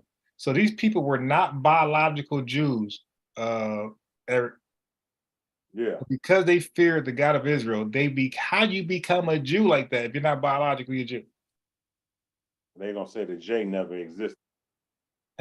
Well, you can call them who's or whoever, use, wherever you want to, Udites, wherever you want to call these people. We reread. Right. This is gonna be every Bible. We read non-Yahudites becoming Yahudites simply because they feared the God of Israel. Which suspends that you got to be a biological. No, this just said these guys just poof became Jews. Well, check this out. In Ruth chapter, check out Ruth chapter 1, 12 through, I think that's 16. And I asked the brother this, and then they start flip-flopping like a catfish out of grease. Ruth chapter 1. I'll let you pull it up. You give me quick. So I'm already here. Go ahead. Ruth chapter 1, verse 12. I remember I brought this up to a brother, and I'm like, well, was she an Israelite and this and that? And he was giving me all type of stuff. So it says, turn again, my daughters, go your way, for I am too old to have a husband. If I should say I have hope, if I should have a husband. Then go to verse 16. This is interesting because this is talking about a woman who's barren, right? Right, but check this out at 16. Okay. Scroll up some. Let me see. And Ruth said, entreat me not to leave thee or to return from following after thee, for whither thou goest, I will go, and where thou lodgest, I will lodge. Thy people shall be my people, and thy God my God. I asked the brother, so was she Israel already? So why did she say, for that God should be my God? Right. Hold on. Let me get this in a different translation. Yeah, go ahead, brother. Yeah, I'm trying. I as a Hebrew Israelite, I hated reading the King James. I hated it, man. Like, what the hell is whither to thou? Like, no, I don't want to do that, man. Give me some English. So Ruth answered, please don't tell me to leave you and return home. Because she's talking about Naomi, right? She told me I remember the story. She said, go back to your homeland, right? When the husbands died. Yep. It says, I will go where you go. Right, because she didn't want it. I will live where you live. Your people will be my people. Your God will be my God. So your people will be my people and your God will be my God. Right. I mean, you know, I could be wrong, but it's just certain things. I'm like, certain things then stick. And then going back to that letter J, when they say this, I'm going to bring this up next time. Another brother say this, oh, well, the J wasn't around. And I'm going to ask another brother, whoever, sister, so why you call Jeremiah Jeremiah or Joshua you know what? Yeah, you know, you should set them up first. You should say, have them read what it says, but they got to say Jeremiah. When it says Jeremiah said, the prophet Jeremiah, oh, brother, there's no J's. What's his real name? Hey, I got one right here. 1 Kings 15:34. And he did evil in the sight of the Lord and walked in the way of Jeroboam. So when they say Jeroboam next time, ho. Ain't no. Oh, so what you think about what we brought up earlier about the signet ring and when Jeconiah was cursed, his seeds were cursed. You know what? That's when I probably jumped off. I jumped off for like 45 minutes. Okay. So let me share my screen. Let me share my WordPad, right? So you can see what we're doing now. All right. All right. So it's my WordPad. Okay. So now I purposely do not mention the signet ring and Jeremiah's 22:30 curse on Jeconiah. I don't do that because it's too many rabbit holes as it is. You dig? So I just stick with what my strong arguments. The Luke chapter 1, Matthew chapter 1, and that's about it. And maybe Luke chapter 3 if need be. But when you look at you see my screen? Yeah, go ahead. Yeah. Okay, so when you look at Matthew's, right? Matthew's it says the genealogy of Jesus, correct? Matthew chapter 1, isn't that the genealogy of Jesus? Yeah, in Luke chapter 3, yeah. And then but Luke chapter 3:23 have another genealogy, right? Right. Okay, so according to your studies, whose genealogy is Matthew's? Is that Joseph's genealogy? The physical father, Joseph? Yeah. The physical man, Joseph. You say father, I say man. The physical man, Joseph. Yeah, the man. Right. So yeah, man. Yeah. Because Jacob begot Joseph. So Jacob begot Joseph. So isn't that his physical genealogy in Matthew's? Right. Okay, so whose genealogy is in Luke 23? And that, I remember that was a big argument. That was of the Most High. Right, but it also lists Joseph. Right. I hear you. Okay, but here's the problem. If you look at my screen, it mirrors each other until it gets to David. It says David, Matthews is the top one. Matthews go from David to Solomon to Rehoboam. Luke goes from David to Nathan. And if we know the genealogy, Nathan is Solomon's brother. Right. So we literally got two different genealogies. So they cannot be both Joseph. One of these guys is Joseph's granduncle. And one is his great-great-great-grandfather. Yeah, that's always been a stumbling block. I hear what you're saying. Right. So and most of them get confused here. And I say, well, which one is Joseph's genealogy? And they will have to stick with Matthew's because Joseph has a father which name is Jacob. Now, if you say Luke, then his father is Eli. Okay. Now, here's the problem. Matthew's could not be Jesus' genealogy because what I got in dark red bold right here, Jeconiah. So Jeremiah, let me show you Jeremiah 22:30. This is what the Lord says. Write this about Jehoiakim.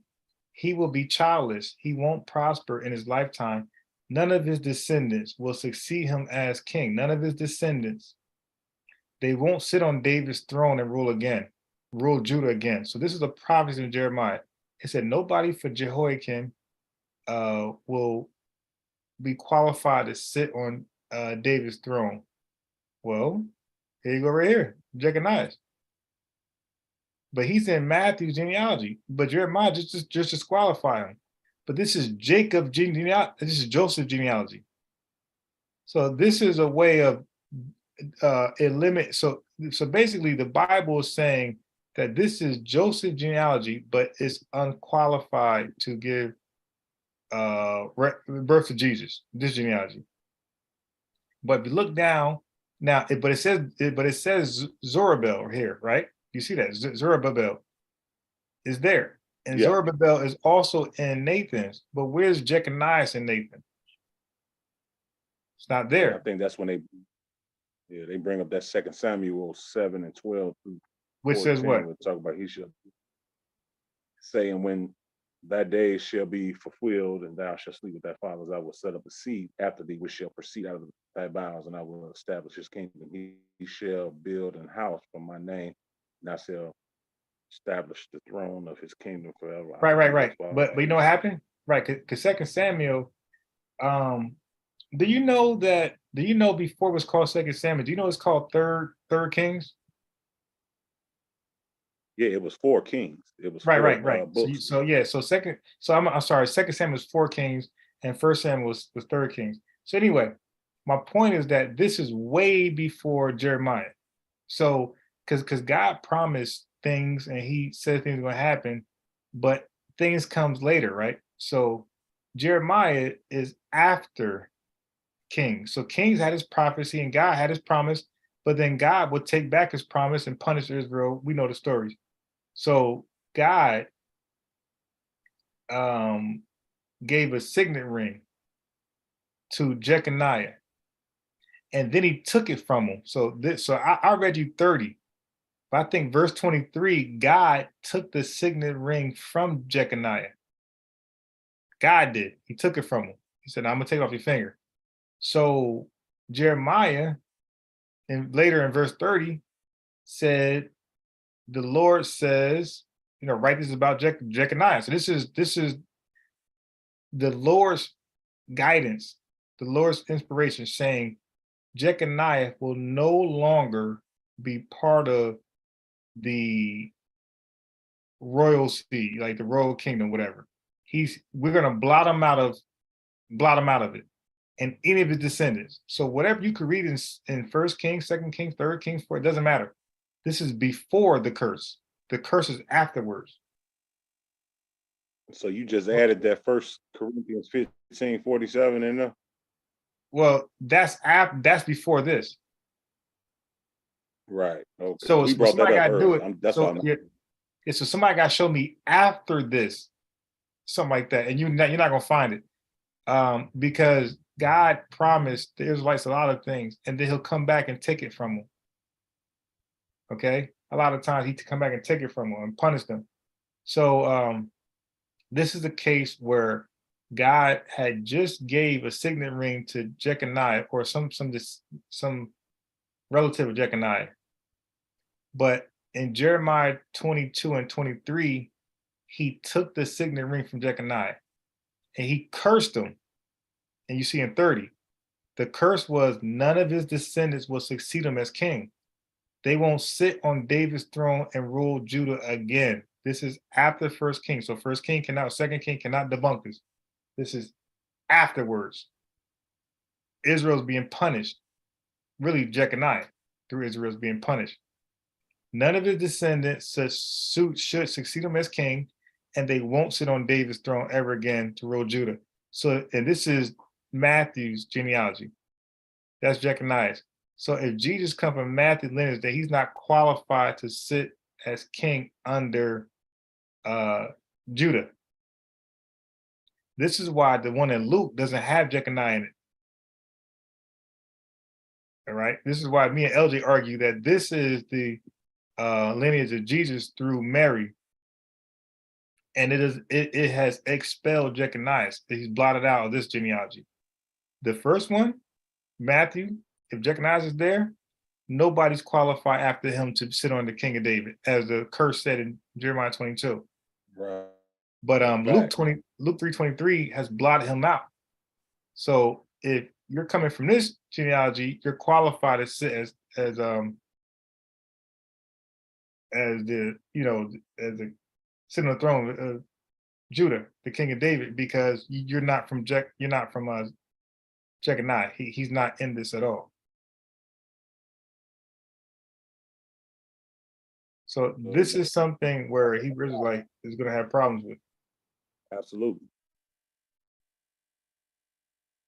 So I never really jumped on Jeconiah, like I said, because I feel like I didn't have to. But if they was you know, because I think Apostle was going to have me bring it up to him because he was just too much in denial of the virgin birth. So I said, okay, fine. I'm going to hit him with the signet ring and the curse. But it was getting too late. We had to rush out. And today he didn't show up. He was probably busy, whatever. But I don't think he's scared. No, that brother, he like I said, he's a good brother. He just I don't think he's scared. I think he's very, just busy. very passionate. Very passionate. Yeah, I think he's busy doing something else. Yeah. So this is how we will suspend Matthews altogether. And not only that, but I pointed out in Matthews, Joseph doesn't have any children. In his own genealogy, he didn't beget anybody. He has no kids. So when you look at Luke 23, 3:23, it says, all the translations says Jesus was 30 years old in his ministry, and he was supposedly or thought of, or people thought he was the son of Joseph. And then it says instead he was the son of Eli. And then it goes all the way up right from that point. And that's when me and LJ conclude that Eli will be Mary's father, because they go by the men. So then they're not going to list Mary. They're going to list just her father, which we suspect Eli and all the way up. And Yeah. That's a problem, bro. That's a good point to bring out. yeah. So, but to get them to get them on, not all of them, like because I think Apostle would take on any challenge, and you got some Hebrews Israelites to take on any challenge, but most of them gotta believe you're weak before they hop on, you know, and talk to you. Yeah, if I show you my Facebook messages from these guys, a bunch of cowards. Yo, nah, let's just talk here on a thread. So I'm gonna sit here and type 1,000 words on the thread for days when we can end this in a half an hour discussion. You know what I had to find out the hard way, you know, just over the years when I was calling myself cutting people, and then I would get cut. You know, it's nothing wrong as you grow, and I get that come with age too. There's nothing wrong with saying I don't know. Right. Or let me get back to you. You know what I'm saying? Yeah. When you do that, you take away the power from them. So now they don't have power over you. You say, nah, I don't know. Right. I don't know, bro. I never looked. Just like I'm just telling you, I remember it vaguely, brothers bringing up Jeconiah, but like you brought out the Jews, I'm like, damn, I knew it was there. You know how you remember seeing something and reading? I'm like, damn, that's a good point. You know what I'm saying? I get credit where credit is due. Damn, that's a good I point. guarantee the average person doesn't know that there's Jews in the Old list named. People are named Jews in the Old Testament. I guarantee. Yeah, or you just say Jehovah, they quickly say, no, that's Jehovah Witness. Okay, well, give me Isaiah 12:2. Yeah, that's a good point. If you dare to say the Lord's name is Jehovah, they will cuss you out. But it's like, dude, but it's in your preferred Bible. You prefer the King James. It says Jehovah. It doesn't say Yahweh. It's the Bible you want to read from. And what's that scripture again that says Jehovah? Let me write this one down. Isaiah, it's in that Yeshaya 12:2. Isaiah 12:2. Yep. And it says somewhere else too. I think it's in Joshua, I want to say. It's somewhere else. I forget. Yeah, I'm definitely going to use that one. I'm going to say Jehovah as the Lord's name just to piss them off. see, I'm telling you, I'm gonna start calling you 50 Cent, bro. You know what you're doing. This is piss them off, get a reaction. I'm gonna say, hold up, man. I'm gonna say, yo, go to Isaiah. You know what? I'm gonna throw them off first. Think about it. And it ain't not Joe, it's Yahweh, or whatever they're gonna say. I'm gonna say, oh, Yahweh shot, whatever they say. Yahweh. I'm gonna say, okay, no problem. And I'm gonna throw them off with a simple scripture that's unrelated. I'm saying, read that. They're gonna read it. It might say, ham sandwich is bad, whatever. I was okay, cool. Now read Jeremiah chapter 12:2. So and Jehovah. I'm like, see, told you. I'm gonna get him with that one. That's gonna be funny. Hey, I was gonna tell LJ. I am like a troll, so to speak, when it comes to this, because it's unfair So I don't know if you said this yesterday or somebody else said it, but it's unfair when you know both arguments, when you know the arguments against and the arguments for. That's why I was typing it in the chat, and I think it was one of the sisters or somebody was laughing. You know, I was typing everywhere where he was going. It was like a sales pitch. I already Yeah. knew, bro. I already know where you going. Right. Yeah, that's just bad. And the thing is, and that's why I told Israel Bound when he tried to give me my stance or position on the virgin birth, I said, dude, no, you don't know my position. It's unconventional. You don't know mine. And then he kept trying to tell me, then I said, okay, go ahead, tell me mine. And then I corrected him. I said, that's not even my position. Right. Right. I remember, man, I was gonna tell LJ earlier when he was talking about he studies, on his own. I said I could remember when I first got out of the church and everything, I was studying on my own, and then they would try to beat me up with Hebrews 10 and 25, where it says, never forsaking the assembling of ourselves together. Yeah. So then I hit him one day with that First John 2 and 27, and it says, but the anointing which ye have received of him abideth in you, and ye need not that any man teach you. Right. Or they might hit you with Acts, what's that chapter? Acts chapter 8 verses what, 30? Well, how do you understand what you're reading? Some man teaches you, something like that. They might hit you with Ethiopian eunuch.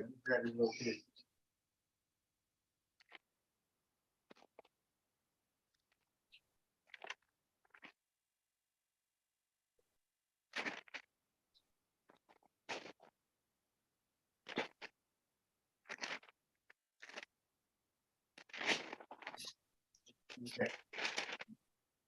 He woke up screaming. Yeah, so I would go, they'll go to Acts chapter 8, I think it's verse 30, where you're reading, but do you know what you're reading unless a man of God teach you? Because I definitely use that with Christians. Yeah. I'm the man of God, you need teaching you. I remember when I was in non-denominational, we was like in the fivefold ministry. They always bring out Ephesians 4 and 11. With some apostles, prophets, evangelists, and teachers. Wait. What verse is that again? Ephesians 4 verse 11. And what it says? Let me pull it up. I'm a little bit rusty, but let me pull it up. Ephesians 4 and 11. It say, oh, there you go. I got to highlight it from back in the day.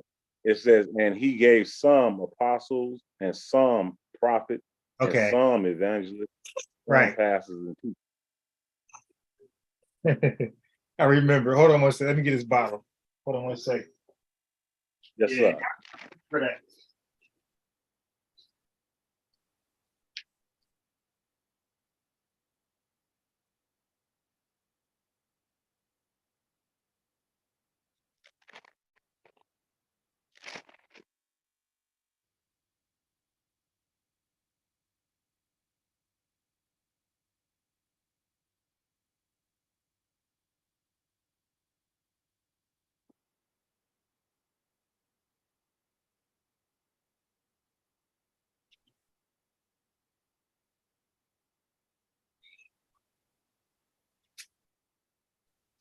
Cross right there. Okay, I see.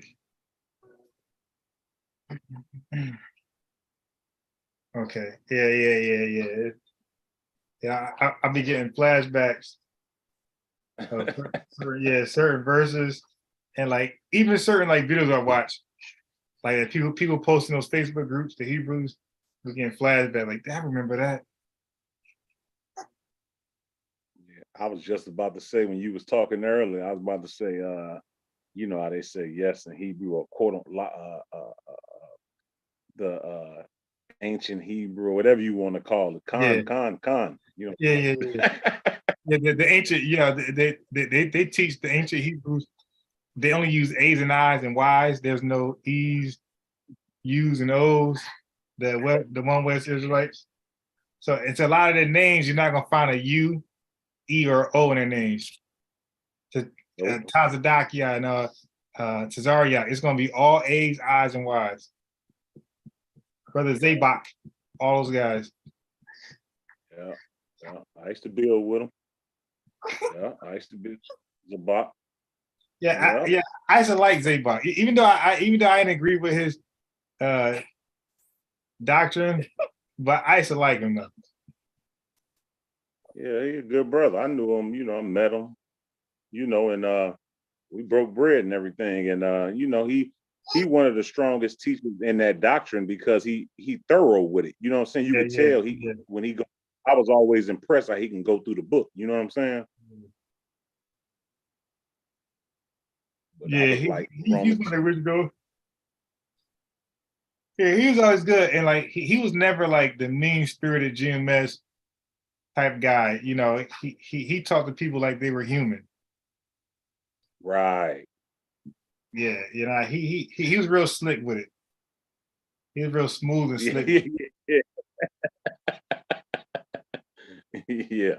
Yeah, he'll set you up too. He just set up a lot of people and then cut them with the work. Hey, yeah, you ever watch the I used to also like the 14th Street New York Israelites. You ever see them? Oh, what's the big brother that started with a B? Bakwash. Yeah. Yeah, I used to watch them all the time. Yeah, they were my favorites when Zabok wasn't doing as much. I started watching them a lot. Yeah, I used to like them a lot. Again, they wasn't. You could tell this part of Zabok crew because they wasn't mean spirited. They talk to you normally, right? Yep. Yeah.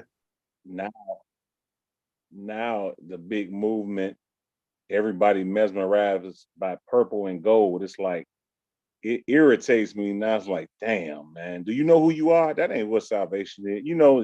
IUIC. They just everywhere, outside people, churches. I'm like, man, leave them people alone, man. Yelling at people. Man, Nathaniel 7, it's funny because I remember he was with Barak Shaw, and Barak Shaw split off and did his own thing, and I was following his little thing, and then I just fell off. So I know he like, damn, man, I should stay with them because they grew, and now they like in the hundreds, you dig? And I remember it was like very small. Like it was GOCC was like the one. GOCC really came and like caught everybody by surprise because they started growing the numbers big time. They came last, or they came behind Nathaniel definitely in GMS, but man, their numbers were flourishing. Yeah. And then when they elder recall was telling people to flee back in 2010. Oh yeah, I don't know what, bro. I don't know what man. When he did that, he lost because I was riding with them. That flea stuff, and he had people living in Israel trying to. Man, he lost me. I'm like, what the fuck is this? Yeah, I used to build with a brother from Florida. He was in there. He was one of the elder, brother Shemaiah, and he said, yeah, he knew people that went over to Egypt, and they ended up getting stranded over there, bro. Yeah, it's a sister that I was communicating with that was part of that doctrine. Her ass was telling me she's stranded somewhere. I don't know where she was. I think she's in Israel. Just like she showed me, pictures of her on a beach, looked like a beach, like living on the beach. I'm like, what the fuck? What is this? No. Yeah, but what being there to say flee? Like, no, it's time to go now. And they'd be wrong. That's why I know Mighty Hebrew. He's real big into the community as far as with Ben Ami, but I kind of always looked at that like, well, didn't the Most High say He was going to establish us a government, like, and then I heard horror stories about. I'm just one, bro. I ain't even when I was in the church, bro. I ain't really with that living amongst people like some Mormons or something. We can't wear Nike, we can't wear that, man. Hell no. Hell no. Yeah, that becomes more of a cult because, like who said it? Was it you that said the Nike sign, stupid shit? Yeah, because now it becomes like, dude. Yeah. Like for me, like my entire life, it was very easy for me to like withstand certain foods, certain candy. It was easy for me. So when the Nation of Islam, they're big on. Elijah Muhammad wrote a book called How to Eat to Live. So they were big on like a dietary law. But for me to adhere to it was easy because I came in there already not eating beef, pork, a lot of, seafood. So it was like, that was easy. But other people, they came in there as Christians, but they ate everything. So that was a struggle for them.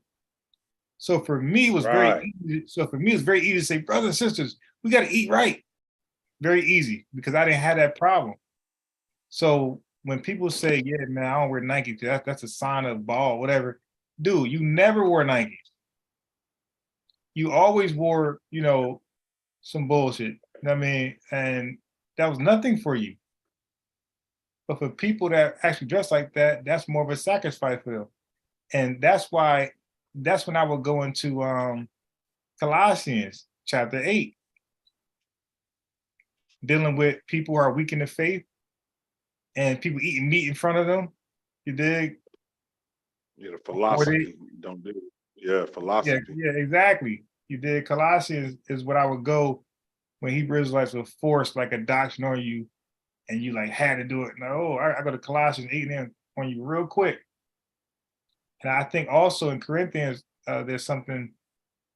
I think First Corinthians, there's something like that too. I got to find my notes.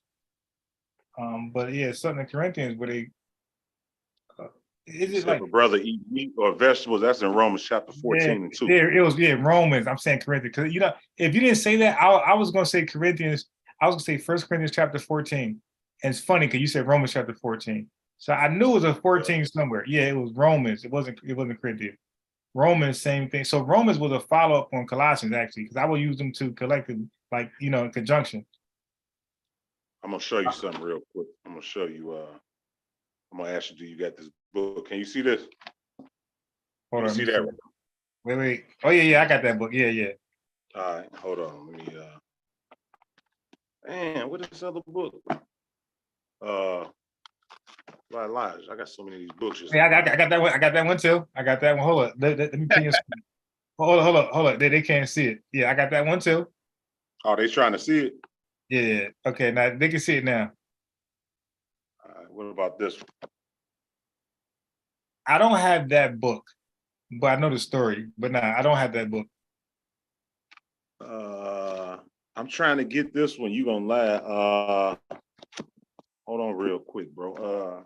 Damn, where is it at? But I got those 5% of books though. I don't know about this. This brother, he decent. He all right, Shadrach. I don't know. Yeah, no, I never heard of that. Hold on real quick, bro. Hold on. Let me it's a book by this Muslim brother dealing with the nation. Brother name is I think it's Jesus Muhammad Ali. Damn, where's it? The name they get themselves. Yeah, my man, man, I used to be about here. Go right here. Here go right here.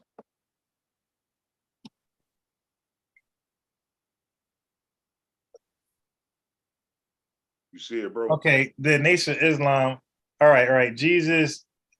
It says the grandson of Elijah.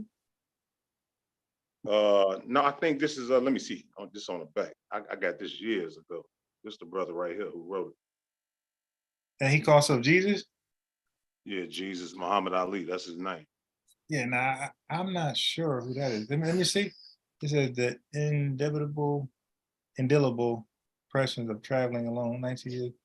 The honorable great art of the law, certain fine. The bond that grew up, blah, between my grandfather and me. He could not even speak, like, took my message away to the king. No, you know this brother right here. Yeah. Hey, yeah, His joints. Yeah, the Messiah. Wow, the end of this world. Yeah, they always talk about the end of the world. That's be funny. The doomsday doctrine.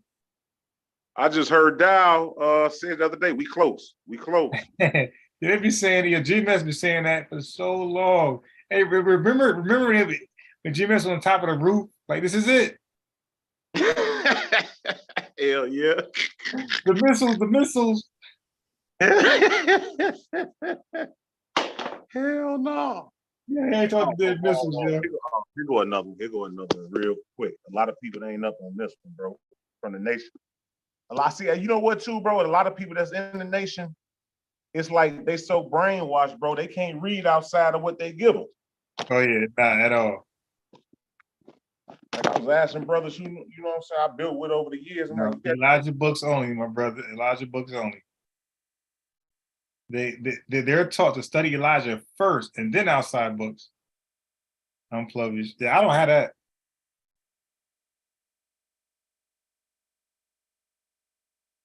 Who's that by? Who's the author? No, it's just an unpublished writing. Okay. Yeah, I don't have that. Yeah, it got some interesting stuff in it. The Definitely got nation. some. I'm not sure if the members. I've never seen that book and I read it. I'm not sure if the nation, not the nation, the believer. I'm not sure if the believers will accept it. I'm not sure. I gotta ask them. You know, but if they don't accept it, bro, that means none of them will, and you're reading it for no reason to them. Yeah, for sure. That's like reading the Quran to the Hebrew Israelites. It's like, dude, they're not interested. Yeah. I remember these brothers, Naeem and Nate. They were the nation. I think they moved. So one thing I always say about the brothers, they really do get out there and grind and work. I know a lot of them brothers, Yeah, they got their own business. Yeah, they just like to me, they're like the biggest cowards though when it comes to like having discussion or debate. They just cowards, man. So scary. It got to be like very controlled. You got to come to the mosque or you got to come It's to. so scary. It's like, dude, if I go to the mosque, you're just gonna kick me out like this. It's not like, you know, it's not even where you can't like let's meet at McDonald's, but you cannot kick me out. Yeah, what's that over there in Isaiah 1:18 where it say, "Come, let us reason together." Right. Dude, I'm not gonna go to the mosque. You gonna kick me out? Yeah. Do you know when I used to visit the Nation of Islam, I used to go to even as a Hebrew Israelite. Again, I never revealed my identity. I used to go there. Like they didn't know I switched. They thought I was still like one of them. So when they read the story of Moses or whatever, they twist it. I would correct them, bro. It was so funny, but I would do it like respectfully. I say, no, that's not really the story of Moses. What happened was this, and they'll be listening. One day they asked me, they said, listen, you're really good with the Bible. We need you to find Farrakhan in the Bible. They told me, they said, we need you to find Farrakhan in the Bible. I was like, oh my God, man.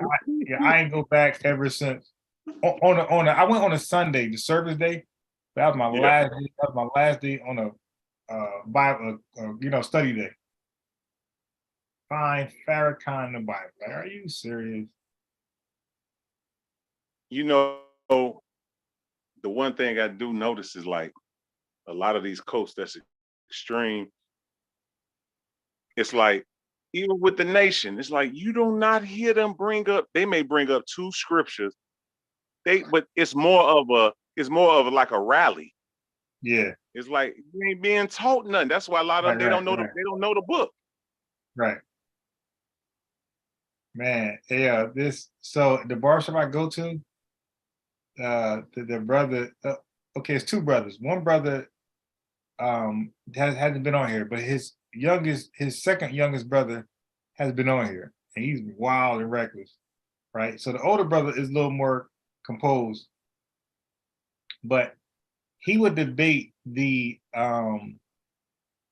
non-denominational pastor on is Jesus a man in the Bible, and then he'll debate the virgin birth, and like I'm like, dude, stick with is Jesus is not Jesus a man, is God a man? Stick with that.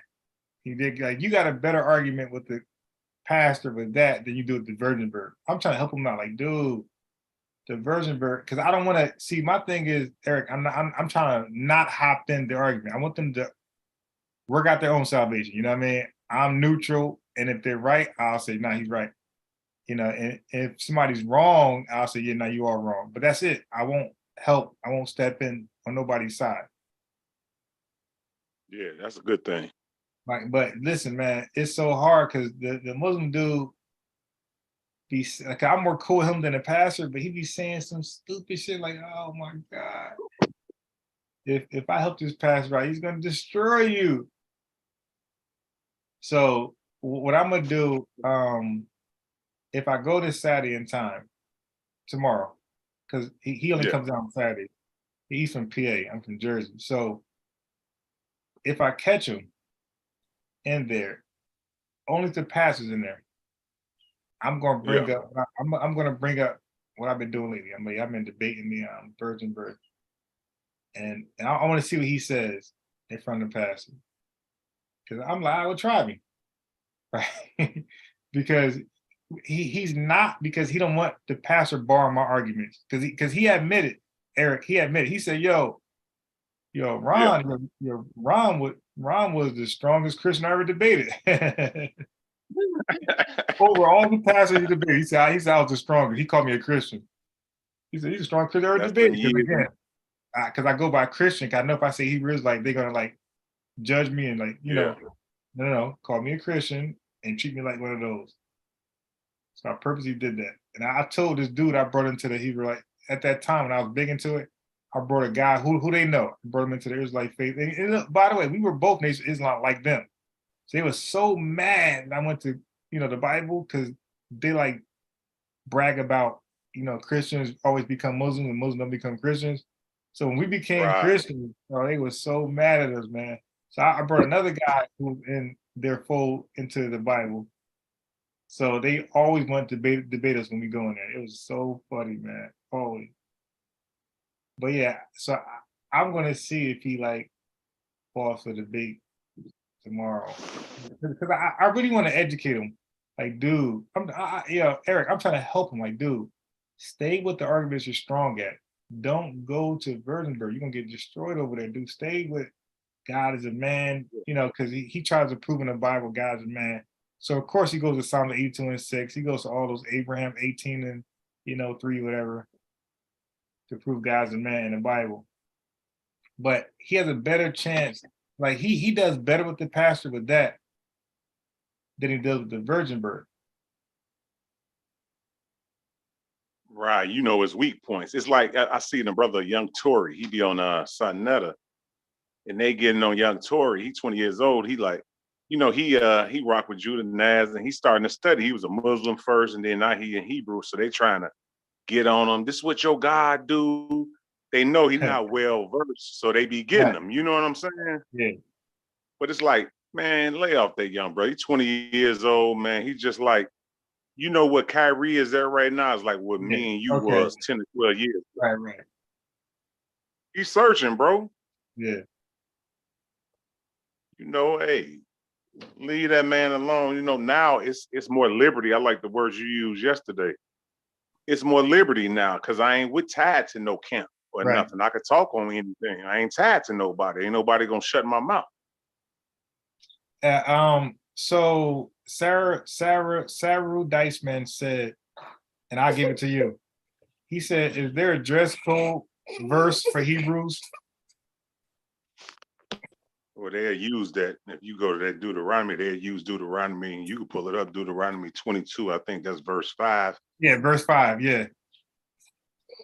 For the women, but I don't agree with that.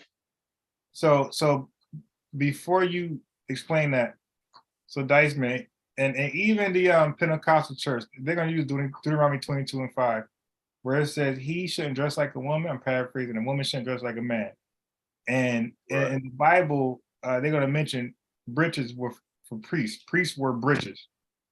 And that was like a manly, thing to do. So they're going to hint to that, like women should not wear breeches, which are pants. So, but as far as a Hebrew, so anyway, what do you disagree with? So you said you don't agree with that, and go ahead. No, I believe the women's supposed to be modest, but it ain't that deep to me. I used to the one reason why I kind of bagged off too, because my kids, they older now. You know what I'm saying? I used to have them studying straight up Shabbat, this and that. We ain't doing this and that, man. I was lording over them. You know what I'm saying? This when they 24 and 19 now. So this had to be about when they was like 14 and 9 or like 13 and 8. They 5 years apart. But then I got to thinking to myself, like, shit, where was I? You know what I'm saying? What was I? Yeah. That's when I really started easing up. Like, hell no, bro. Like, I recently just stopped eating really meat. I eat fish. I'm more pescatarian, but I've been off the pork and all this and that with the scriptures. We can go through all of that. But I ain't lording over my kids now. They grown, man. Look, that's why I'm at. Man, look, eat what you gonna eat. I ain't tripping. Because I know a lot of these cowers out here, they tell you one thing, and then they go into the crib living like a damn fool. You know what I'm saying? Right. Eating everything, but on you. And you're like, that's how my man, I told you I brought the guy with me. His name was George, and he was just that, right? He will get you his favorite thing. Eric, people who knew George, the only verses he knew was the dietary laws. You dig? And George is obese. He's morbidly obese. And he's going to get on anybody who's weak in the faith about pork and pork. This dude will make up every excuse why he ate pork, by the way. When I catch you eating pork, like, George, you eating pork. He made up every excuse why eating pork. But I'm like, so George, why do you condemn others then? You should do something else. I see it all throughout the book. That's in Isaiah 65, Isaiah 66. I mean, it's all over. We know that, but yeah, Isaiah 65. But what's that? 65, 2-5. But I used to think one day I was going to get a Subway sandwich some years back when I was really like in that militant stage and like, had a zeal, but not according to knowledge, like Romans 10:2 say. But I was thinking when they was cutting my sandwich, it was like a lady in front of me. She had like a ham sandwich, right? So they cut hers, right? So when it got to mine, I think I was getting like, at the time I was eating turkey, right? Right. So I was like, damn, they used the same knife. This is how legalistic I was. I'm like, damn, they just used the same knife to cut mine. You feel me? It's like, how far do you go? Yeah, you know what? Listen, I was on that. Now, I haven't eaten pork and beef since '96, and I was on that. Hey, you gotta watch that. Now, I'm like, man, whatever you did. Like, I ain't even gonna look. I ain't even looking, man. I ain't even looking. I'm just gonna eat my food. I ain't even looking. You know what I mean? Yeah, but I feel so liberated now. Like, I'm not looking over what's on the, what you cut. No, I'm good. I'm not even gonna look. And whatever's on this plate gonna get eaten. Yeah, because I know the Israel of God, Brother Bowie and them, they got a list on their on their those are my guys. A list like they got in Jiffy food mix. I knew most of the gums got gelatin in it. Anything like from with a gummy source in it has like a pork byproduct in it. But then I'm like, damn, they talking about Jiffy food mix. I'm thinking to myself, damn, I just had that cornbread and greens last week. See, that's another thing. Like, when I was no pork, I wasn't with your Jello. Like, nah, I'm dealing with the meats. No damn Jello and gelatin. Like, nah, man, I'm gonna tear some jelly beans up. I'm not doing that. I wasn't that crazy. Nah, so with no pork, it's for me just the meat. Also, the brother was asking the dress code. It's also the Mitri. If you go to Exodus 12, it talks about the Mitri wearing a Mitri. Then in Numbers 15 and 38, when it's talking about when the borders are blue, the fringes around your garments. Oh yeah, so that's why a lot of they wear the fringes. So it's a lot of things in there, dress codes and but they just misuse the scriptures. Like, this is another one what they used to love in Isaiah 4:1, where it talk about in that day a man should take hold of 7 wives. They love that. Yeah, they love that one. I'm gonna get some concubines. I'm gonna get some white concubines. It's the GMS. I want some white concubines too. These guys were funny, man. Yeah, the brothers I used to, like you said, rock with Jeremiah, Uriah, Tazadakia, man, everything, Nazariah, Yeah. I just like the House of David, but GMS kind of like buried them though, like by themselves. Yeah, GMS ain't like nobody, bro. So that's why when ICBK say we're not feeling no Hebrews like group, like, dude, y'all might have stole that from GMS. Because GMS was like, we're the only it was like Kenton that know the word of God. They was crazy. You know what I was gonna do, and I did actually ask on side broadcast. It was sometime last year. I know the brother from ISUPK, he was selling the butters, and so he was like, Tazariot. Yeah, he would post it, but I stopped. I'm like, man, I ain't gonna hurt that man business. But I'm like, if anybody was real legalistic, you know, he would run the specials like on his thread, like at like 11 o'clock. It'd be sundown, whatever time it was. I'm like, oh, you can still buy and sell on the Shabbat. Okay, I got you. Yeah. See, but that's why I call them Christians, man. They're not really like Jews. That's why I say, because they're gonna tell you the laws. See, they're gonna argue the law done away with shit. Certain laws done away with. They're gonna pick and choose. And that's why I asked Apostle Zaquan yesterday. I said, yo, you observed the sacrificial law? Nah. I see, man, you're a Christian, dude. Cause now you're gonna pick and choose which laws you don't do, which ones you still uphold. That's why you say, like you say, you more at liberty. Today it's like, damn, what was it, man? I had one of these moments where I kind of had to breathe. You know, you have like a phobia, like I had a big bat, you know, a phobia about things touching pork, or you know, I got to the point where I would separate stuff from my, you know, on my tray. Like, I don't want nothing, don't cut nothing. Sometimes I would go to Subway and be like, no, don't cut now. Don't cut now. Just leave the foot long. Don't cut it. Yeah, don't That's even like crazy. When it came to pork, man, I had my boy, my boys ride with me. He gonna order a sub, unbeknownst to me, pork sub. I had my boy hold that thing out. I said, yo, you either get out my car or hold that thing outside the door while I drive. And he held that thing outside the door. Yeah, I've been away from it for so long. It's just I get nauseous. I actually get nauseous. When I smell it. But I'm blue. Yeah, you gotta hold that thing out the door or get out my car. Yeah, I just can't do it no more. You know, I used to love some ribs back in the day when I was a shorty in my teenage years, but yeah, once I stopped. Barbecue ribs from boneless barbecue ribs at the high school. That was my favorite meal, man. Yeah.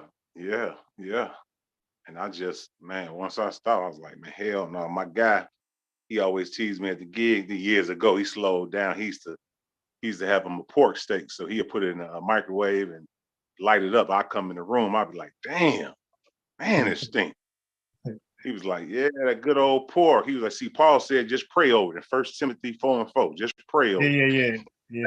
See, but that's why I get on the King James translation, because that's how the King James worded it. But the New World Translation put it a little better. But the King James, you know, people of today, they manipulate the King James, knowing that's not how we use these words today, and they misrepresent, you know, some scriptures, and that's unfortunate. That's what I always ask. And I say, well, what was Peter talking about when God showed him the vision in Acts chapter 10? I used to kill Christians with that one, man. Oh my God, I used to kill. And then Matthews, and when it says eat, and it comes out the bowel, you know, out your butt, whatever. Man. And I used to love those verses. I used to kill them. They go to Matthews, they go to Peter Vision. What's that? Acts chapter 8 or 9? One of Acts chapter. It's chapter 10. Acts 10. Yeah, it's 10. Man, I used to kick I used to hope they go there. Wait, what you say? Peter's Vision. Let's talk about it. Oh my God, I said rip them with that one. They always like, yeah, even they all be like, yeah, it's not talking about poor. Like, let's talk about unclean men, man. Unclean men. Right. Peter said, Peter was shocked. He said, man, I never touched nothing common or unclean. Right. And the division said, nah, stupid. We ain't talking about that. Oh man. Like, stop being all, paranoid. We ain't talking about no damn pork. We're talking about people. Don't call men uncommon or clean. And that was another, and then if you read the rest of it, that was another verse clearly showing how God accepted the Gentiles also. You know what I mean? It just so clear. I know. That's why when I was showing you Ruth earlier, she said, your God should be my God and your people should be my people. Right. A Gentile lady. Yeah. And then over there in that Zechariah, what's that? Around that 8:23, where it said they would grab the hem of those who say, matter of fact, I think that say Jew. Let me go ahead and get that real quick. Zechariah. Let me see. Zachariah. Let me see Eric that. will order a burger with no meat, no lettuce, tomato meal, just bread. Eric Muhammad, you are funny. Hey, look, yeah, here you go. Hey, here you go. I knew it was in there. I knew Jew was in there. Yeah, I forgot about this. Zechariah Really? 8:23. Zechariah too? Yeah, thus saith Yah of hosts, in those days it shall come to pass that 10 men shall take hold out of all languages of the nations, even shall take hold of the skirt of him that is a Jew, saying, we will go with you, for we have heard that God is with you. Wait, what chapter is that and verse? That's over there. That's over there in that Zechariah 8:23, in the back half of that the last verse of chapter 8. 8:23. All right. I forgot about that one.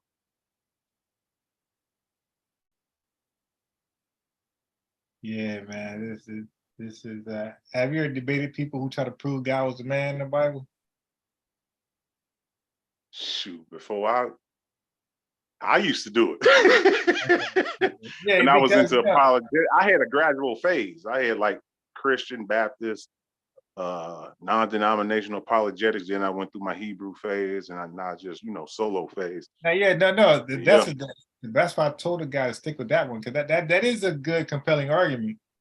When it says God's man, it's really compelling. Christians have a hard time with that one. But then it say over there, their hands in that one. I ain't gonna lie. Right then, what it say over there in the Numbers? It say, God is not a man that he shall lie. Oh yeah, that's the one.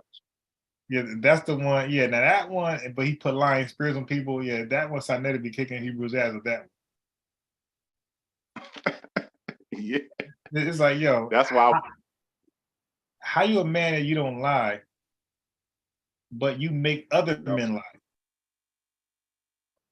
You put a lying spirit on other men. You cause them to lie. Hey, dude. Yeah. You're a liar. How you gonna say you're not a liar, but then you cause other men to lie? Hey, dude, yeah, that makes you a liar too. Yeah, I be wanting to hit side. I be knowing what side going. That's why I hate when Tori. But I always be in the chat. I tell Tori, man, read what the hell you want to read, bro. He'd be lying. He'd be laughing. Yeah. But this Proverbs 6. Go ahead. My bad. This Proverbs 6:16. Oh yeah, I know you're gonna read the things he hate. Yeah, go ahead. Yeah, verse 17. These are things that he hates, and the seventh are abomination: a proud look, a lying tongue, and hands that shed innocent blood. Yeah. All right, I already knew you was going. Sabi cherry picking, be getting something. He's like, oh, I got you. Yeah, but they shouldn't even, like, these guys dedicate so many years in the Bible. There's no way Sinetta, who 2 years in, should be causing anybody trouble. No way. Right. That's what I was saying with Apostle. I'm like, I used to watch it last year. He used to be on there a lot, and he just slowly start coming off. I'm like, damn, bro. Like, man, he's sunning you, bro. Made him look dumb up there. Yep. Man, I'm like, I'll take him. I'm like, bro, no cap, bro. I'll take him through the book. Just go straight through the book. Like, Sai, just keep your hand on that button. Just keep your hand on that mouse. All right, now give me.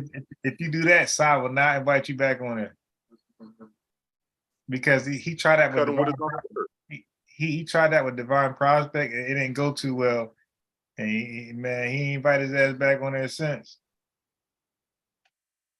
Zion Lex, he pretty sharp too, though. Yeah, I like Zion. Zion was somebody who was able, because I had a Hebrew like trying to show me another verse in the Bible saying people were black. And Zion, when he was debating Ali Muhammad, because Ali Muhammad brought up like a similar scripture, and Zion went to the Hebrew and he explained what it was talking about. But unbeknownst to Zion, like that explanation helped me debunk a Hebrew Israelite saying some stupid shit. But I'm like, that was perfect timing. Like, wow, that's great. Yeah, Zion's pretty good. And you know what? What I found, and this is no cap, I know Divine Prosper, he believes in the New Testament, but he still has a real good base going back once again to that Old Testament. I noticed more brothers that debate better, they more solid in that Old Testament. Yeah. Well, Divine Prospect, when I was in the Bible, he believes just like I do, right? As far as New Testament, like Divine Prospect believes that Gentiles are really the Gentiles. They're not lost Hebrew Israelites, and they are entitled to equal salvation. He believes that, and he also believes that the virgin birth is true. So like pretty much the same doctrine. That's why when he came out, I was like, yeah, I like this guy. Like we got similar, beliefs in the Bible. Because it's really hard for me to find a Hebrew Israelite that I agree with everything they said. Divine Prospect was the closest one. So I used to hit him up, and we had like a little cordial, friendship, right? Yeah, just breaking bread, Yeah, yep. Breaking bread, like what's that, Proverbs 27:17. And what does that say? Iron sharpen iron, but so a man sharpen the countenance of his friend. Yeah, so it was Divine Prospect that encouraged me to be at that time an RBG Hebrew Israelite. That's what he said he was. He said, I'm an RBG Hebrew Israelite. So I said, yeah, that's good. Me too. I was like, yes. Hell no. I was like, yes, somebody close to mine. Hey, RBG, you know who would have been a cold Israelite on the street would be Sarah Suit Seti. Yeah.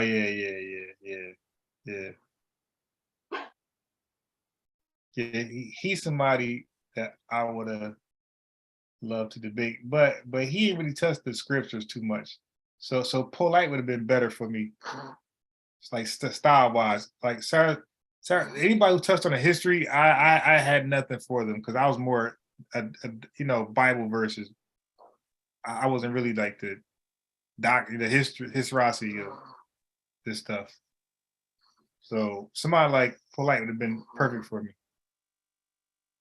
You know what's crazy? You had brought up Barak Shaw. I remember seeing how when they left, because he did that Future World of Israel out in VA. Yeah.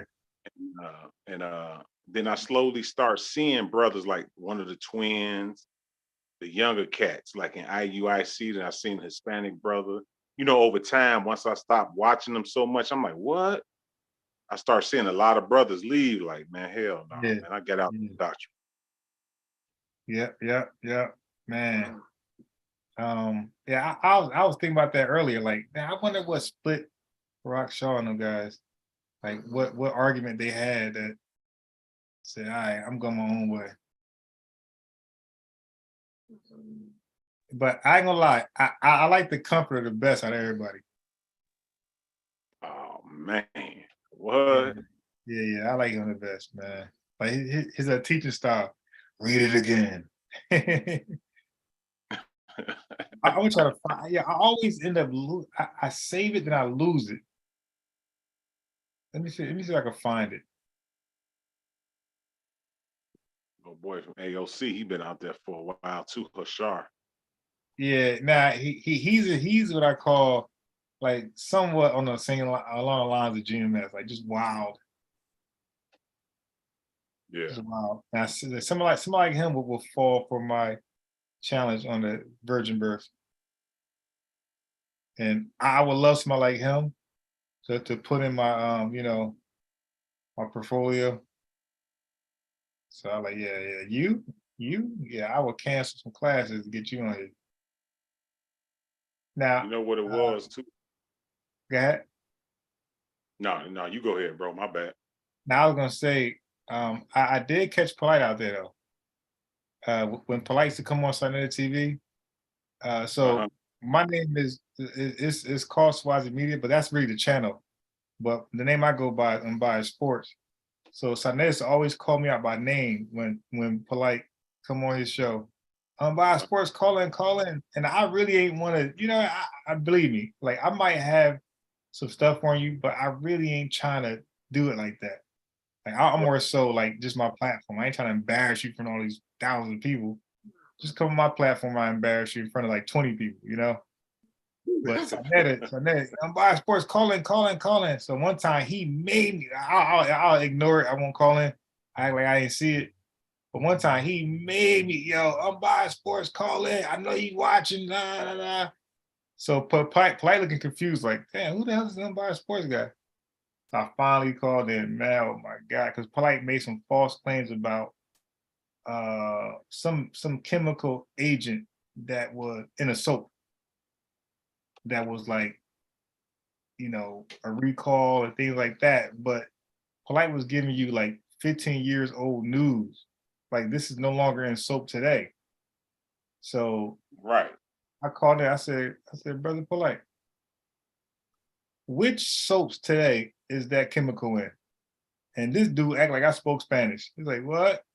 I said, you talk about that soap. Which soap today uses that chemical? Because I knew it was banned 10 years ago. So Polite like, he's like, well, I don't know which soap uses it. I just know it's no good for you, something like that. So I was like, Brother Polite, did you know that is banned from the country like 10 years ago? So you're telling us to don't buy soap with that in it. Polite, you can't find soap with that in it today. It's banned from the country. We got pulled from the shelves, dude. There's no soap that exists like that out here. It's illegal in the country. If you find that, somebody's getting in trouble. Right. So he was caught off guard, like, acting all dumb. So I asked him another question. I said, you're talking about probiotics, right? Because he's pitching all his probiotics. So I said, Polite, what's the best source of probiotics? So he got confused again. I said, dude, the experts would say yogurt. Yogurt gives you the best source of probiotics because it's living, right? Yogurt. So then he said, yeah, but that's a caveman's diet. So, it was some dumbass response he gave, man. It was like, I felt bad for this dude, bro. But Polite, I felt bad for him. I was like, oh my God, this guy, he ain't doing too good. You know what? Chief X, he helped me out because I almost fell for the trap with like mucus, and I had been hearing that for years. Oh yeah, the Dr. Savior shit. Yeah, me too. I fell for that trap. Yeah, I fell for that too. Like, man, mucus is bad. I remember one day Chief X was just bringing up like, you damn dummies, mucus. That's what help your line and your body. That's what fight off stuff in your eyes. You know what I'm saying? You gotta have some mucus in your body. Yes, Dyson. That's what he said. He said make sure it doesn't have that. I think I've got the name of the agent. Yeah. Eric, when Sabi said no mucus, and when I believed that hook, line, sinker, and then when I learned that you need mucus in your body, I hated Sabi at that point as much as I loved him. I said, oh, this nigga been lying. I said, oh man, I'm done with him. I'm done. And I've been off. Yeah, I was off him like quick. This nigga lied. Like, you know how wrong, like when you into like health, again, that's a mistake that dietitians nutrition and health gurus will not make. So if you make that mistake, that means health just isn't your lane. Yeah. You had to know mucus, you need mucus. You had to know that. If you study I had called Chief. I told him like 2 years ago, I was like, man, brother, you know how you know something like your mama or your daddy tell you or whoever raised you have common sense. And it's like, man, Chief X had broke it down one day like, you mean to tell me all these street dudes on the street, not to knock nobody, you know what I'm saying? I don't have no degree. You got a career. I just studied a lot, but all these dudes talking about, man, I'm going to give you a miracle cure. And you got scientists and people that done went to school for 8, 9 years. And you trying to tell me you smarter than them? Come on, man, stop it. Right. And if you ask us where we get the information from, we'll say for somebody else, like we Google this shit or whatever. But scientists actually do research. You know, they get patents if they came up with it. You know, what I mean, it's their job. Like everybody's world wants to be the best in their field. So the scientists. So if one scientist can find that thing to make them the best scientists or the most notable scientists of his time, they're gonna do it. So if they knew that mucus was the answer, they would have been said that shit before saving. Yeah. And even like you say, yogurt, even though I can't stand the smell of yogurt, but something that simple is like, damn. You know what I'm saying? That's like some common sense. Like that's the best probiotic you can, but they always want to fall back. Oh, that's the white man died, and this man, knock it off. Knock it off. Yeah, so Diceman said, I have a cousin who has stage 4 cancer. Yeah, sorry to hear that. He said, when I heard of sea moss, I was ready to call her and tell her to take it. Luckily, someone stopped me before I did. Yeah. So there was a Law and Order segment where these parents' daughter had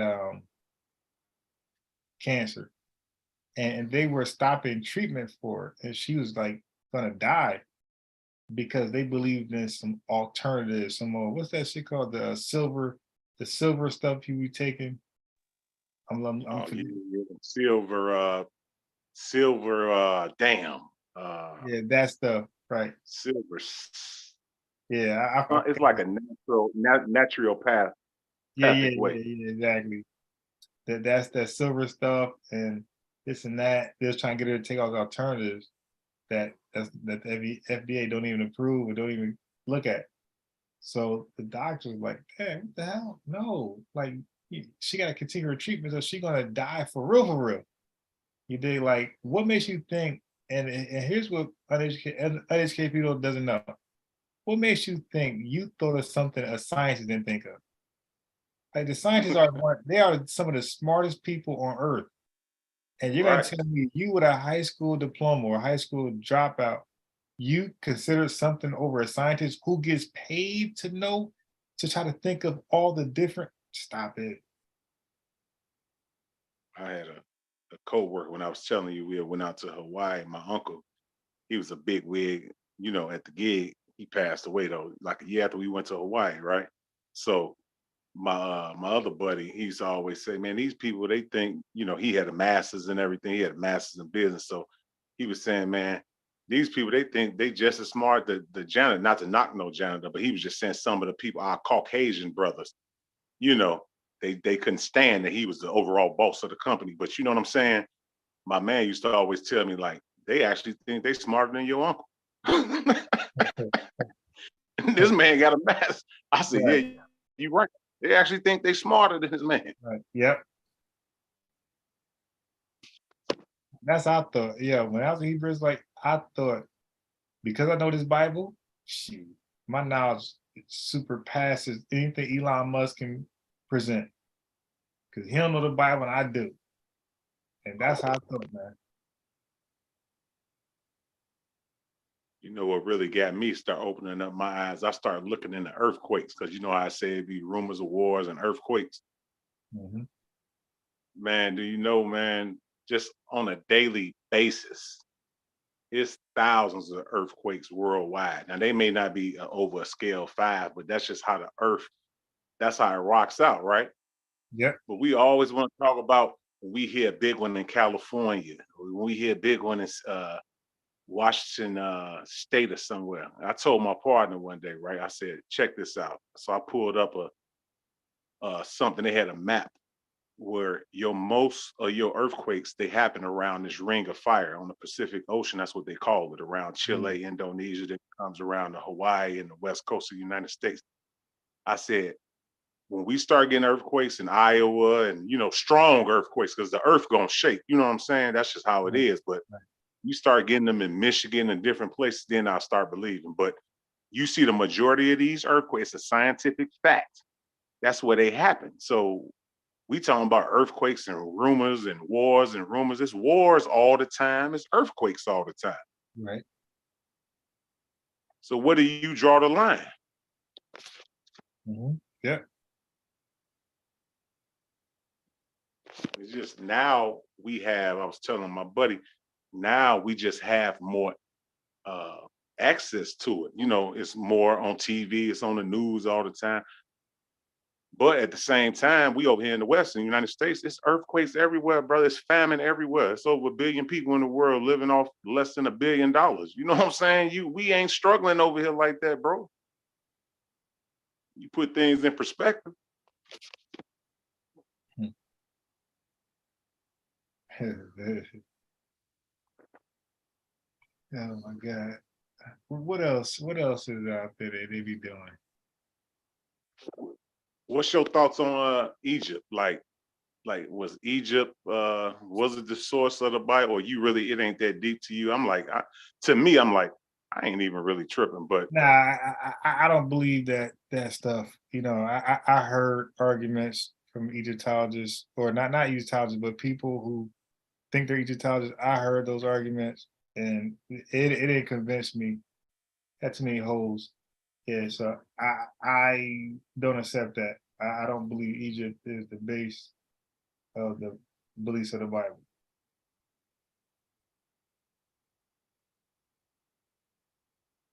you think Pastor Bennett is a good debater? Yeah, I like Pastor Bennett. And like, man, when he started off, he wasn't that good. But Pastor Bennett, he learned how the conscious community people debate very quickly. And he borrowed their style, and he's been kicking butt ever since. He's like been undefeated ever since. And Chris Harris, he ran off the show. Huh? That guy Chris Harris, he ran off the show when they was debating. Oh yeah, that's the guy who did that. All right, 'cause I was wondering. Yeah, 'cause I remember them was talking about it. Like he was debating somebody. Cause I know Tazariak ran off the show too, though. He was acting like he do something to his daughter. So Tazariak ran from Pastor Bennett too. He made an excuse why he got to leave. Yes, it's to me Tazariak Sinetta, to me, as far as like a PR campaign, he kind of says ISUPK because I see them brothers on the streets. They used to treat people like garbage. It was like Tazariak gave him a little more credibility. You know, he's a little more well spoken, a little more knowledgeable in the scriptures. Right. ISUPK, I don't even think, how many people you think is in their camp, honestly? No, they're growing. I would say they got at least about I would say about 40 people. 40, 50 people, I would say. What do you think? The only ones with the truth. The only ones with the truth, huh? Right. And their doctrine is straight One West. Like their camp is One West. Like they are the original One West doctrine people.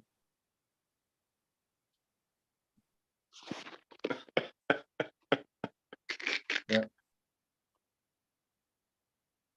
That's crazy. I know a brother who, an elder brother who I've been breaking bread with some years. He's a Old Testament only, and he always say, you know, y'all gonna do this and do that, and you know, you ain't supposed to be working and this and that. I'm like, man, how realistic is this, bro? Like, you know what I'm saying? He got his own. Him and his mom who passed away, they had like a 3-flat building, so he stayed there because he was like, I had faith and y'all took me off the job back in like the early 80s or whatever. And I'm like, yeah, but there's 8 billion people in the world. You know what I'm saying? It's like the world don't work that way. If we stopped on the Shabbat, then what about the hospitals and the fire department? You know what I'm saying? Mm-hmm. You know, it's some of this stuff is unrealistic. Like I said, I was so caught up. I ain't want nothing touching my sandwich and this and that. And I just found it became a burden. So, but yeah, I'm gonna fall off, bro. Then I'll just get back on tomorrow. What time you gonna be on tomorrow? Yeah, nah, I'm with you. It's getting past my bedtime. I will be free like probably the same time I came on today, like 2:00, 3 o'clock. All right, cool. It was good breaking bread with you, Oh bro. yeah, now it's done. It's fun reminiscing. All right, man, we'll catch up. Hopefully LJ come on. Hopefully Indigenous Black man hop on, stop being a coward, and we'll have a good discussion tomorrow. All right, man. Good talking. All right, peace. Yep.